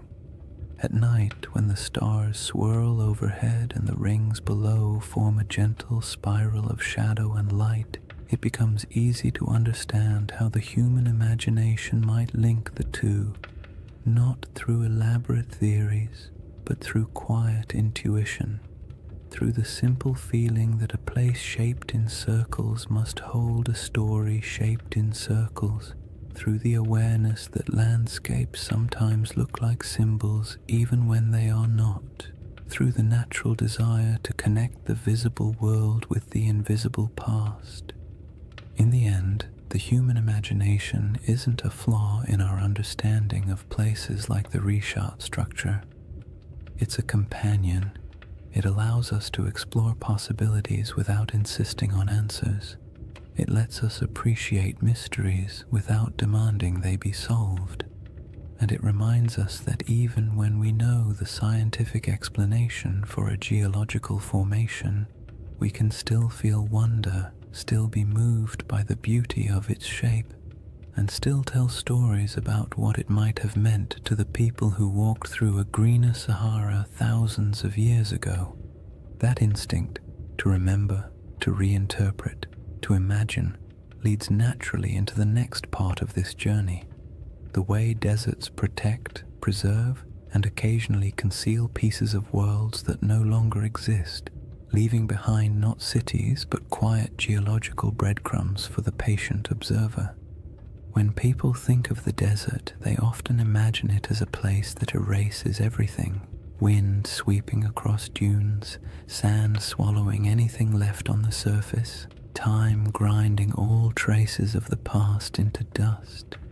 And while parts of that are true, the desert is far more complicated. It destroys, yes, but it also preserves in ways wetter climates never can. Humidity decays wood, softens clay, and corrodes metal. Rain washes away structures and scatters artifacts. Plants reclaim abandoned land quickly, burying the past in roots and soil, but the desert is patient. Dry air keeps things intact. Sand buries but also protects. Stone carvings last almost forever when nothing grows to break them apart.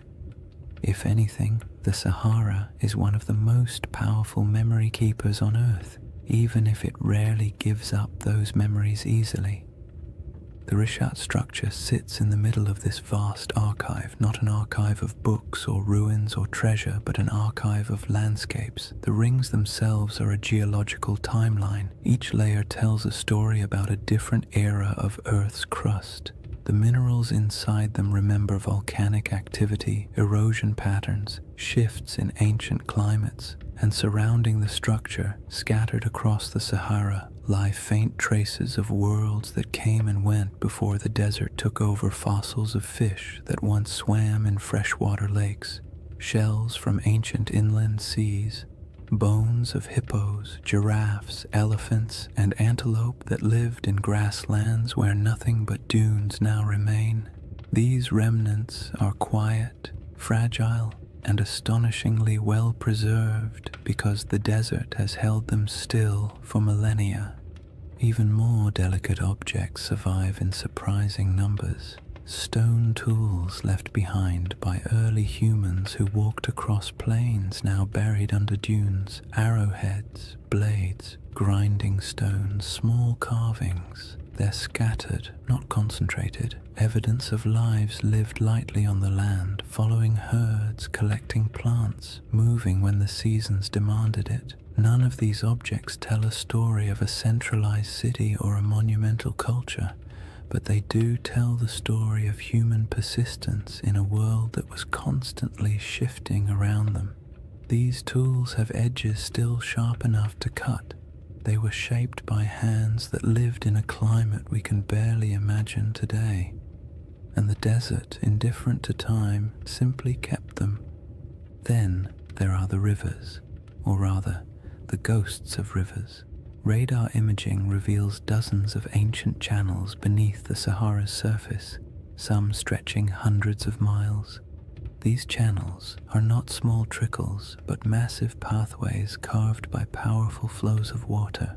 They show where life once concentrated, where animals gathered, where early humans traveled and settled, and though they're invisible from the ground, their presence beneath the sand acts like a geological memory, a map of how different the world used to be. Long after lakes vanished and grasslands withered, the shapes of these channels remained, buried but intact. The desert also preserves what might be called emotional landscapes, the subtle, atmospheric memory of places people once inhabited. Rock art in the Sahara captures these moments with eerie clarity, carvings of cattle, religious symbols, hunting scenes, boats gliding across water. Some images show animals that haven't lived in the region for thousands of years. Others depict rituals or daily activities of groups whose descendants migrated far away when the climate changed. These paintings survive because the desert air is too dry to dissolve the pigments. They are echoes etched into stone, fragments of human emotion fossilized in mineral form. And even though they don't correspond to Plato's Atlantis, they show how easily early cultures could leave behind traces that would confuse or inspire later generations. But the desert's preservation comes with a twist. It protects selectively. It keeps what nature builds, but rarely what humans build. Wood, cloth, bone, and plant materials decay quickly, stone lasts, but only if left untouched by wind. Anything built from mud or organic material disappears, so a region could support generations of habitation and leave barely any physical evidence. When the Sahara dried, entire ways of life evaporated with it. People moved south or toward the coast, leaving only a thin scattering of tools and art behind. By the time later civilizations emerged in Egypt, Carthage, and the Mediterranean world, the memory of those Saharan cultures had already faded into rumor. What remained was the land itself, a massive desert holding fragments of forgotten worlds. The Risha structure in this context isn't a monument to something lost. It's a survivor from geological history that just happens to sit among the buried traces of human history. Its rings are not ruins, but reminders that the planet keeps records in stone long after humans forget. Its symmetry draws the imagination not because it hides a city, but because it stands out against the silence of the desert, a quiet landmark in a landscape that erases almost everything else. What the desert preserves best, strangely enough, is not artifacts or fossils, but absence. It preserves the feeling of worlds that used to exist but no longer do. It holds the echo of water where there is none. It holds the memory of animals that once roamed freely. It holds the imprint of climate cycles so vast they dwarf every human empire combined. When you stand in a place like the Rishat structure, the most powerful sensation isn't that something is buried beneath your feet. It's that something is missing. something that used to be here but isn't anymore. That sense of absence can be misunderstood as evidence of ruins or lost cities, but it's really just the desert doing what deserts do, revealing nothing and everything at the same time. And that is why this landscape inspires stories. Humans fill silence with meaning. We see the absence and imagine what might have once filled it. We see preserved fossils and picture thriving ecosystems. We see ancient riverbeds and imagine the people who walked beside them. The desert keeps just enough evidence to suggest what once existed, but not enough to tell the full story. And in that gap, wide, quiet, and centuries deep, the imagination takes over. This brings us to the final movement of this journey, a gentle widening of perspective, a step back from geology and fossils and myths, and into the broader cosmic calm that emerges when you stand in the middle of a desert night and realize just how ancient, patient, and enduring the earth truly is. When you step back from all the theories, the geology, the ancient climates, and the quiet wonders preserved by the desert, the Risha structure becomes something simpler. Not a riddle demanding an answer, but a reminder of how small we are against the scale of time. Standing in the middle of its rings, especially under the night sky, you can feel the weight of millions of years pressing gently around you, not in a frightening way, but in a calming, grounding way, the kind that makes your breath slow down without you meaning to, as if the land itself is inviting you to let go of the need for certainty. Because the truth is, the Rishat structure doesn't care what we believe about it. It existed long before humans tried to make sense of it, and it will exist long after our stories fade. The desert has watched entire civilizations rise and fall at its edges, while the eye of Africa simply remained what it always was, a geological formation shaped by pressures, erosion, and deep time. And yet, for something so indifferent, it has a remarkable ability to hold our attention, to stir our imagination, to make us lean forward and whisper, "What if?" That what if doesn't need to be answered. It's enough that the question exists. It's enough that something in a quiet corner of the Sahara can evoke wonder in people who will never stand beside it. We don't need Atlantis for the Risha to matter.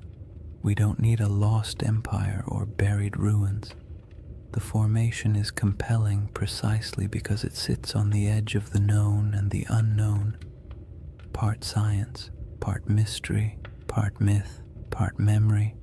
It invites you to be curious without demanding conclusions, and that is its most soothing quality. If you imagine the Risha at its quietest moment, perhaps just before dawn, when the stars begin to fade but the sun hasn't yet lifted over the dunes, the entire landscape feels suspended. The air is cool, still carrying the desert's nighttime clarity. The sky brightens slowly, revealing the faint outlines of the rings around you. The first light washes over the ridges, turning the stone soft shades of blue and gold. In this moment, it feels as though the structure is waking up, though of course it never sleeps. It simply cycles through light and darkness, warmth and cold, day after day, century after century, long after humanity stopped paying attention, and that quiet persistence is part of its allure. The Rishat structure doesn't ask for interpretation because it doesn't need us. It exists comfortably beyond our stories. We are the ones who project meaning onto it, who draw parallels, who search for patterns, and there's nothing wrong with that. Humans make meaning because it helps us navigate a world that rarely explains itself. But when you're standing in front of something so ancient, so vast, and so unaffected by our questions, the impulse to interpret eventually softens. You start to accept the landscape the way you accept the night sky, beautiful, mysterious, complete without needing answers. This is why the final feeling the Risha structure gives isn't excitement or fear or even curiosity. It's perspective, the kind of perspective that makes you realize how temporary human history is compared to geological time. Civilizations rise, cities flourish, myths form, and then everything fades. But the land remains. The Sahara has been green, then brown, then green again, then sand, then grass, then dunes. The world shifts constantly, but overspans so long that it's easy to forget. Human history is only a blink in the Earth's memory. When you imagine the Eye of Africa remembering, it's not literal, of course. Rock doesn't hold memories the way we do, but landscapes preserve patterns, scars, layers, and echoes of what came before. The Risha structure remembers not through intention, but through endurance, through the way its rings hold the imprint of ancient forces, through the way it witnessed the Sahara's transformation without changing its own essential shape, through the way it stands in the middle of emptiness, still holding the quiet dignity of something older than our oldest stories. And as you let that perspective sink in, the idea of Atlantis becomes less about a place and more about a feeling that somewhere, sometime, a world existed that is now gone, a feeling that memory outlasts evidence, a feeling that not everything that disappears is lost forever. Some things simply fade into new forms, new landscapes, new interpretations. The Risha structure doesn't solve the Atlantis mystery, but it offers a gentle space where that mystery can rest, unpressured and unbothered. In the end, the most peaceful thought of all is this: maybe Atlantis was real, maybe it wasn't. Maybe it was a memory of a greener Sahara. Maybe it was an echo of rivers and lakes that vanished before history began. Or maybe it was just a story, a beautifully structured story passed down through generations. But somewhere out there in the quiet heart of the desert, the Eye of Africa is still watching. Not searching, not revealing, just watching. Watching the night sky turn. Watching the dunes shift. Watching time pass with the patience only the earth itself can hold. And there is something profoundly comforting about that. To know that long after questions fade and theories shift and stories evolve, the land remains silent, enduring, timeless. A slow, cosmic heartbeat in the middle of the Sahara, inviting you to breathe a little slower, to let your thoughts drift, and to fall gently into rest. If you've made it this far, awake, half asleep, or somewhere in that gentle in-between space where thoughts drift like sand across a desert floor, then you've journeyed through one of Earth's quietest mysteries. And maybe that's the real beauty of the Risha structure.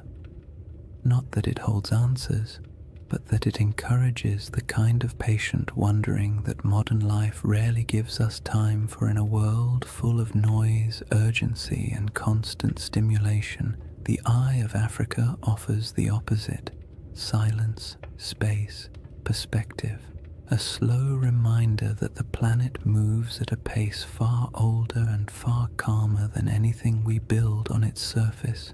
When you think back to what we've explored, the green Sahara that once flourished with lakes and herds, the ancient river systems buried beneath dunes, the rock art carved by hands that lived in a world we can barely imagine, the geological forces that sculpted the Risha's rings millions of years before humans ever walked near them, it becomes clear that the story of this place isn't about a lost civilization. It's about a lost landscape, a world that once existed, quietly thrived, and then vanished not because of catastrophe, but because Earth itself shifted into a new rhythm. The Rishat structure is a witness to all of it, a memory in stone shaped not by human intention but by natural processes that unfold over spans of time far beyond our comprehension. And even though the Atlantis comparison has become part of its identity, the truth is you don't need a legend to appreciate this formation. You don't need Plato or myths of rings and cities or theories about ancient mariners. You only need the simple awareness that our planet contains places so strange and so beautiful that they feel like stories even before we start telling them. The Rishat structure is one of those places. Perfectly circular, timeless, a little unsettling, completely mesmerizing, the kind of formation that makes you pause and remember that the earth was sculpting wonders long before anyone arrived to give them names. There's a quiet comfort in imagining the Eye of Africa as a presence rather than a puzzle, not a watcher in any mystical sense, but a symbol of endurance. It has seen the Sahara as a cradle of life, then as a wilderness, and now as a vast ocean of sand. It has seen climates shift, species migrate, and entire ecosystems vanish into memory. And through all of it, it stayed where it was, letting time carve every ridge, every basin, every curve. There's something almost meditative about that, the idea that some things don't chase meaning, they simply endure and allow us to come to them with whatever questions or stories we carry. As you settle into the final moments of this journey, imagine once more the Rishat structure under the stars, the rings around you fading into shadow, the sky stretching overhead like an ancient tapestry, the air cool, the sand carrying the day's warmth, the wind quiet enough to feel like the earth is holding its breath. In that moment, all the theories, all the debates, all the speculation falls away. What remains is just the land, unconcerned, immense, older than memory, a reminder that our place in the world is temporary but also meaningful in its own small way. And maybe that's the real gift of places like this. They allow us to step outside ourselves, to drift gently into perspective, to remember that not everything needs to be solved. Some mysteries are meant to rest, some landscapes are meant to simply be admired, and some stories, like the Sahara itself, are more soothing when left open, when allowed to breathe, when allowed to drift into the same soft silence that defines the desert at night. So as you drift towards sleep or into a deeper state of calm, let the Rishat structure fade into that quiet space behind your thoughts.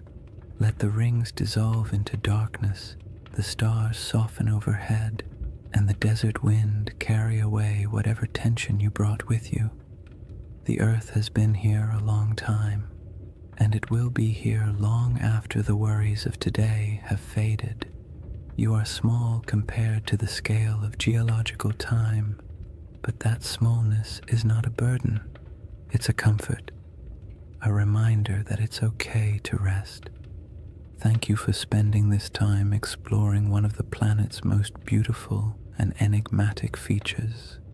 If you enjoyed this journey and you'd like to drift through more forgotten landscapes and ancient mysteries crafted to help you unwind, consider liking the video and subscribing to the channel. It truly helps, and it means a lot. And before you fall asleep fully, let me know in the comments where you're watching from and what time it is for you. I love seeing the entire world gathered in one quiet, shared moment. For now, take one last breath. Let it go slowly, and let the desert night close around you. The Eye of Africa will keep its silent watch. You only need to rest.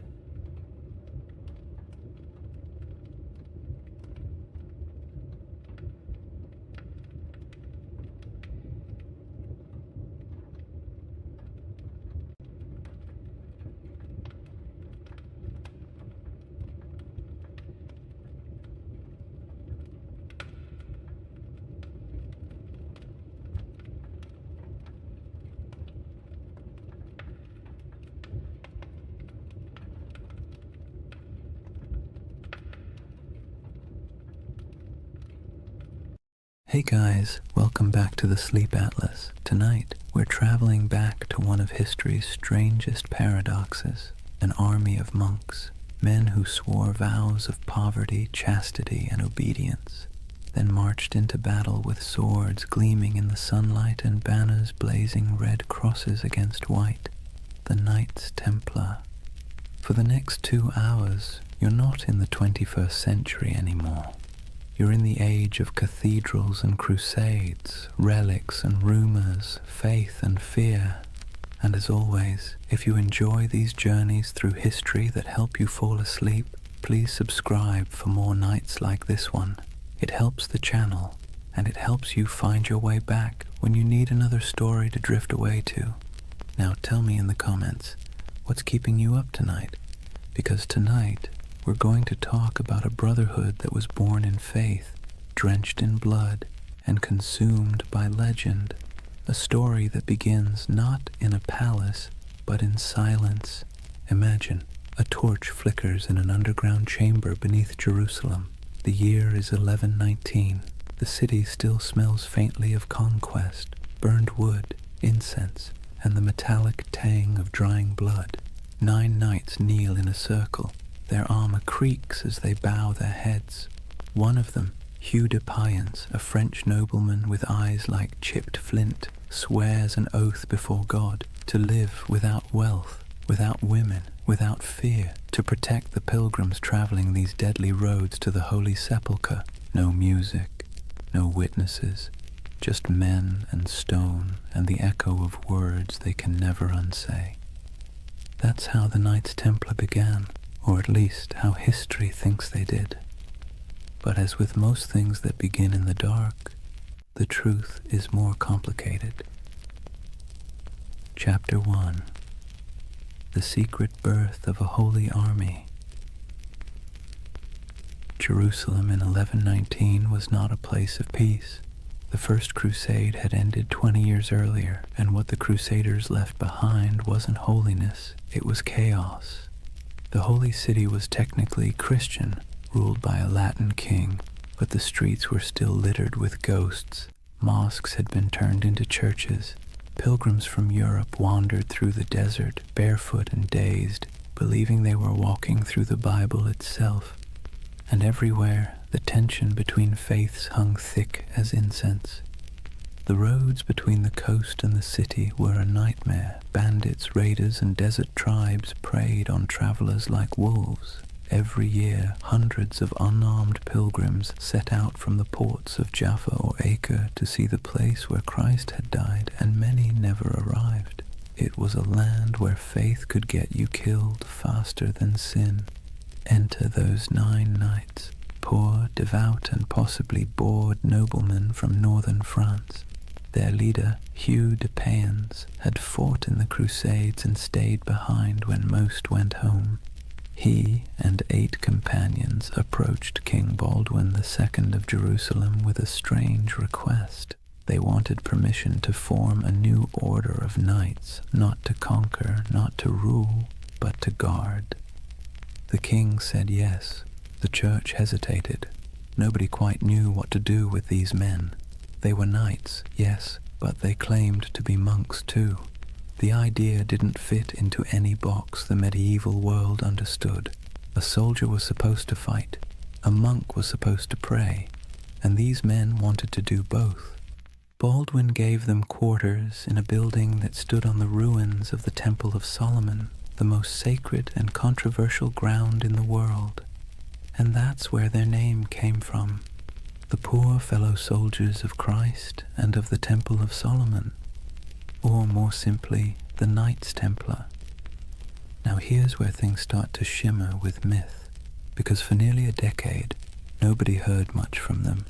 No glorious battles, no public presence, just 9 knights living quietly in a half-ruined temple, claiming to protect pilgrims. And that's when the whispers began. What were they doing under the temple? Some said they were excavating. Others said they were searching for something buried deep beneath the stones, relics perhaps, or knowledge long hidden since the days of Solomon himself.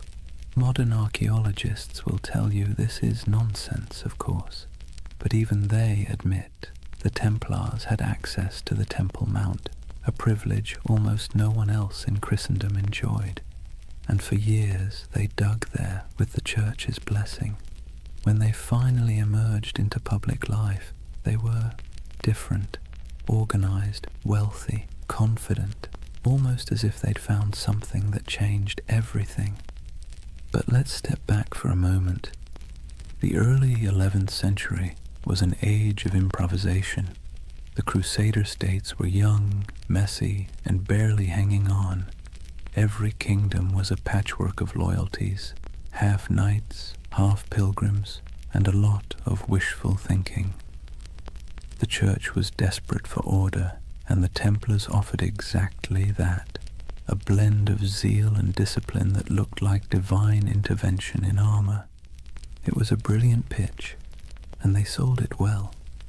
When Hugh de Payens travelled back to Europe in 1127 to seek official recognition, he met with kings, nobles, and eventually the Pope himself. The Church loved them, a holy army that required no payment, asked for no land, and swore absolute loyalty to God. It was a bureaucrat's dream.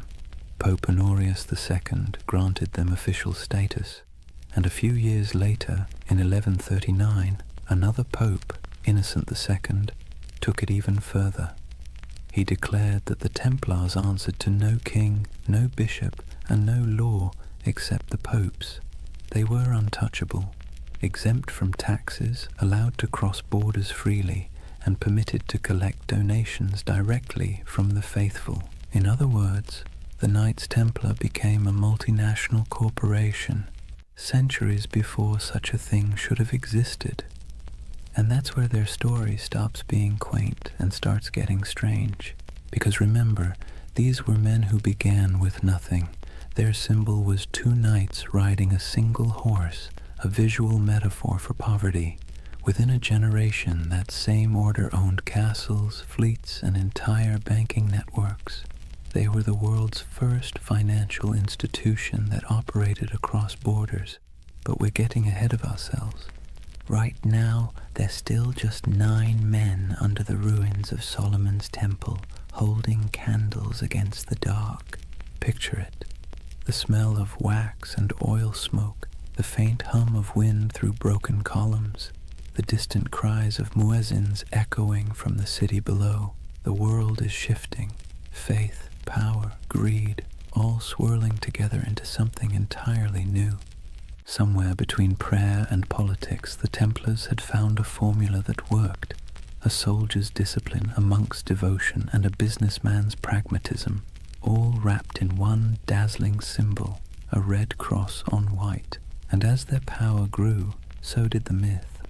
People whispered that the knights never truly slept, that their prayers could call down miracles, that their swords glowed in battle like divine fire. In an age starved for heroes, the Templars became living icons. And for the Church, they were proof that holiness could conquer the world, or at least fund its expansion. Still, even in these early days, the seeds of their downfall were already being planted, because whenever power hides behind purity, suspicion follows.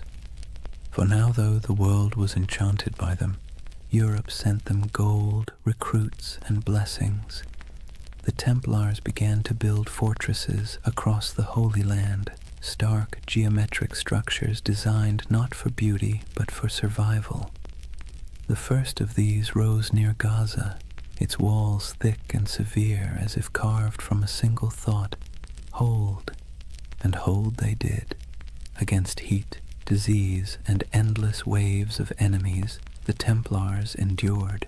They were a strange hybrid, too pious for ordinary knights, too violent for ordinary monks, but somehow they worked. The desert turned them into something sharper, harder, less human, and the world rewarded them for it.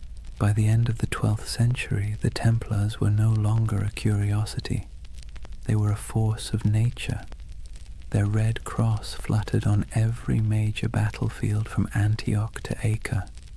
Pilgrims prayed to them as if they were saints. Kings borrowed money from them as if they were banks, and behind their stoic silence they smiled, because they knew the holiest men in Christendom were also its most indispensable. The Holy Land. It sounds peaceful, doesn't it? Golden deserts, olive groves, sun-bleached ruins, the kind of place you might imagine angels hovering over in serene silence. But in the early 12th century, it was anything but serene. Jerusalem had been liberated by Christian crusaders only a few decades earlier, and let's be clear, liberation in medieval terms usually meant blood up to the ankles.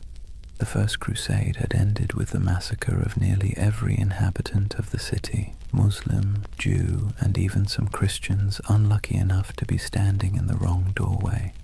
The survivors who staggered out of those gates left behind a city that was holy, yes, but also haunted. Now, imagine you're one of the pilgrims arriving from Europe after that carnage. You've sold your land, kissed your family goodbye, and endured months on a leaky ship that smelled of salt, vomit, and desperation. You finally set foot on the sacred soil of Jerusalem, only to realize it's crawling with mercenaries, thieves, and rival priests arguing over who owns which holy relic. There were monks selling pieces of the true cross for pocket change, relic peddlers waving around bones that supposedly belonged to every apostle, and beggars who could quote scripture better than bishops. It was chaotic, commercial, and weirdly alive. The Holy Land was supposed to be a place of purity, but it was also a marketplace of faith, and this was the world the Templars were born into. To protect pilgrims, they needed roads. To patrol the roads, they needed horses. To feed the horses, they needed money. And to get money, they needed support from Europe, which meant they needed branding. And few groups in history have ever branded themselves better. The Knights of the Temple. It sounded like a riddle, a name that whispered of prophecy, secrecy, destiny. In an age addicted to relics and miracles, the idea of an army living on sacred ground was irresistible. Still, their mission was grimly practical. The routes from the ports to Jerusalem, Jaffa, Acre, Tyre, were treacherous. Travelers were robbed, murdered, or sold into slavery. The Templars became the bodyguards of faith itself, escorting caravans of believers through the desert, fighting off raiders who saw pilgrims as walking coin purses. Picture it, a long line of weary travelers trudging beneath a white-hot sun, sandals kicking up dust, and ahead of them a small band of armored men on horseback, faces hidden behind helms, silent except for the creak of leather and the dull thud of hooves. To see that Red Cross approaching must have felt like salvation made visible. But Jerusalem wasn't the only concern. Beyond the city walls, the Crusader states were fracturing. Christian lords squabbled like children over territory they barely controlled. The Kingdom of Jerusalem, the County of Tripoli, the Principality of Antioch, all were fragile, stitched together by ambition and distrust. The Muslim world, meanwhile, was far from united but infinitely more patient. Leaders like Zengi, Nur ad-Din, and later Saladin understood that the Crusaders were temporary. Empires built on zeal tend to burn bright and burn out. The Templars didn't know it yet, but they were living on borrowed time. For now, though, their world was still expanding. They built their first fortresses across the Holy Land, massive, angular structures that looked more like stone mathematics than architecture. No decoration, no vanity, just geometry and faith. These weren't castles meant to impress. They were meant to survive. Thick walls, narrow gates, cisterns for water, hidden staircases for escape. If you were a Templar stationed in one, your days were predictable. Prayer, patrol, repair, repeat. The heat was relentless. Armor became ovens. Horses collapsed from thirst. And yet, they endured. They believed every drop of sweat was a prayer, every scar a kind of devotion. The Templar life was monastic but also militarized. They rose before dawn, prayed, trained, rode, and ate simple meals in silence. Even at the table they sat in pairs, sharing food from a single bowl, just as they once shared horses when they were poor. That duality, poverty and power, humility and dominance, defined them. To outsiders it made the Templars look almost supernatural. They were disciplined in a world that thrived on chaos. They didn't drink, gamble, or chase women. They didn't hoard gold for themselves, but for the order. Compared to the average crusader knight, who often behaved like a drunk tourist with a sword, the Templars seemed godlike. But discipline has its price. Their strictness made them feared, but it also made them cold, and in a land that worshipped stories, coldness was suspicious. Rumors spread that they worshipped strange idols, that their prayers were not quite Christian, that beneath their white mantles they bore symbols not approved by Rome. None of it was true, yet, but you can see why people started to talk. The Templars were always apart. They answered to no king, no priest, and no local authority. They were an army within an army, a church within the church. And whenever men form a power that stands outside all others, paranoia soon follows. Still, in the 1130s and 1140s, those fears were whispers drowned out by praise. Pilgrims wrote home about the silent, white-cloaked knights who saved them from bandits. Kings sent donations, nobles offered land. The Templar name spread across Europe like wildfire. Soon new recruits poured in, sons of minor lords, second brothers with no inheritance, men too proud to farm and too poor to rule. To join the Templars was to gain purpose, rank, and immortality of a kind. When they swore their vows, they gave up everything, property, family, even their names. They became one organism, and that made them terrifyingly efficient. Meanwhile, in Jerusalem, politics festered. The so-called Latin kingdom looked glamorous from afar. Gleaming churches, processions of relics, knights shimmering in gold. But behind the spectacle lay disease, infighting, and endless debt. Maintaining an army in the desert cost a fortune, and Europe's appetite for holy war was already fading. That's where the Templars' financial genius quietly began. They developed systems for storing, transferring, and protecting wealth for pilgrims and crusaders alike. A traveler could deposit money at a Templar preceptory in London, receive a coded letter, and withdraw the funds safely in Jerusalem. It was medieval banking, and it worked. While the kings of the Crusader states struggled to feed their armies, the Templars were busy inventing international finance. It's a miracle they didn't invent the credit card. Their wealth, however, wasn't just monetary, it was reputational. In a world obsessed with honor, the Templar cross became a brand of trust. Churches displayed it proudly. Merchants painted it on their ships. Even thieves hesitated to rob a Templar convoy because rumor said anyone who did would die within the year. But faith and fear are fickle allies. By mid-century, the political tides began to turn. Muslim forces under unified banners were pushing back. The dream of permanent Christian rule in the East was already fraying. The Templars found themselves fighting not for glory but for survival. Still, for every setback, they doubled down. When they lost a castle, they built two more. When armies fell, they recruited faster. When allies faltered, they became their own nation of stone and secrecy. You can almost admire the sheer stubbornness of it. The idea that faith could replace geography, that brotherhood could outlast empire. By the late 12th century, The Templars were no longer 9 poor knights in a ruin. They were the backbone of Christendom's military and financial power. Their headquarters in Jerusalem gleamed with marble. Their fortresses dotted the coasts of Syria and Palestine. Their banner, a red cross on white, was feared from Cairo to Constantinople, and yet the cracks were already showing. The Holy Land had always been an illusion of permanence.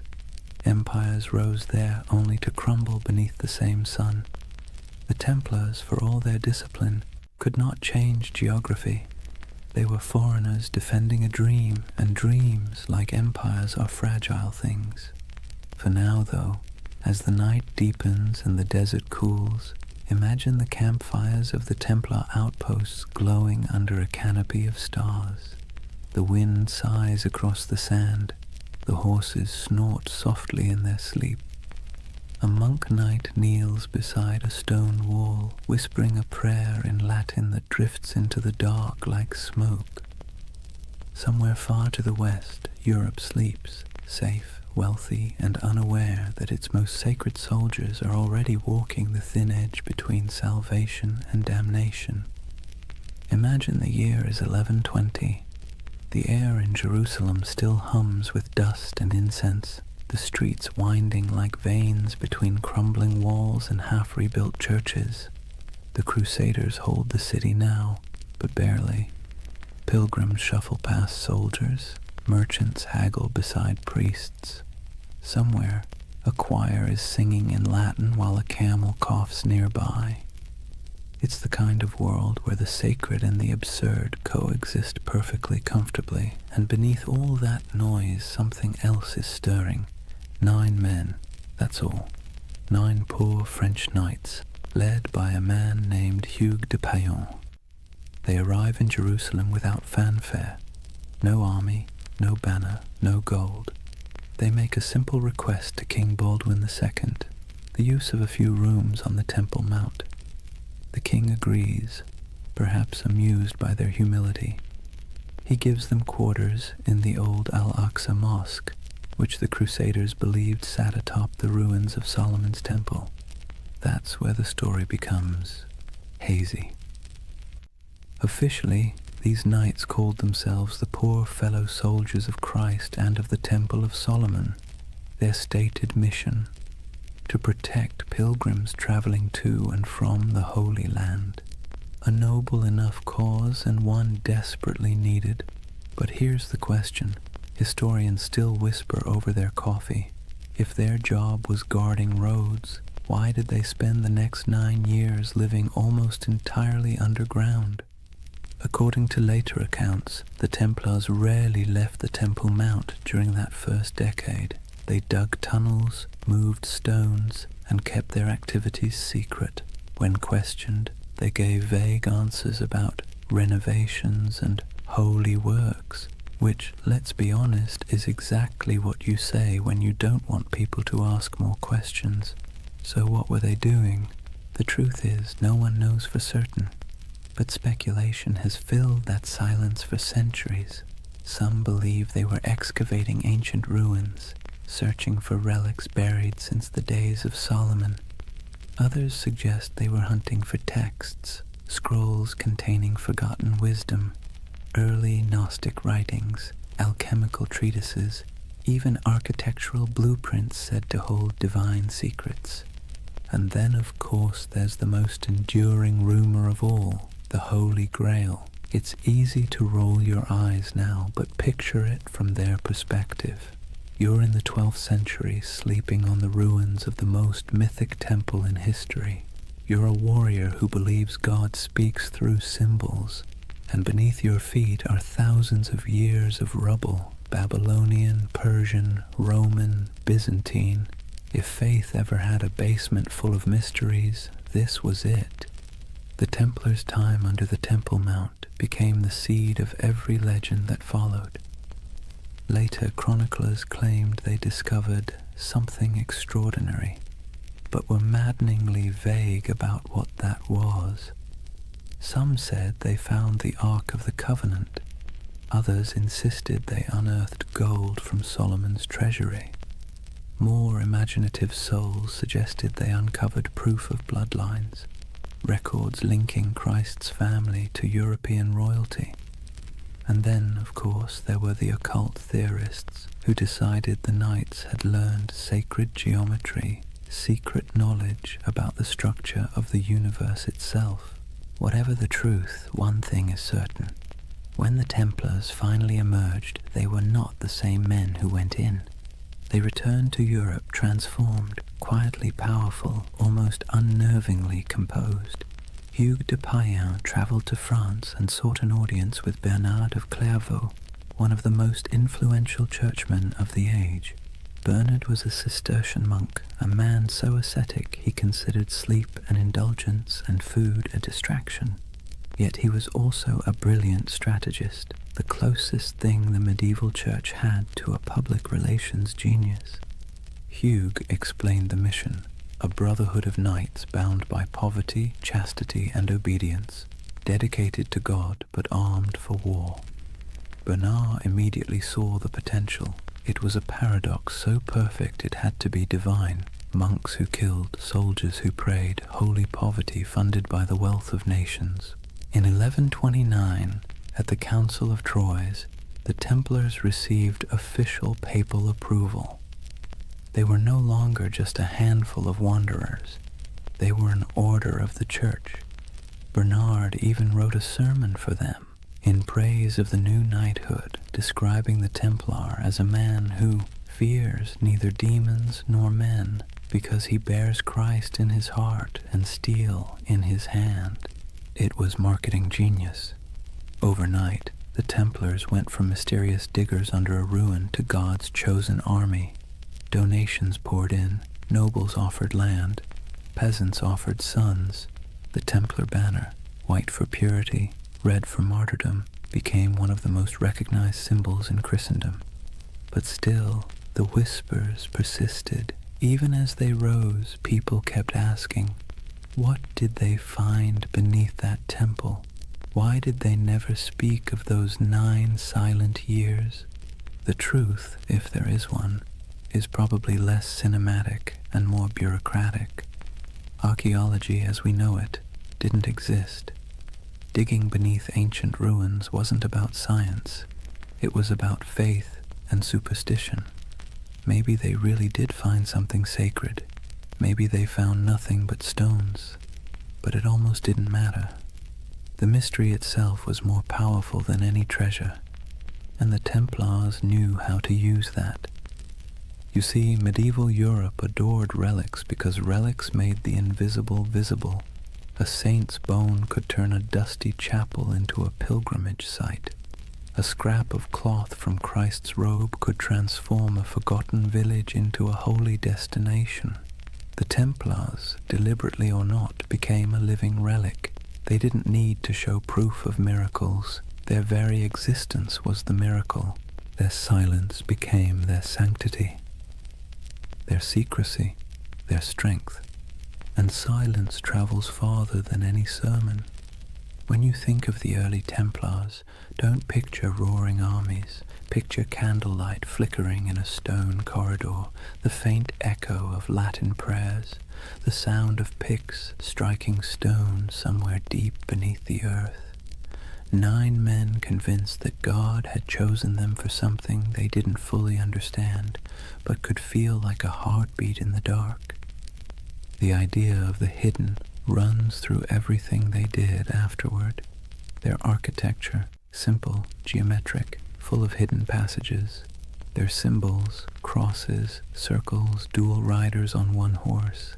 Even their banking system, which relied on coded letters and secret ledgers, carried that same shadowy precision. It's as if the memory of that underground decade never left them. They had been under the world, and when they emerged, they brought a little of the underworld with them. By the time they were formally recognized, the order already had chapters spreading across Europe. Preceptories in Paris, London, and Aragon became both fortresses and treasuries. Templar seals began to appear on documents everywhere. a sign that whatever business was being done, it was trustworthy, incorruptible, and conveniently untouchable by taxes. They were monks, they were soldiers, they were accountants, and they were untouchable. If it sounds like a setup for disaster, that's because it was.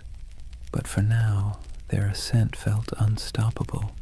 Jerusalem glowed in their imagination as both a holy city and a buried promise.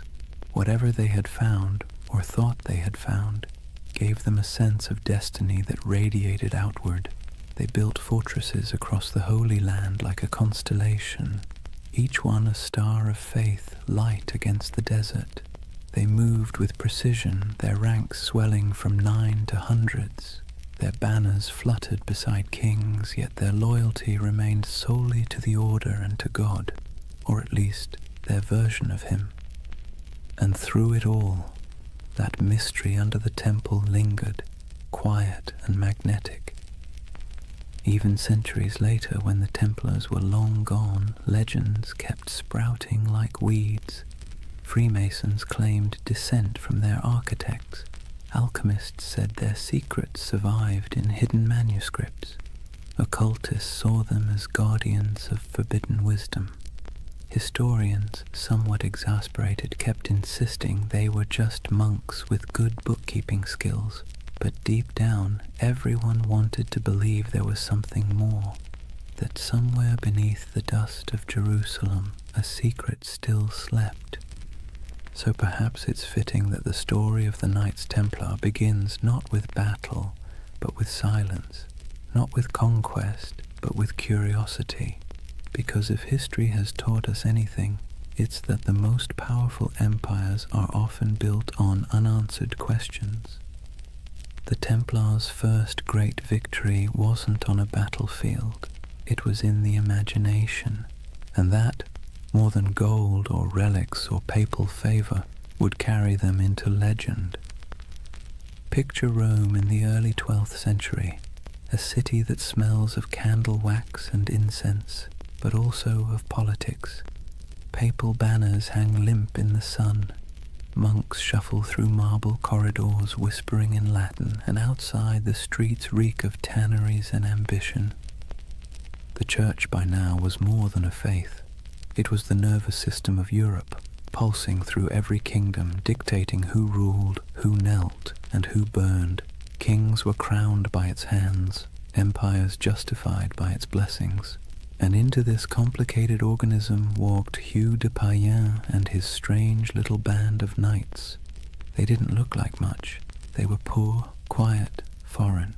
Their armor was worn, their mission vague. Yet they brought with them something the church found irresistible: usefulness. You see, the Holy Land was chaos.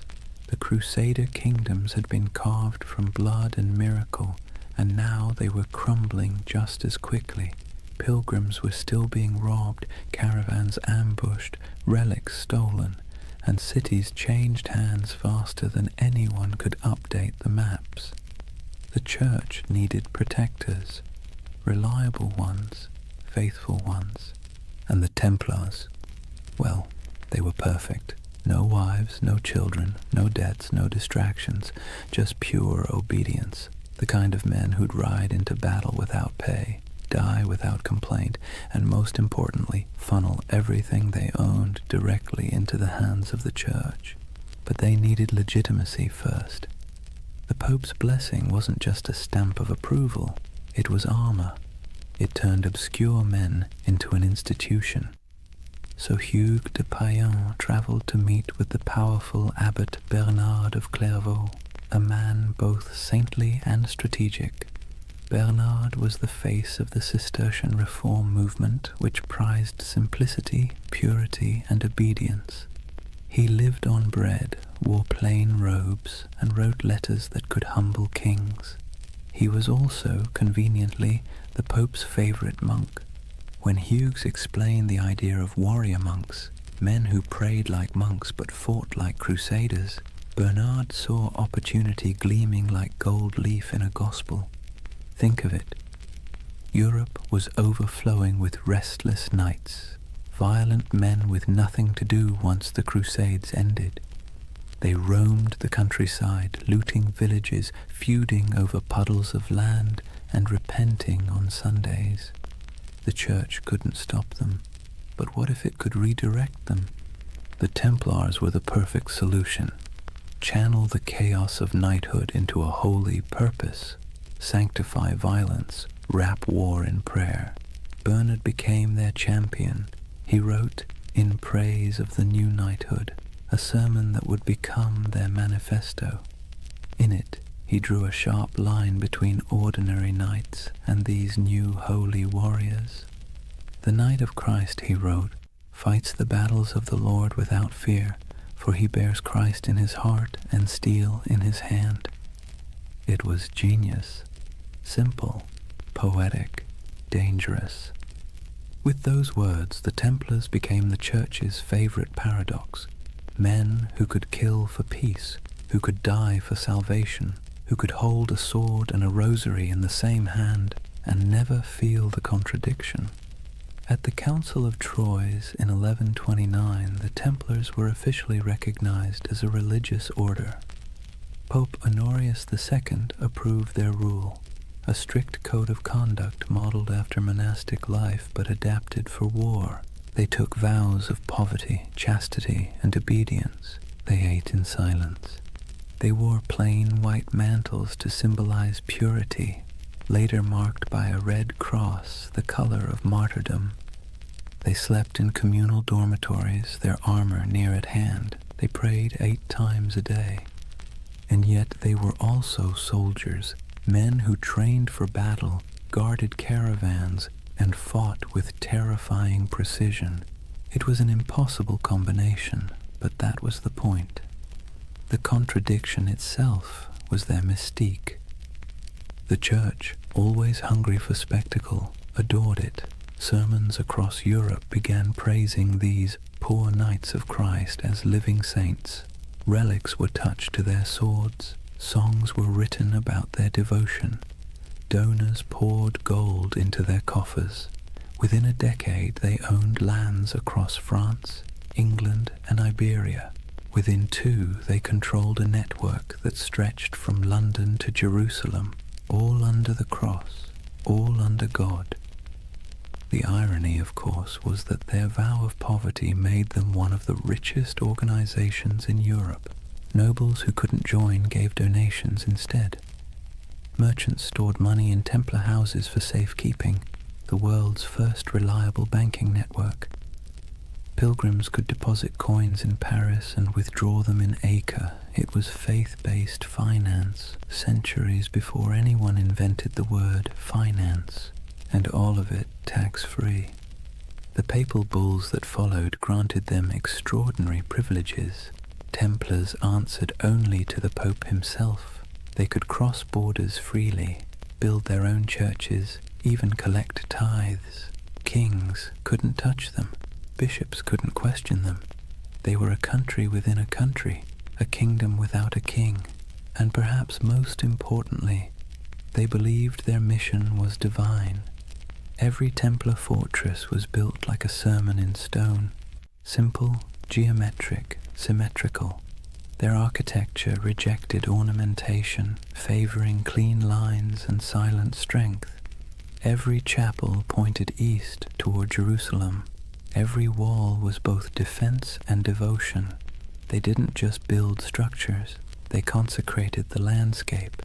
Travelers who saw them described the order as unnervingly calm. They marched without shouting. They fought without looting. They prayed without hesitation.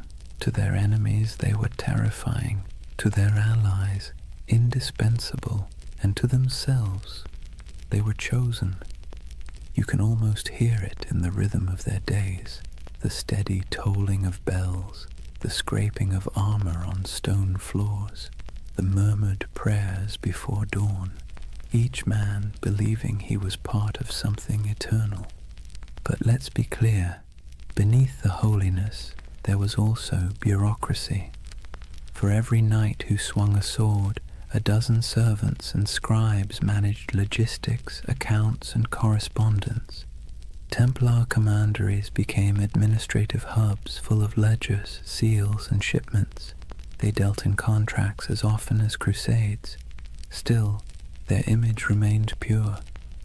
To medieval Europe, the Knights Templar were walking proof that heaven and earth could coexist, that spiritual discipline could be forged into literal steel. But to the cynical eye, they were something even more interesting, the Church's experiment in privatized holiness. They were what happens when faith becomes an organization, efficient, obedient, and profitable. By the mid-12th century, the Templars had become indispensable. Crusader kings relied on them for defense. Merchants trusted them with their fortunes. Popes used them as envoys and bankers. If you wanted something done quickly, quietly, and absolutely, you called the Templars. But with power came something more dangerous than sin, perception. People began to notice that the order's members rarely answered questions. They had their own language, their own symbols, their own rites. Their headquarters, a vast round church in London modelled after the Holy Sepulchre in Jerusalem, seemed deliberately mysterious. And then there were the rumours, always the rumours. Some said they still possessed what they found under Solomon's temple. Others claimed they performed secret ceremonies, that they whispered oaths in the dark, that they had seen things no mortal should. And yet the Church did not question them, not yet. For now Rome was content. The Templars had become everything it could hope for, holy warriors, loyal bankers, global agents of faith. But you can sense the shift coming, can't you? The same way you feel a storm before it breaks. Because no institution, no matter how divine, can grow this fast, this powerful, without making enemies. Kings who owed them money began to resent them. Clergy jealous of their wealth began to whisper, and the pilgrims they once protected began to wonder if these poor knights might be serving something other than God. But that part of the story comes later. For now the order stands at its shining zenith, a creation of faith and fear, cloaked in purity but humming with power. The Vatican's blessing had turned them from a rumor into a reality, and that reality would reshape the medieval world in ways no one, not even the Pope, could have imagined. It's almost poetic, really. The Church had set out to sanctify war, and in the process it had created something far more potent, the first multinational corporation of the soul. And as history will show, nothing that powerful ever stays holy for long. Imagine the early morning light over Jerusalem, a pale gold haze drifting through the heat, settling softly over the domes and stones. The city still breathes the air of miracles and blood. Pilgrims shuffle along narrow streets, whispering prayers in every language. Merchants haggle in the shadow of sacred ruins, and the sound of distant bells drifts through the desert wind like a memory that refuses to fade. And somewhere among the hills, a line of riders moves slowly, white mantles gleaming, swords at their sides, red crosses stitched over their hearts. The Knights of the Temple. They ride in silence, always in silence. To the people watching they seem otherworldly, not nobles, not monks, something in between. They do not laugh or boast. They rarely remove their helmets in public, and when they pass through a market, the crowd parts as if by instinct. It's said that a Templar's gaze could freeze a man, not with fear, but with the strange gravity of conviction. In that moment, the myth was already being born. The story spread faster than their horses could ride. Word of a brotherhood who answered only to God, men who took no wives, owned no lands, and gave everything to their order, soldiers who prayed before battle and confessed after killing, knights who marched under the sign of the cross but lived by a code sharper than any blade. Europe adored them. The Church, of course, encouraged it. Myths are good for business, and the Templars were perfect propaganda. They embodied everything the papacy wanted the faithful to believe: purity, discipline, divine protection. Sermons compared them to angels with swords. Paintings showed them glowing in battle, untouched by arrows, faces calm in the chaos of holy war. But the truth was more human and, in a way, more beautiful. Most Templars were ordinary men drawn from a world that offered few choices, younger sons of minor nobles who'd inherited nothing, restless adventurers, repentant sinners, and zealots in search of purpose. They joined not because they were fearless, but because the world outside offered even less certainty. And for all its rules and austerity, the temple offered something rare: belonging. In a Europe fractured by war, famine, and class, the order was one of the few places where a man's worth wasn't defined entirely by birth. Inside the walls of a commandery, everyone wore the same cloak, ate the same bread, followed the same hours of prayer. Rich or poor, noble or peasant, all knelt together before dawn. It was unity by discipline, equality by surrender. And yet, the outside world saw only mystery. They were everywhere and nowhere, riding on crusades, manning castles, managing estates, escorting pilgrims. A traveler might encounter a Templar outpost in the forests of Burgundy, another in the sands of Antioch, another on a cold island in the North Sea, and each one would look exactly the same: white walls, red crosses, silence. They had become an idea that transcended geography. When they rode into battle, their presence was like a symbol made flesh. Chroniclers described them as unbreakable formations of white and red, banners flapping, hooves thundering, lances angled in perfect symmetry.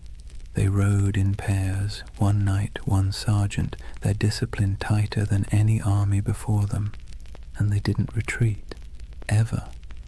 There's a story, probably exaggerated but worth repeating, that at the Battle of Montgisard in 1177, fewer than 100 Templars helped turn the tide against Saladin's massive army. Outnumbered 20 to 1, they charged headlong into the desert heat, cutting through enemy lines in a frenzy of faith and exhaustion. When it was over, their commander supposedly knelt in the sand and whispered a single prayer: Non nobis Domine, non nobis sed nomini tuo de gloriam. Not unto us, O Lord, but to your name give glory. It's the kind of story medieval Europe lived for, and like all great stories, it spread, changed and grew until the facts hardly mattered anymore. The Templars were no longer just men. They were a myth in motion. They became shorthand for courage, for purity, for divine purpose. And that, ironically, was the beginning of their undoing. Because the higher a legend rises, the further it has to fall. But for now, they stood at the edge of eternity. Their coffers swelled with donations. Their castles gleamed across Christendom like white stars on a dark sea.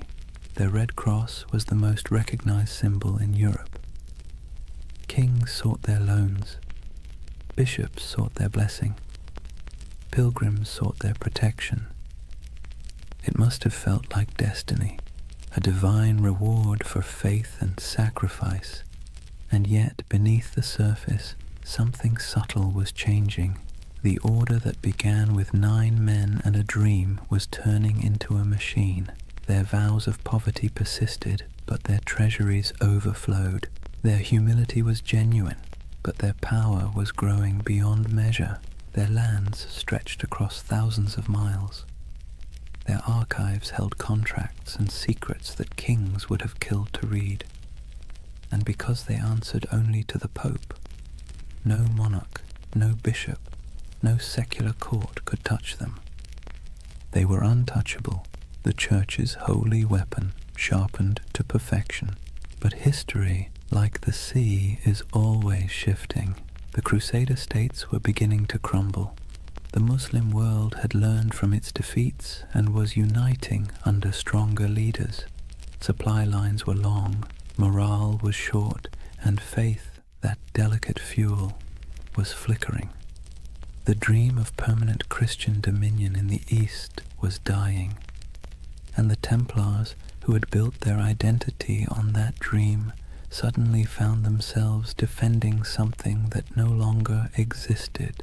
It's easy, centuries later, to imagine them as fanatics or villains, but maybe they were just men trapped in momentum, unable to stop the wheel they had helped set in motion. By the time their banners fluttered over the last surviving Crusader fortresses, their legend had already outgrown them. In Europe they were saints, in the East they were demons, and in their own hearts, who knows, perhaps a little of both. The ordinary knights must have felt it, the slow decay beneath the glory, the endless wars that achieved nothing, the heat, the sand, the weight of armor, the prayers whispered into silence, the feeling of being instruments of something divine, and yet increasingly something political. But legends don't need clarity, they need symbols, and the Templars had become the most powerful symbol in the medieval world, the perfect fusion of faith and violence. You can almost see it, a banner rippling against a stormy sky, red cross vivid against the white cloth, lightning flashing behind it. To a peasant in a church pew or a monk in a distant cloister, that image meant safety, devotion, and divine justice. To a king in debt, it meant something else entirely. The story of the Templars was no longer being written by saints or chroniclers.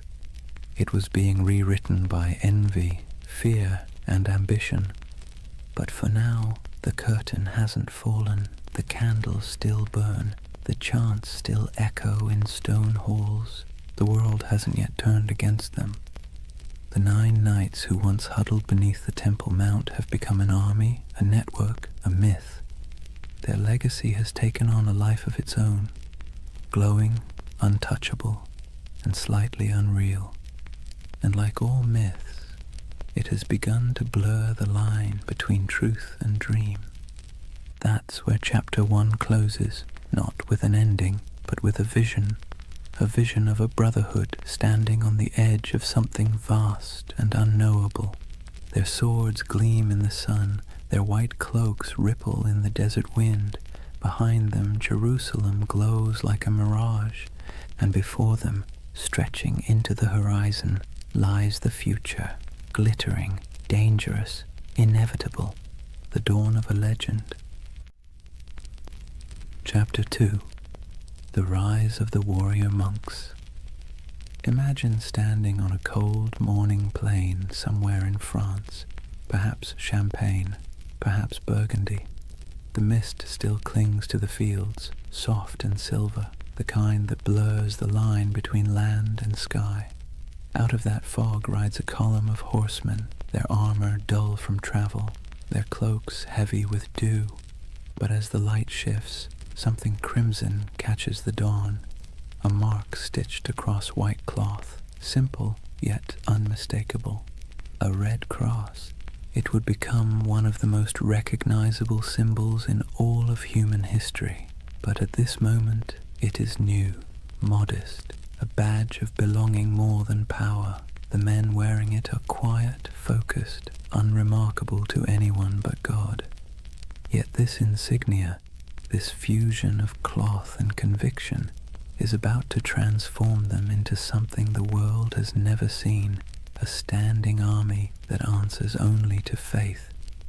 The Templars have begun to evolve. Their days of small vows and secret ceremonies under Jerusalem's ruins are over. The Church has given them legitimacy, a papal seal written in the flowing Latin of divine authority. They are now officially milites Christi, soldiers of Christ, and that single phrase changes everything. With papal backing came money, land, recruits, and something far more valuable, absolution. To die as a Templar was not merely to fall in battle, it was to ascend directly into paradise. No purgatory, no judgment, no delay. The battlefield became a kind of heavenly shortcut. It's hard to overstate how revolutionary that idea was in the 12th century. Medieval Europe was steeped in guilt. Sin was currency. Salvation was a negotiation. And suddenly, here was an order that offered redemption through action, through blood, dust, and obedience. For a restless noble, a wayward knight, or a sinner looking for cosmic forgiveness, the temple was irresistible. The Red Cross symbolized that promise. It wasn't just a banner of war. It was a visible reminder of invisible faith. When a knight knelt before the master of the temple and took his vows, poverty, chastity, obedience, the cross was placed on his cloak as both burden and blessing. From that moment, his life was no longer his own. He would own nothing. He would question nothing. He would fear nothing. And that paradox, total surrender creating total power, became the Templars' greatest strength. Their rules were strict, even monastic. No personal possessions beyond a few garments, no private letters, no hunting, no swearing, no unnecessary conversation. Meals eaten in silence, broken only by the sound of a reader reciting scripture. Even the horses were treated with dignity. No knight was allowed to beat his steed. To the outside world, this was alien. Most knights of the age were brash, boastful, and loud. They wore bright colors, hunted for sport, gambled, bragged about their kills. The Templars, by contrast, moved like shadows, a silent order of disciplined zealots. It's little wonder people began to fear them as much as they admired them. But discipline has a strange beauty to it. Imagine the symmetry of their camp at dawn. White tents in perfect rows, banners hanging still in the air. Each man waking at the same hour, dressing in the same garments, praying the same words.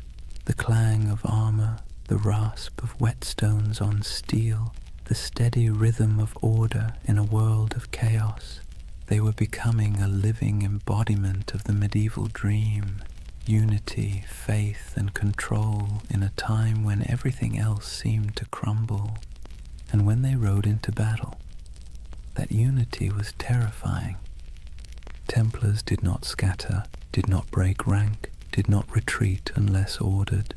Chroniclers described them as walls of iron, as storms given human form. Their charges were deliberate, almost ritualistic, a prayer in motion. They would advance in complete silence until contact, their lances lowering as one, hooves pounding like a heartbeat. And when the moment came, the cry broke like thunder, Non nobis Domine. Not for us, O Lord, but for you. Then chaos, then history. Every battle became a kind of mass, blood replacing incense, steel replacing song, and the world watched in awe. To the average medieval person, the Templars seemed immortal. When others fled, they stayed. When others hesitated, they rode forward. Stories spread of miraculous victories, of angels fighting beside them, of enemies struck blind by divine light. Whether any of it was true hardly mattered. Faith had become spectacle, but behind the spectacle was a machine. The Templars weren't just warriors. They were administrators, bankers, engineers.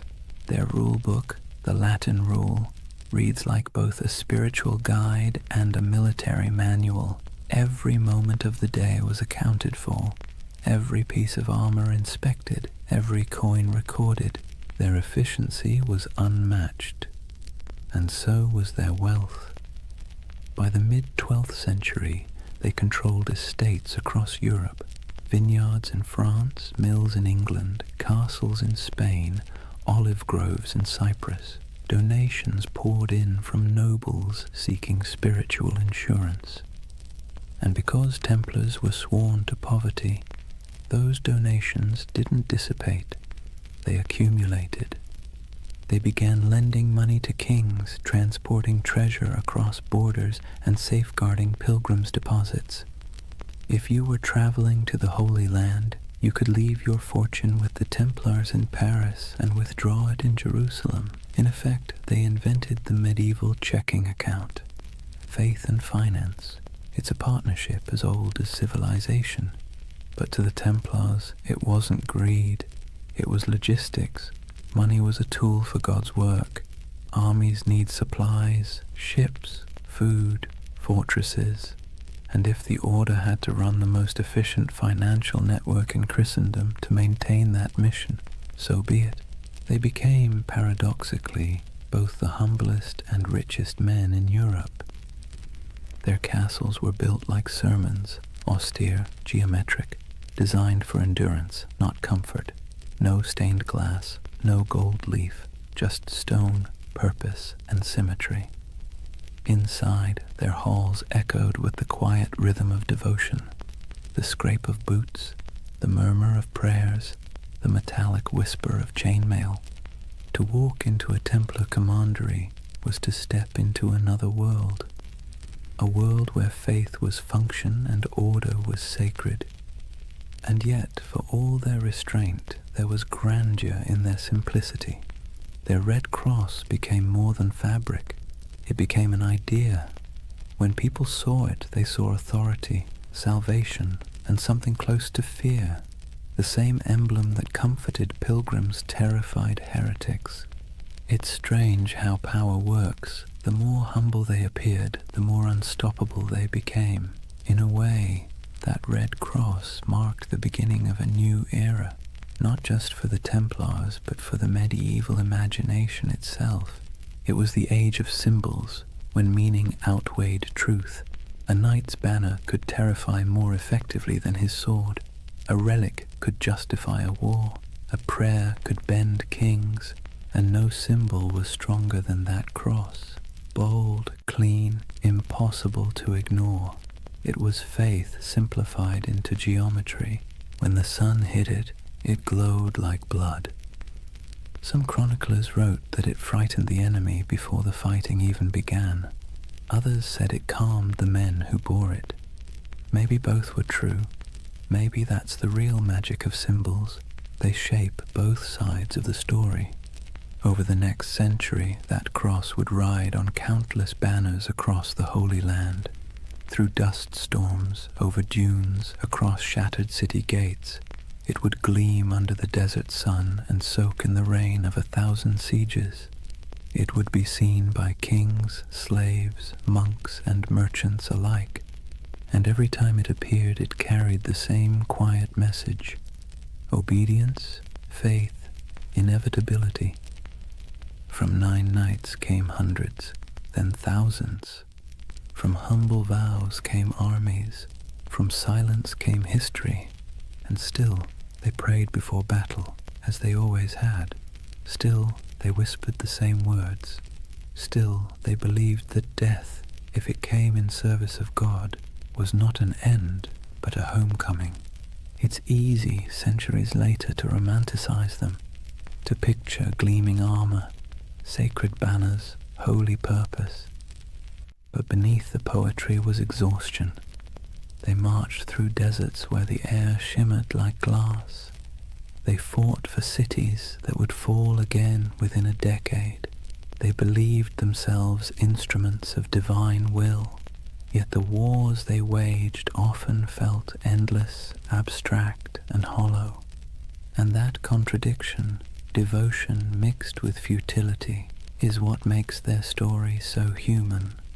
By the time the Red Cross became synonymous with power, its wearers had already begun to wonder what it meant. But for now, in this chapter of the story, there is still clarity, still unity, still purpose.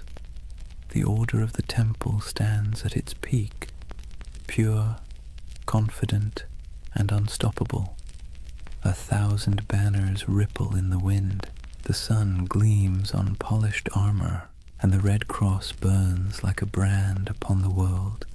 The world belongs for a moment to the knights of the temple. Imagine waking before dawn, not to an alarm or the gentle hum of a phone, but to a bell, deep, resonant, and unrelenting. The sound rolls through the dark halls of a stone dormitory, pulling a dozen men from sleep at once. There are no complaints, no yawns, no hesitation. This is a Templar commandery, and the day begins with obedience. Before the first light touches the horizon, the knights are already kneeling, heads bowed, the chill of the flagstones creeping through their woolen tunics. The air smells faintly of oil lamps and damp stone. Someone chants softly from a small book, Latin verses murmured and rhythmic, the sound of faith wrapped in discipline. The Templars did not live like ordinary knights. They lived by the rule of the temple, a sprawling manual written in the 12th century that governed everything from how they prayed to how they chewed. It wasn't just a list of rules, it was a blueprint for turning men into instruments of divine will. The rule began with a simple premise. A knight's soul is weak when his body is indulgent. Every comfort is a temptation, every freedom is a test. So, comfort was eliminated. Templars slept fully clothed, tunic, belt, even their boots close by, ready to ride at a moment's notice. They owned no personal possessions, not even a coin or a comb. Their cloaks and armor belonged to the order, and if something broke, it was repaired or replaced, never personalized. They were forbidden to hunt, to falcon, to gamble, to swear, forbidden from kissing women, even their own mothers or sisters, forbidden from eating meat more than 3 times a week, forbidden from laughter that wasn't humble or restrained. Templar joy was not the joy of feasting or music or wine. It was the quiet satisfaction of obedience, and obedience to them was the purest form of freedom. Every knight took a vow of poverty, chastity, and obedience, the holy trinity of control. But unlike monks who lived behind monastery walls, Templars carried their vows into the world. They were soldiers, but their battlefield was also their monastery. Every act, from sharpening a sword to cleaning a saddle, was a kind of prayer. At dawn, they gathered in the chapel. The service was brief. They were not contemplatives, but men of action.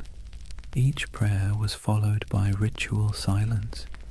They listened for commands, received their orders, and dispersed without argument. Theirs was a faith built on motion, not meditation. After prayers came breakfast, bread, sometimes cheese, and a cup of watered wine. Meals were eaten in near silence. As they ate, one brother stood at a lectern and read aloud from scripture or from the rule itself, reminding everyone that even the act of eating was a sacred task. The sound of chewing, the scrape of spoons, the droning Latin, it all blended into a rhythm of humility. When they weren't fighting, they worked. Some tended horses, rubbing down the flanks of massive destriers, checking hooves, repairing tack. Others mended chainmail, inspected swords, or organized provisions for long campaigns. A Templar's world was practical, full of physical labor, repetition, and readiness. And yet, beneath all this discipline, there was a strange comfort. The rule removed choice, and with it, uncertainty. A Templar didn't have to wonder what his purpose was. It was written in the rule, enforced by his brothers, and sanctified by God. Every decision had already been made for him. In a world where chaos was normal, where famine, war, and plague struck without warning, that kind of certainty was a luxury few could afford. But of course, it came at a cost. There were moments when the silence must have felt oppressive, when the sameness of days blurred together into a single endless prayer. Imagine years of this life, the same bread, the same rules, the same faces under the same white cloaks, no family, no possessions, no indulgence beyond the thin comfort of faith. And yet, the Templars endured it, perhaps because the alternative, a world without order, without divine meaning, felt far worse. There's something haunting about their discipline. It wasn't born from cruelty, but from conviction. They believed that to serve God they had to strip away everything that made them individual. Ego, desire, even identity itself, all burned away, leaving only function. They became pieces in a sacred machine, and when the machine moved, it moved with terrifying precision. Templars trained relentlessly. Their battle formations were geometric, mathematical, rows of cavalry timed to strike in perfect waves. Each knight knew his place. If one fell, the next filled the gap instantly.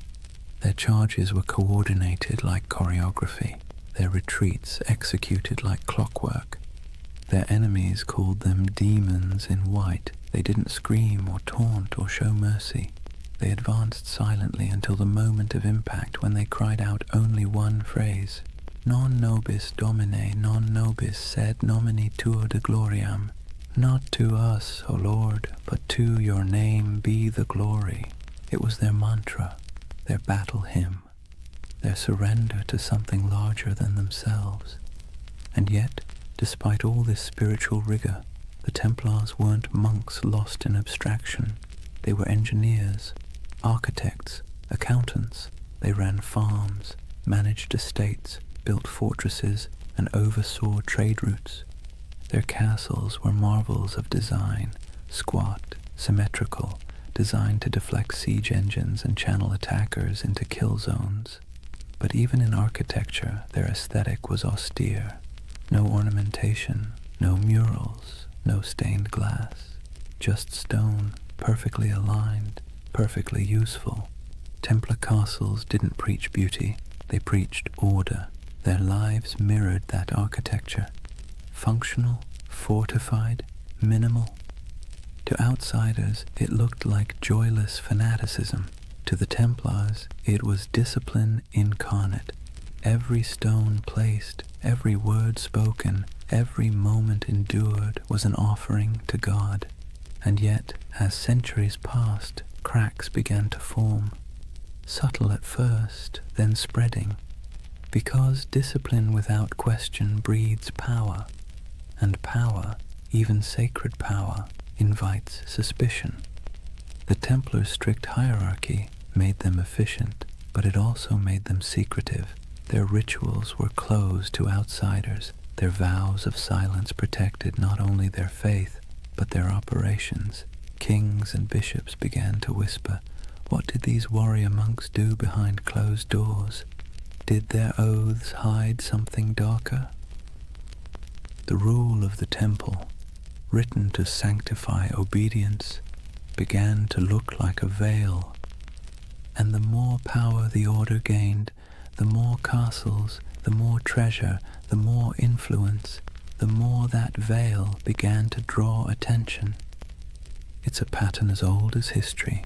Purity breeds envy, secrecy breeds rumor, and strength breeds fear. But that comes later.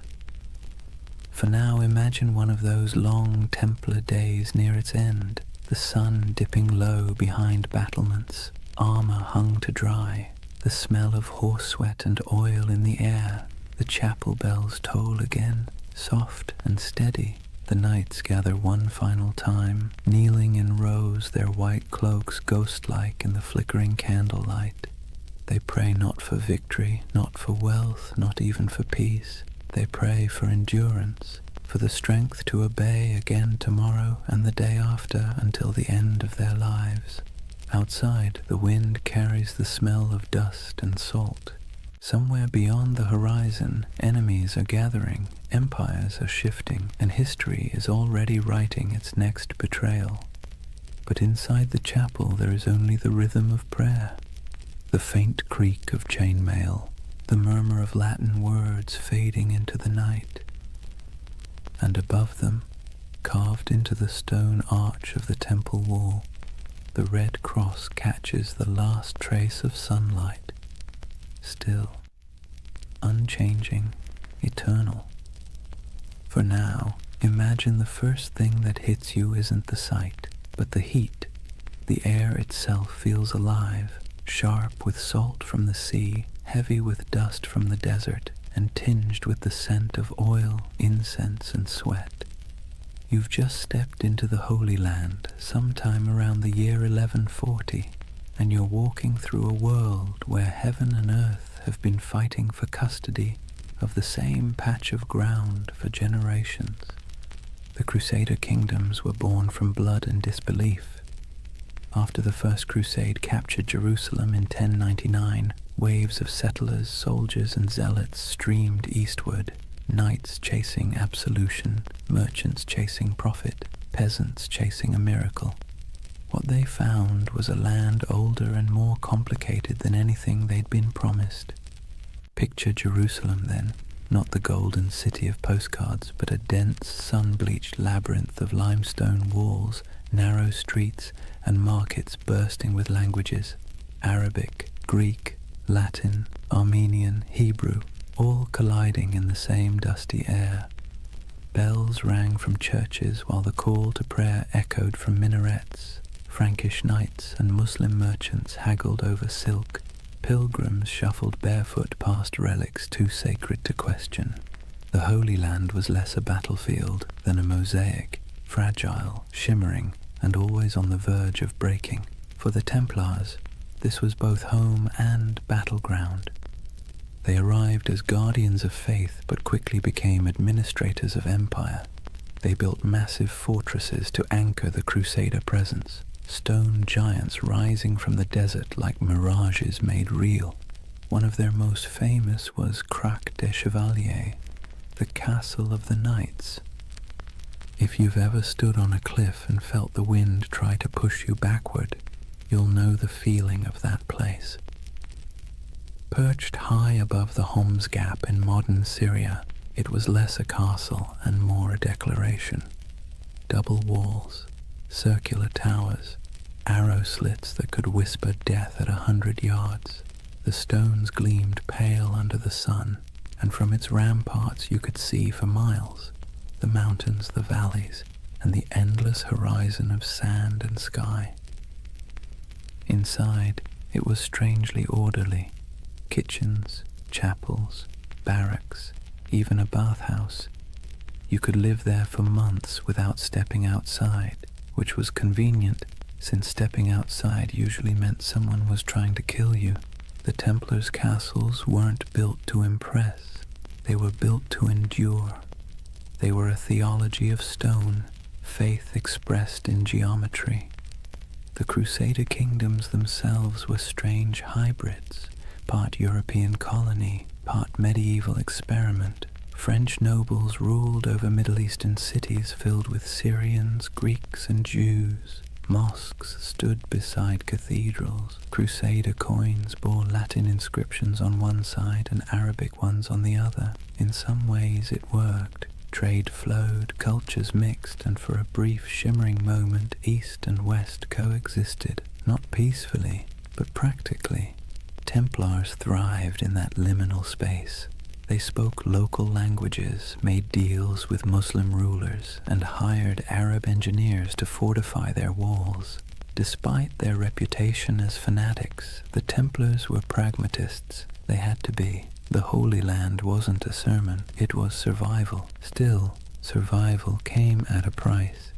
The heat wore on them, the endless patrols through sand and rock, the smell of blood baked into armor, the weight of divine expectation pressing down like the sun itself. Every campaign was a pilgrimage of exhaustion. Imagine a Templar caravan winding across the desert. Horses sweating beneath white banners marked with red crosses, sand grinding in every crevice of armor. They march in silence except for the creak of leather, the occasional clink of mail. Ahead lies an enemy they can't see, only the shimmer of heat on the horizon. By nightfall they camp beneath a vault of stars so clear it feels like a cathedral of light. Prayers are murmured, wounds are tended.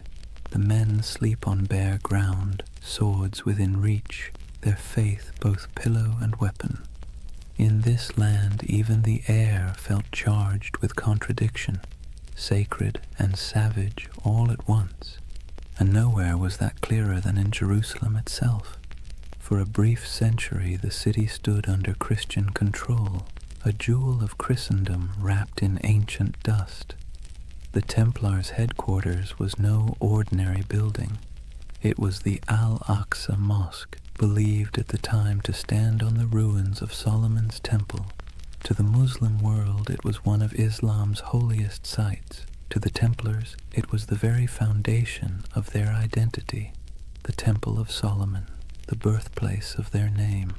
They turned its halls into barracks, its courtyards into stables, its shadowed corners into places of prayer and secrecy. There, in the dim glow of oil lamps, the Templars trained, planned, and perhaps, as rumors later claimed, uncovered something ancient. Some said they found relics buried beneath the Temple Mount, the Ark of the Covenant, the Holy Grail, scrolls of forgotten wisdom. Others said they simply found nothing and invented mystery to fill the void. Whatever the truth, their presence in Jerusalem became mythic. The sight of their white mantles moving through the streets, calm, silent, immaculate, inspired awe and unease in equal measure. They were soldiers of God, but they moved like ghosts. Their faith was practical, but their reputation became supernatural. Pilgrims whispered that Templars could not be killed by ordinary men. Enemies swore they saw them fight after being struck down, and perhaps that was the point. In a land where death was daily and miracles were currency, a little fear was useful. Templar strategy was as psychological as it was martial. They fought not just with swords but with image, the cross on their chest, the silence in their ranks, the absolute certainty in their purpose. Their presence in battle could shift morale before a single blade was drawn. When the call to arms came, whether at Ascalon, Damascus, or Hattin, the Templars rode out not as individuals but as one unbroken will. Their discipline was terrifying. They charged in perfect formation, shields tight, lances lowered, red crosses blazing against white. They were often the first to enter and the last to retreat. In moments when other armies broke, the Templars held, and when they died where they stood. But for all their valor, their victories were temporary. The Crusader kingdoms were built on sand, politically, literally, and theologically. They could conquer cities, but they could never conquer geography. The further they stretched their lines, the thinner their strength became.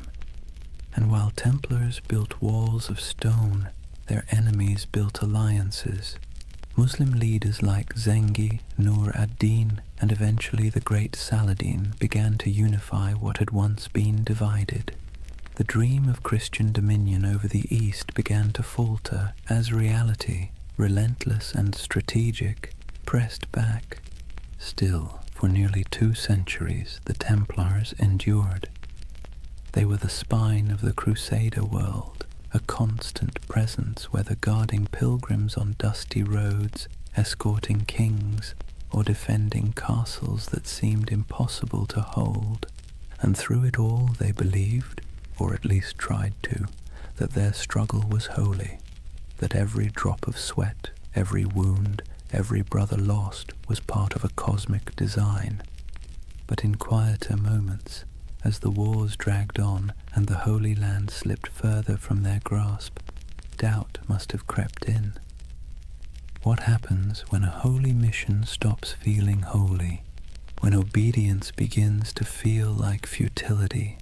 When you've spent your life serving God with sword and blood, and still the world refuses to be saved? History doesn't record their private thoughts, but you can imagine the silence inside those massive stone fortresses. the kind of silence that comes after years of praying into a void. The Templars' castles still stand in ruins across the Middle East, in Syria, in Israel, in Turkey, their stones sun-bleached, their halls open to the wind.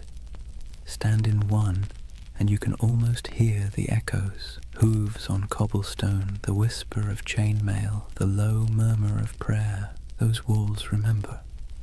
They remember a time when faith and empire shared the same heartbeat, when men rode into battle convinced they were defending heaven itself. And maybe, in their own way, they were.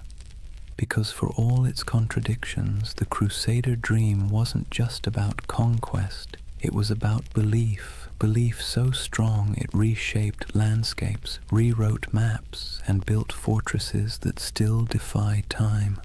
The Templars were both its architects and its prisoners, bound by duty, by faith, by the unbearable beauty of purpose. And even as the Crusader kingdoms began to crumble, they didn't loosen their grip, they just prayed harder, fought longer, and built higher, until the day came when the walls themselves began to crack. But that's a story for the next night. For now, picture that world one last time, the desert glowing gold under the last light of day, the red cross fluttering above a fortress wall, and somewhere inside, a group of knights kneeling in silence, their faces half-shadowed, their faith still unbroken. The wind moves through the stones like a sigh, the candles flicker, and the Holy Land sleeps, as it always has, torn between heaven and earth. Imagine standing in a candle-lit chamber somewhere in Paris in the early 1200s. The air smells of beeswax and damp stone. At a table sits a man in white robes marked with a red cross, quill poised above parchment. Before him, a merchant lays down a pouch heavy with coins, silver deniers, gold florins, copper dirhams from faraway ports. The knight nods, seals the parchment with wax, and hands the merchant a folded document stamped with the sigil of the temple. "Show this in Jerusalem," he says, "and you'll receive the same sum." The merchant bows, the pouch stays, the man leaves. And just like that, without a single coin crossing a sea, the Knights Templar have just performed one of the earliest forms of international banking. You see, the Templars weren't just warriors, they were administrators, financiers and logisticians of staggering sophistication. While kings still measured their treasuries in piles of glittering metal, the Templars had already learned that information, records, signatures, trust was worth more than gold. Their network stretched from the windswept shores of England to the sun-scorched walls of Jerusalem, a chain of commanderies that functioned as safe houses, training centers, warehouses, and financial hubs all at once.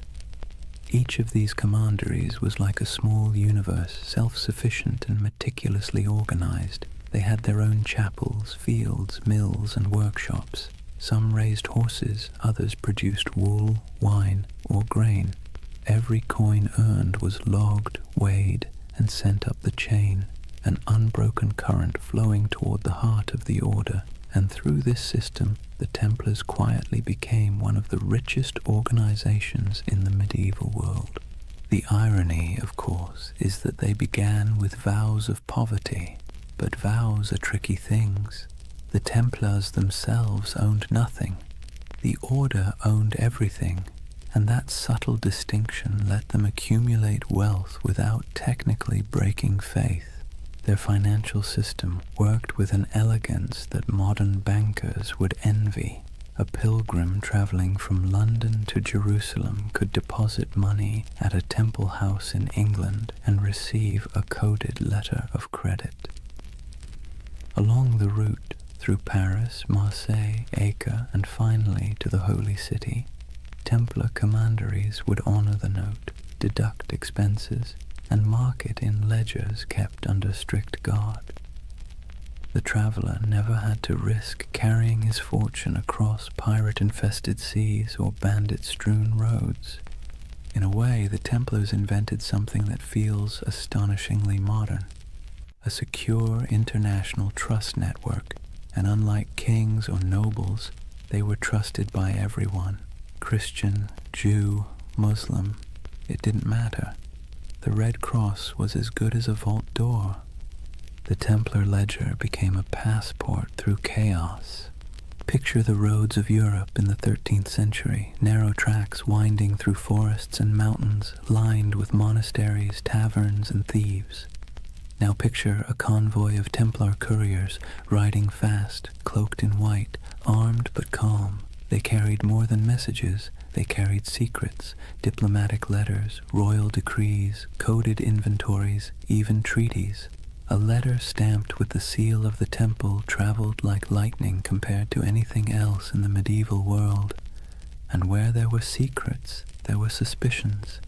People whispered that the Templars had mastered cryptography, that their ledgers contained hidden symbols, that their archives were guarded by curses. In truth, it was discipline, not magic, that kept their system running. But to the medieval mind, efficiency itself felt supernatural. Each regional commandery reported to a central master, who in turn answered to the Grand Master in Jerusalem and later Paris. The chain of communication was ironclad, the discipline absolute. Orders passed down with the precision of a monastic liturgy. Every brother knew his rank, his duty, and the exact limits of his authority.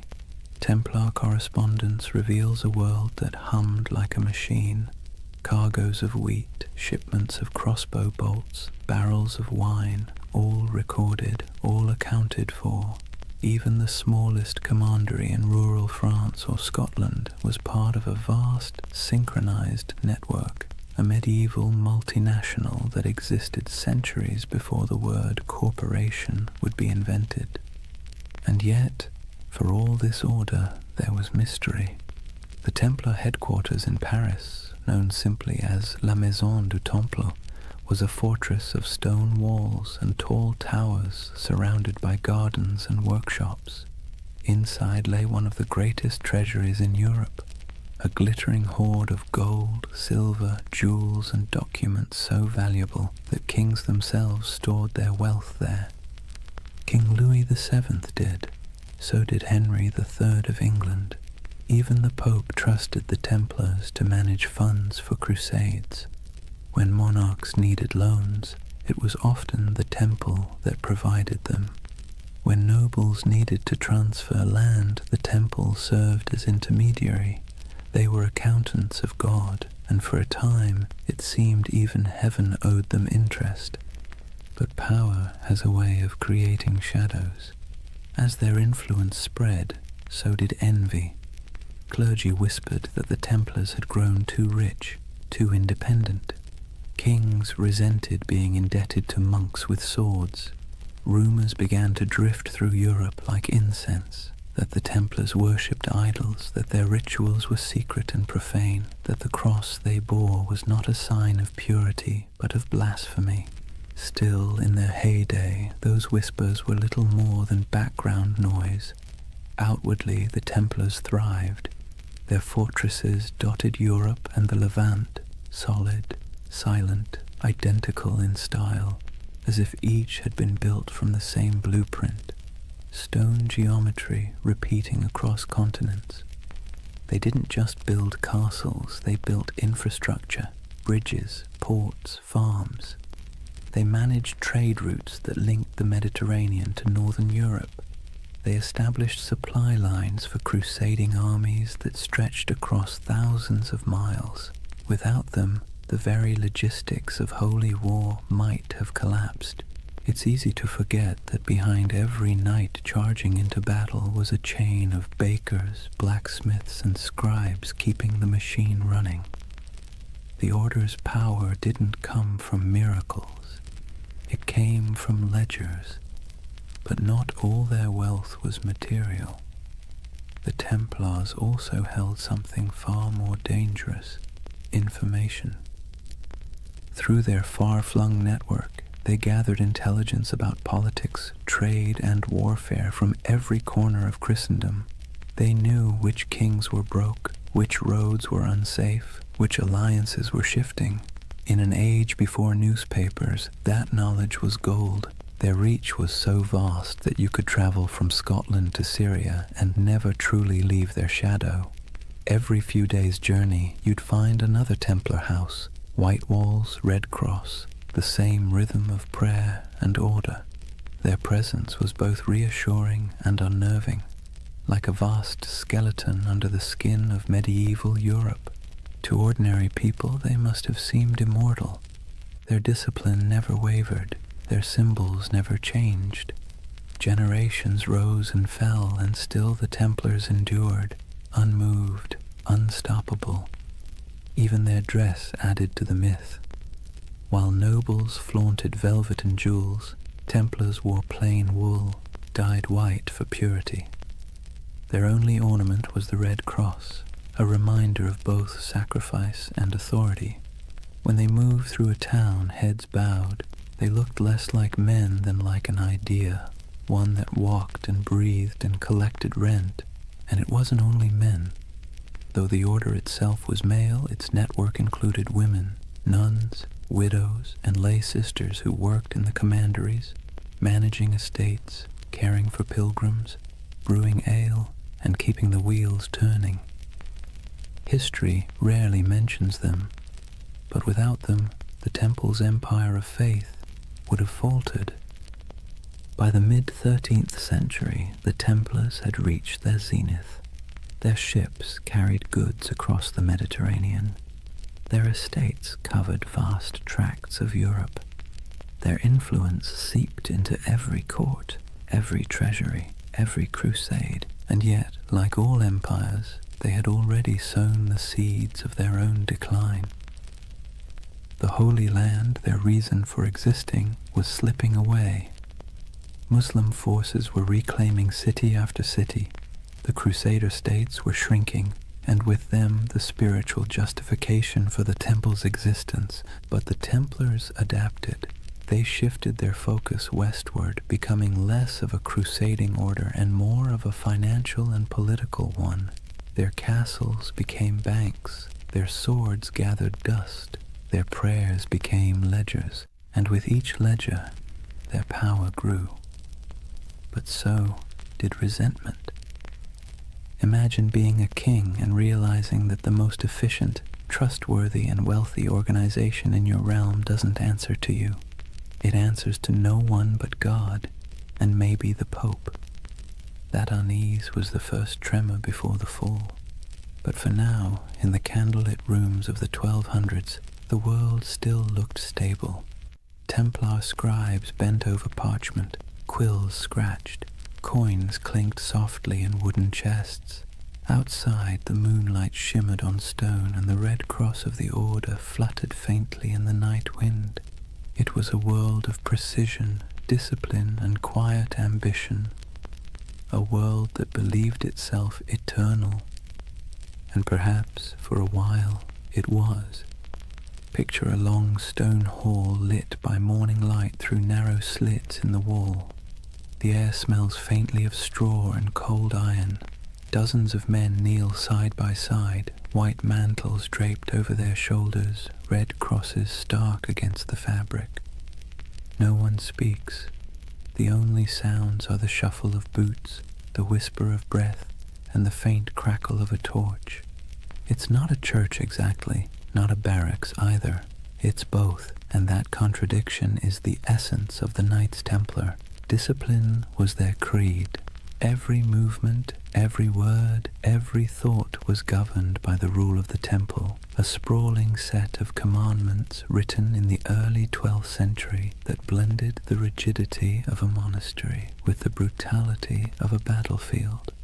And yet, for all its severity, there was beauty in that order, a rhythm that shaped their days like the tolling of distant bells. They rose before dawn to pray, their voices echoing in unison. Then came the chores, feeding horses, sharpening weapons, tending armor, mending cloaks, cleaning wounds. Breakfast was simple: bread, sometimes watered wine, rarely meat. Then training, endless training, sword drills in formation, mounted charges across dusty fields, bow practice until fingers blistered. To the outside world, they were holy warriors. To themselves, they were servants of God, of each other, and of discipline itself. Templars lived by vows of poverty, chastity, and obedience, but those words meant something very different in their world. Poverty meant no personal possessions, but the order itself owned vast estates. Chastity meant avoiding women entirely, even in conversation, an easier rule to write than to live by. And obedience meant complete submission to one's commander, even unto death. That last vow was the hardest, and the one that defined them. A Templar didn't fight for victory. He fought to obey.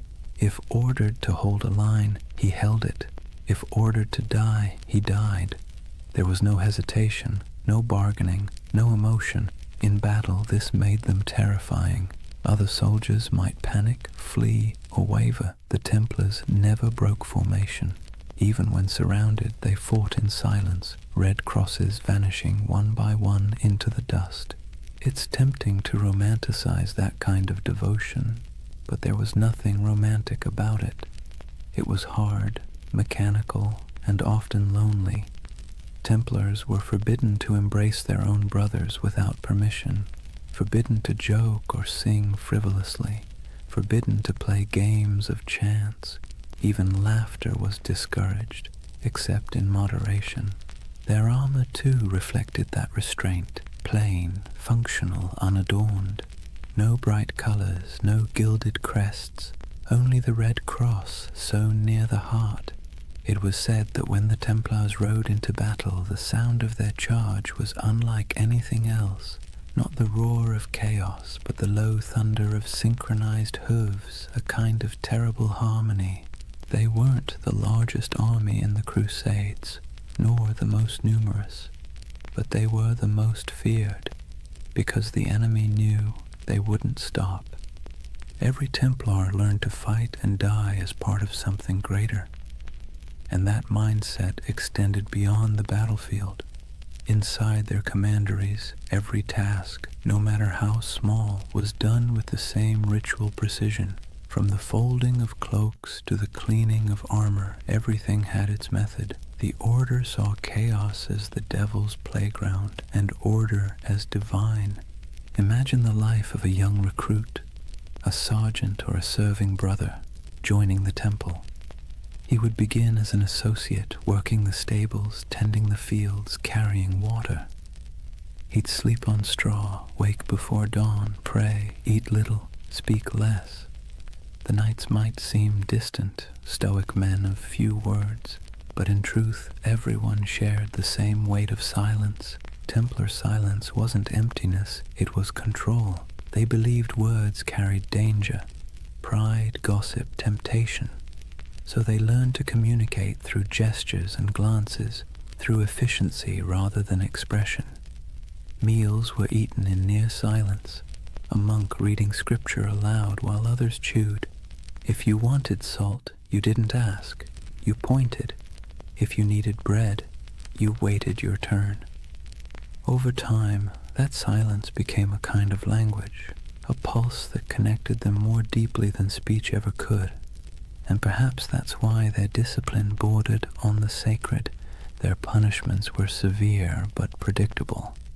A brother who broke his vows, who stole, lied, or behaved pridefully, might be stripped of his cloak, forced to eat on the floor, or made to lie face down during Mass while others stepped over him. For grave offenses he could be expelled entirely, his red cross torn away like a soul in exile. But for most, it never came to that. The Templar mind was trained like a blade, sharp, steady, and resigned. Even their daily routines reinforced obedience. The day was divided by bells, prayer, labor, rest. Each moment accounted for. They prayed before battle, after battle, before eating, before sleeping. Every act was sanctified, every breath a form of worship. And yet, for all their austerity, there was a quiet humanity beneath it. The rule allowed small comforts, wine on holy days, the company of brothers during feasts, laughter when earned. They kept dogs and falcons. They played music sometimes, though always solemnly. Their lives weren't joyless, just measured. To outsiders, that restraint looked inhuman. To insiders, it was peace. Because here's the thing, medieval life was unpredictable, dangerous, and filthy. Plague, famine, war, it was all chaos. The Templars built a life where everything made sense, a world of routine, duty, and clear purpose. That order was their sanctuary. And yet, there's a strange irony in that. For all their vows of humility, the Templars radiated pride. Not arrogance exactly, but a certainty that they were different, chosen. While other knights fought for lords, women, or glory, the Templars fought for eternity. Their enemy wasn't just flesh and blood, it was sin itself. That certainty gave them strength, but it also made them untouchable. When they marched through cities, people stepped aside. Their white mantles glowed in the sun. Children watched them pass in awe. Priests blessed them. Merchants envied them. Kings tolerated them. And slowly, without realizing it, they became what they were sworn to resist, powerful, privileged, and proud. Their discipline, once spiritual armor, became something colder, a mask. By the late 13th century, the Templar ideal had begun to crack. The Holy Land was lost, the Crusades had soured, and yet the Order still trained, still prayed, still obeyed, as if nothing had changed. It's almost haunting, that image. An army without a war, marching in perfect silence toward a future that no longer needed them. They kept their rituals alive even as their purpose faded. The morning prayers, the vows, the cold meals, the endless drills, like monks in armor performing the same liturgy long after the congregation had gone home. If you had visited a Templar stronghold, then, say, Tomar in Portugal, or the great fortress of Crac de Chevalier, you'd have seen perfection on the surface, polished discipline, unbroken ranks, but beneath it, something else was stirring, uncertainty. What happens to an order built for holy war when holiness itself goes out of fashion? The Templars didn't have an answer. They just kept obeying. And maybe that's the tragedy. They were so trained to follow command that when the commands themselves became corrupt, when kings and popes turned against them, they couldn't adapt. Their discipline, once their shield, would soon become their downfall. But that's later. For now, in the twilight of their golden age, they still looked unshakable. Picture them one last time, a column of knights riding through the gates of Acre, the last stronghold of Christendom in the east.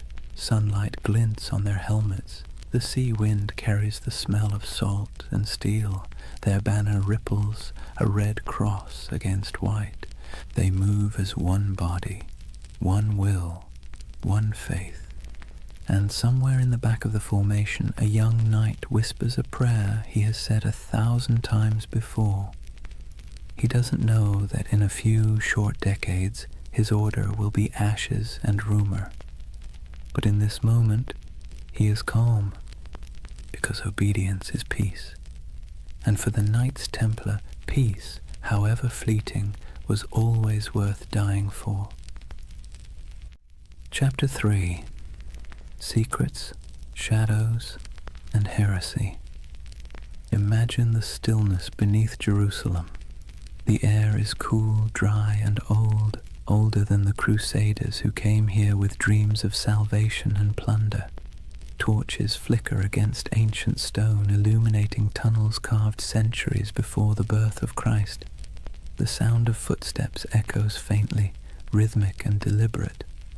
These men wear no crowns, no jewels, only white mantles marked with a red cross.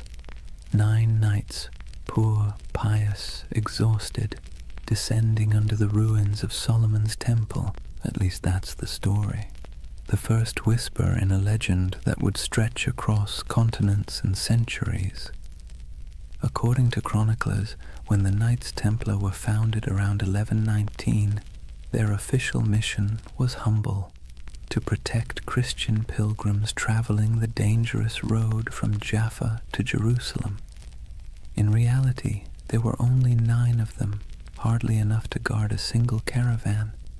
And yet King Baldwin II of Jerusalem gave them quarters in one of the holiest sites on earth, the Temple Mount, believed to be the ruins of Solomon's temple itself. That's where the name came from, the poor fellow soldiers of Christ and of the Temple of Solomon. But for a group of destitute knights, their address was suspiciously prestigious. The Temple Mount was not just another ruin, it was a sacred puzzle layered in myth. Jews believed it was where the Ark of the Covenant had once rested. Muslims revered it as the site of the Prophet's ascent to heaven. Christians saw it as the home of God's wisdom and wrath alike. And somehow these 9 knights, without royal blood, without political clout, were allowed to live directly atop it. And for nearly 9 years, no one quite knew what they were doing down there. There are no surviving records, no letters, no official reports, just silence, the kind that history fills with imagination. And centuries later, that silence became the perfect soil for mystery. Some say the Templars were digging, not guarding, that they searched the ruins for hidden relics, ancient scrolls, or lost knowledge buried deep beneath Jerusalem. According to certain accounts, the knights conducted excavations under the temple itself, tunneling through ancient chambers that had lain untouched since biblical times. Archaeologists in the 19th century actually found evidence of Templar tunnels beneath the site, narrow shafts and corridors leading nowhere, carved by human hands during the Crusader period. That's when the myth took root, that the Templars had uncovered something extraordinary, something that transformed them from a handful of ragged knights into one of the most powerful organizations in the medieval world. What was it? The Ark of the Covenant? The Holy Grail? Secret knowledge from King Solomon himself? Or perhaps something less tangible? A myth so potent it didn't need to exist to be believed. It's easy to see why the story stuck. The Templars' rise defied logic. They appeared out of nowhere, impoverished, under-equipped and obscure. Then, almost overnight, they became legends. Their fame spread through Europe like wildfire. Popes blessed them. Kings donated land. The church gave them privileges no other order had ever held. They could collect tithes, build fortresses, even run their own banks. Within decades, they were richer and more influential than most monarchies. How does that happen unless you've found something powerful?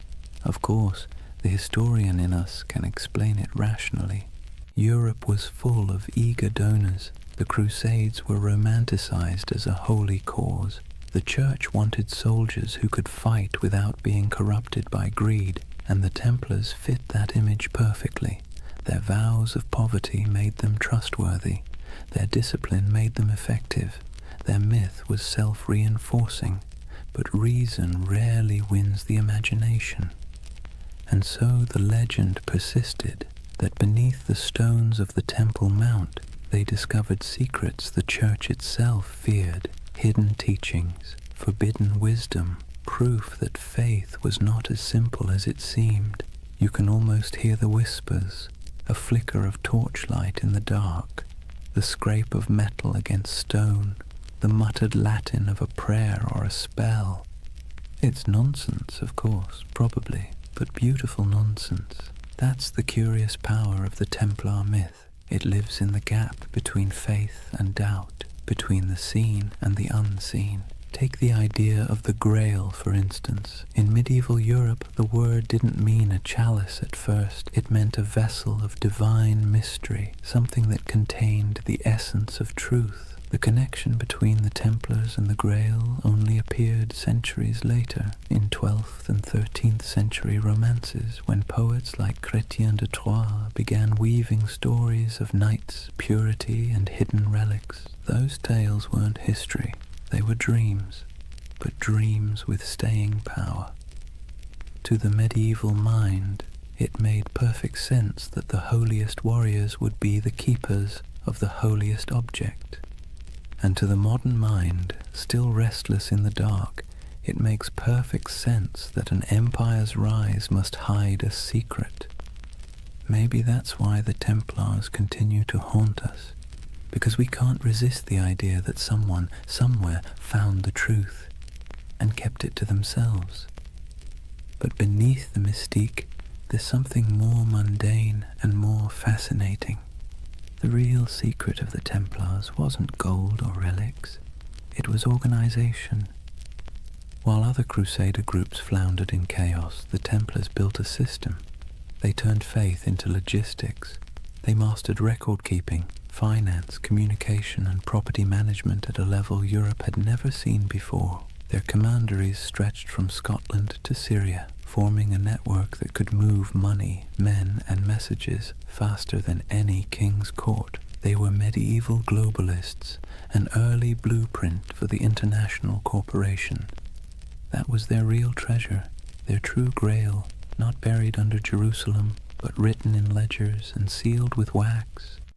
Still, it's fun to imagine the other version, the one where those 9 knights, by flickering torchlight, brushed away centuries of dust and found something that made them more than soldiers, something that whispered of destiny, because that's the romantic engine of the Templar myth, that somewhere in their cold discipline and rigid faith, they touched a kind of forbidden light.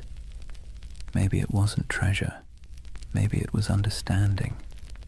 The Church would later accuse them of heresy, of denying Christ, of spitting on the cross, of worshipping strange idols, all of which sound absurd, until you remember how much they changed between those first 9 knights and the empire they became. Power always transforms faith, sometimes subtly, sometimes completely, and perhaps in those long tunnels beneath the temple, the transformation began. There's a moment, halfway between legend and history, when we can almost see it. 9 men on their knees, torches flickering, the stones around them whispering echoes of the past. They think they're praying, but maybe, in that silence, something ancient is listening. And maybe that's why the myth still holds us, because even if the Templars never found the Ark, or the Grail, or any secret knowledge at all, they still uncovered something remarkable, the power of belief itself. They discovered how mystery can move empires. Imagine a candle-lit chapel deep in the hills of France. The walls are rough stone, the air thick with incense and dust. In the dim light, the symbol of the Red Cross flickers faintly across banners and shields stacked neatly against the wall.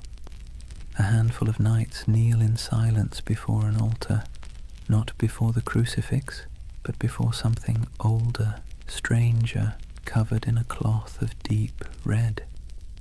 No one speaks, only the low chant of prayer, rhythmic and hypnotic, filling the space like the hum of bees in a summer field. This is the image that has haunted storytellers for centuries. The idea that the Knights Templar possessed secret knowledge, perhaps even a relic of impossible power. And like all the best myths, it's never quite clear whether we want it to be true, or whether we enjoy believing it's hidden. The legend of the Holy Grail, for instance, didn't actually begin with the Bible. It began with poets. Around the late 12th century, when the Templars were at their most powerful, a French poet named Chrétien de Troyes wrote of a mysterious grail, a shining vessel carried in a sacred procession. capable of granting eternal nourishment and divine wisdom. He never called it holy, nor said it was a cup. Later, writers turned it into the chalice of Christ, the cup of the Last Supper, or the vessel that caught his blood at the crucifixion. But in Chrétien's day, the Grail was simply something too sacred to name directly. And in that ambiguity, the Templars found a shadow, because who else fit the image better? Knights of divine mystery, warriors of impossible devotion, a brotherhood whose rituals were secret, whose vows were absolute, and whose origins lay under the ruins of Solomon's temple. To a medieval audience it made perfect sense. If the Grail existed, it was the Templars who kept it. Over the centuries, the Grail and the Templars fused together into a single enduring myth, a marriage of chivalry and mysticism that no amount of historical evidence has ever been able to undo. The truth, though, is both smaller and more interesting. The Templars were bureaucrats of the divine. They didn't sit around sipping from golden chalices or unlocking cosmic secrets. They balanced books. They managed estates. They wrote letters in crisp Latin. They were the spiritual accountants of a holy empire. But because they lived in an age obsessed with relics, bones of saints, drops of Christ's blood, splinters of the true cross, they were inevitably drawn into the world of the sacred object. They guarded reliquaries. They escorted pilgrims who sought miraculous artifacts.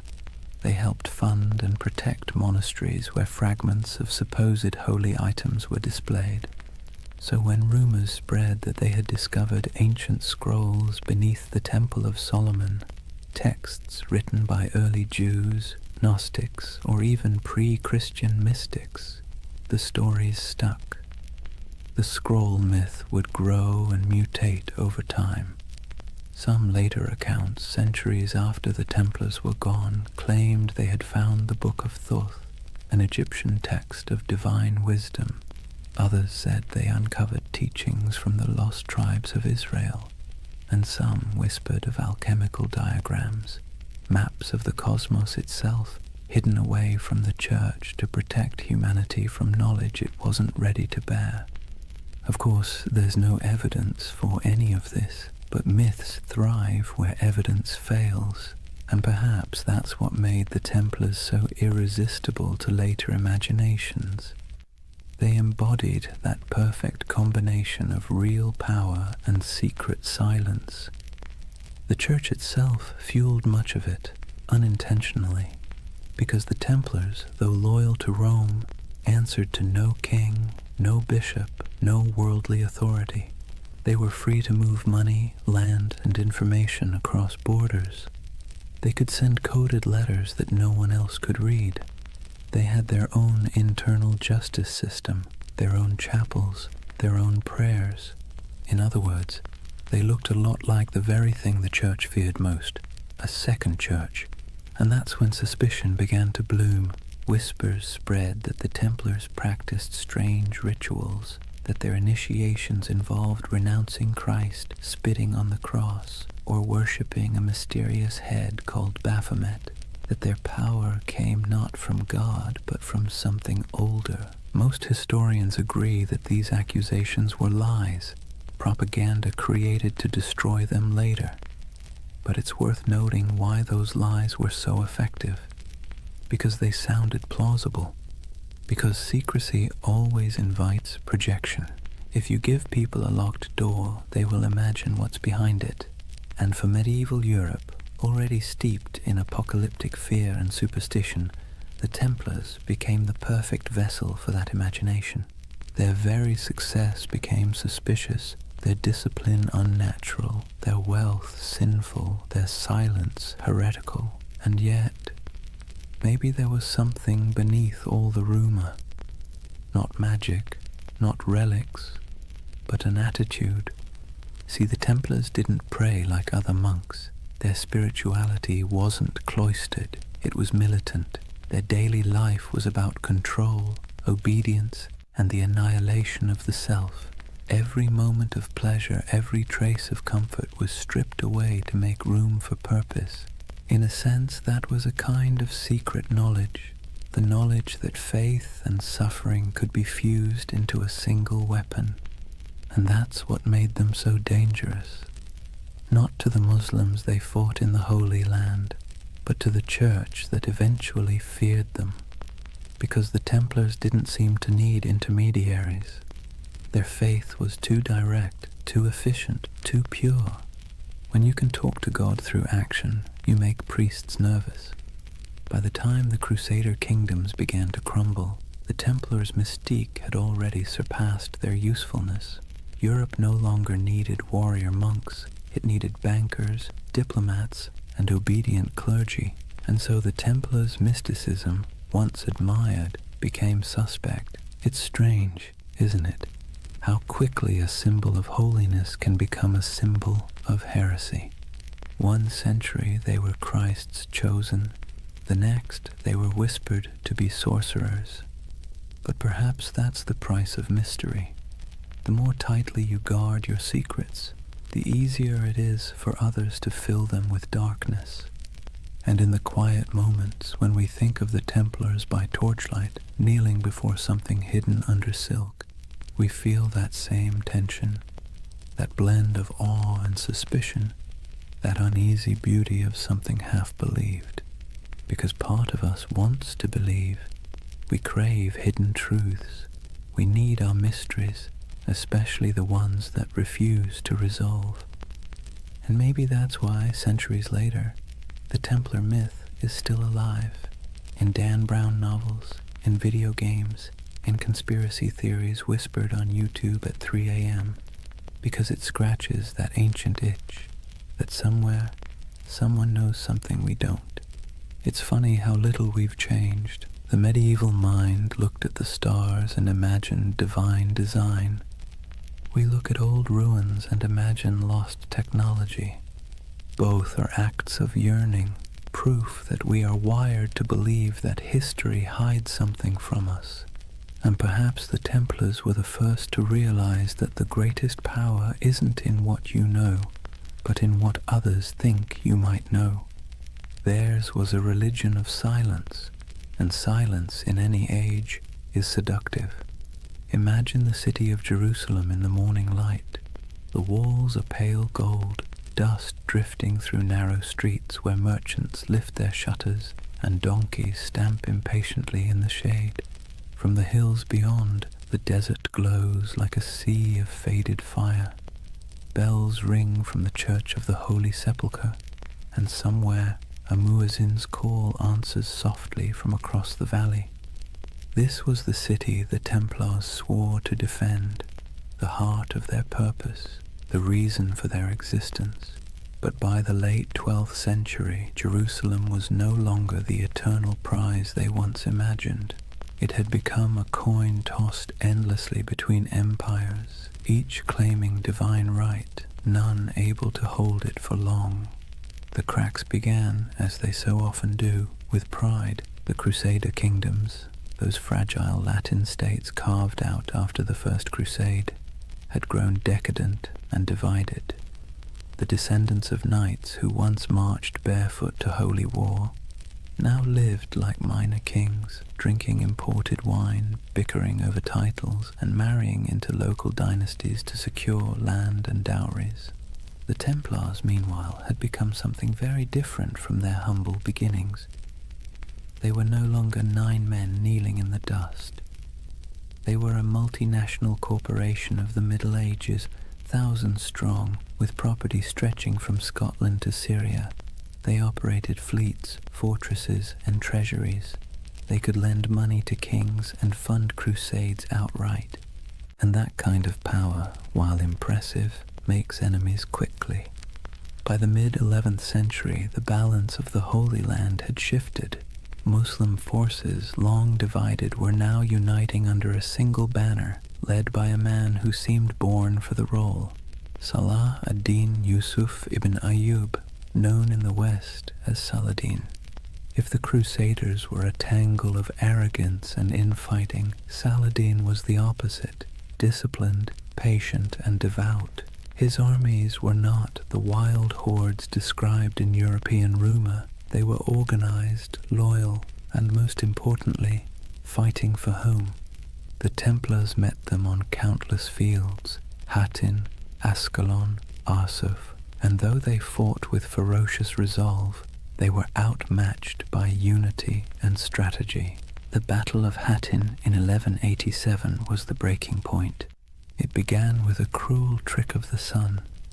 Saladin's army lured the Crusaders away from their water supplies, dragging them across the dry Galilean plains under a blazing July sky. By the time the Templars reached the horns of Hattin, they were half mad with thirst, their chainmail burning against their skin, their banners wilting in the heat. The Muslim forces surrounded them. Archers darkened the sky with arrows, smoke from burning grass choked the air, and when the fighting finally stopped, almost the entire Crusader army was dead or captured. The True Cross, a relic carried into battle like a talisman, was seized by Saladin's men. It was never seen again. The Templar Grand Master Gerard de Riedefort was taken alive. Saladin spared him, though many of his brothers were executed. He would live long enough to watch the walls of Jerusalem fall later that same year. When word reached Europe that the Holy City was gone, it was as if the world itself had cracked open. Sermons thundered across cathedrals, blaming sin, pride, and divine wrath. Monarchs trembled, pilgrims wept. The Pope called for another crusade, and through it all, the Templars stood in the ruins of their purpose. You can almost imagine the silence that followed. The once sacred city, its streets littered with the detritus of war, now echoed with the sounds of new rulers. The Templar headquarters on the Temple Mount was emptied, their altars dismantled, their treasures seized. What began as a holy mission now looked suspiciously like a failure of faith. For the first time, the Templars were without their holy ground, and without Jerusalem. They were forced to confront an uncomfortable truth. If the temple was gone, what exactly were they the knights of anymore? But endings have a way of becoming beginnings. Driven from the holy city, the Templars retreated to the coast, to Acre, Tyre, and Cyprus, where they rebuilt themselves as the guardians of ports and pilgrims rather than of the temple itself. Their castles became symbols of endurance. Crac des Chevaliers in Syria rose like a stone crown over the hills, its walls layered and massive, designed to resist even the most determined siege. Safed Tortosa, Athlit, each fortress a defiant miracle of engineering, built with geometry, patience, and faith in stone. In those high towers, the Templars kept the flame of their order alive. But it was different now, less about holy destiny, more about survival. Their discipline hardened into something colder. Their prayers became shorter, their eyes sharper. They trained recruits not to imagine glory, but to endure isolation, hunger, and the dull ache of endless duty. And yet, despite all this loss, their legend somehow grew. Europe romanticized them even as the Holy Land slipped away. Chroniclers back home painted the Templars as holy martyrs, holding back the tide of heathens. Donations poured in. New recruits arrived from noble families eager for redemption. It's one of history's great ironies. The worse they failed in the East, the more powerful they became in the West. But under the surface, something had changed. Their order was no longer about the sacred geography of Jerusalem. It was about the machinery of power. And in that subtle shift from spiritual to financial, the seeds of their downfall were already being sown. When the Crusades began, the Templars fought for the soul of Christendom. By the 13th century, they were its bankers. They lent to kings and nobles, secured transport for crusading armies, and managed estates that rivaled monasteries in wealth. Their temples in Paris, London, and Aragon became repositories for gold and secrets. Some said their vaults held the lost relics of the East. Others whispered that beneath their churches, tunnels led to rooms where initiates swore oaths in candlelight, swearing not to crown or cross, but to something older.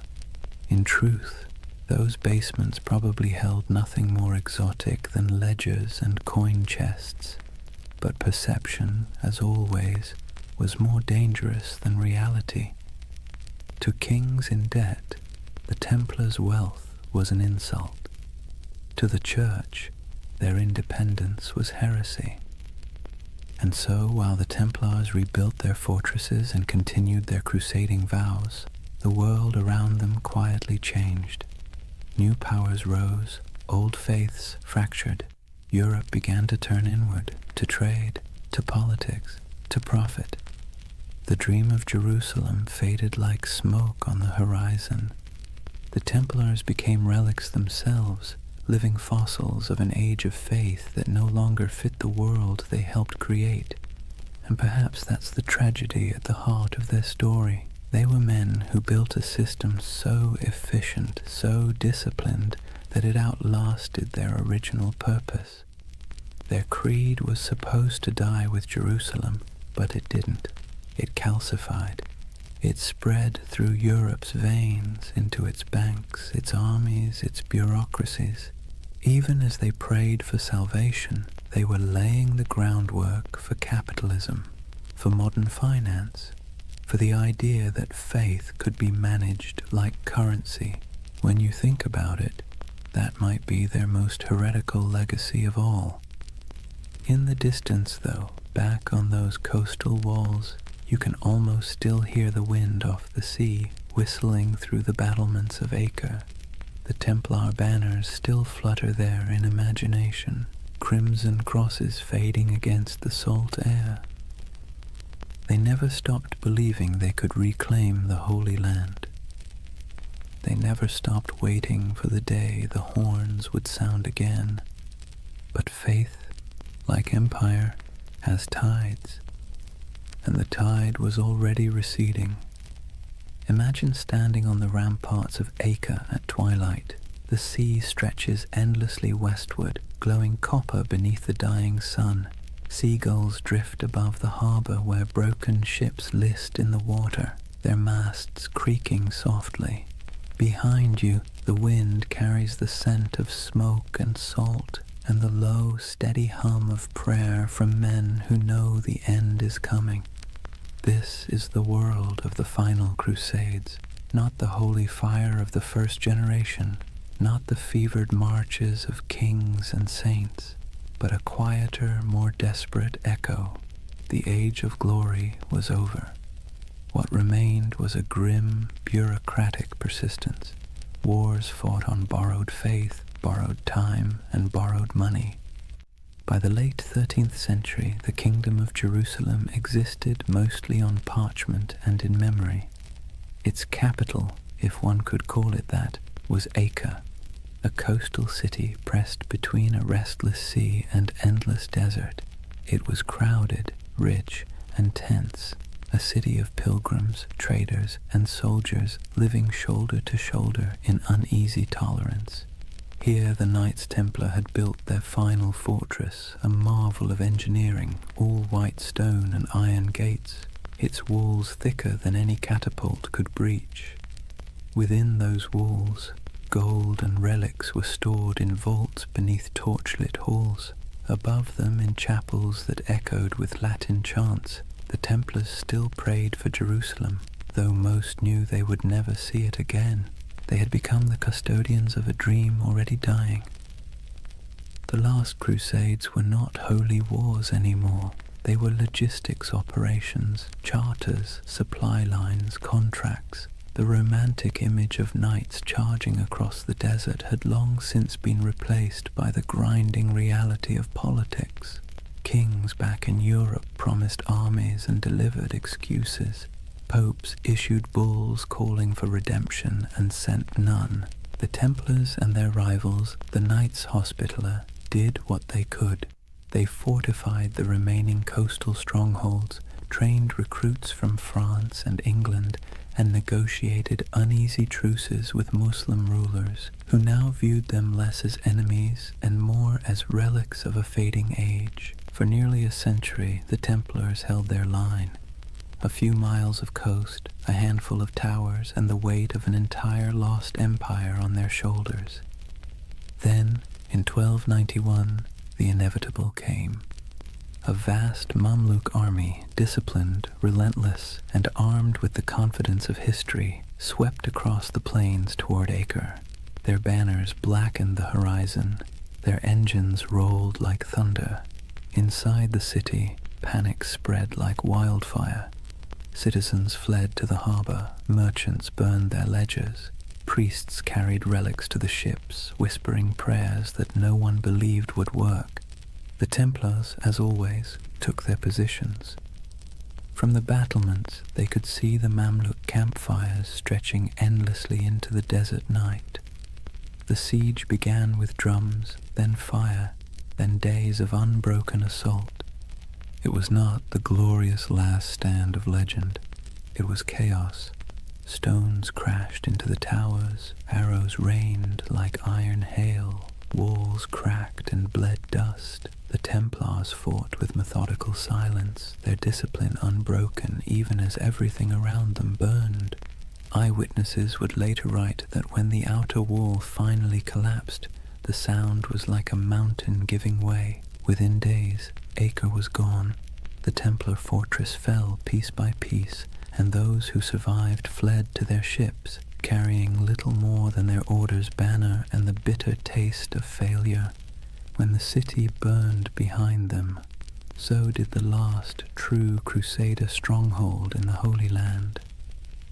It was over. The Crusades had lasted nearly 2 centuries, and now, after all the pilgrimages, sieges, and sermons, the Holy Land was once again entirely in Muslim hands. For the Templars, the loss was more than strategic, it was existential. They returned to Europe as an army without a battlefield, an order without a purpose. Their castles in the east were gone, their mission obsolete, but they were still wealthy, still disciplined, and still bound by vows that made them useful or dangerous, depending on who was watching. They settled mostly on the island of Cyprus, rebuilding their headquarters there. From its harbors, they continued to dream of returning to the Holy Land, though it was clear to everyone that the age of crusades had passed. But faith is a stubborn thing. The Templars still believed that their duty was not complete.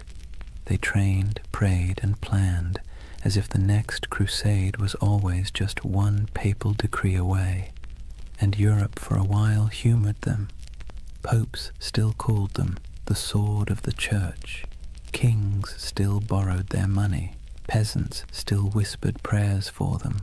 But under the surface, the world was changing. Trade was replacing war. Cities were replacing castles. Banks were replacing swords. And the Templars, with their vast holdings and network of treasuries, found themselves at the uncomfortable center of this transition. They had invented the closest thing to modern finance, a system where a pilgrim could deposit gold in Paris and withdraw it in Acre using coded letters of credit. It was genius, practical, and efficient, and in hindsight, catastrophic. Because when the wars ended and the debts came due, kings looked at the Templars' wealth and saw temptation, not salvation. Especially one king in particular, Philip IV of France. Philip was a man both pious and paranoid. He owed the Templars enormous sums of money, loans for his wars, his court, his vanity. But he also saw their independence as an affront. They answered not to him, but to the Pope. Their fortresses in France were like miniature states, their archives sealed and secret, and the more Philip learned about them, the more their silence unnerved him. Rumors spread of strange initiation rites, of heretical symbols, of men kissing the cross in reverse.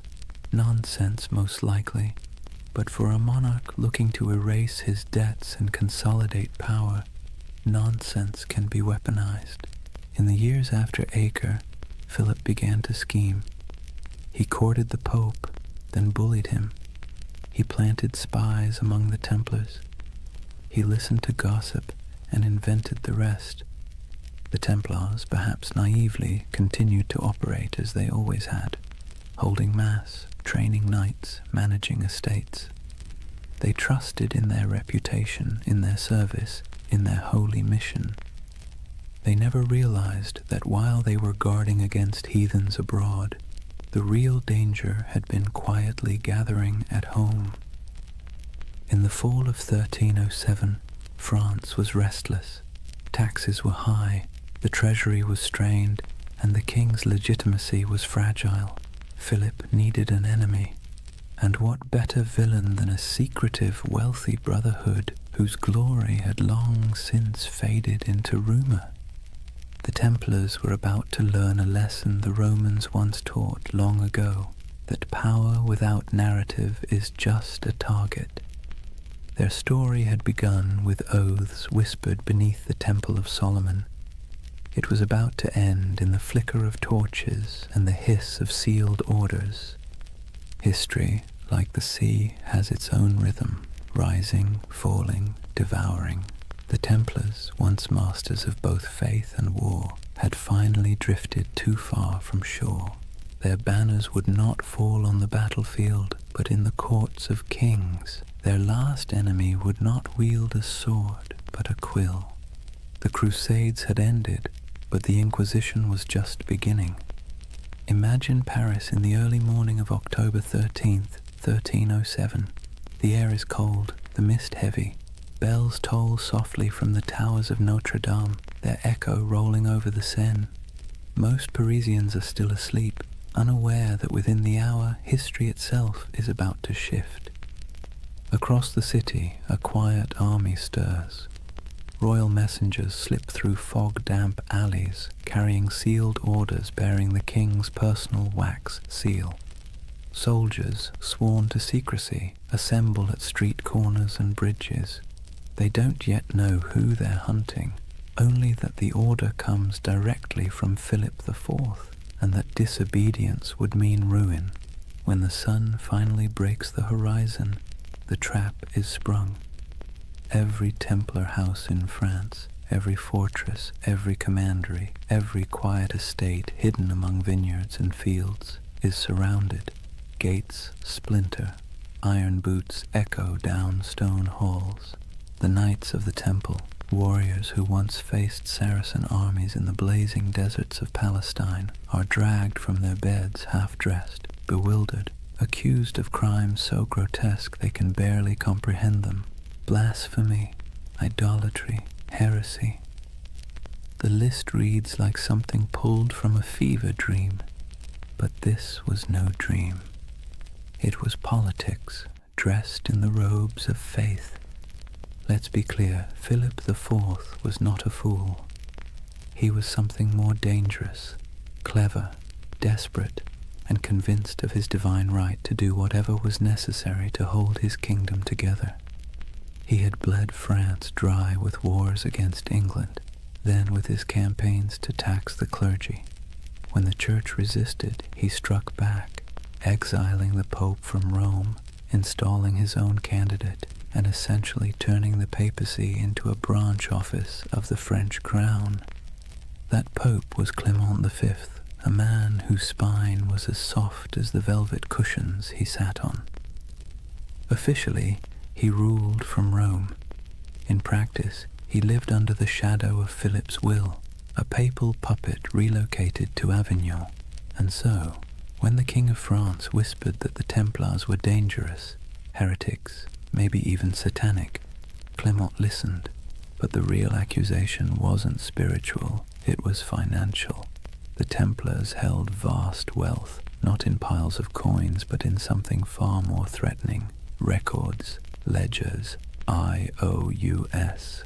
They were Europe's most sophisticated bankers, managing royal treasuries, facilitating trade, and holding deposits from nobles who trusted their vaults more than their own castles. That included Philip himself, who now owed them so much that, if they called in their debts, France might collapse. And so, with one order, Philip did what every indebted man has dreamed of doing since time began. He erased the balance sheet. The raids were coordinated with surgical precision.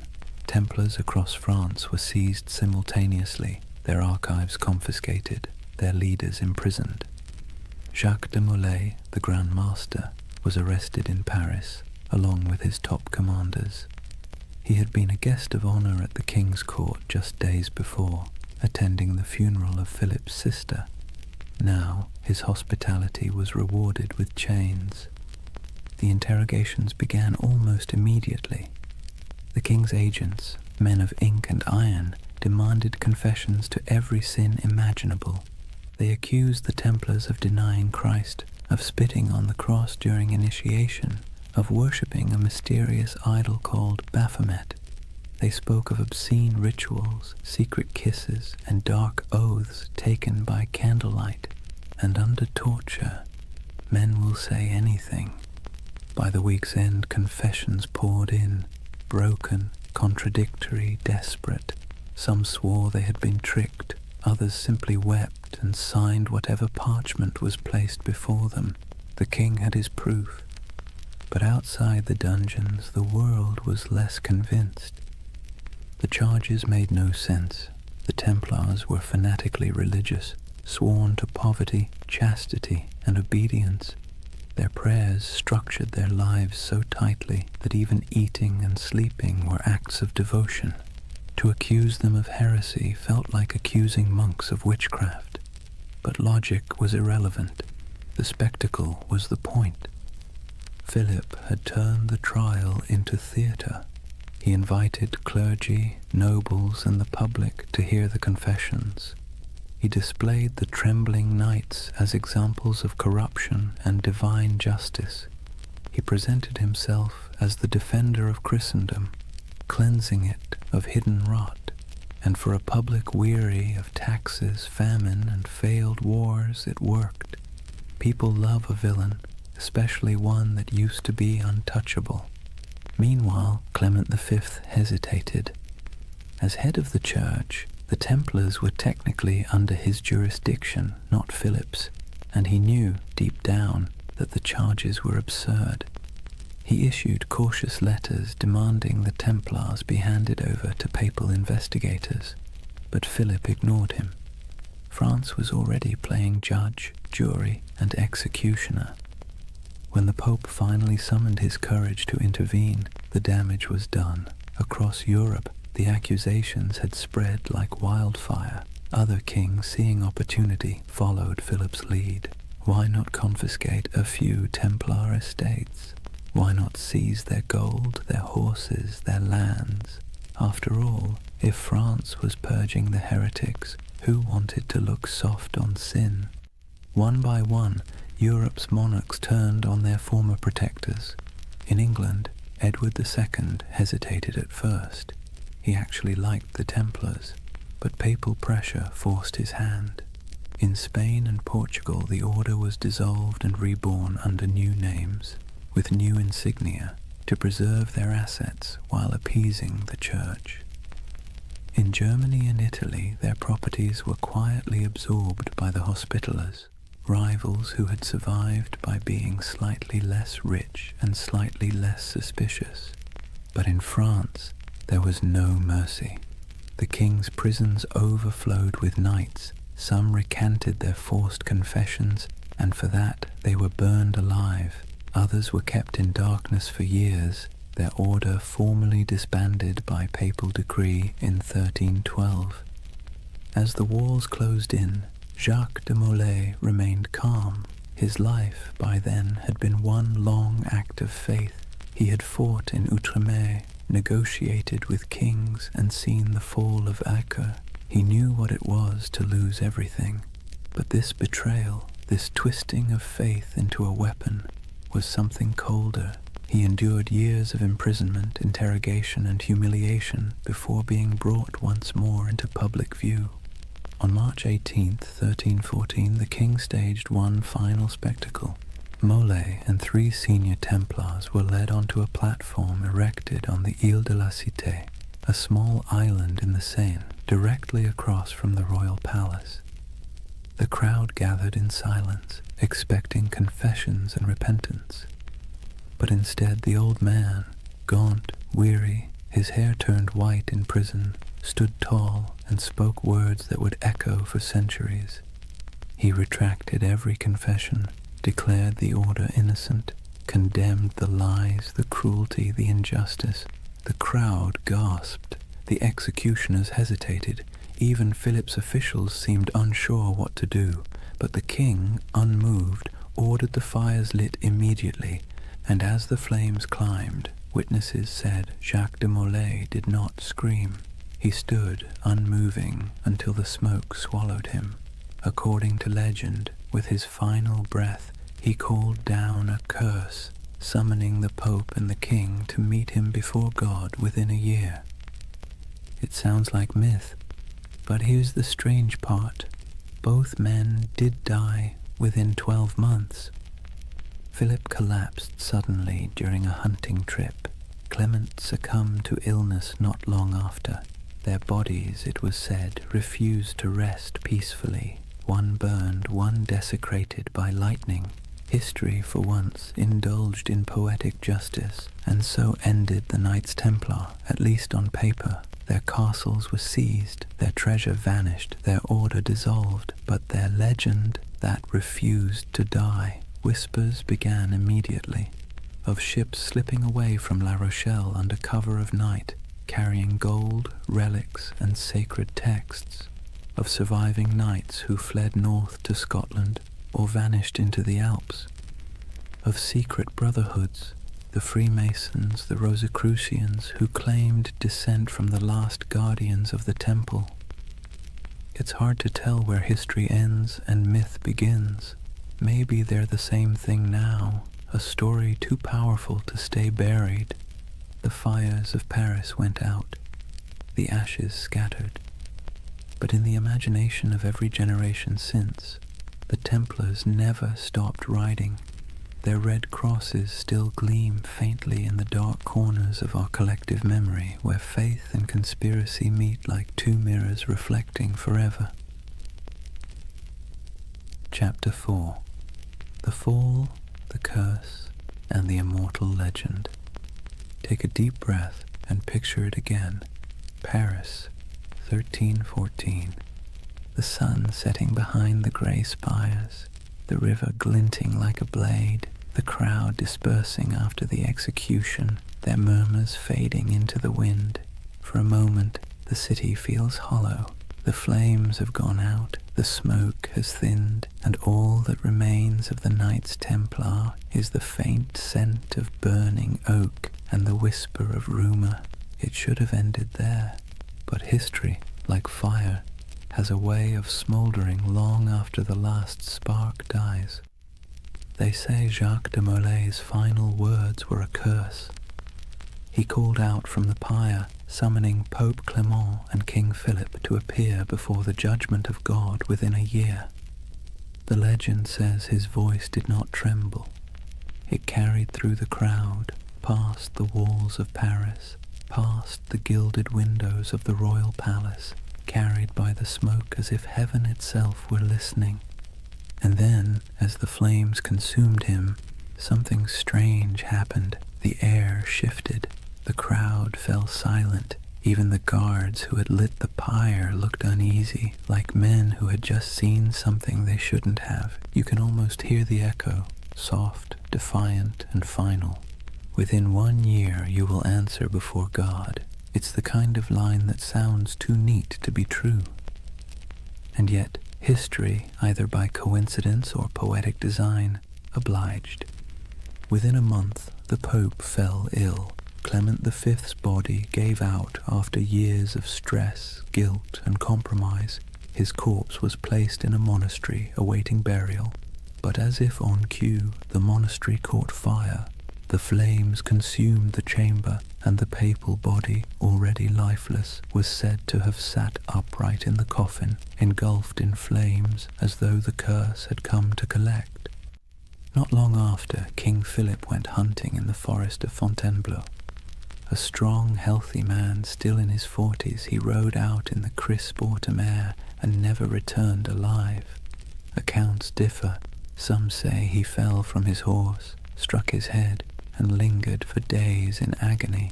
Others say he was seized by a sudden paralysis. Either way, the most powerful man in Europe died slowly, staring into nothing, as if haunted by something he couldn't see, and with their deaths, the curse of the Templars was born. It was a simple story. 2 men destroyed by the vengeance of a martyred knight, but it grew quickly. People whispered that France itself was doomed, that Philip's descendants, the Capetian line, would die out within generations, and, strangely enough, that too came true. Within less than 2 decades, all 3 of Philip's sons, each having worn the crown, were dead without heirs. The dynasty that had ruled France for centuries was snuffed out like a candle in a storm. The people of the time called it La Malédiction des Templiers, the Templar curse. To later generations, it became a parable, a warning about greed, corruption, and the strange persistence of divine justice. Of course, historians will tell you it was all coincidence, and maybe they're right. But that's the beautiful thing about history. It leaves just enough cracks for the imagination to pour through. When you close your eyes and think of those final days, it's not hard to believe that something larger was at work, a kind of cosmic balancing act, subtle and cruel. The Templars, who had built their order on discipline, loyalty, and faith, had been betrayed by those who claimed to uphold the same virtues. And perhaps, just perhaps, the universe took notice. Yet even as their bodies turned to ash, their legend began to breathe again. Within a generation, stories of the hidden treasure of the temple began to surface. Gold, relics, and ancient knowledge spirited away from France before the arrests. Ships loaded in secret at the port of La Rochelle, sailing west into the mist. Some claimed they vanished into Scotland, others into Portugal, and some said they crossed the ocean itself, centuries before Columbus, to lands unknown. The myth of the lost Templar fleet became the fuel for countless tales. Sailors swore that on stormy nights they'd seen ghost ships bearing red crosses on their sails, gliding silently across the waves. Monks whispered of secret vaults beneath cathedrals where the last Templars hid sacred relics, and among peasants and pilgrims alike a quiet belief took root. The Templars were not dead. They had merely gone underground, waiting for the world to be ready again. It was an idea too romantic, too mysterious to fade. The church had tried to erase the order's name, to burn their banners, melt their seals, and scrub their records. But the Templars had built something deeper than stone. They had built a story, one that couldn't be killed with fire or buried in royal decrees. And the story began to change shape. In the Middle Ages, people whispered that the Templars had discovered the Holy Grail beneath the ruins of Solomon's Temple, that the treasure they carried was not gold, but knowledge, secret doctrines, ancient scrolls, perhaps even relics of Christ himself. These weren't just bedtime stories, they were expressions of longing for a lost wisdom, a purer faith, a world where the sacred and the powerful were one and the same. It's strange, isn't it? The church destroyed them for being too secretive, too independent, and yet that very secrecy made them immortal. The less we knew, the more we wondered. And wonder, as every myth maker knows, is the soil in which legends grow. By the 14th century, the Templars were ghosts. By the 15th, they were saints of imagination. By the 18th, they had been reborn entirely, absorbed into the rituals of the Freemasons, who borrowed their symbols, their oaths, and their mystique. Masonic lodges across Europe adopted the Red Cross, the sword, and the language of brotherhood. In their dimly lit halls, among candles and geometry, men in powdered wigs whispered oaths not unlike those once spoken in Jerusalem. And in those flickering moments, the Templars lived again, not as soldiers, but as symbols. Symbols of resistance, of hidden knowledge, of purity lost and truth buried beneath the weight of time. Somewhere along the way, their story stopped being about history at all. It became about us, about our hunger for mystery, our suspicion of power, our desire to believe that somewhere in the forgotten corners of time, the pure and the brave are still watching. And that brings us back to that fateful Friday, the 13th of October, 1307, the day that superstition itself was born. Before that morning, Friday the 13th meant nothing. It was just a date. But after the Templars were seized, tried, and condemned, it became a symbol of betrayal and bad luck. The day the innocent were destroyed by the powerful. The day faith was tested and justice mocked. The day one of the most disciplined brotherhoods in human history was wiped out in a single breath. Centuries later, we still flinch at that date without remembering why. Maybe that's the real curse, not divine vengeance, but cultural memory, a faint echo of injustice that hums quietly beneath the surface of modern life. Every time the calendar aligns and Friday falls on the 13th, we pass through that echo. Most of us shrug it off, but somewhere deep in the collective mind, a voice whispers, "Be careful." It's the whisper of a fire crackling on an island in the Seine. The whisper of 9 knights kneeling in the dark, taking oaths no one else would ever hear. History loves to bury its ghosts, but ghosts, if nothing else, are patient, and so the legend of the Templars endures, not as a warning, not as dogma, but as a lullaby for the restless. A story that reminds us that even in corruption, there can be faith. Even in endings, there can be echoes. That the night, however dark, always remembers the shape of its stars. Close your eyes for a moment and imagine the sea, a cold wind blowing from the west, the smell of salt, iron, and rain. It's October of 1307, just days after the arrests began. France is tightening like a fist.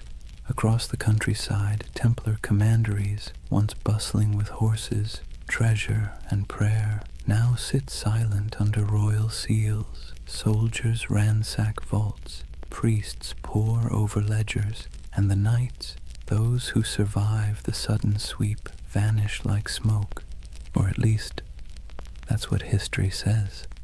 But if you listen carefully, beneath the crackle of parchment and the scratching of quills, you'll hear the ocean whispering another version. At the western edge of France, in the port of La Rochelle, witnesses claim they saw something strange. A convoy of ships flying the Red Cross of the Temple quietly slipped out to sea just before the arrests. The official records say nothing, but rumors say otherwise. Some say the ships were loaded with gold, silver, relics, and documents, everything the order held sacred. Others say they carried only men, brothers who refused to die in chains. Either way, when the king's men arrived to confiscate the Templar fleet, the docks were empty. Every ship was gone, vanished into the grey Atlantic mist. Where did they go? That question has haunted historians for centuries. Some claim they sailed north to Scotland, where King Robert the Bruce, excommunicated by the church, might have welcomed the outlawed knights. Scotland, after all, was in rebellion. Its land was cold, rugged, and far from papal reach. It's said that on the eve of Bannockburn in 1314, the same year Jacques de Molay was burned, a small band of armoured riders appeared on the battlefield, carrying the Red Cross. They turned the tide against the English, then disappeared as swiftly as they came. Is it true? Probably not. But as every good myth knows, plausibility is optional when the imagination takes hold. Others believe the Templars went west, farther than any Christian ship had gone, that they reached the shores of Portugal, and from there, the New World itself, centuries before Columbus. In Portugal, after all, the Templar legacy is easy to trace. King Denis, who admired the order's discipline and skill, quietly rebranded them as a new brotherhood, the Order of Christ. Same men, same property, same goals, different name. Under that new banner, they built fortresses, trained explorers, and financed voyages. Centuries later, one of their spiritual heirs, a man named Prince Henry the Navigator, would launch the Age of Exploration, and the Red Cross of the Templars would appear again, painted on the sails of caravels bound for Africa, India, and beyond. You've seen it before, even if you didn't notice it. The ships of Columbus, the sails of Vasco da Gama, the Red Cross fluttering against the wind. A silent inheritance, passed from the knights who once guarded pilgrims to the sailors who remapped the world. And so, some say, the Templars never truly vanished. They evolved. They traded swords for sextants and Jerusalem for the horizon. But there's another theory, quieter, stranger, almost tender in its melancholy, that many of the surviving Templars simply went home. Imagine them. Men in their 40s or 50s, scarred from years of crusade, watching everything they believed in collapse. Some fled across borders, shaving their beards, burning their mantles, blending back into ordinary life. A few became monks in other orders. A few became mercenaries fighting in wars for causes that meant less to them than the discipline itself. And some perhaps wandered until they disappeared entirely.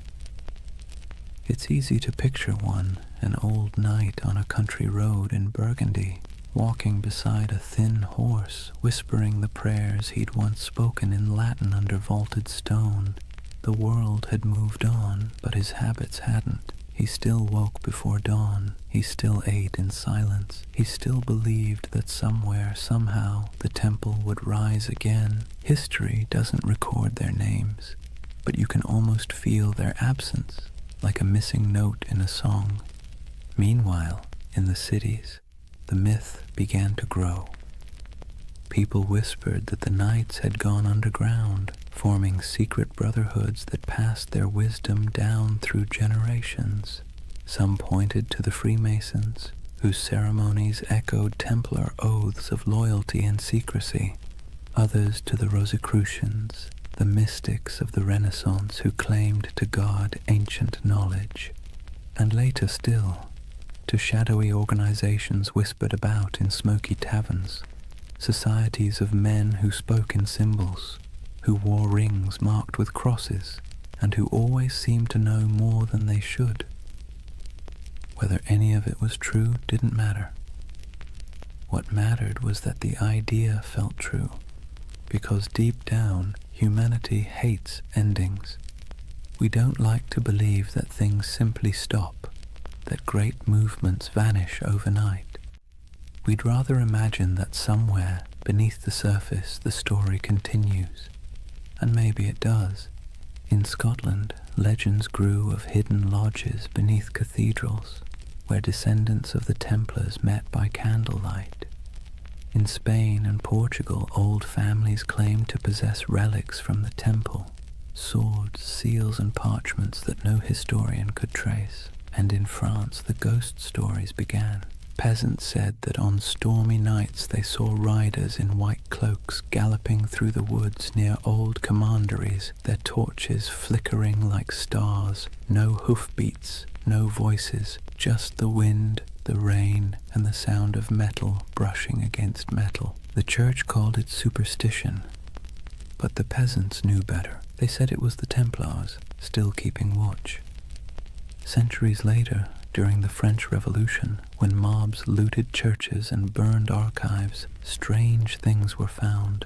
Stone carvings of Templar crosses hidden behind altars, letters sealed with wax bearing the order's symbol, and cryptic diagrams suggesting that not everything had been destroyed. Even Napoleon, the great skeptic, was rumored to have been fascinated by them. When he invaded Egypt in 1798, he brought with him not just soldiers, but scholars, engineers, and, oddly enough, men obsessed with the Templar myth.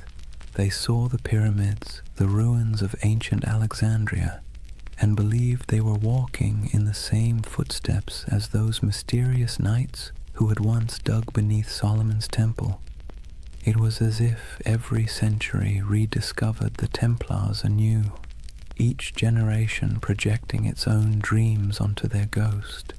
For the Renaissance, they were seekers of hidden wisdom. For the Enlightenment, martyrs of superstition. For the modern age, symbols of rebellion against authority. And through it all, their image never changed. White cloaks, red crosses, silent resolve. The perfect blend of purity and menace.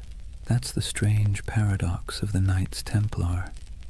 They began as humble monks sworn to poverty and ended as eternal figures of power.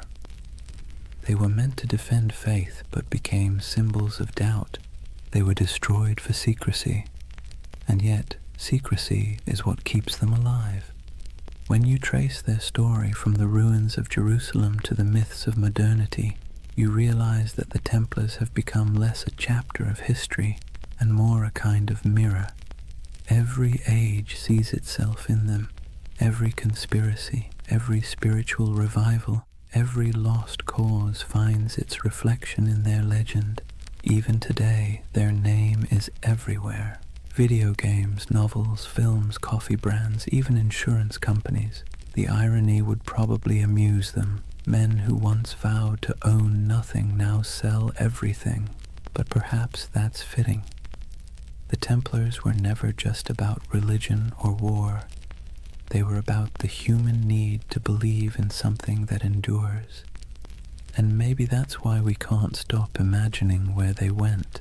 Not because we need the facts, but because we need the comfort of knowing that ideals, courage, loyalty, sacrifice don't just die with men. They drift, they adapt, they survive. So when you think of those ships sailing out of La Rochelle into the fog, try not to see them as fugitives. See them as dreamers, as the embodiment of a simple, quiet truth. That faith and mystery always find a way to escape the fire. Maybe they reached Scotland, maybe they reached the New World, or maybe they're still out there somewhere, beyond the horizon, sailing a sea that never ends. Imagine a cold dawn in Paris, 1307. The streets smell of smoke and fear. Bells toll somewhere in the distance, slow, heavy, deliberate.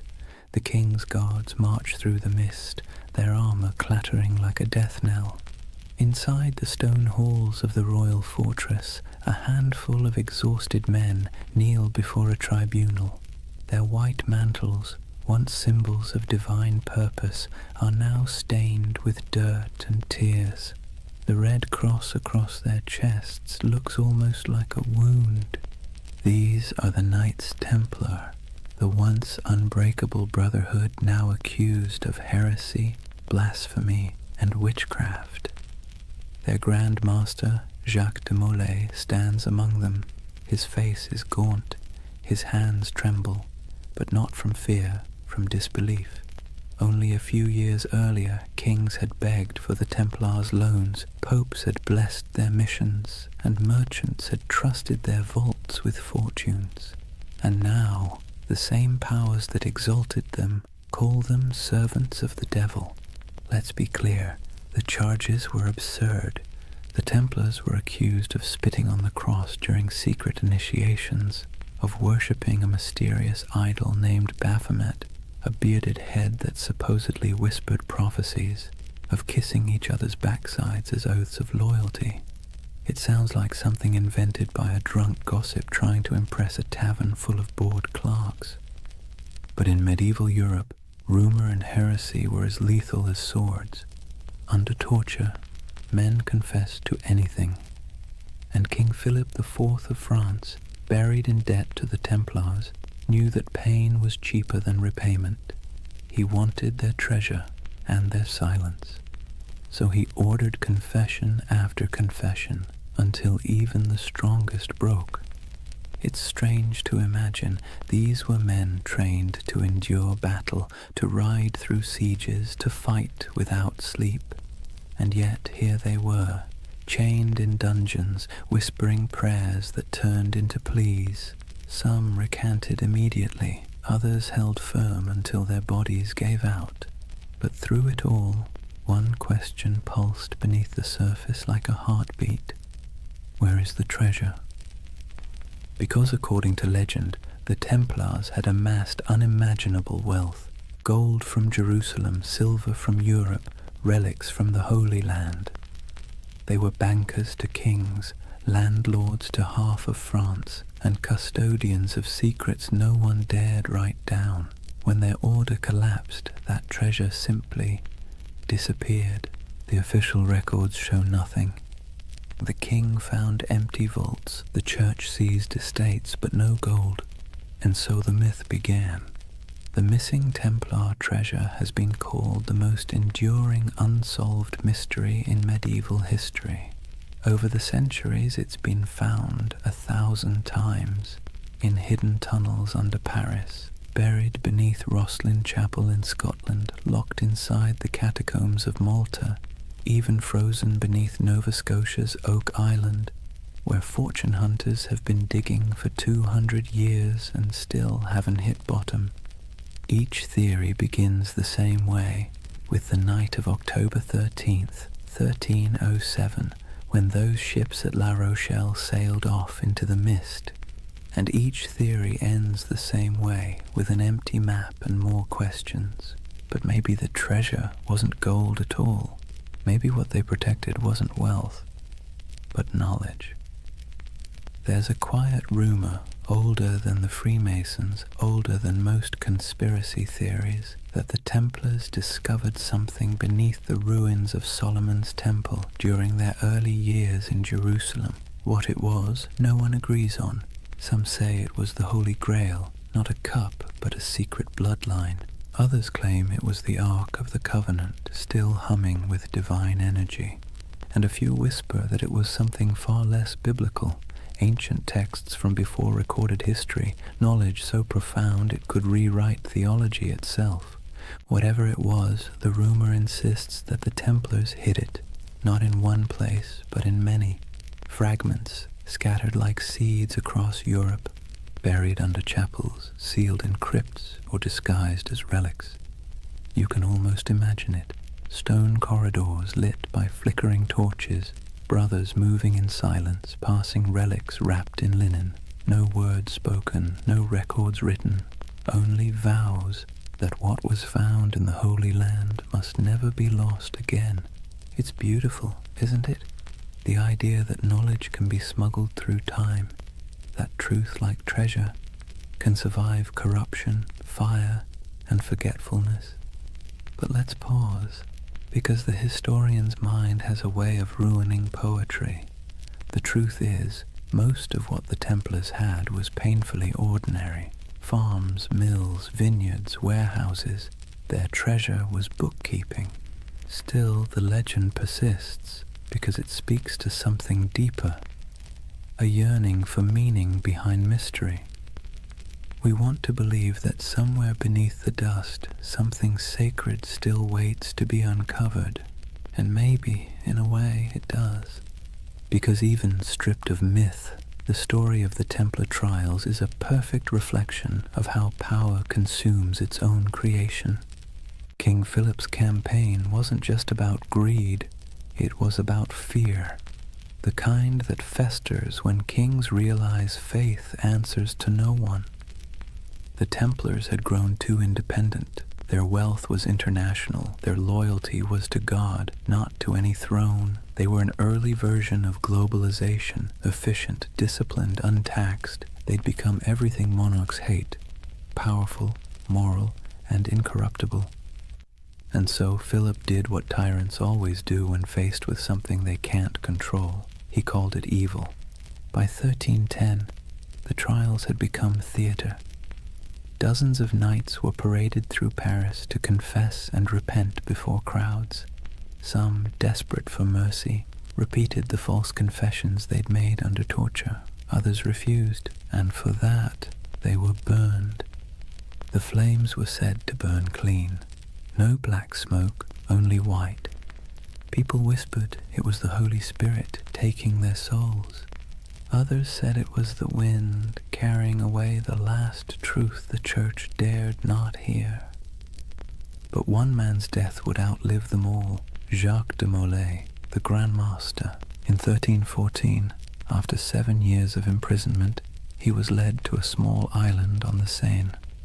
The executioner tied him to the stake as the king's men watched. When asked for a final confession, de Molay refused. He looked at the crowd and spoke instead to the heavens. He declared that both the king and the pope, Philip and Clement, would soon answer before God for what they had done. It was less a curse than a statement of cosmic bookkeeping, but it landed like a thunderclap.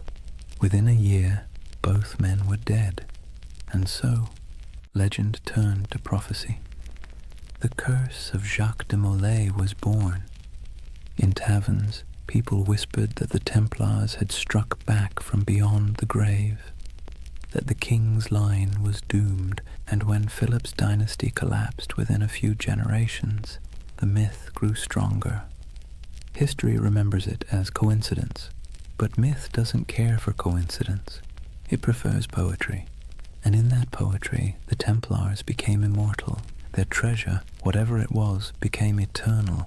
Their curse became their revenge. You can see echoes of it everywhere, in novels about secret codes and grail quests, in stories of lost bloodlines and hidden orders, in the fascination that still surrounds their name. Because deep down, the story of the Templars isn't just about power or faith. It's about loss. The loss of certainty, of purity, of something once believed to be incorruptible. And perhaps that's why it still hums beneath our collective imagination, because when we stare into history long enough, we start to see ourselves. The way faith becomes ambition, ambition becomes greed, and greed becomes legend. So maybe the real Templar treasure isn't buried in stone or sealed in vaults. Maybe it's the myth itself, the part of human nature that refuses to stop believing, even when reason tells it to. The belief that something holy might still be hidden under all this noise and dust, that even in ruin there's a secret worth protecting, and somewhere, under moonlight or memory, a ship still drifts through fog, carrying not gold, but the weight of a promise, the promise that no truth ever really disappears. It just waits to be rediscovered. Picture this, the flames dying down on that island in the Seine, the crowd dispersing into the night, their faces glowing with the reflected orange of what they'd just witnessed. And above it all, the black smoke curling toward the spires of Paris, drifting into legend. Jacques de Molay was dead, but his curse, if you believe in such things, had already taken root. The chroniclers of the time, even the cautious ones, couldn't ignore what happened next. Within months, Pope Clement V was dead of illness. Within a year, King Philip IV was thrown from his horse and died suddenly. no heirs, no fortune, no redemption. It was as if the fire had leapt from de Molay's pyre into the royal bloodline itself. Whispered superstition turned to conviction. The Templars had called down divine justice. And that's where history ends and myth truly begins, because after that day the Knights Templar ceased to exist in the record. Their castles were seized, their lands divided, their members absorbed into other orders or driven into hiding. But their name, their symbol, only grew stronger. You can destroy a building, you can hang a man, but you can't kill an idea that has already become a myth. Let's be honest. The world loves a good mystery wrapped in moral ambiguity. The Templars were the perfect storm, part saint, part sinner, disciplined yet secretive, blessed yet cursed. And so, century after century, their shadow kept resurfacing in new disguises. In medieval Germany, people whispered that the Templars had gone underground, literally tunneling beneath mountains to guard their hidden treasure. In Scotland, they were said to have joined Robert the Bruce at the Battle of Bannockburn, their white mantles glowing like ghosts as they charged across the misty fields. In Portugal, they supposedly rebranded as the Order of Christ, quietly sailing under new banners as Europe's age of exploration began. Everywhere they vanished, stories bloomed like ivy over old stone. By the Renaissance, artists painted them into allegories. By the Enlightenment, philosophers invoked them as symbols of reason suppressed by superstition. By the 18th century, they'd re-emerged again, this time whispered to be the ancestors of the Freemasons, the supposed keepers of ancient wisdom and architects of secret societies that shaped revolutions and empires alike. No proof, of course. But when has lack of proof ever stopped a good story? And then came the 19th century, a perfect breeding ground for myth. Romantics were obsessed with lost causes, fallen knights, and tragic purity. The Templars became literary gold. Poets wrote of their courage, novelists embroidered their rituals, and painters gave them halos of melancholy light. They became a mirror for every generation's anxieties. The pure few against the corrupt many, the dream of spiritual order in a chaotic world. And that's the secret ingredient to their immortality. Each age reshapes them to fit its own fears and fantasies. For the Victorians, they were noble martyrs. For the mystics, guardians of sacred geometry and alchemical truth. For the modern internet, they're either ancient aliens or early bankers. The spectrum runs from the sublime to the ridiculous, and somehow the Knights Templar fit perfectly into both. But why? Why them and not some other crusading order lost to time? Maybe it's because they sit right on the fault line between faith and doubt. They were monks with swords, believers who killed, poor men who became rich, holy men who served kings. Their contradictions make them endlessly recyclable, adaptable to whatever mystery you want them to represent. And let's be clear, people love contradictions. They feel human, they feel possible. The Templars are not gods or demons. They're a reflection of how ambition twists faith, how purity curdles into power, and how power always inevitably invites its own destruction. It's almost poetic that they were accused of worshipping a severed head, because in a way, that's what their legend became, a body without a leader, kept alive by imagination, headless but somehow still breathing. Let's drift for a moment to one of those places still whispered about, Rosslyn Chapel, Scotland. Built in the 1400s, long after the Templars' supposed end, it's a riot of stone carvings, angels, vines, strange geometric knots, and figures that seem oddly ancient. In the quiet of that chapel, with dust in the sunlight and the faint echo of distant hymns, you can almost believe the stories, that beneath its floor lies a vault, and in that vault lies a secret, one so profound it could change everything we know about history. But then again, maybe it's just a crypt, maybe it's just stone and shadow, and maybe that's the point, that the real magic of the Templars isn't what they left behind, but what we keep searching for. Even their curse, that famous curse of de Molay, wasn't a curse at all until later writers made it one. It was a final speech, a cry for divine justice, but humans can't resist dramatizing justice into vengeance. We want the universe to mean something, to balance the scales, so we turn dying words into cosmic verdicts, and over time, that became the mythology we know today. Friday the 13th, the day of the arrests, turned into a symbol of bad luck. Their crosses became icons of mystery. Their disappearance became proof of survival.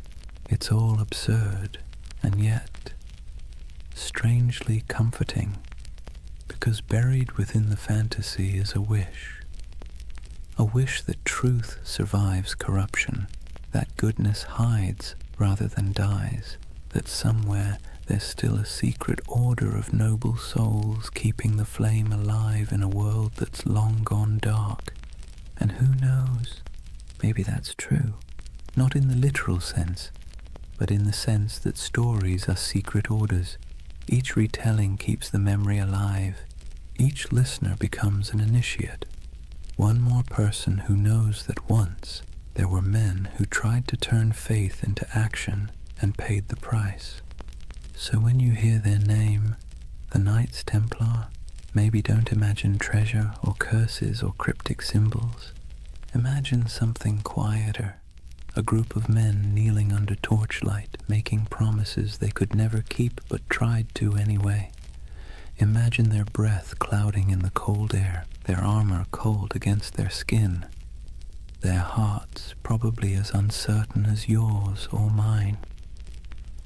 And perhaps in that uncertainty lies their true immortality, because we don't remember them as saints or villains. We remember them as the dream that somewhere in the chaos of history, people once believed they could create something pure, something incorruptible, something worth dying for. And though their towers have fallen and their banners turned to dust, the idea still flickers in stone carvings, in folk tales, in the glow of every conspiracy theory forum at 3 a.m. The Templars endure not because they were flawless, but because they were human. And humans have always dreamed of perfection, even as we fall short of it. So when you finally close your eyes tonight, imagine the world they left behind. Imagine the quiet after the fire, the soft sound of waves against forgotten shores. Somewhere a candle burns low, somewhere an oath is whispered again, and somewhere in the deep rhythm of history, the order still rides, not in armor, but in memory, because the truth is, nothing truly holy ever dies. It simply changes shape and waits to be remembered. So now we reach the end, or rather, the echo. The story of the Knights Templar doesn't really end. It simply fades like candlelight in a long corridor, stretching further and further into shadow. If you've stayed with me through this entire journey, through crusades and curses, through deserts and dungeons, take a moment to notice the quiet. The world they built and the world they lost are both long gone, but the silence they left behind still hums with meaning. Imagine it, Europe asleep under frost, old cathedrals creaking with age, the moonlight brushing against statues of long-forgotten knights. In that stillness, you can almost hear them, the faint clink of armor, the whisper of prayer, the soft murmur of devotion and doubt braided together. because that's what the Templars really were. Not gods, not monsters, just men standing at the fragile intersection between the sacred and the human. They tried to build heaven with earthly tools, swords, stone, oaths, and hope. And like everyone who's ever reached too high, they fell. But falling doesn't mean failure. It just means the dream became too heavy for the age that held it. History loves to paint the Templars as symbols of greed, of purity, of secrets, of sin. But perhaps they were simply mirrors, reflecting what every civilization fears most. That no matter how powerful we become, or how righteous we think we are, time will eventually unmake us, fold us back into silence. And yet, the beauty is that silence isn't nothing. It's the space where memory lives, it's where myths breathe, and it's where you, right now, can find peace. As you drift, think of how strange it is that the same stones that witnessed their vows now lie beneath traffic, beneath cities, beneath centuries of dust. But if you look closely, the pattern is still there, in church floor tiles, in the geometry of modern skylines, in the lingering idea that faith, when coupled with discipline, can move empires. Every age finds its Templars, not in armor, but in conviction, not guarding pilgrims, but guarding truth, or art, or compassion, or whatever fragile thing seems worth defending in their time. Maybe you've been one of them without realizing it, someone trying to build something pure in a world that doesn't always reward purity. So tonight, as the story fades, let the noise of history recede behind you. The clash of swords, the whispers of betrayal, the long sermons and louder silences. Let them dissolve into the steady rhythm of your breath, because this is what remains when the myths fall quiet. A reminder that even the grandest empires, the greatest orders, and the most secret brotherhoods eventually return to stillness. And in that stillness, something eternal stirs, not banners, not blood, but the simple, persistent urge to remember that once humans dreamed of divine perfection, that they believed in sacred duty, that they tried, however imperfectly, to bridge the distance between heaven and earth. And maybe that's enough. If you close your eyes now, you might see them one last time, riding slowly into the horizon, the sun setting behind them, their white mantles glowing faintly in the fading light. No words, no music, just the sound of hooves in the sand, steady as a heartbeat. And then, quiet, the kind of quiet that carries centuries. So let the world of the Templars drift away. The wars, the treasures, the secrets, what's left is only peace, soft, steady, endless peace. Thank you for joining this journey through time, for wandering through cathedrals, deserts, and dreams. If you enjoyed this story and want to hear more journeys through history to help you sleep, please subscribe. And before you drift off completely, tell me what's keeping you up tonight. Maybe next time we'll dream through that too. For now, rest easy. You're safe. History will keep its secrets until morning. Good night.